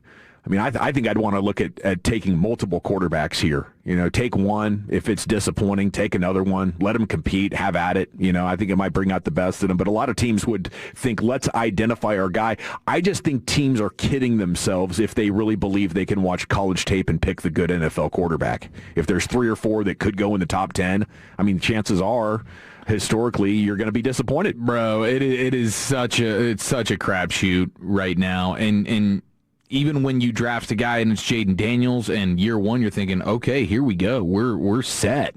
Yeah. And then 1 year later, you see where things are at with him. And Drake May is now the guy of that class. We'll see what happens with Caleb Williams. Bo Nix looks like he's gotten even worse. We saw it firsthand last night. Michael Penix struggling mightily right now. So, I mean, it's all over the place. Trying to identify a quarterback is extremely difficult. Even somebody like Sean Payton, who's been a quarterback freaking guru. The unbelievable stories that Broadus will tell us all the time about his years when he was on staff with the Cowboys and how he could just pinpoint, oh, this guy's got it, this guy doesn't. He's still the guy that ends up with Bo Nix. Yeah, and congrats to him for making it 8-2. But could you imagine if he'd actually gotten a quarterback in there, how deadly that Denver team would be right now? It'd be something. And it was massively. I mean, the Broncos skill players were talking last night like they'd lost the game. They're like, we've had enough. This is embarrassing. The defense is having to carry us to this. So yeah, I mean, point taken there. I get, C.J. Stroud a couple of years ago was the toast of the town, and now it's either the offensive coordinator isn't right, he can't stay healthy, but finding a guy and then having him actually be healthy is really tough. But there was a note in this story that kind of defines how much of a seller's market this was, and if you wanted to pry one of these players away from a team, you really had to overpay. The sources in Rich's story says Gardner's considered the most flawed of the elite corners, with one NFC executive saying, never been a huge fan of Sauce, so was a great deal to me that you just could not pass up. And, I don't know if you think the Cowboys maybe overpaid a little bit for Quinnen Williams. I think they did, but I think it's a good thing. I support it, because for a long time we've been frustrated that the Cowboys wait for the perfect deal to fall in their laps. And it's hard, to build out your roster if you're waiting for the perfect free agent or the perfect trade to happen or just to outdraft everybody. And, it's bared out that it's not been a successful team building thing. But with Quinnen, the story really focused on the fact that he'd played 100 games as a Jet, and he has the second lowest winning percentage all time in Jets history amongst players that have played 100 games. Oh my gosh, I want to know who number one is. It's their current long snapper, I think, that's been around a little bit longer. But, he wanted out very, very badly. The story says how switching him to 3-tech defensive tackle was another factor that I don't think we discussed, or if we did, it was just mentioned. But he played nose tackle the majority of his career. This year, they slide him under Aaron Glenn to be more of a 3-tech. That further fueled his unhappiness. He really wants to play nose, which is another reason to believe the Cowboys are going to that 5-man front. That's exciting to me because it was broken as a 4, and I think they'd only played 5-man front 18 times before Monday night. Yeah, they've done it 43 times on the season, and they did it 27 times versus the Cardinals. So 16 times. Do you get the feeling, and are you at least intrigued and maybe optimistic about what that could mean for this team's ability to kind of stop the run and also get to the passer a little bit more? Yeah, for sure. I mean, just Quinnen Williams in general. Like, even if you were going to do the 4-man line, he would still be a huge difference maker for you. But now that's kind of like a strength of your team, even though Osa and Kenny Clark haven't quite been probably what we were hoping they would be. But they should get better now alongside Quinnen Williams. That's still the strength that you have. So having those 3 guys on the field, I do think just Quinnen in general will help the pass rush. But from a run defense standpoint, and then you factor in the Logan Wilson stuff, I do think it should absolutely help. And then they say, here, I'll give you some of this verbatim. Unlike the Gardner deal, the Williams trade came late and fast. Talks with the Cowboys intensified Monday. Jets team sources said the Jets made it clear to Dallas they had to be blown away to part with one of the league's best defensive players. Another team, reportedly the Jags, made a strong push.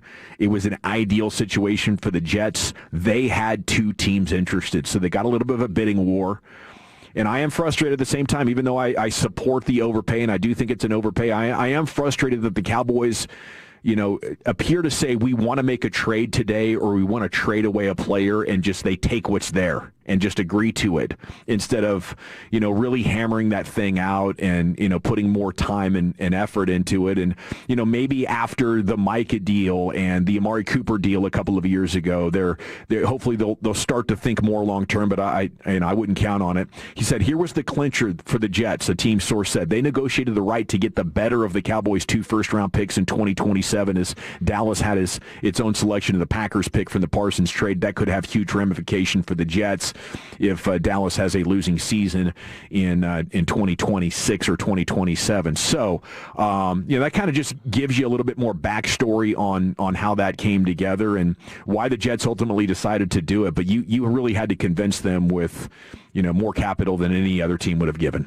Yeah, I mean, I know John Lynch of the Niners. They didn't make a deadline move, and part of the reason why, when he was asked about it, he basically just said we weren't going to get fleeced. We weren't going to overpay. It's just not good business. Sometimes the best deals you do are the ones you don't do. And, every team situation's a little bit different. I get it for them. They've invested a ton into that roster. They've had so many injuries. They're probably not a player away from really winning right now. So I get why they went ahead and did that. And so I think that was just that's a picture of what the market was. Like the Dolphins. The Dolphins should have moved on from all these guys, even the Jets, like hanging on to Breece Hall because they couldn't get a 3 and they didn't want to take a 4. And Miami with Minka and Bradley Chubb, and it's just like, man, you constantly see this throughout the league, really in all sports, of just guys or teams overvaluing their own guys. Yeah, and I do think the 49ers might be playing a little bit scared after making the commitments that they did to a number of players and then ultimately not getting there. I think ownership got frustrated that the front office was saying, we got to do this, we're so close. And then last year to go as badly as it was, I think it kind of scared them out of that game of being aggressive. And, I would be nervous if I was a fan of that team thinking maybe we lost our stomach for the fight. It's like, you have to be willing to accept that you could put yourself in a situation 2 years out that's not ideal if you really want to go for it. And the chance to take your team on that kind of a run, like I feel like the Mavs lived off of that for a decade. The Rangers are going to live off that for a long, long time. Just what it does for your fan base, and it births like new generations of people who are passionate about your product and willing to spend money, to represent your team or to go to your games. Like all that's really important. And if you're afraid of that and thinking we can get there without sacrificing our future, I think the deck is so stacked against you. You better have a Mahomes or a Tom Brady in that situation. Yeah, for sure. And they've had it tough because now their quarterback situation's a little bit weird. They paid for Purdy, and now he's not looking quite the same. He's been injured, and they just have so many injuries. But I'm in agreement with you. You can't. There's nothing better for your organization, big picture, than being able to take one home. And the Niners were on the doorstep so many times. Yeah. And it's like, at what point do they just need to do kind of a tear down in order to rebuild it back up? Yeah, a tear down to build it back up or go all in. I think there should really be only two modes. And, I think front offices you're making $200 to $300 million a year. You know what I'm saying? Like the money is coming in regardless of what you do. So I think that, kind of contributes to a status quo. Where are you with Dak? I just mentioned you better have a Mahomes, you better have a Brady. Tony Holzman, who does the at Front Office NFL Twitter account, it's a really good follow. Most completions of 25 yards or more this season. Patrick Mahomes does lead with 22 of those, but Dak Prescott coming in second with 21. It's been a hell of a season, but now, 2 weeks ago, 5 out of his 7 games have been great. Now it's just 5 out of the 9 games have been great. I wanted to believe that he had mastered an ability to play with extensive pressure. Because that's what it looked like. Yes. But I don't know if defenses have made an adjustment to get home quicker or they're knocking guys off routes a little bit quicker. Maybe Denver and Arizona both had blueprints that they were able to exploit more than other opponents. But, when you get back out there against the Raiders, I kind of need to see at least 35 to be optimistic and confident again. Yeah, you want to see him get back to being dominant, and it's hard to be as masterful as he was to start the season. And then when you factor in all the penalties and the turnovers that they had in particular versus the Cardinals, it's going to make life extremely difficult on you. But and they're at a point where it's like he's got to be that perfect dude like he was versus the Packers, where it's, hey, you're getting pressure and you're still able to make plays. Yeah, it got away from him so quick. But if they kick 2 field goals and don't have one of the 2 fumbles, Ferguson or Javonte Williams, they could have hit 30 easily, in that game. Yeah, and the red zone stuff, like the red zone stuff is starting to become a problem here as well, and how much of that is on shoddy defenses maybe starting to get a beat on what it is you're trying to do here. This is just kind of the way it goes. There's going to be ups and downs throughout a season, but yeah, you'd like to see Dak get back to being that pinpoint dude. It's just hard to be that impressive week in, week out. For any of these quarterbacks. Yeah, maybe he starts another heater now. That's the C note. Okay, it's time for Krusty's Corner now. Brian Broaddus is out. We'll do our best to give you some Week 10 what to watch for. A couple absolute locks, I think, if you want to get down. I think Vegas made a couple of mistakes. We'll talk about the top matchups here for Week 10 of your NFL season, get to football's finest, and then Nick Harris is going to join us at 4:20 right here. It's the G-Bag Nation, the fan.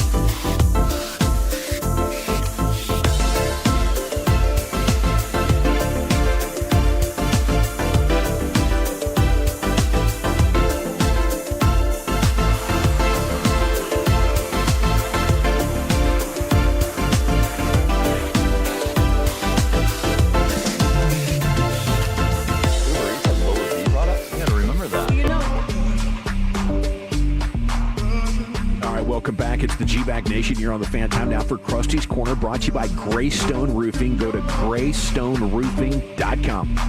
Hey, kids! Your old pal Krusty's gonna teach you 5 new words. You're not wrong about that. From Dallas, Texas, number 55, Brian Broaddus. It is a rare occasion when the workaholic known as Brian Broaddus is not in studio. I bet he's got anxiety right now, but he's also living his best life out there. Mardi Gras Brian on a golf course. Not sure which one it was. He told me last night when we were walking out to the vehicles, but yeah, he's got like 20 high school buddies that get together every year and do like a little golf tournament, little scramble. Something like that. 20 dudes from high school he knows. Yeah. Yes. Please. I told him still to this day. Yeah. Man. Yeah, so and he can't play because he's got that crawfish shoulder from lifting the bucket a couple years back. He's just running his mouth and handing beers over. Yeah. I think he's just driving around with like a cocktail cart. Hanging out with his guys, socializing, probably talking Did some I ever tell you what Emmitt Smith told me? Exactly. Yeah, but that's why I told him last night, I seriously don't know, other than like one of my best friends ever who I talk with, maybe every couple of weeks or something like that. I don't know any of my friends from high school that I've talked to recently. Yeah. You might have to go back like 5-10 years, maybe a Facebook message, something like that. But salute to Brian, like 45 years on. Mm-hmm. He's been doing this golf event with his buddies. So. Yeah, it's impressive, man. I probably got maybe 3 or 4 high school buddies that I'll still stay in touch with. And you're still out there in the area, aren't you? Yeah, I'm still in the area. Absolutely. Yeah, it's hard to stay in touch, but Brian loves it. So hopefully he's having a good time. And if you see him asking for a cocktail, he'll probably pour you up a shotty, something like that. Okay, week 10 big games that you need to know maybe a little bit about.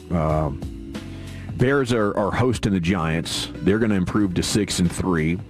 Chicago is. First year under Ben Johnson, big-time success. And the Panthers are going to improve to 6-4. They host the Saints.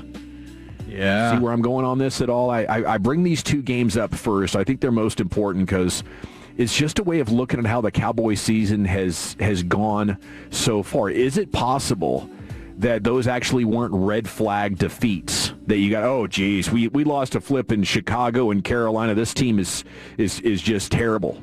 Now that they're getting healthy, you maybe change the lens on how you're looking at those games. I think it goes to, what we were talking about yesterday, the 30,000 to 1 odds or 30,000 to 100 odds on betting them to win the Super Bowl or betting them to make the playoffs. Or, as Bobby Belt joined us in studio, I guess, Wednesday, saying he feels like 6-2 is a realistic stretch. I guess he's got a bet with Sean. They're not going to finish any worse than 6-2 the rest of the way. What do you think? Can you find some positivity or optimism there that, hey, maybe the Bears and Panthers are actually playoff teams you lost in their house? That happens.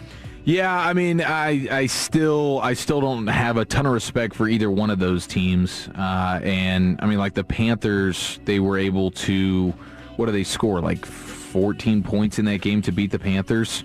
It's not like they have an offense. I mean, Bryce Young threw the ball for like 100 yards in that game. Their defense still has plenty of issues, like dead balls last in pressure rate for the Panthers. So it's still a team that you should have beaten. Okay. And the Bears are probably, their defense. You just saw what Joe Flacco was able to do to them. And I know you lost CeeDee Lamb in that game, but the offense was not good in that game. Yeah. So I'm not drawing a ton of confidence from those. And I just need to see what this new defense can start to look like here before I can maybe start to buy in. And now you have questions about the offense too. Yeah. Right? Like the offense has started to slip a little bit, and the defense has been terrible. You're just hoping they can climb up to being 20th, 21st, something like that, and see some improvement. But no, I think it's tough sledding, and I don't know what Bobby's drinking on right now to give you the 6-2. Well, he'll go 0-60 faster than anybody. That's true. I salute him for making a stand there and predicting that. I think it's a long shot.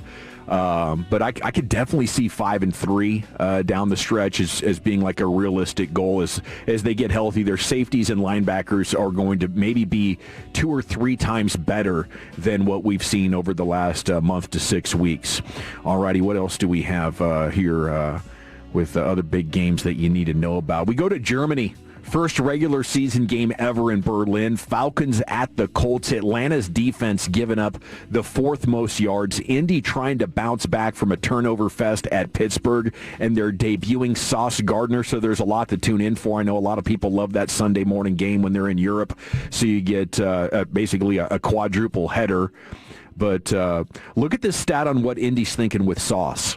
The Colts have a split this season in which they rank first in DVOA against number 1 receivers, 28th against number 2 wide receivers. They held DK Metcalf to 6 yards last week, but it's the secondary guy, the guy that's not a household name, that's been absolutely able to dominate the Colts secondary. So to what extent does Sauce Gardner fix that and move Indy into the conversation? I'm still not considering them, Denver, a handful of teams, Pittsburgh. I'm not considering these teams as like that legit compared to your Kansas City, Buffalo, Baltimore still. Yeah. I mean, and I would probably put the Colts up there ahead of, even though the Steelers beat them last week. I think that was just a crazy, fluky situation with all the turnovers. And a couple of those other teams in the AFC, like even the Broncos, I would take the Colts over them. I think the Sauce Gardner move is definitely going to help them a ton. And they're going up against the Falcons. Drake London just had an unbelievable game last week, 3 touchdowns. So that's going to be a fun matchup right out of the gate, Sauce Gardner and Drake London. I'm not going to ultimately buy on Daniel Jones being somebody that can absolutely take you deep into the playoffs, going up against the Josh Allens and the Mahomeses of the world, the Lamar Jacksons of the world. I just don't see it. But they are a good team, and as long as they don't have a million turnovers, then they should be in a good spot. Are the Ravens a real contender? What are they, 3-5? If they are, they will absolutely smack the Vikings, who are at 4-4 up there in Minnesota. Offensively challenged Vikings with J.J. McCarthy as their quarterback right now. If you want to bet, look at this. Ravens are -4.5. Jackson is 32-16 in his career on the road. Golden opportunity, a 2-to-1 ratio. I don't know how a guy could consistently get that devalued, I guess, on the road, but the Ravens have been incredible with Lamar Jackson on the road against the spread. Of course, he is going up against Brian Flores, who has quite a bit of experience trying to defend Lamar Jackson, and the last time he did, he was with the Dolphins, and they held him to 10 points that day. Yeah, that was before Lamar started to get the blitz stuff figured out. That was a night where the Dolphins were just going 0 blitz on him at a rapid rate, and he didn't know what to do. He started to, last year, you saw him be a guy that, okay, you want to blitz me? Good luck. And the Vikings defense hasn't been what you thought it was going to be coming into this season. So, how about that? The Ravens as a 4.5-point favorite in Minnesota. Minnesota's not getting much love here, even though they beat Detroit last week. But, yeah, I'm starting to buy back into what the Ravens got going on. I still think their defense is going to have some vulnerabilities, especially versus really good rushing attacks. But I don't think the Vikings are that team.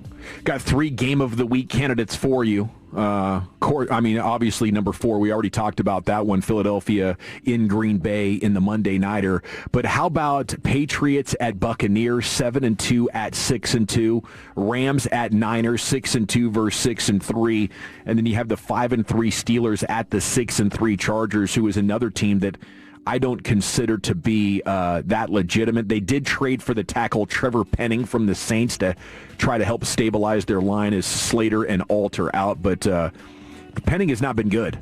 So I think that's below starter level, but better than the depth guys that they had there. But yeah, Steelers-Chargers, I had the betting stat here for you. Tomlin, 63-36 in his career against the spread as an underdog. Wow. It's another monster number there for you. And I believe in those kind of trends. You know, I think Vegas is making mistakes because they know that the public won't punish them for it. For sure. And now you have the Chargers offensive line going to be having some issues, and the Steelers just went berserko mode from a pass rush standpoint versus the Colts last week. So that'll be a fun one. But Patriots and Bucks is going to be awesome. Bucks coming off a bye, a couple of weeks to prepare. Todd Bowles versus Drake May. I can't wait to see that little chess match right there. And no Butte for it's going to be a Butte free environment for the Patriots, so we'll see how that plays out because he's been awesome for them from an explosiveness standpoint. And Ramondre Stevenson at running back is going to be out as well. So with 2 weeks to prepare, I would expect the Bucs being a little bit healthier now. I would probably think that the Bucs go ahead and win that. But the Patriots have been awesome. I mean, dude, the other day, the morning show with their weekly power rankings, Choppy and Bobby had the Patriots number 1 in their power rankings. Wow. So Bobby's drinking on a lot of stuff right now. Yeah. 6-2 rest of the way for the Cowboys, and the Patriots as the best team in football. Yeah, I mean, their hidden strength that a lot of people are talking about is they have not allowed an opposing running back to reach 50 rushing yards all season long. They got the run defense. I don't think they have a run game. I don't think they have enough weapons, to be really taken seriously. But if you have a quarterback playing at that high a level, and Drake May is firmly in the MVP conversation and firmly in the, possible top 5 quarterback of his generation conversation already, they definitely got that one right. Now they have the head coach right. Maybe we're going to have to make room for them. How do you rank the AFC right now? Are you with me that you're looking for these other teams to make a definitive statement in the second half that they are for real before you crown them? Absolutely. Yeah, I mean, I'm still going with your standard Bills and Chiefs there at the top, and then I do think the Ravens are probably about to go on a run here in that division. I think they're going to have a great opportunity. So those would still be the teams that I'm looking at to go the deepest come postseason time. All right, we got 2 down, 3 to go here. It is the G-Bag Nation on 105.3 The Fan. Broadus and Wolchuk both out. Send him some love on social. Congratulate Wolchuk. Take a look at his beautiful baby daughter. Man, I'm so excited for him. But where are we going next, Chief? Okay, football's finest, and last night's game was a historical disaster for Thursday Night Football, and some Week 10 NFL nuggets for you next year in the nation. Okay. Forget something else. Okay, now that is a very cute. That's like a little shag. I've never seen it before. Well, I mean, of course you have. So Rachel. Oh, is that your name? No, I mean, what's your name? No, I'm Jen. My name's Jen. Right, but I just mean like this is your haircut, but that's the hair on your head. I'm not saying this is your hair. Okay.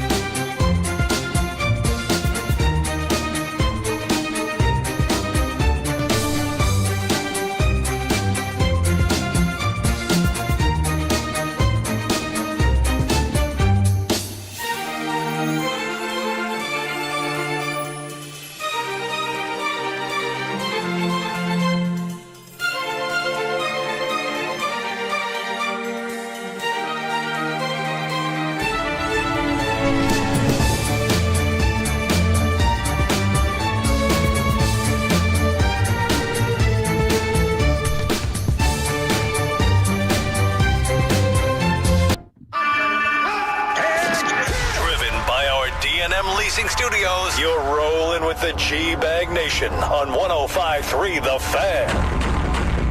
Here we go. It is hour number 3 of the G-Bag Nation on 105.3 The Fan. Thanks for making us part of your day. We have Nick Harris, Star Telegram, coming on in 20 minutes. We'll be talking with Nick about everything going on with the Cowboys here at the bye week and the latest. I saw the NFL made, more counselors available for any Cowboys that might be needing or wanting some assistance in coping with the tragedy that everybody experienced yesterday here in Cowboys Nation. It's time now for Eric Chiafalo's edition of Football's Finest. Here's the Chief. Yes, sir. We got plenty to get to. We look ahead, but first we got to look back right after this. But at the end of the day, it's about taking it a day by a time, a day and a day and a day, just continuing to do that. You cannot lose games in the NFL and still win. To win games, you have to win the game, not lose the game. It doesn't matter. He pulls another rabbit out of his head.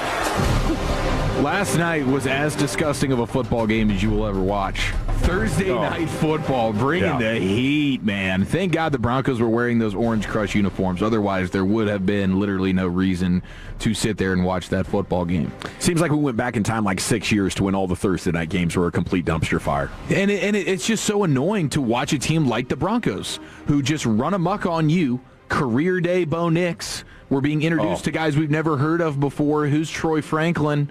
He's all over the field scoring touchdowns. And then they're playing the Raiders, and they look awful, man. They look absolutely awful.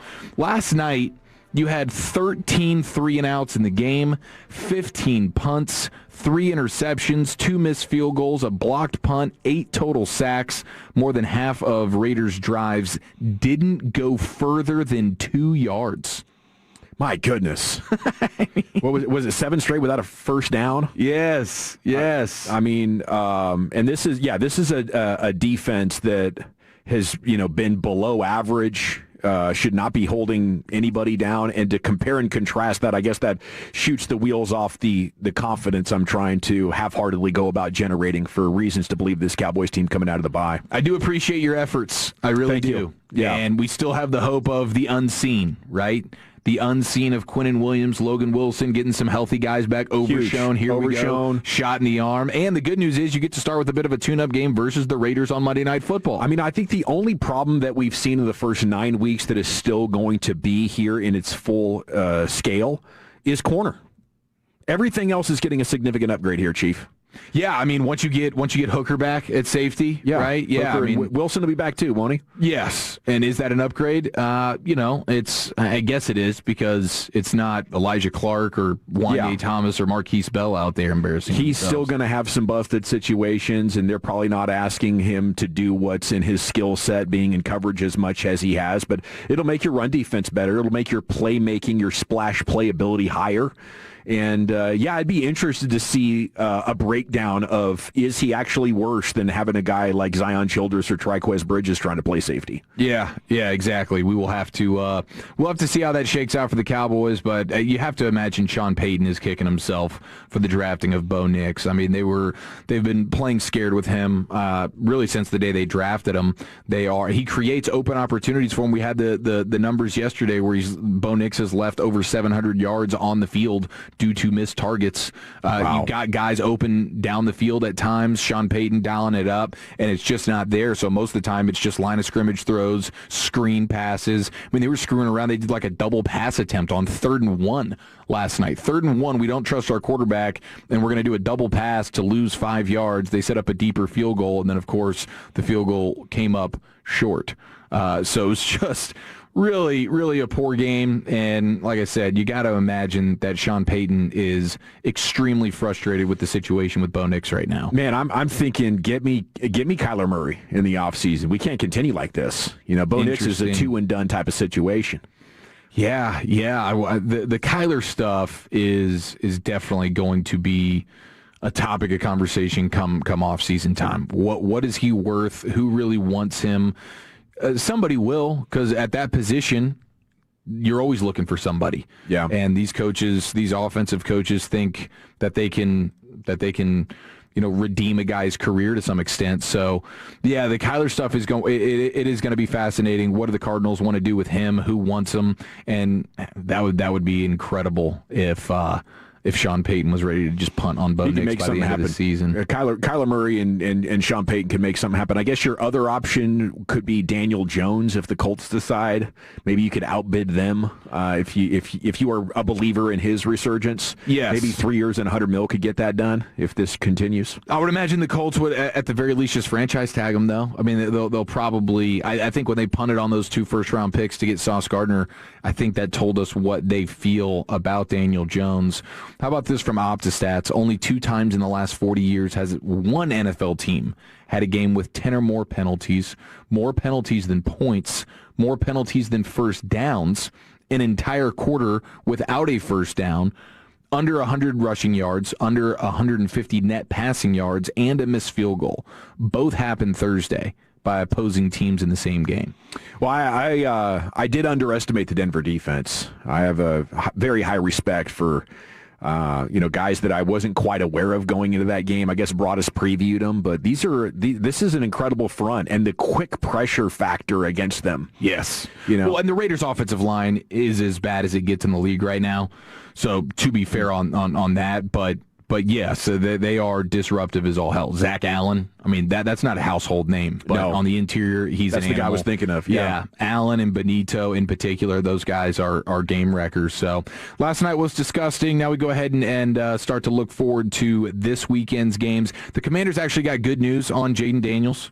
MRI and medical opinions revealed positive news. Dislocated left elbow, not as serious as originally anticipated. There is no ligament damage, and he will not need surgery.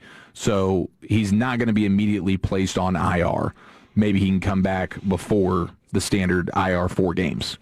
Man, not that it matters for their season, I don't think. I think they're toast now. Yeah. But just big picture, not having to have surgery on the elbow, big win for Jaden Daniels and the Commanders. They were toast coming into the season. I feel like their luck factor led the league last year. I don't know if I'd play him. Even if he's 100% healthy, if we're mathematically eliminated from the playoffs, I don't want any injury risk.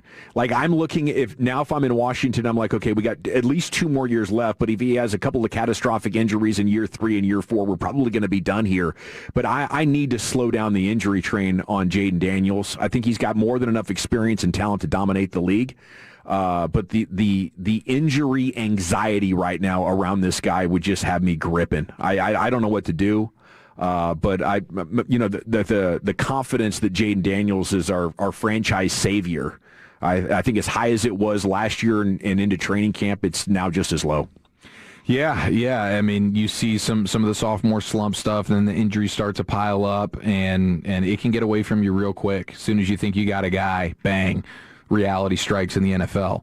And it seems like that's happening. It's amazing a guy like Mahomes that can stay available, Yeah, totally. He'll sprain an ankle and still keep playing. Yeah, it is crazy. Some of these dudes just have the perfect genetic makeup to be able to withstand the pounding of the NFL. I mean, we had Tyler Shuck talking about needles in his jaw after getting sacked in his first NFL going acupuncture? game. I guess so. I don't know what the needles actually were. Maybe just numbing the pain away.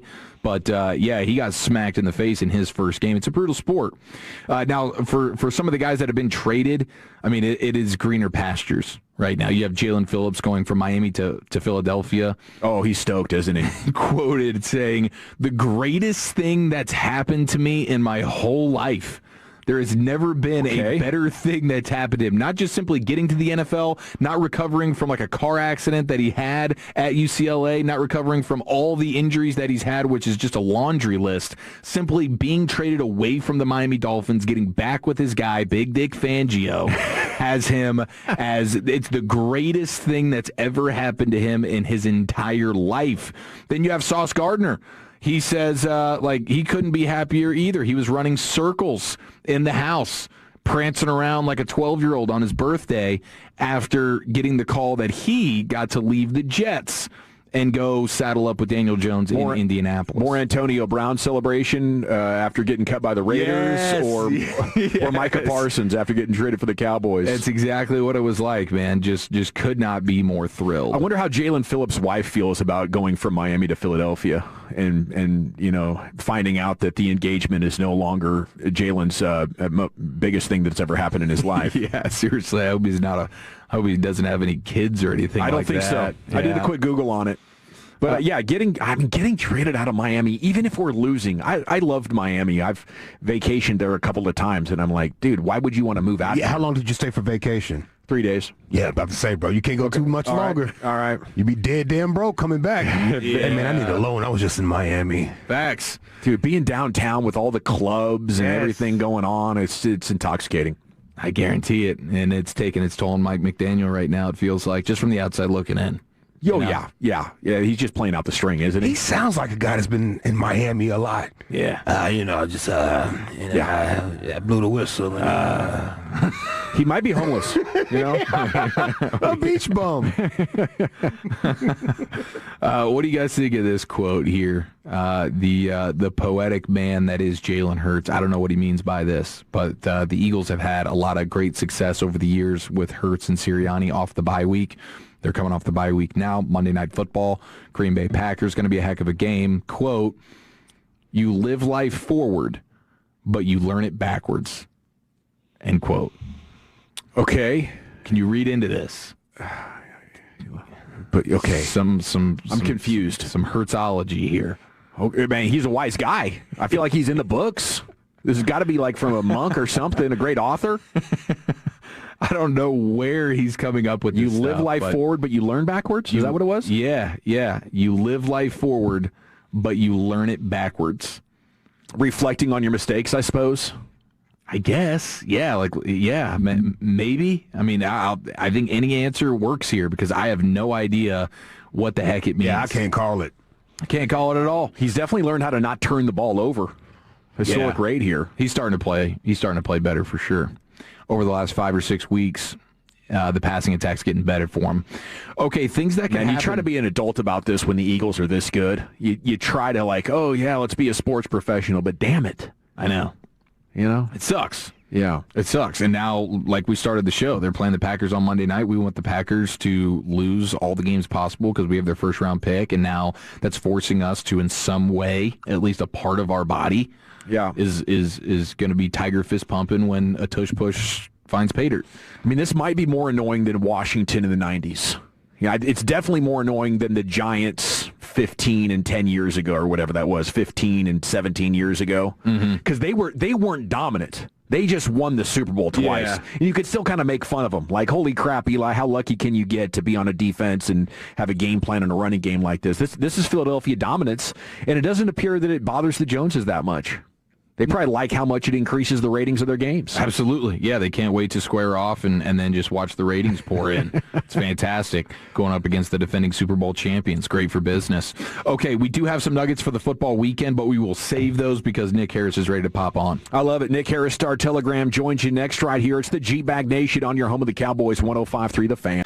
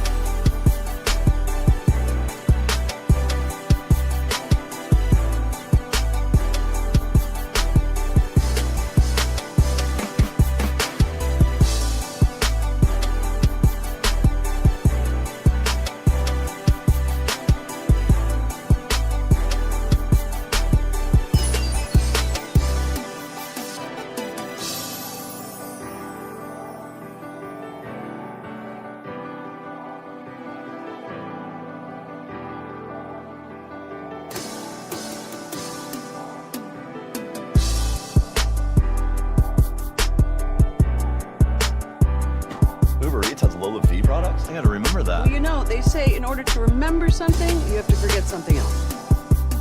Okay, now that is a very cute haircut. That's like a little shag. I've never seen it before. Well, I mean, of course you have. It's the Rachel. Oh, is that your name? No, I mean, like, your name. No, I'm Jen. My name's Jen. Right, but I just mean, like, this is your haircut. But that's hair on your head. I'm not saying this is your hair. Okay, forgive me.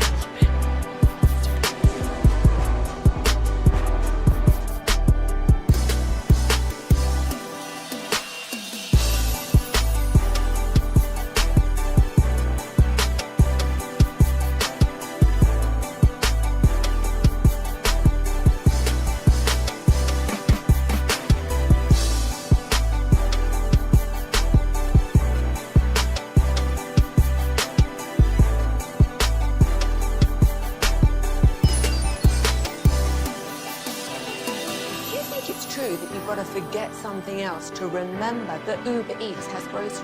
No, that's absurd. Hey, remember when you used to be a, what was it, Pepper Lady? Pepper Lady? Wasn't it Cinnamon Sisters? Basil Babies. Sapphire Squad? Nutmeg Maidens? Pre-curd? No. I just said that. Was it Spice Girls? Doesn't sound right. Was it Saffron Squad?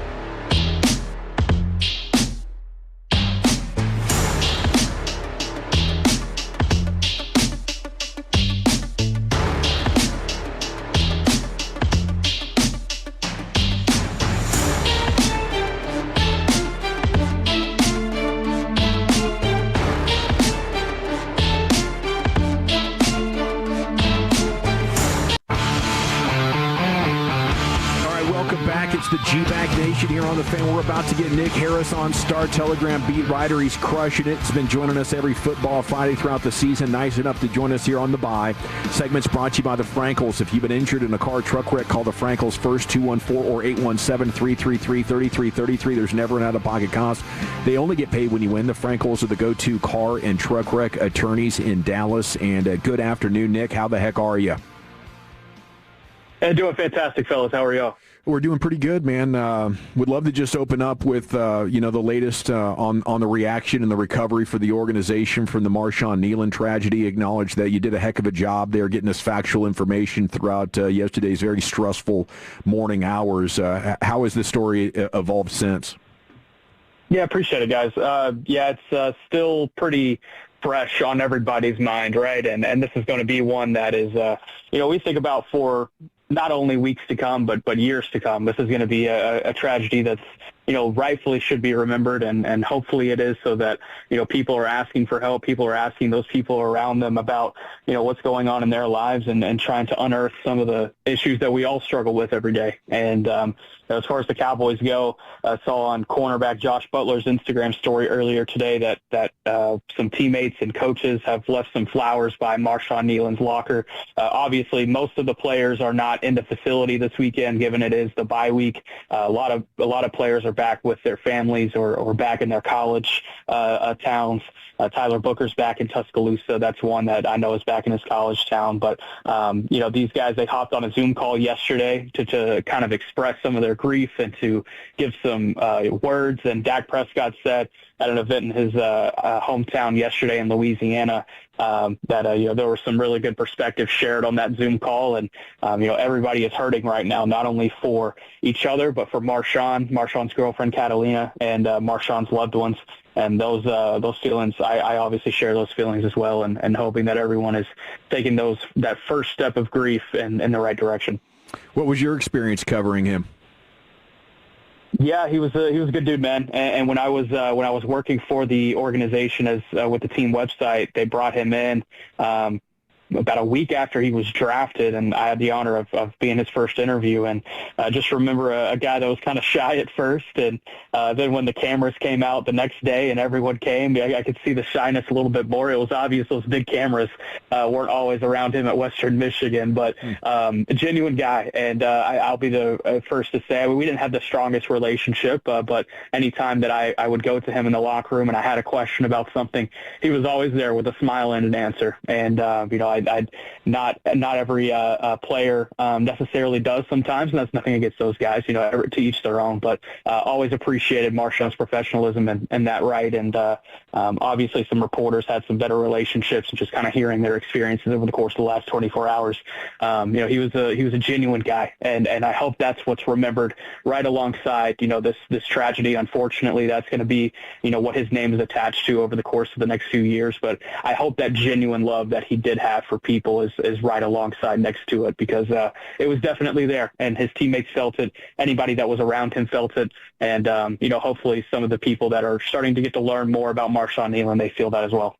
Do you feel like from a reporter standpoint there's curiosity or reporting to be done on the details around the timeline and how everything came together and the how and the why, or do you think we move on and just sort of solemnly acknowledge that it was a tragedy and not much more needs to be said or reported on? Yeah, this was tough, guys, and I'll get a little vulnerable with you guys here. It was tough yesterday because, I had these police statements in my hand from Plano Police Department, from the Texas Department of Public Safety, and the Frisco Police Department, and they all paint a picture of what happened, and there are details in those police statements that basically kind of paint a picture of what exactly led up to the moments to where he did take his own life. And it was tough because, as a reporter, you do have a job in that instance, but I also, in that instance, I wanted to be as morally correct as possible, because there is nothing more important than, making sure that family and friends and everyone is rightfully, aware of the situation, and it comes from the correct mediums. And, I thought back to a personal situation that I had. My father was murdered in 2017, and I remember back during that instance, wanting to know the details, wanting to know the how, the what. The why is something that never gets answered, guys. And that's what I hope these guys and this family can lean on their faith with, because the answer to the why is through the faith. And, that takes a lot of time, and it takes a lot of effort to figure out the why, because unfortunately the only person that knew the why is no longer here with us. And so, the what and the how, I remember wanting to know that so immediately, and I took solace in being able to report that yesterday, knowing that there might be a friend of his or a family member of his out there who did not understand the details, was grieving and had no idea what to think, and they were able to read those police reports and maybe have a little bit more acceptance, as in the moments that it did happen yesterday. And so, I take solace in that, and I hope that that was able to serve in that correct manner. But again, the why, that's always going to be the hard one, Gavin. And I hope these guys they can find their faith in this time, and it can work out for them. Man, Nick Harris, that's powerful perspective here with you in the G-Bag Nation on your home of the Cowboys from the Star-Telegram. And, Nick, I know it's not the easiest transition, and maybe I'm premature here a little bit, so if you just want to skip it till next week, that's fine. But let's go ahead. From an organizational perspective, who steps up and takes those snaps? Yeah, it's tough. It's tough right now to even think about that. Marshon, he had started the season as a starter, battled an ankle injury through the first few weeks, and it's definitely a question that it's going to be a hard one to answer for the coaching staff when they get back in the building on Monday. But that's probably when that answer does get made is when the team returns to the facility, and they can look around and find the guys that step up. Up till yesterday morning, clearly the story of the week for the Cowboys was the acquisition of Quinnen Williams at the trade deadline. What do you think of the Cowboys' decision there to pay up what the Jets were insisting on to get this thing done? Yeah, I thought it was massive, and it's certainly signaling a big push for this organization right now. I think they understand the window that they have. I think this window, if you look at how these contracts are laid out with Dak Prescott, with CeeDee Lamb, with Brian Schottenheimer, DeRon Bland, Tyler Smith, Jake Ferguson, they have this window until 2028 to find out how to figure something out, whether it comes to a playoff run or something deeper. And I think having a guy like Quinnen Williams in the middle, it helps maximize that window. Now, granted, the draft compensation that they gave up, boy, they paid a deadline tax. And I think that should be emphasized, because you look at this 2026 draft class, and they have 2 first-round picks, and then they don't have another pick until the 4th round. And, they have a 5th and a 7th. You expect them to get another 5th in a compensatory form from Jordan Lewis's departure over the offseason, but they have to hit on these first-round picks. It's going to make it super imperative, because you expect to pay George Pickens, whether that be this offseason or next offseason after a franchise tag. Money is going to be spread thin, so they need their young talent to really start hitting, and that's going to be in the form of these 2026 first-round picks, and then whatever they can put together in 2027 for an immediate contribution. I don't feel like we'll know the success or the failure of this trade until those draft picks do come around. I think I said the same thing right around the Micah Parsons time. But these draft picks, this Will McClay and his staff, you can bet that they are excited to use these picks. But, man, it is imperative that they hit on both of these first-round guys. Nick Harris, Star Telegram, with us here on The Fan. How much like self-scouting and stuff like that goes down in this bye week? Do you feel like the offense has started to slip a little bit? Is there, our defense is starting to get a beat on what it is they're trying to do, or is the offensive line and the turnovers and the penalties really just the main cause? Yeah, the self-scout is a big part of the bye week. You think back to 2023, right? And there was so much self-scout that went into the offensive side of the ball, and they came out of that bye week, won 6 of their next 7 games. Offense was firing on all cylinders. They finally got Brandon Cooks really involved coming out of the bye week. I would expect some things to happen similarly offensively. You think the first-team offense finished the pre-bye with 13.5 points per game in those final 2 games between Denver and Arizona, the first-team offense, that is. And so they definitely don't want that anymore. The red zone scoring is the big thing that this team is looking at going into the bye, as well as third down on both sides of the ball. Third down situations were just so bad against Arizona. And I agree with Brian Schottenheimer. He thought they played well on first and second down, but it was third down that just killed them over and over and over again. So that's one to definitely keep an eye on in the self-scout, as well as the red zone scoring. Yeah, and defensively, now that you have Quinnen Williams, you bring in Logan Wilson, you're going to get some guys back from injury. The pressure has to be really on Eberflus now, right? Like, in terms of excuses that you had the Micah trade and all that kind of stuff coming into the season, that's all out the window, right? I'm sorry, say that one more time again. In terms of like Eberflus and the pressure that he now has on him, because they've given him reinforcements. He had the Micah excuse to start the season, but now it feels like the pressure's really cranked up on Eberflus to save his job here. Yeah, I would agree. And they experimented with some 5-man fronts against Arizona, and I thought they found some success with them. Getting home to the quarterback on Jacoby Brissett 5 times. I thought there were some better things in the run game. It was far from perfect or even far from good in my eyes, but I thought there was some things that they could definitely build on with those 5-man fronts in the run game. And now having 3 defensive tackles like Kenny Clark, Quinnen Williams, and Osa Digizua, that's going to allow them to experiment even more with these 5-man fronts. It's going to be interesting. I wonder how they attack it. Logan Wilson is certainly going to help that second level as well, and what they can be able to do in the run game. I already liked the Logan Wilson trade before Quinnen Williams, but now that Quinnen Williams is in the mix, it's really going to benefit a guy like Wilson, who I think his run game instincts are one of the strongest that was available on the trade market going into the Tuesday deadline. And so it's really going to be able to benefit DeMarvion Overshown. You expect to get him back against the Raiders too. There's going to be a lot of pieces that Eberflus is going to have to his advantage here in the back half of the season. If they can't increase these defensive numbers at least to a competent level, you would have to assume that there's probably some offseason change coming. Nick, I got this thought experiment going where I'm just thinking maybe they could save the season, and go 6-2 basically in the second half. The only spot that you're going to be as weak as what we've seen on defense should be at corner. The Bears and Panthers are actually playoff teams, and the 5-man front's going to be a game changer. Your linebackers are getting a big upgrade. You'll get your safeties back. How much can you go with me on I'm believing there's a shot this team goes 6-2 in the final 8? Yeah, and then you're joining Bobby Belt in that idea too, right? And me and Bobby, we debated about that on Tuesday, right after the trade was made. And if they do go 6-2, you're looking at 9-7-1. You would need some things to happen around you in the NFC, no doubt. I believe the 7th team spot right now is 5-3. You would need some help around you, but I think there's a pathway for that. I'm not saying it's going to happen, but I think there is a pathway.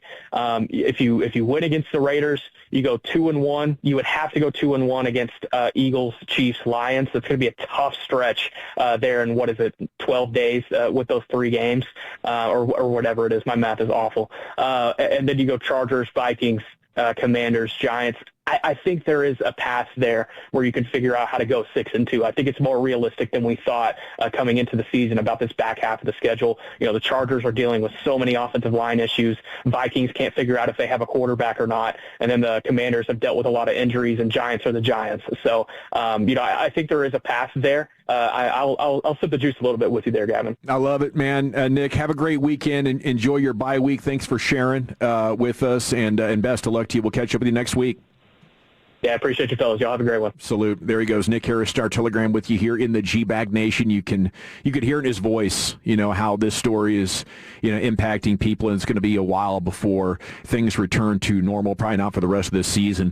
Mavs player reportedly hitting the trade market. What is the ideal move here, and what are the Mavs thinking comes next here in the G-Bag Nation? Before Worth, I want to talk to you, good folks. That's my neck of the woods in the all-new Alliance Hyundai. It's here, and it's conveniently located at I-35 in Golden Triangle. And I was actually in the car business for a couple of years. Let me tell you, man, my buddy Ryan Watson, he's a big-time Tolo, and he's the owner. He is delivering a dealership experience that is second to none. Trust me, you will feel the difference. A one-of-one car buying experience at Alliance Hyundai. Right now, score 0% APR for 60 months on the 2025 Hyundai Tucson, or 0% APR for 72 months on the 2025 Hyundai Ioniq 5. And do not miss this, the fall tire event at Alliance Hyundai. Buy 3 tires, get the 4th for just $1, an absolute no-brainer deal. Get your car ready to rock and roll for the holidays. From brakes to maintenance, they've got it all through November 30th, all right? Fall tire event through November 30th. Make sure you capitalize on that. Keep in mind, every new Hyundai comes with America's Best warranty. We're talking 10 years, 100,000-mile limited powertrain warranty, plus owner's assurance. Make sure you check out the absolutely stunning 2026 Hyundai Palisade selection as well. Great family vehicles. And they have a state-of-the-art facility. It features Hyundai-certified techs using advanced diagnostics for top-notch care, oil changes, repairs, you name it, with same-day service and no appointment needed. Relax in their comfy waiting area with free Wi-Fi, drinks, snacks, the whole nine. Visit AllianceHyundai.net. That's AllianceHyundai.net. And remember, at Alliance Hyundai, it's their mission to be your ally in the automotive business. Coming up on the next KNC Masterpiece at noon, we will talk with Dallas Cowboys Executive Vice President Stephen Jones, plus the Dallas Cowboys midseason report. What grade do you give them thus far? Join the show 10 a.m. to 2 p.m. right here on The Fan.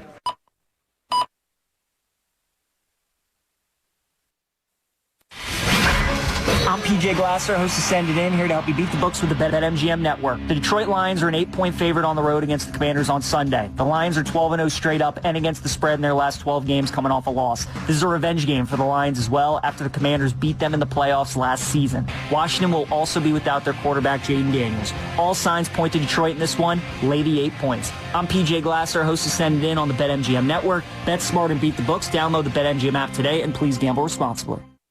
Now that I'm a dad, I can't stop thinking about what would happen to my kids if something happened to me, like losing the house or not affording college. Yeah, that used to keep me up at night too. It's why I finally got life insurance from Ethos. It's 100% online. No medical exams, just a few health questions. I got $2 million in coverage for around $2 a day. I never realized it was that simple. Get your free quote at ethos.com. Hey, Tolos, Chiafalo here for the Zintex Remodeling Group High School Matchup of the Week. It is the regular season finale in DFW high school football. And I'll tell you what, man, we got a big one in the 5A ranks. A district clash between Frisco Lone Star.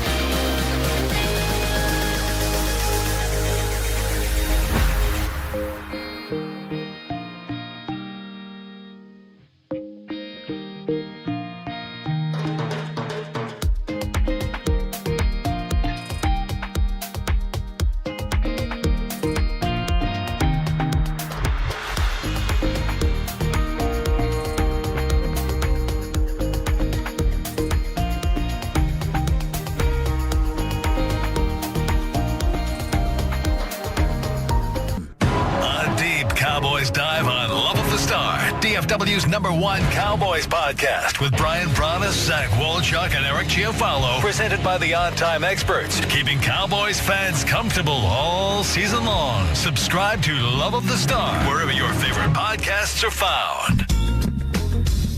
If you're in the market to upgrade your vehicle, get to Classic Chevrolet in Grapevine. Back-to-back #1 Chevy dealership in the world. They've got more new Chevys than anyone in the all-price to sell. Silverados, Tahoes, Blazers, Malibus, Equinox, and more. Visit ClassicChevrolet.com. This is Texas. This is Classic Chevrolet. Together, let's drive, relax, and enjoy the difference. Based on new Chevrolet registrations 2023 and 2024. Yes, sir. Thank you, Lucius. It's the G-Bag Nation here on 105.3 The Fan. Day 3 in our new studio. Looks like somebody's microphone needs to be tightened up a little bit there. It's funny. Went limp on you. Did you hear the boom? Yeah, I did. Dang. Yeah. You can't have a Friday limp situation, man. No, you can't. No. That's for Tuesdays and Wednesdays. Yeah. There's no way to go to a weekend. Was there something on your mind, hon? Get the Blue Chew or the Black Rhino and you'll be good to go. We do have Lucius Alexander's LA Live just under an hour away now. G-Bag of the Day coming up at 5:30. Bobby Carella at 6, one of our favorite Mavs talkers, to help us sort through a horrific start for the Mavs tonight. They visit the Grizzlies, one of the other worst teams in the West. And, how much worse does it get? It really feels like the sentiment around the Mavs is at an all-time low, and maybe that's why we got the news today. Klay Thompson wants out. Shortly before this news came out, ESPN published an article of the top 5 trade targets at this point early on in the NBA season, just a little bit of a trade deadline primer. We'll get to that, but Klay Thompson wants out, or the Mavs want to get him out. Why do you think we're getting this news so soon, Chief? Yeah, it's interesting. I mean, maybe they're realizing that they are not really going to be going anywhere, and they're starting to see that this whole plan that Nico tried to put together has been an unmitigated absolute disaster. And so they're starting to realize that and are willing to punt on people. Or maybe you have, Klay Thompson is probably extremely fed up. His numbers are really, really bad. Now you've moved him to the bench, and he is, he's a guy that thought he was going to be playing with Luka when he came here. Yeah. And everything has just spiraled out of control since then. He's looking over at one of the fans sitting courtside wearing a Luka jersey saying, yeah, I miss him too. Maybe just the fact that his buy-in is not there, and that goes against what Nico wants, ruling with an iron fist. And so he's like, all right, if you're not here for this and you're going to be bad energy guy, bad vibes guy, sulky guy, then let's get you out of here. Yeah, I would think he would be doing a Sauce Gardner celebration in his house when he gets that phone call. Hey, you've been Klay traded. Thompson? Yeah. He'll be Jalen Phillips. This is the best thing that's ever happened to me. Yeah, it's incredible how bad this team has gotten so quickly. I thought it was a step in the right direction when they brought him off the bench the other night. I think he had his first over 50% shooting night. Like, it was like, okay, cool. It worked. But for a lot of players that are this accomplished, they don't want to go to a off the bench kind of role. He's like, dude, I'm a 4-time champion. What are we really doing here? And sometimes that delusional athlete syndrome comes in. And if you're a team that's going to struggle, or maybe you're getting ready to do a rebuild, that's what I'm hoping for. Like, Klay Thompson sees the writing on the wall that this is a team that's not going to contend, and I want to get out of here and maybe try to win, try to get to a contender where, they can use what I do. Or maybe he wants to go to a bad team and shoot a lot, Like, I'd be looking at the Portland Trailblazers. Portland is the city where he grew up in, or right next door to it in one of the suburbs, but they're not a team that's currently mentioned in the most likely trade candidates here for the 2025-2026 season. Do any of these names pique your interest?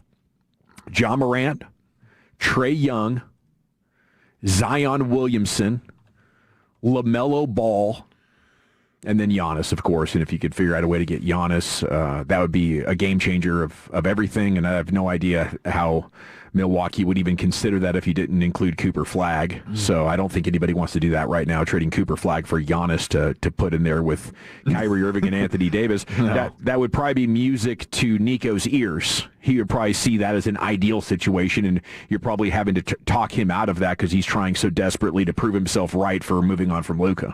Yeah, I'm less concerned about like players that I'm getting in return, and more just concerned about maybe getting these guys out of here and getting draft picks and and really hitting the reset button here and starting with Cooper Flagg and a young core to build with over the course of the next half decade or so. Because all those guys that you mentioned, for the most part, they're all banged up guys. Trae Young's out right now. He's injured. You have Zion Williamson. We know him. Great player. He's been awesome. He's met the expectations of who we hoped he would be as a player outside of the injury factor. Ja Morant, despite all the off-court stuff as well, another guy who gets super banged up.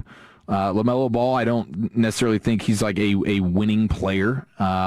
He is fun, he's entertaining, but no, like I would be looking to sell, and I would just be trying to get draft assets to go, because you don't have any. Yeah. You know, like after this upcoming draft, like you are going to be in a first round drought of picks until like 2030? 2031. 2031. They don't have control of any of their picks. They've either traded them away or they're pick swaps. Yeah. So, yeah, you know, if the idea was let's get expiring contracts and draft picks back and turn the keys over to Cooper Flagg and sort of embrace losing and you know, try to get as good of a draft pick we can in this year, which is going to be the last year that we have control of our own pick for the rest of the decade. I think that could get really interesting. I'm fascinated by LaMelo Ball and watching him play. He's like a taller version of Jason Williams from the Vancouver Grizzlies and Sacramento Kings and ultimately the Miami Heat, where he won a championship as a role player. I think as he matures and hopefully stays healthier, he could be a winning player. But right now he's just, you know, pure entertainment. I don't think Trae Young's a winning player. Like, more than ever, I think point guards are only really valuable in a championship context if they are tall and can play defense. Mm-hmm. And, you know, when you get to guys like Trae Young and Ja Morant and even Kyrie Irving, you know, I think ultimately you're going to come upon a team that's going to be able to exploit that in a major way. But, I mean, the Nico factor here to me is fascinating. Like, what is his mindset as he hears maybe Klay Thompson wants out? Now, maybe it was his idea after hearing Klay say he misses Luka. Maybe that's enough to trigger Nico into wanting to chase you out of here right now. And if that's the case, then that should be seen as a weakness, not a strength, and hopefully Dumont is dialed into that reality. Yeah, I mean, from what we know about Nico is he's pretty heavy-handed, and he's kind of like a my way or the highway guy, and now like every decision he's making comes across like he's just trying to prove himself right. Going back to whenever he made the initial trade. So I don't know how you can trust him. I wish they would have moved on from him and sold off all of these guys when the value was a little bit higher in the offseason and just hit the reset button. Thank God we got the Cooper Flagg thing, whether that was just fortuitous or that was all part of the big greater plan when the Luka trade went down. Either way, you got the guy, the cornerstone piece that you think you can build around. Let's go ahead and sell off all this instead of doing the 2 timeline thing where we think we can win a championship right now, but also we're trying to develop Cooper Flagg. It's just it is so weird and it's so maddening, and you just wish that Dumont had any type of understanding of what the actual situation is right now and take this organization by the shirt collar and say, Nico, you're done. Your plan is done. We will trade Anthony Davis. We will trade Kyrie Irving or let him walk, whatever it is, move on from guys like Klay Thompson. All of this should have already happened. Now it's like, what can you get for any of these guys? Yeah, I really don't want to live in a world where they went from finals to drafting Cooper Flagg to a feeling of hopelessness. And I think that's what the first 9 games of the season has presented as the reality of the Mavericks' immediate future. And I would have so much more confidence if you basically had business people, absentee owners. There's plenty of examples of that across pro sports, but you need a very competent and wise basketball executive at the top of that. And if that was the case, then I would have confidence. But right now, I feel like this is about to go from what was at times a model organization under Mark Cuban, or at least a very competitive one that might have had some warts behind the scenes, but, you know, what mom and pop operation doesn't, to now possibly one of the most inept, dysfunctional organizations in all of sports.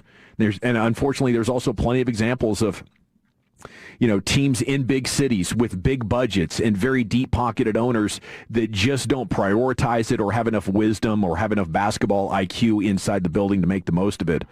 What impact do you think Luka Doncic's incredible start might have on the psyche or the mindset around the Mavs? Is not only do you have to watch him play so well and remind you of that trade, but it's also revealing that you couldn't get this level of Luka out of him when he was here. He was maybe entitled, maybe rebellious towards the front office, owners, coaching staff throughout the years, and now in very short order, a franchise that had been dysfunctional themselves under Rob Pelinka and a revolving door of coaches and players that LeBron would trade for. Now this is the team with one like post-playoff rant from J.J. Redick that has shocked Luka into being the best version of himself.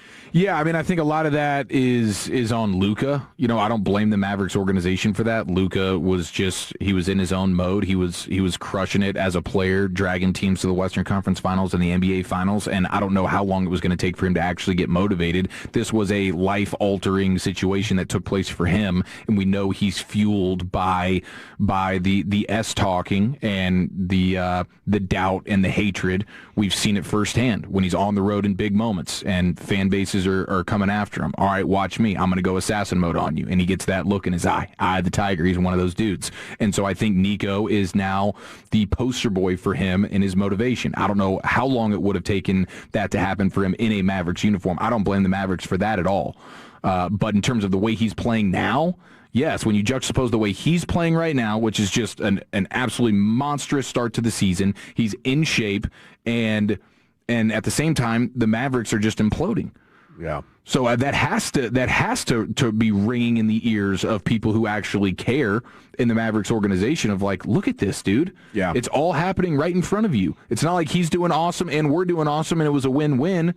We have a terrible offense. We've won 2 games. We just lost to the Pelicans without Zion. We were at home. How many home games have they had to start this season? They've come out of the game. They're playing like all their games at home. Yeah. One road game, and then they played in Mexico City. Tonight they'll be in Memphis. But like, you've played some bad teams, and you look worse. Yeah, and when you get high expectations compounded with losing, that's usually enough by itself to get a lot of people fired and players moved. You add to that the Luka reality of him doing what he's been doing in Los Angeles, and it's too much to bear. 214, like, no, we do blame the Mavericks for getting rid of Luka. I just don't blame the Mavericks for the fact that they couldn't get this version of Luka while he was here. It's like George Pickens. You know, it's like toxic on the court, toxic on the field, but the move resets the mindset and gives an individual an opportunity to grow because of the rejection. Yes. It catalyzes. Yes, we will always blame the Mavericks, and in particular Nico Harrison, for making the trade.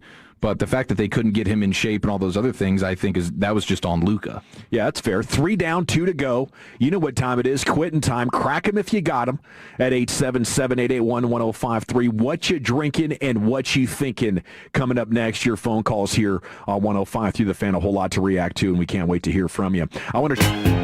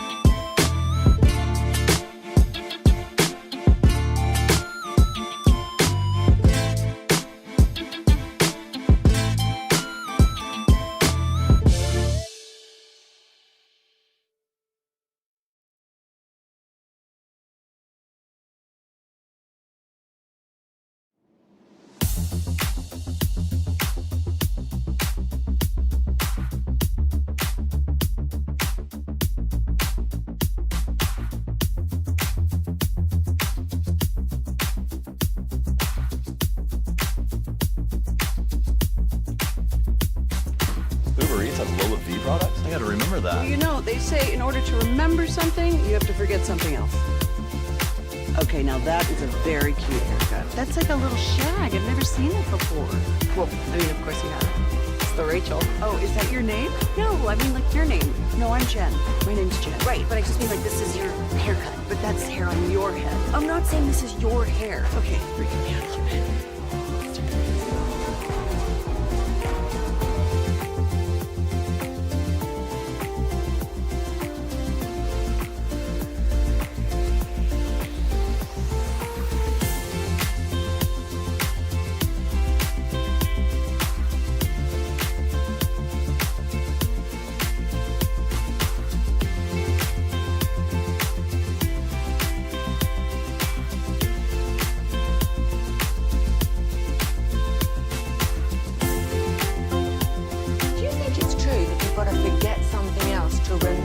Uber Eats has groceries. No, that's absurd.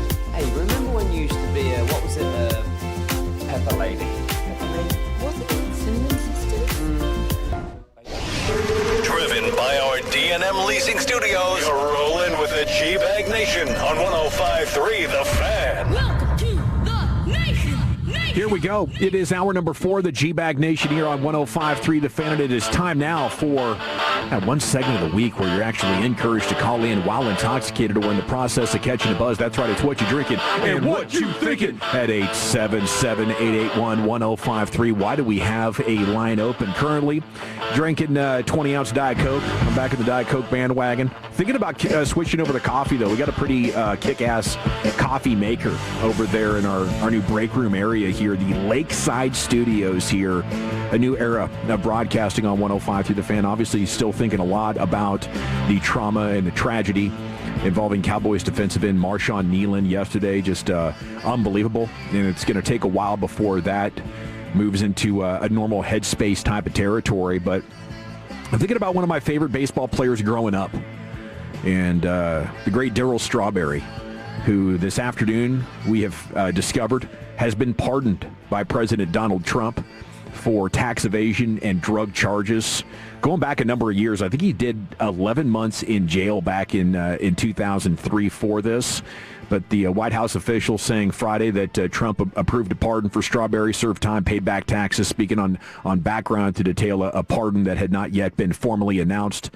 It noted that Strawberry found faith and has been sober for a decade plus, and then he became active in ministry and started a still active recovery center. So Darryl Strawberry, one of those guys that had a couple of demons during his playing career, but has emerged on the other side and has become an incredible public speaker and mentor and and resource for people on their sobriety journey. And as we talk about what you're drinking and what you're thinking, I just hit 10 years.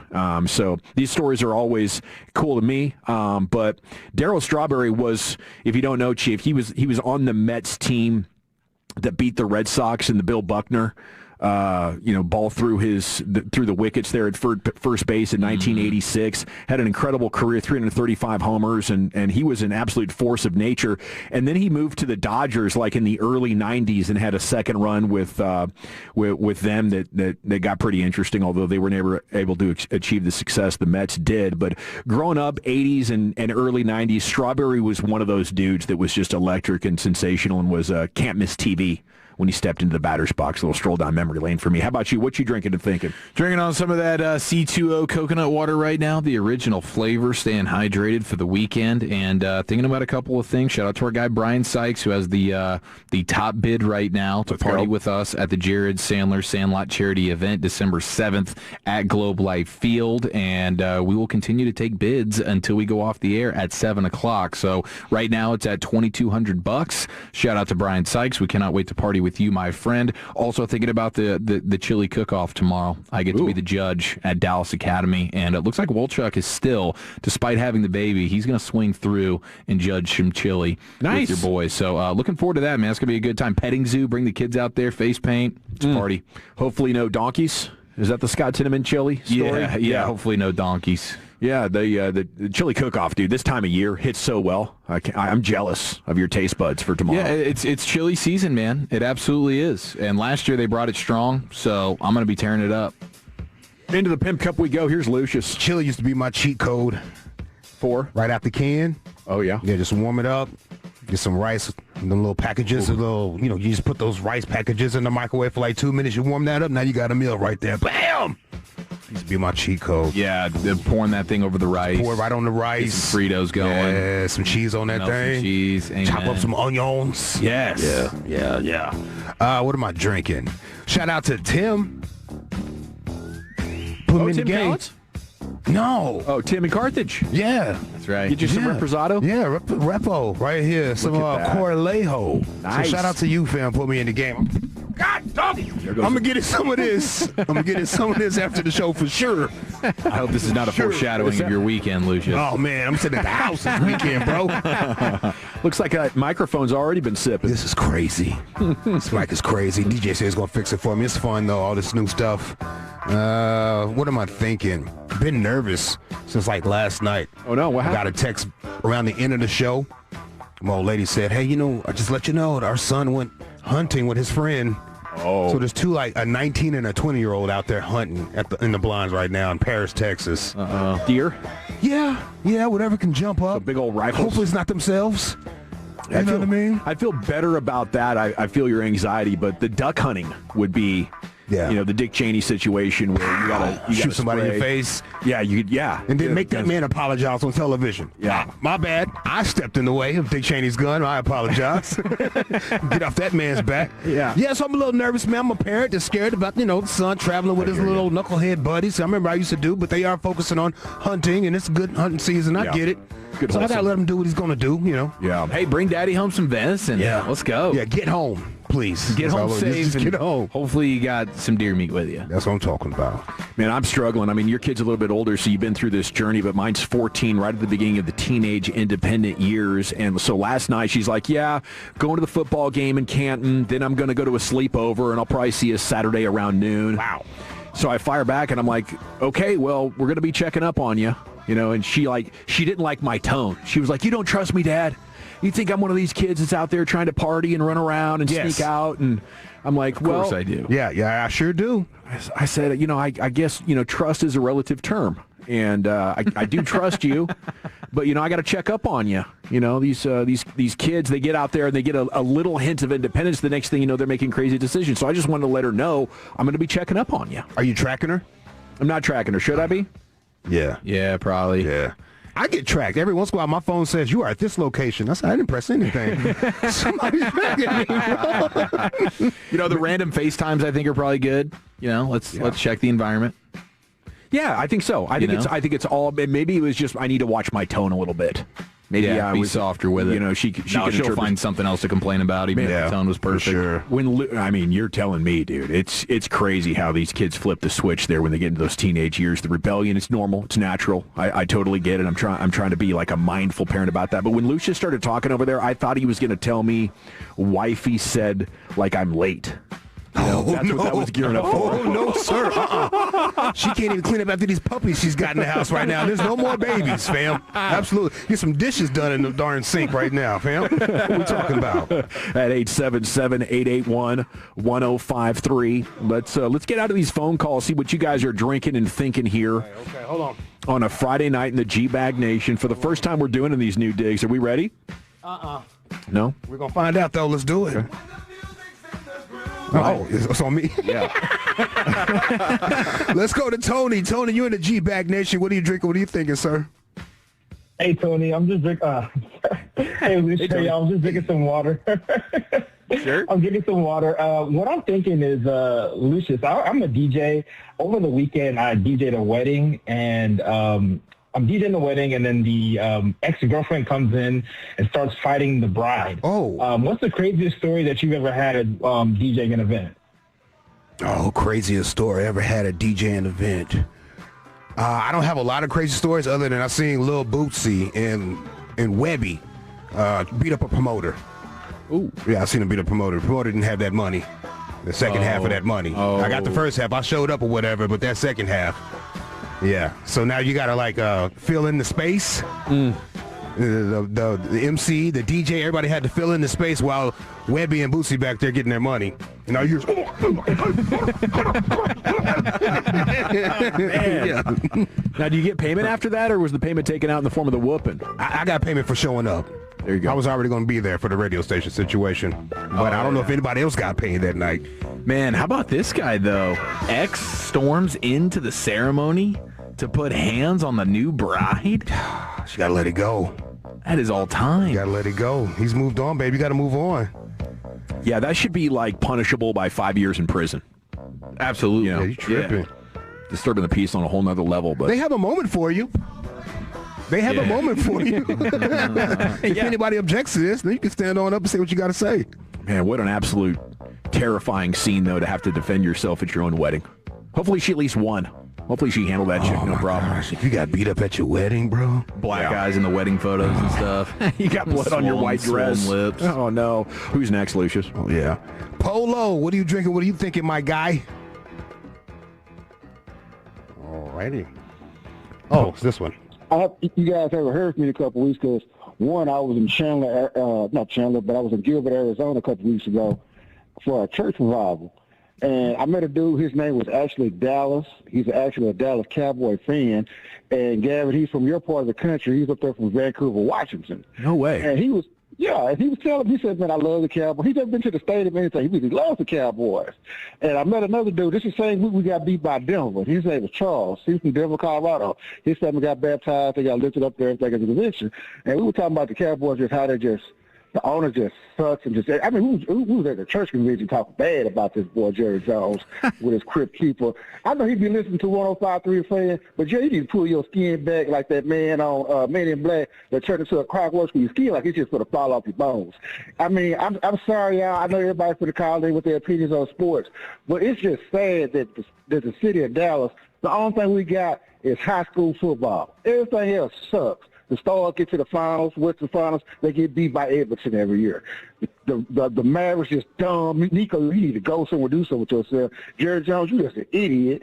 And who owns the Rangers? Not Chris Young, but the other dude, Crazy Ray. Yeah, man, you need to you need to let Adolis Garcia, Milk Dudhead, but go. Paige Beckers and Cooper Flag. I'm sorry y'all had to cover Dallas for this crap, but I feel like we the new Cleveland. It's just sad, y'all. It's just sad. I don't think we got a high school football. Bye. Don't do Dolly like that, bro. Come on. Did you see his head as soon as he said that? Yeah, you did. I seen the head, bro. I seen it got a hump in the middle of it. Yeah, some big ass delicious. head. All that caramel in there. 2-3 week supply of sweets.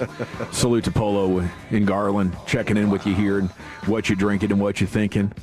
I mean, I feel like it's been pretty good with the Mavs trip to the finals, the Stars postseason success, Cowboys in the 12-win seasons. But when you put it in that perspective, I get the Rangers championship from a couple years ago, but now they can't even make the playoffs.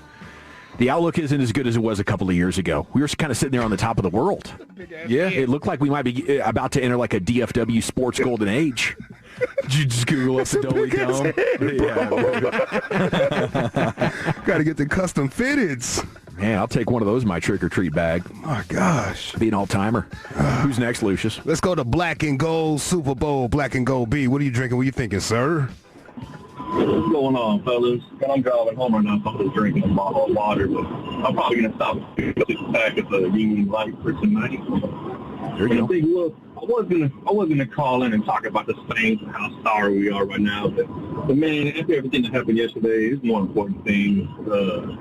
I was going to talk like as men, it's kind of like we're not supposed to show any type of weakness, and we got to get past that, man. If we got problems, and not just men, women, everybody, kids too. If we got problems, we got to reach out and talk to people. Because, man, suicide is definitely not the answer. But and if you ain't got nobody to talk to, man, just talk to yourself. You just say the words out loud, and even that can probably help. So, but it just sucks what happened yesterday or the night before. So yeah, man, if you're going through hard times, reach out to somebody and just talk. The song I'm gonna recommend is by King Floyd, called "Keep Talking." Y'all have a great weekend, fellas, and hopefully everybody take care of everybody. There he goes, Black and Gold Beat with some wise words and a good song recommendation here going into your weekend. Yeah, it's a tough one, and I think it's a great weekend to appreciate all of your loved ones and to maybe do some self-evaluation. If you're heading down that path, it's remarkable how much, talking about it kind of takes the sting off the words. Who are you going to talk to, though?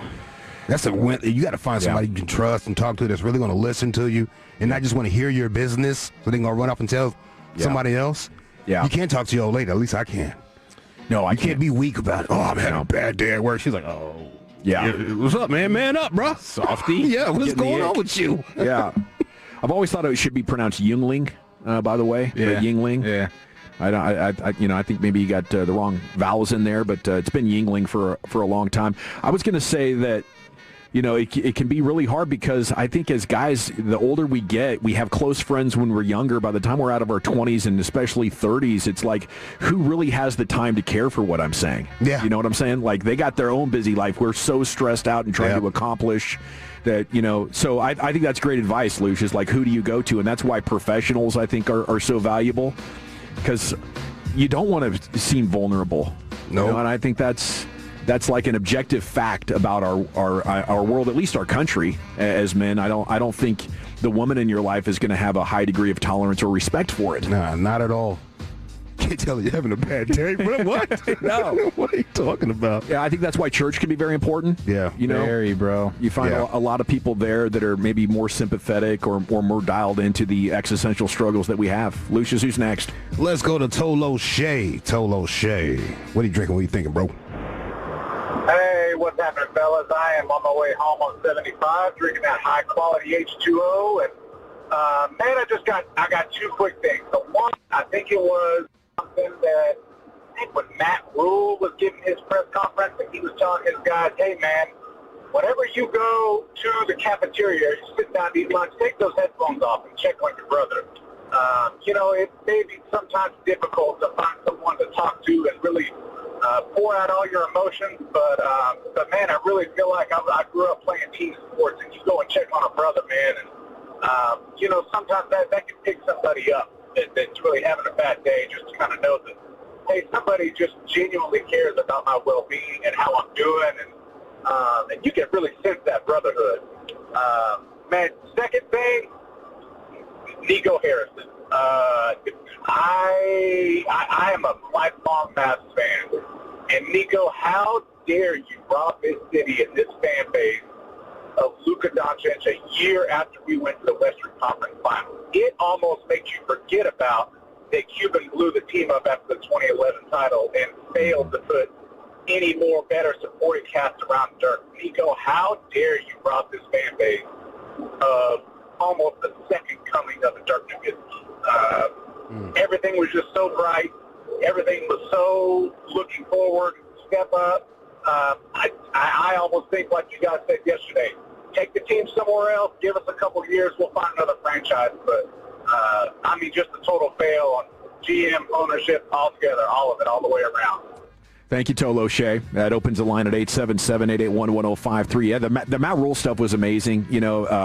Just how important presence is around one another and how social humans are. And the more we get into these smartphones, the less social we are, the less present we are with each other. And, I just give the example of, why the isolation in prison is so damaging to people. It's because you're taking away the human contact, and it actually makes them go mentally ill. It drives them completely insane to not have that human contact. Well, how different is that from constantly being in your phone, from not having any of that human interaction? And you'll get some naturally just from being around other people. It's fortifying, but like the conscious presence of this is exactly what I'm going to do right now, and I'm going to be mindful if my mind starts to get distracted. I think that's really powerful stuff. And then on Nico, I could see the decision to move on from Luka, kind of. There's no way I would do it. I think as big as the decision to move on from him is what you got back. If you're going to rob the city of the second coming of whoever, or a chance to get back to the finals, or the best offensive player in the game today, it better be for an absolute treasure trove of assets that will legitimately make you better. Not injury-prone guys 6 years older than Luka. Unbelievable what he did. Yeah, it's really unforgivable at this point. Yeah, that is unforgivable. Lucius, do we have any more calls? Yeah, let's do two more. Let's go to Rodeo Ron. Uncle Ron, what are you drinking? What you thinking, sir? Well, I'm not really drinking too much Jim Beam because I got to take the ex-wife's stepdaughter to a concert tonight. But I am drinking that Dr. Pepper. I'm not going to trash on the Cowboys this week, but rest in peace, Marshon, Neland, and my thoughts and prayers go out to the entire Cowboys game, the team, and to their family. But Nico, fire yourself. Just get fired. Fire yourself. Fire yourself. I mean, what are you doing? Flipping coins? You're doing business boards? Somebody needs to remind him this ain't NBA 2K. This is Big D. So get the F out of here, please. And remember one thing, if you're not listening to 105.3 The Fan with Rodeo Ron, where the F you at, baby? There he goes. Ron's nice and calm today. What a different version, bro. He's kind of like sober Ron's back for one night only. Ex-wife, step. That's what I wrote down. Wow. Yeah, I thought I was wondering if maybe his words got jumbled up there, or if that was accurate. Quite a deal. Must have created a good bond with her. He sounded nice and clear, though, clear-headed. He did, like man. he just came from a custody hearing or something. He must be below at least 0.15. Last one? Yeah, last one. Big Steve. What are you drinking? What are you thinking, sir? All right, hello, fellas. I'm drinking water and fading a J right now. Oh, okay. Want to give out my Kenny and Quillen shout-outs real fast. Black and Gold B, Rodeo Ron, and Sister Soldiers, long-lost stepbrother Polo and Garland. Hilarious. I was calling to really talk about something that the general opinion he had that he changed my mind on with cheerleading from a couple weeks ago. But the Marshon and Neland stuff really got me feeling some kind of way. So really what I wanted to say is, as a person who has consistently dealt with not wanting to be here from time to time, I just keep it to myself. And people say you should talk to people. I'm one of those people that nobody cares, and I don't want to bring everybody down. That's why I don't really talk like this all the time and speak this out. But at the end of the day, some of us got different things going on, and some of us keep it balled up in because the one thing that I have is a career issue. I never had one. I'm to keep working jobs, and if you're a real adult, you understand what that means. But I just want to say to anybody out there, check up on your people and stuff, but just words alone, that's not always, you know what I mean, some action, because one of my problems is I help to a fault, to where I'm hurting myself when I help so many people. But I just want to say that. Y'all have a good day. Thank y'all for what y'all do. Thank you, bro. You're the man, Steve. Thanks for calling in and sharing your thoughts here with us, and best of luck to you on that journey. We love being here for you, and if you ever do need somebody to chat with, just reach out to me in my DMs there at Gavin Dawson on Twitter. I'd be happy to chat with you. Okay, it's the G-Bag Nation here on 105.3 The Fan on a Friday evening. It's a football Friday. We got the Expressway coming up next, and the G-Bag of the Day, LA Live, and more right here on 105.3 The Fan. I have to chat Frankles with you before we do anything else, because speaking of that drive home, if you're hurt in an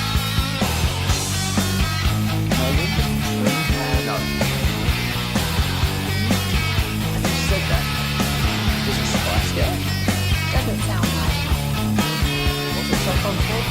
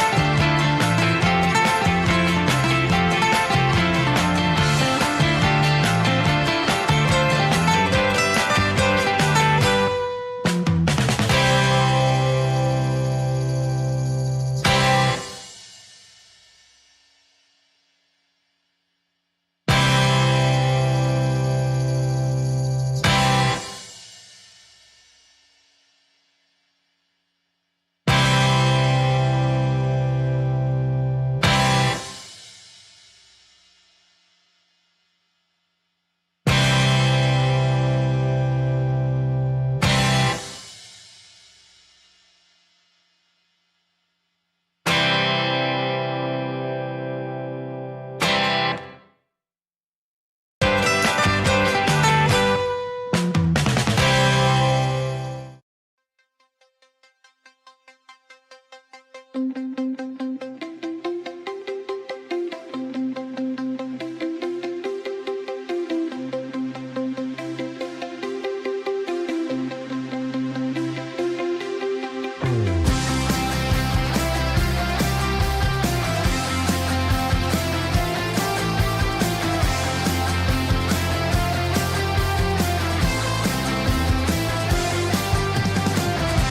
on 105.3 The Fan. It's time now to hit the Expressway, brought to you by the On-Time Experts. What you drinking and what you thinking every Friday night at 5 o'clock. Brought to you by Jake's Burgers. Salute to them. Jake's Burgers, a terrific spot to go have dinner right now. As a matter of fact, maybe crack a couple of cold beers. All righty. Yeah, what a day, what a week it has been. And let's have some fun here. The G-Bag of the Day with Lucius Alexander. To the Pimp Cup we go. Here's L.A.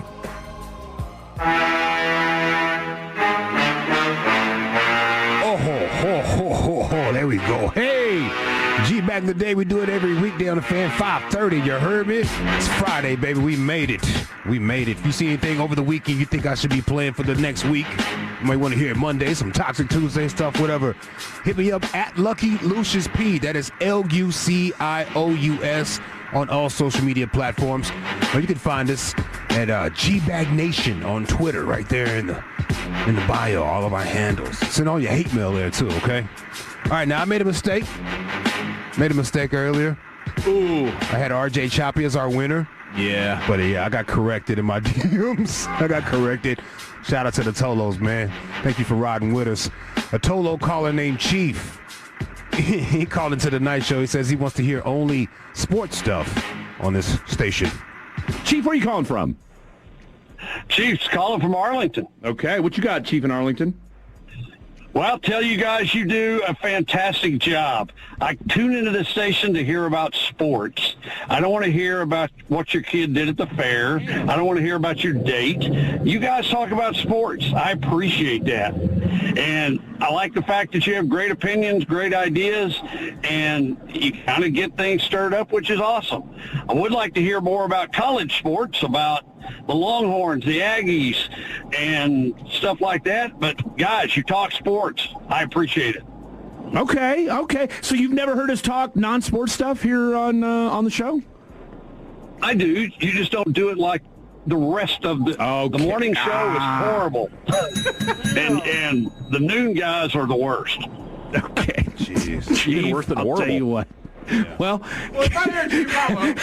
give him a chance. Give him a chance, and let us know what you think. But Chief in Arlington, thank you so much for those kind words about Fan After Dark, and we will continue to keep up the good work. I mean, for the record, KNC is crushing, and so are Sean and RJ. They're doing a pretty good job. Yeah, they're really tearing it up right now in every which way. So sorry about that to Chief, but I do respect his crotch first attitude, just barreling in right there. And I wonder how much of Fan After Dark he's actually listened to, because those guys go. I'm saying they run the gambit of topics. I guess when you like it, you like it. You know. Absolutely. I don't know. I have an announcers combo pack, NBA announcers combo pack right here. All right, let's go to the Bulls announcers. 3 seconds left. Bulls hit a shot, go up by 2. Against Philly. Listen to this. Biggest shot of the season. Oh, my goodness. Elizabeth. I'm coming again, Elizabeth. Oh, what? Lord. Oh. It's the big one, Elizabeth. The Cardiac Bulls. Again. Good night. Elizabeth. I'm coming again, Elizabeth. Okay, I thought the double entendres of like an RG3 or an Eric Chiafalo are just they're hitting all the right notes in today's sports era, you know, and maybe more tolerated than ever. I would say that's over the line, Lucius.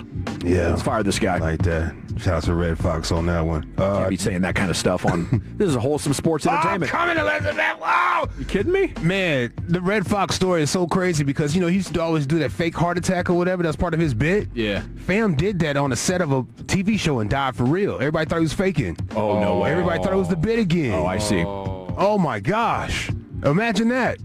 Wow, he's really going all out with this one. He is not playing. Oh Get my up. Gosh. Fred, get up. That's amazing. Now I get the reference. My bad. No, I mean, it was a double entendre still, okay. though. All right. Bucks announcers right here. Happy about this Giannis dunk. Siakam defending. Giannis throws pass.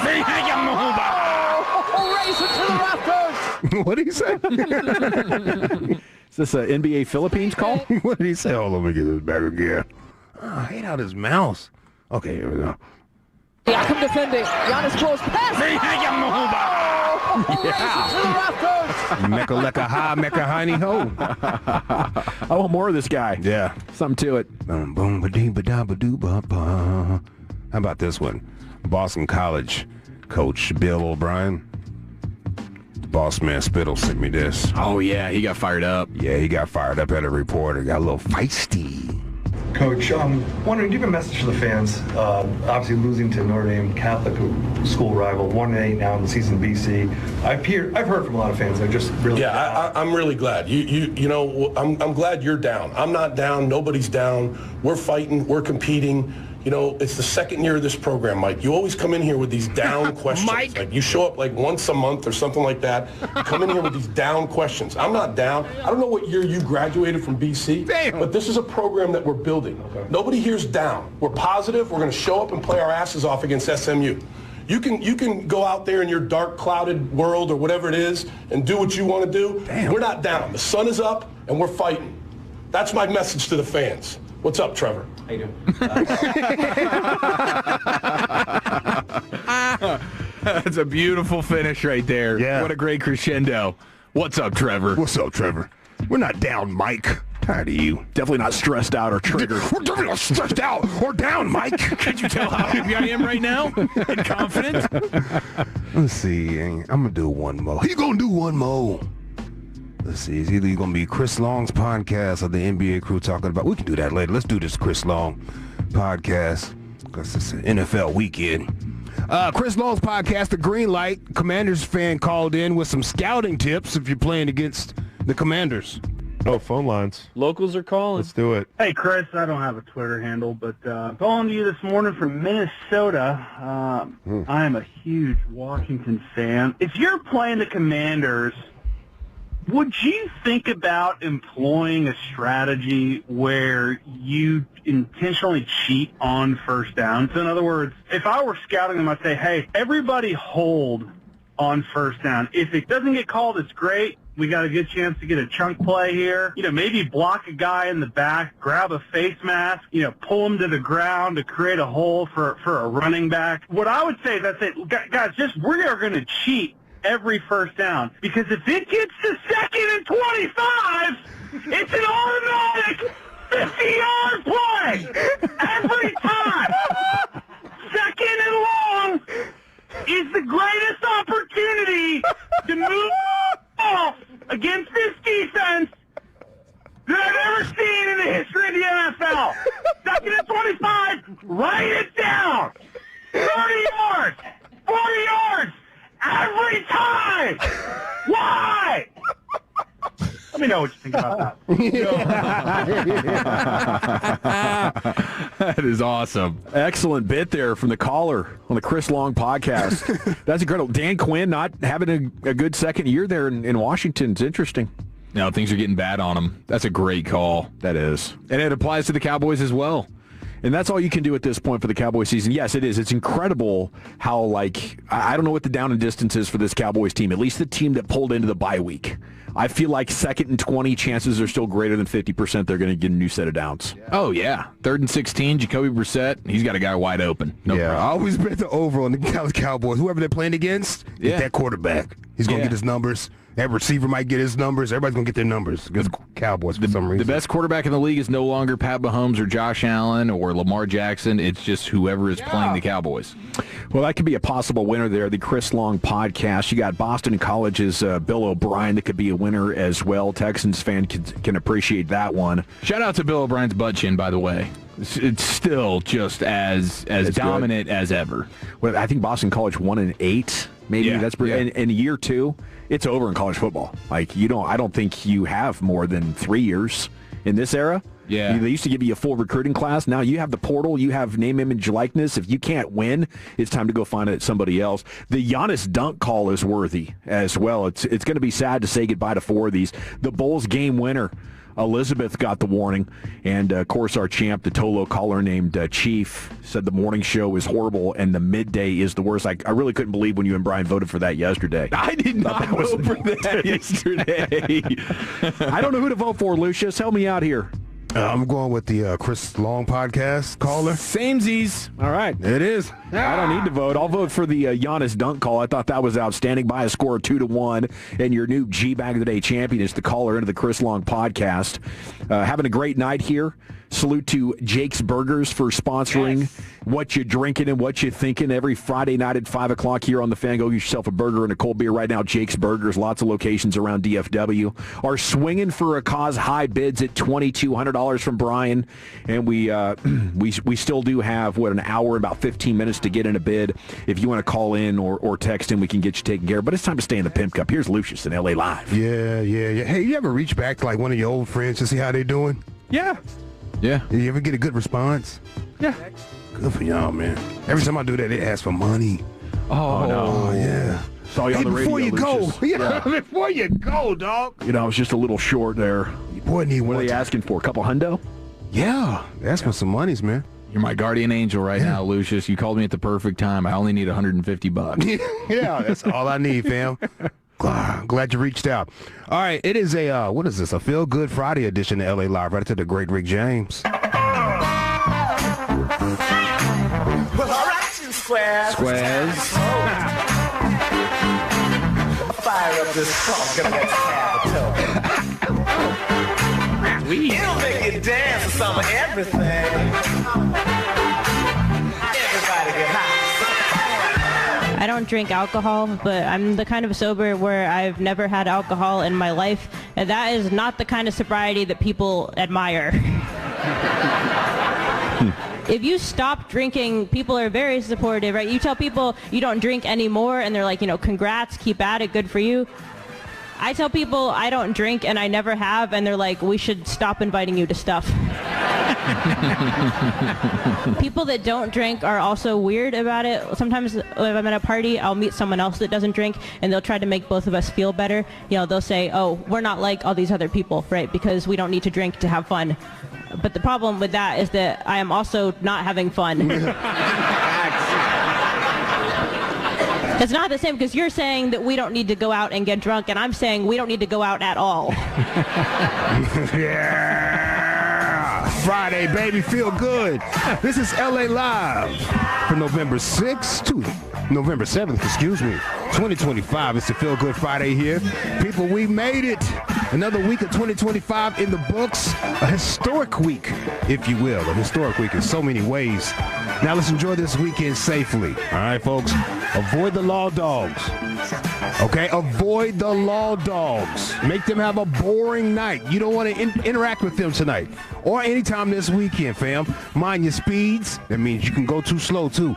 And when you're getting on that highway, get up on that highway. Quit playing. Get up on there. When it's time to merge.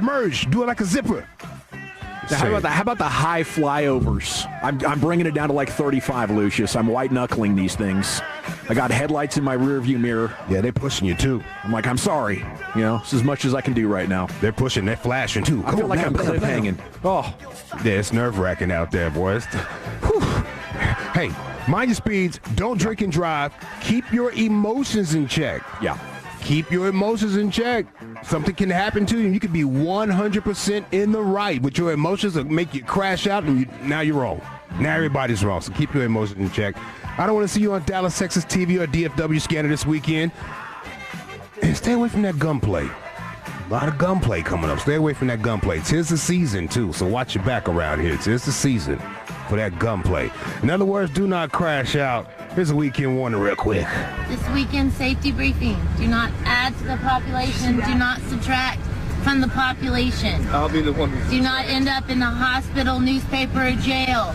If you do end up in jail, establish settlement quickly.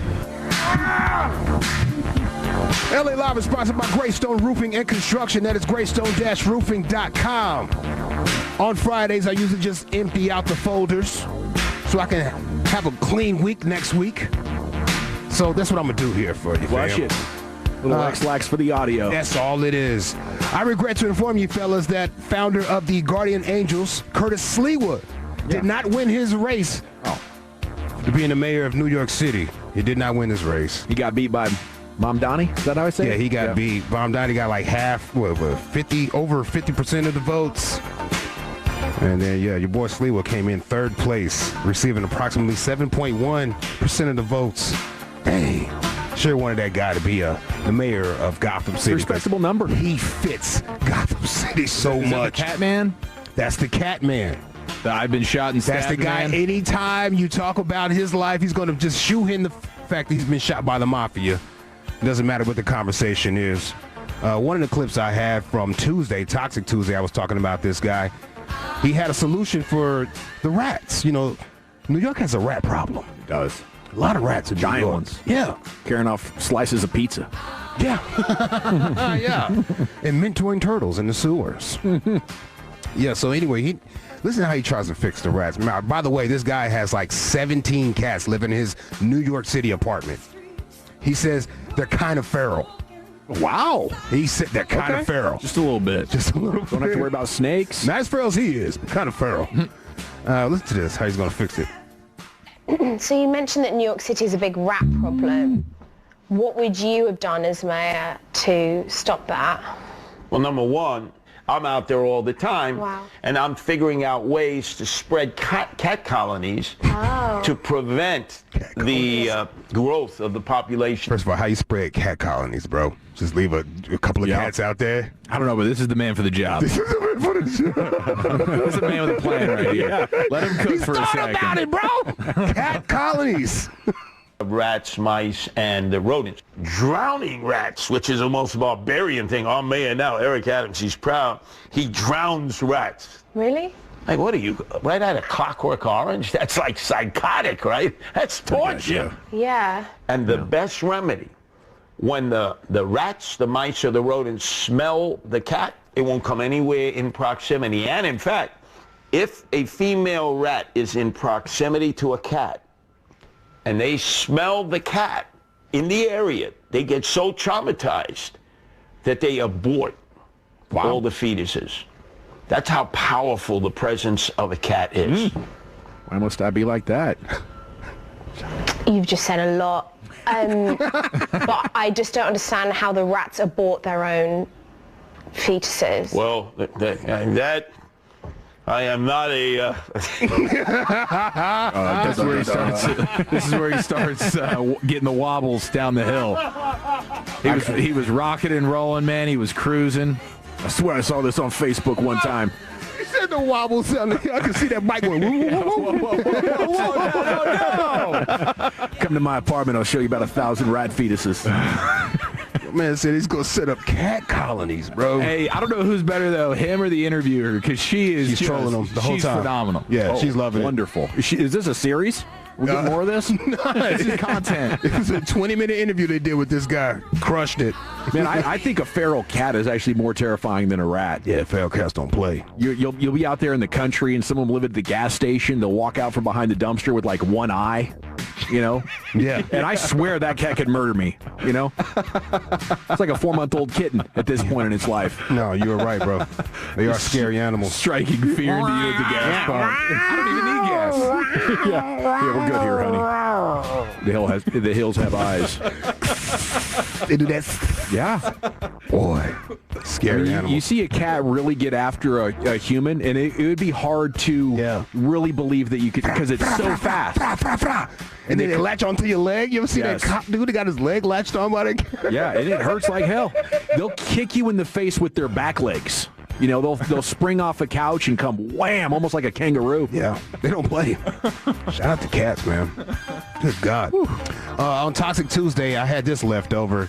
Elon Musk was telling jokes on the Joe Rogan podcast. Yeah. Smoking it. Elon Musk was killing the jokes, man. Tell me how you like this one. Out of 1 to 10. Where you put this joke, man? So the joke is like there's two economists going on a hike in the woods. If they come across a pile of shit. So the joke is like there's two economists going on a hike in the woods. If they come across a pile of shit, and one economist says to the other, "I'll pay you $100 to eat that shit." the economist eats the gets the $100. They keep walking. Then the other then they come across another pile of shit, and the other economist says, "Now I'll pay you $100 to eat the pile of shit." So he pays the other economist $100 pile of shit. Then the way they said, "Look, wait a second.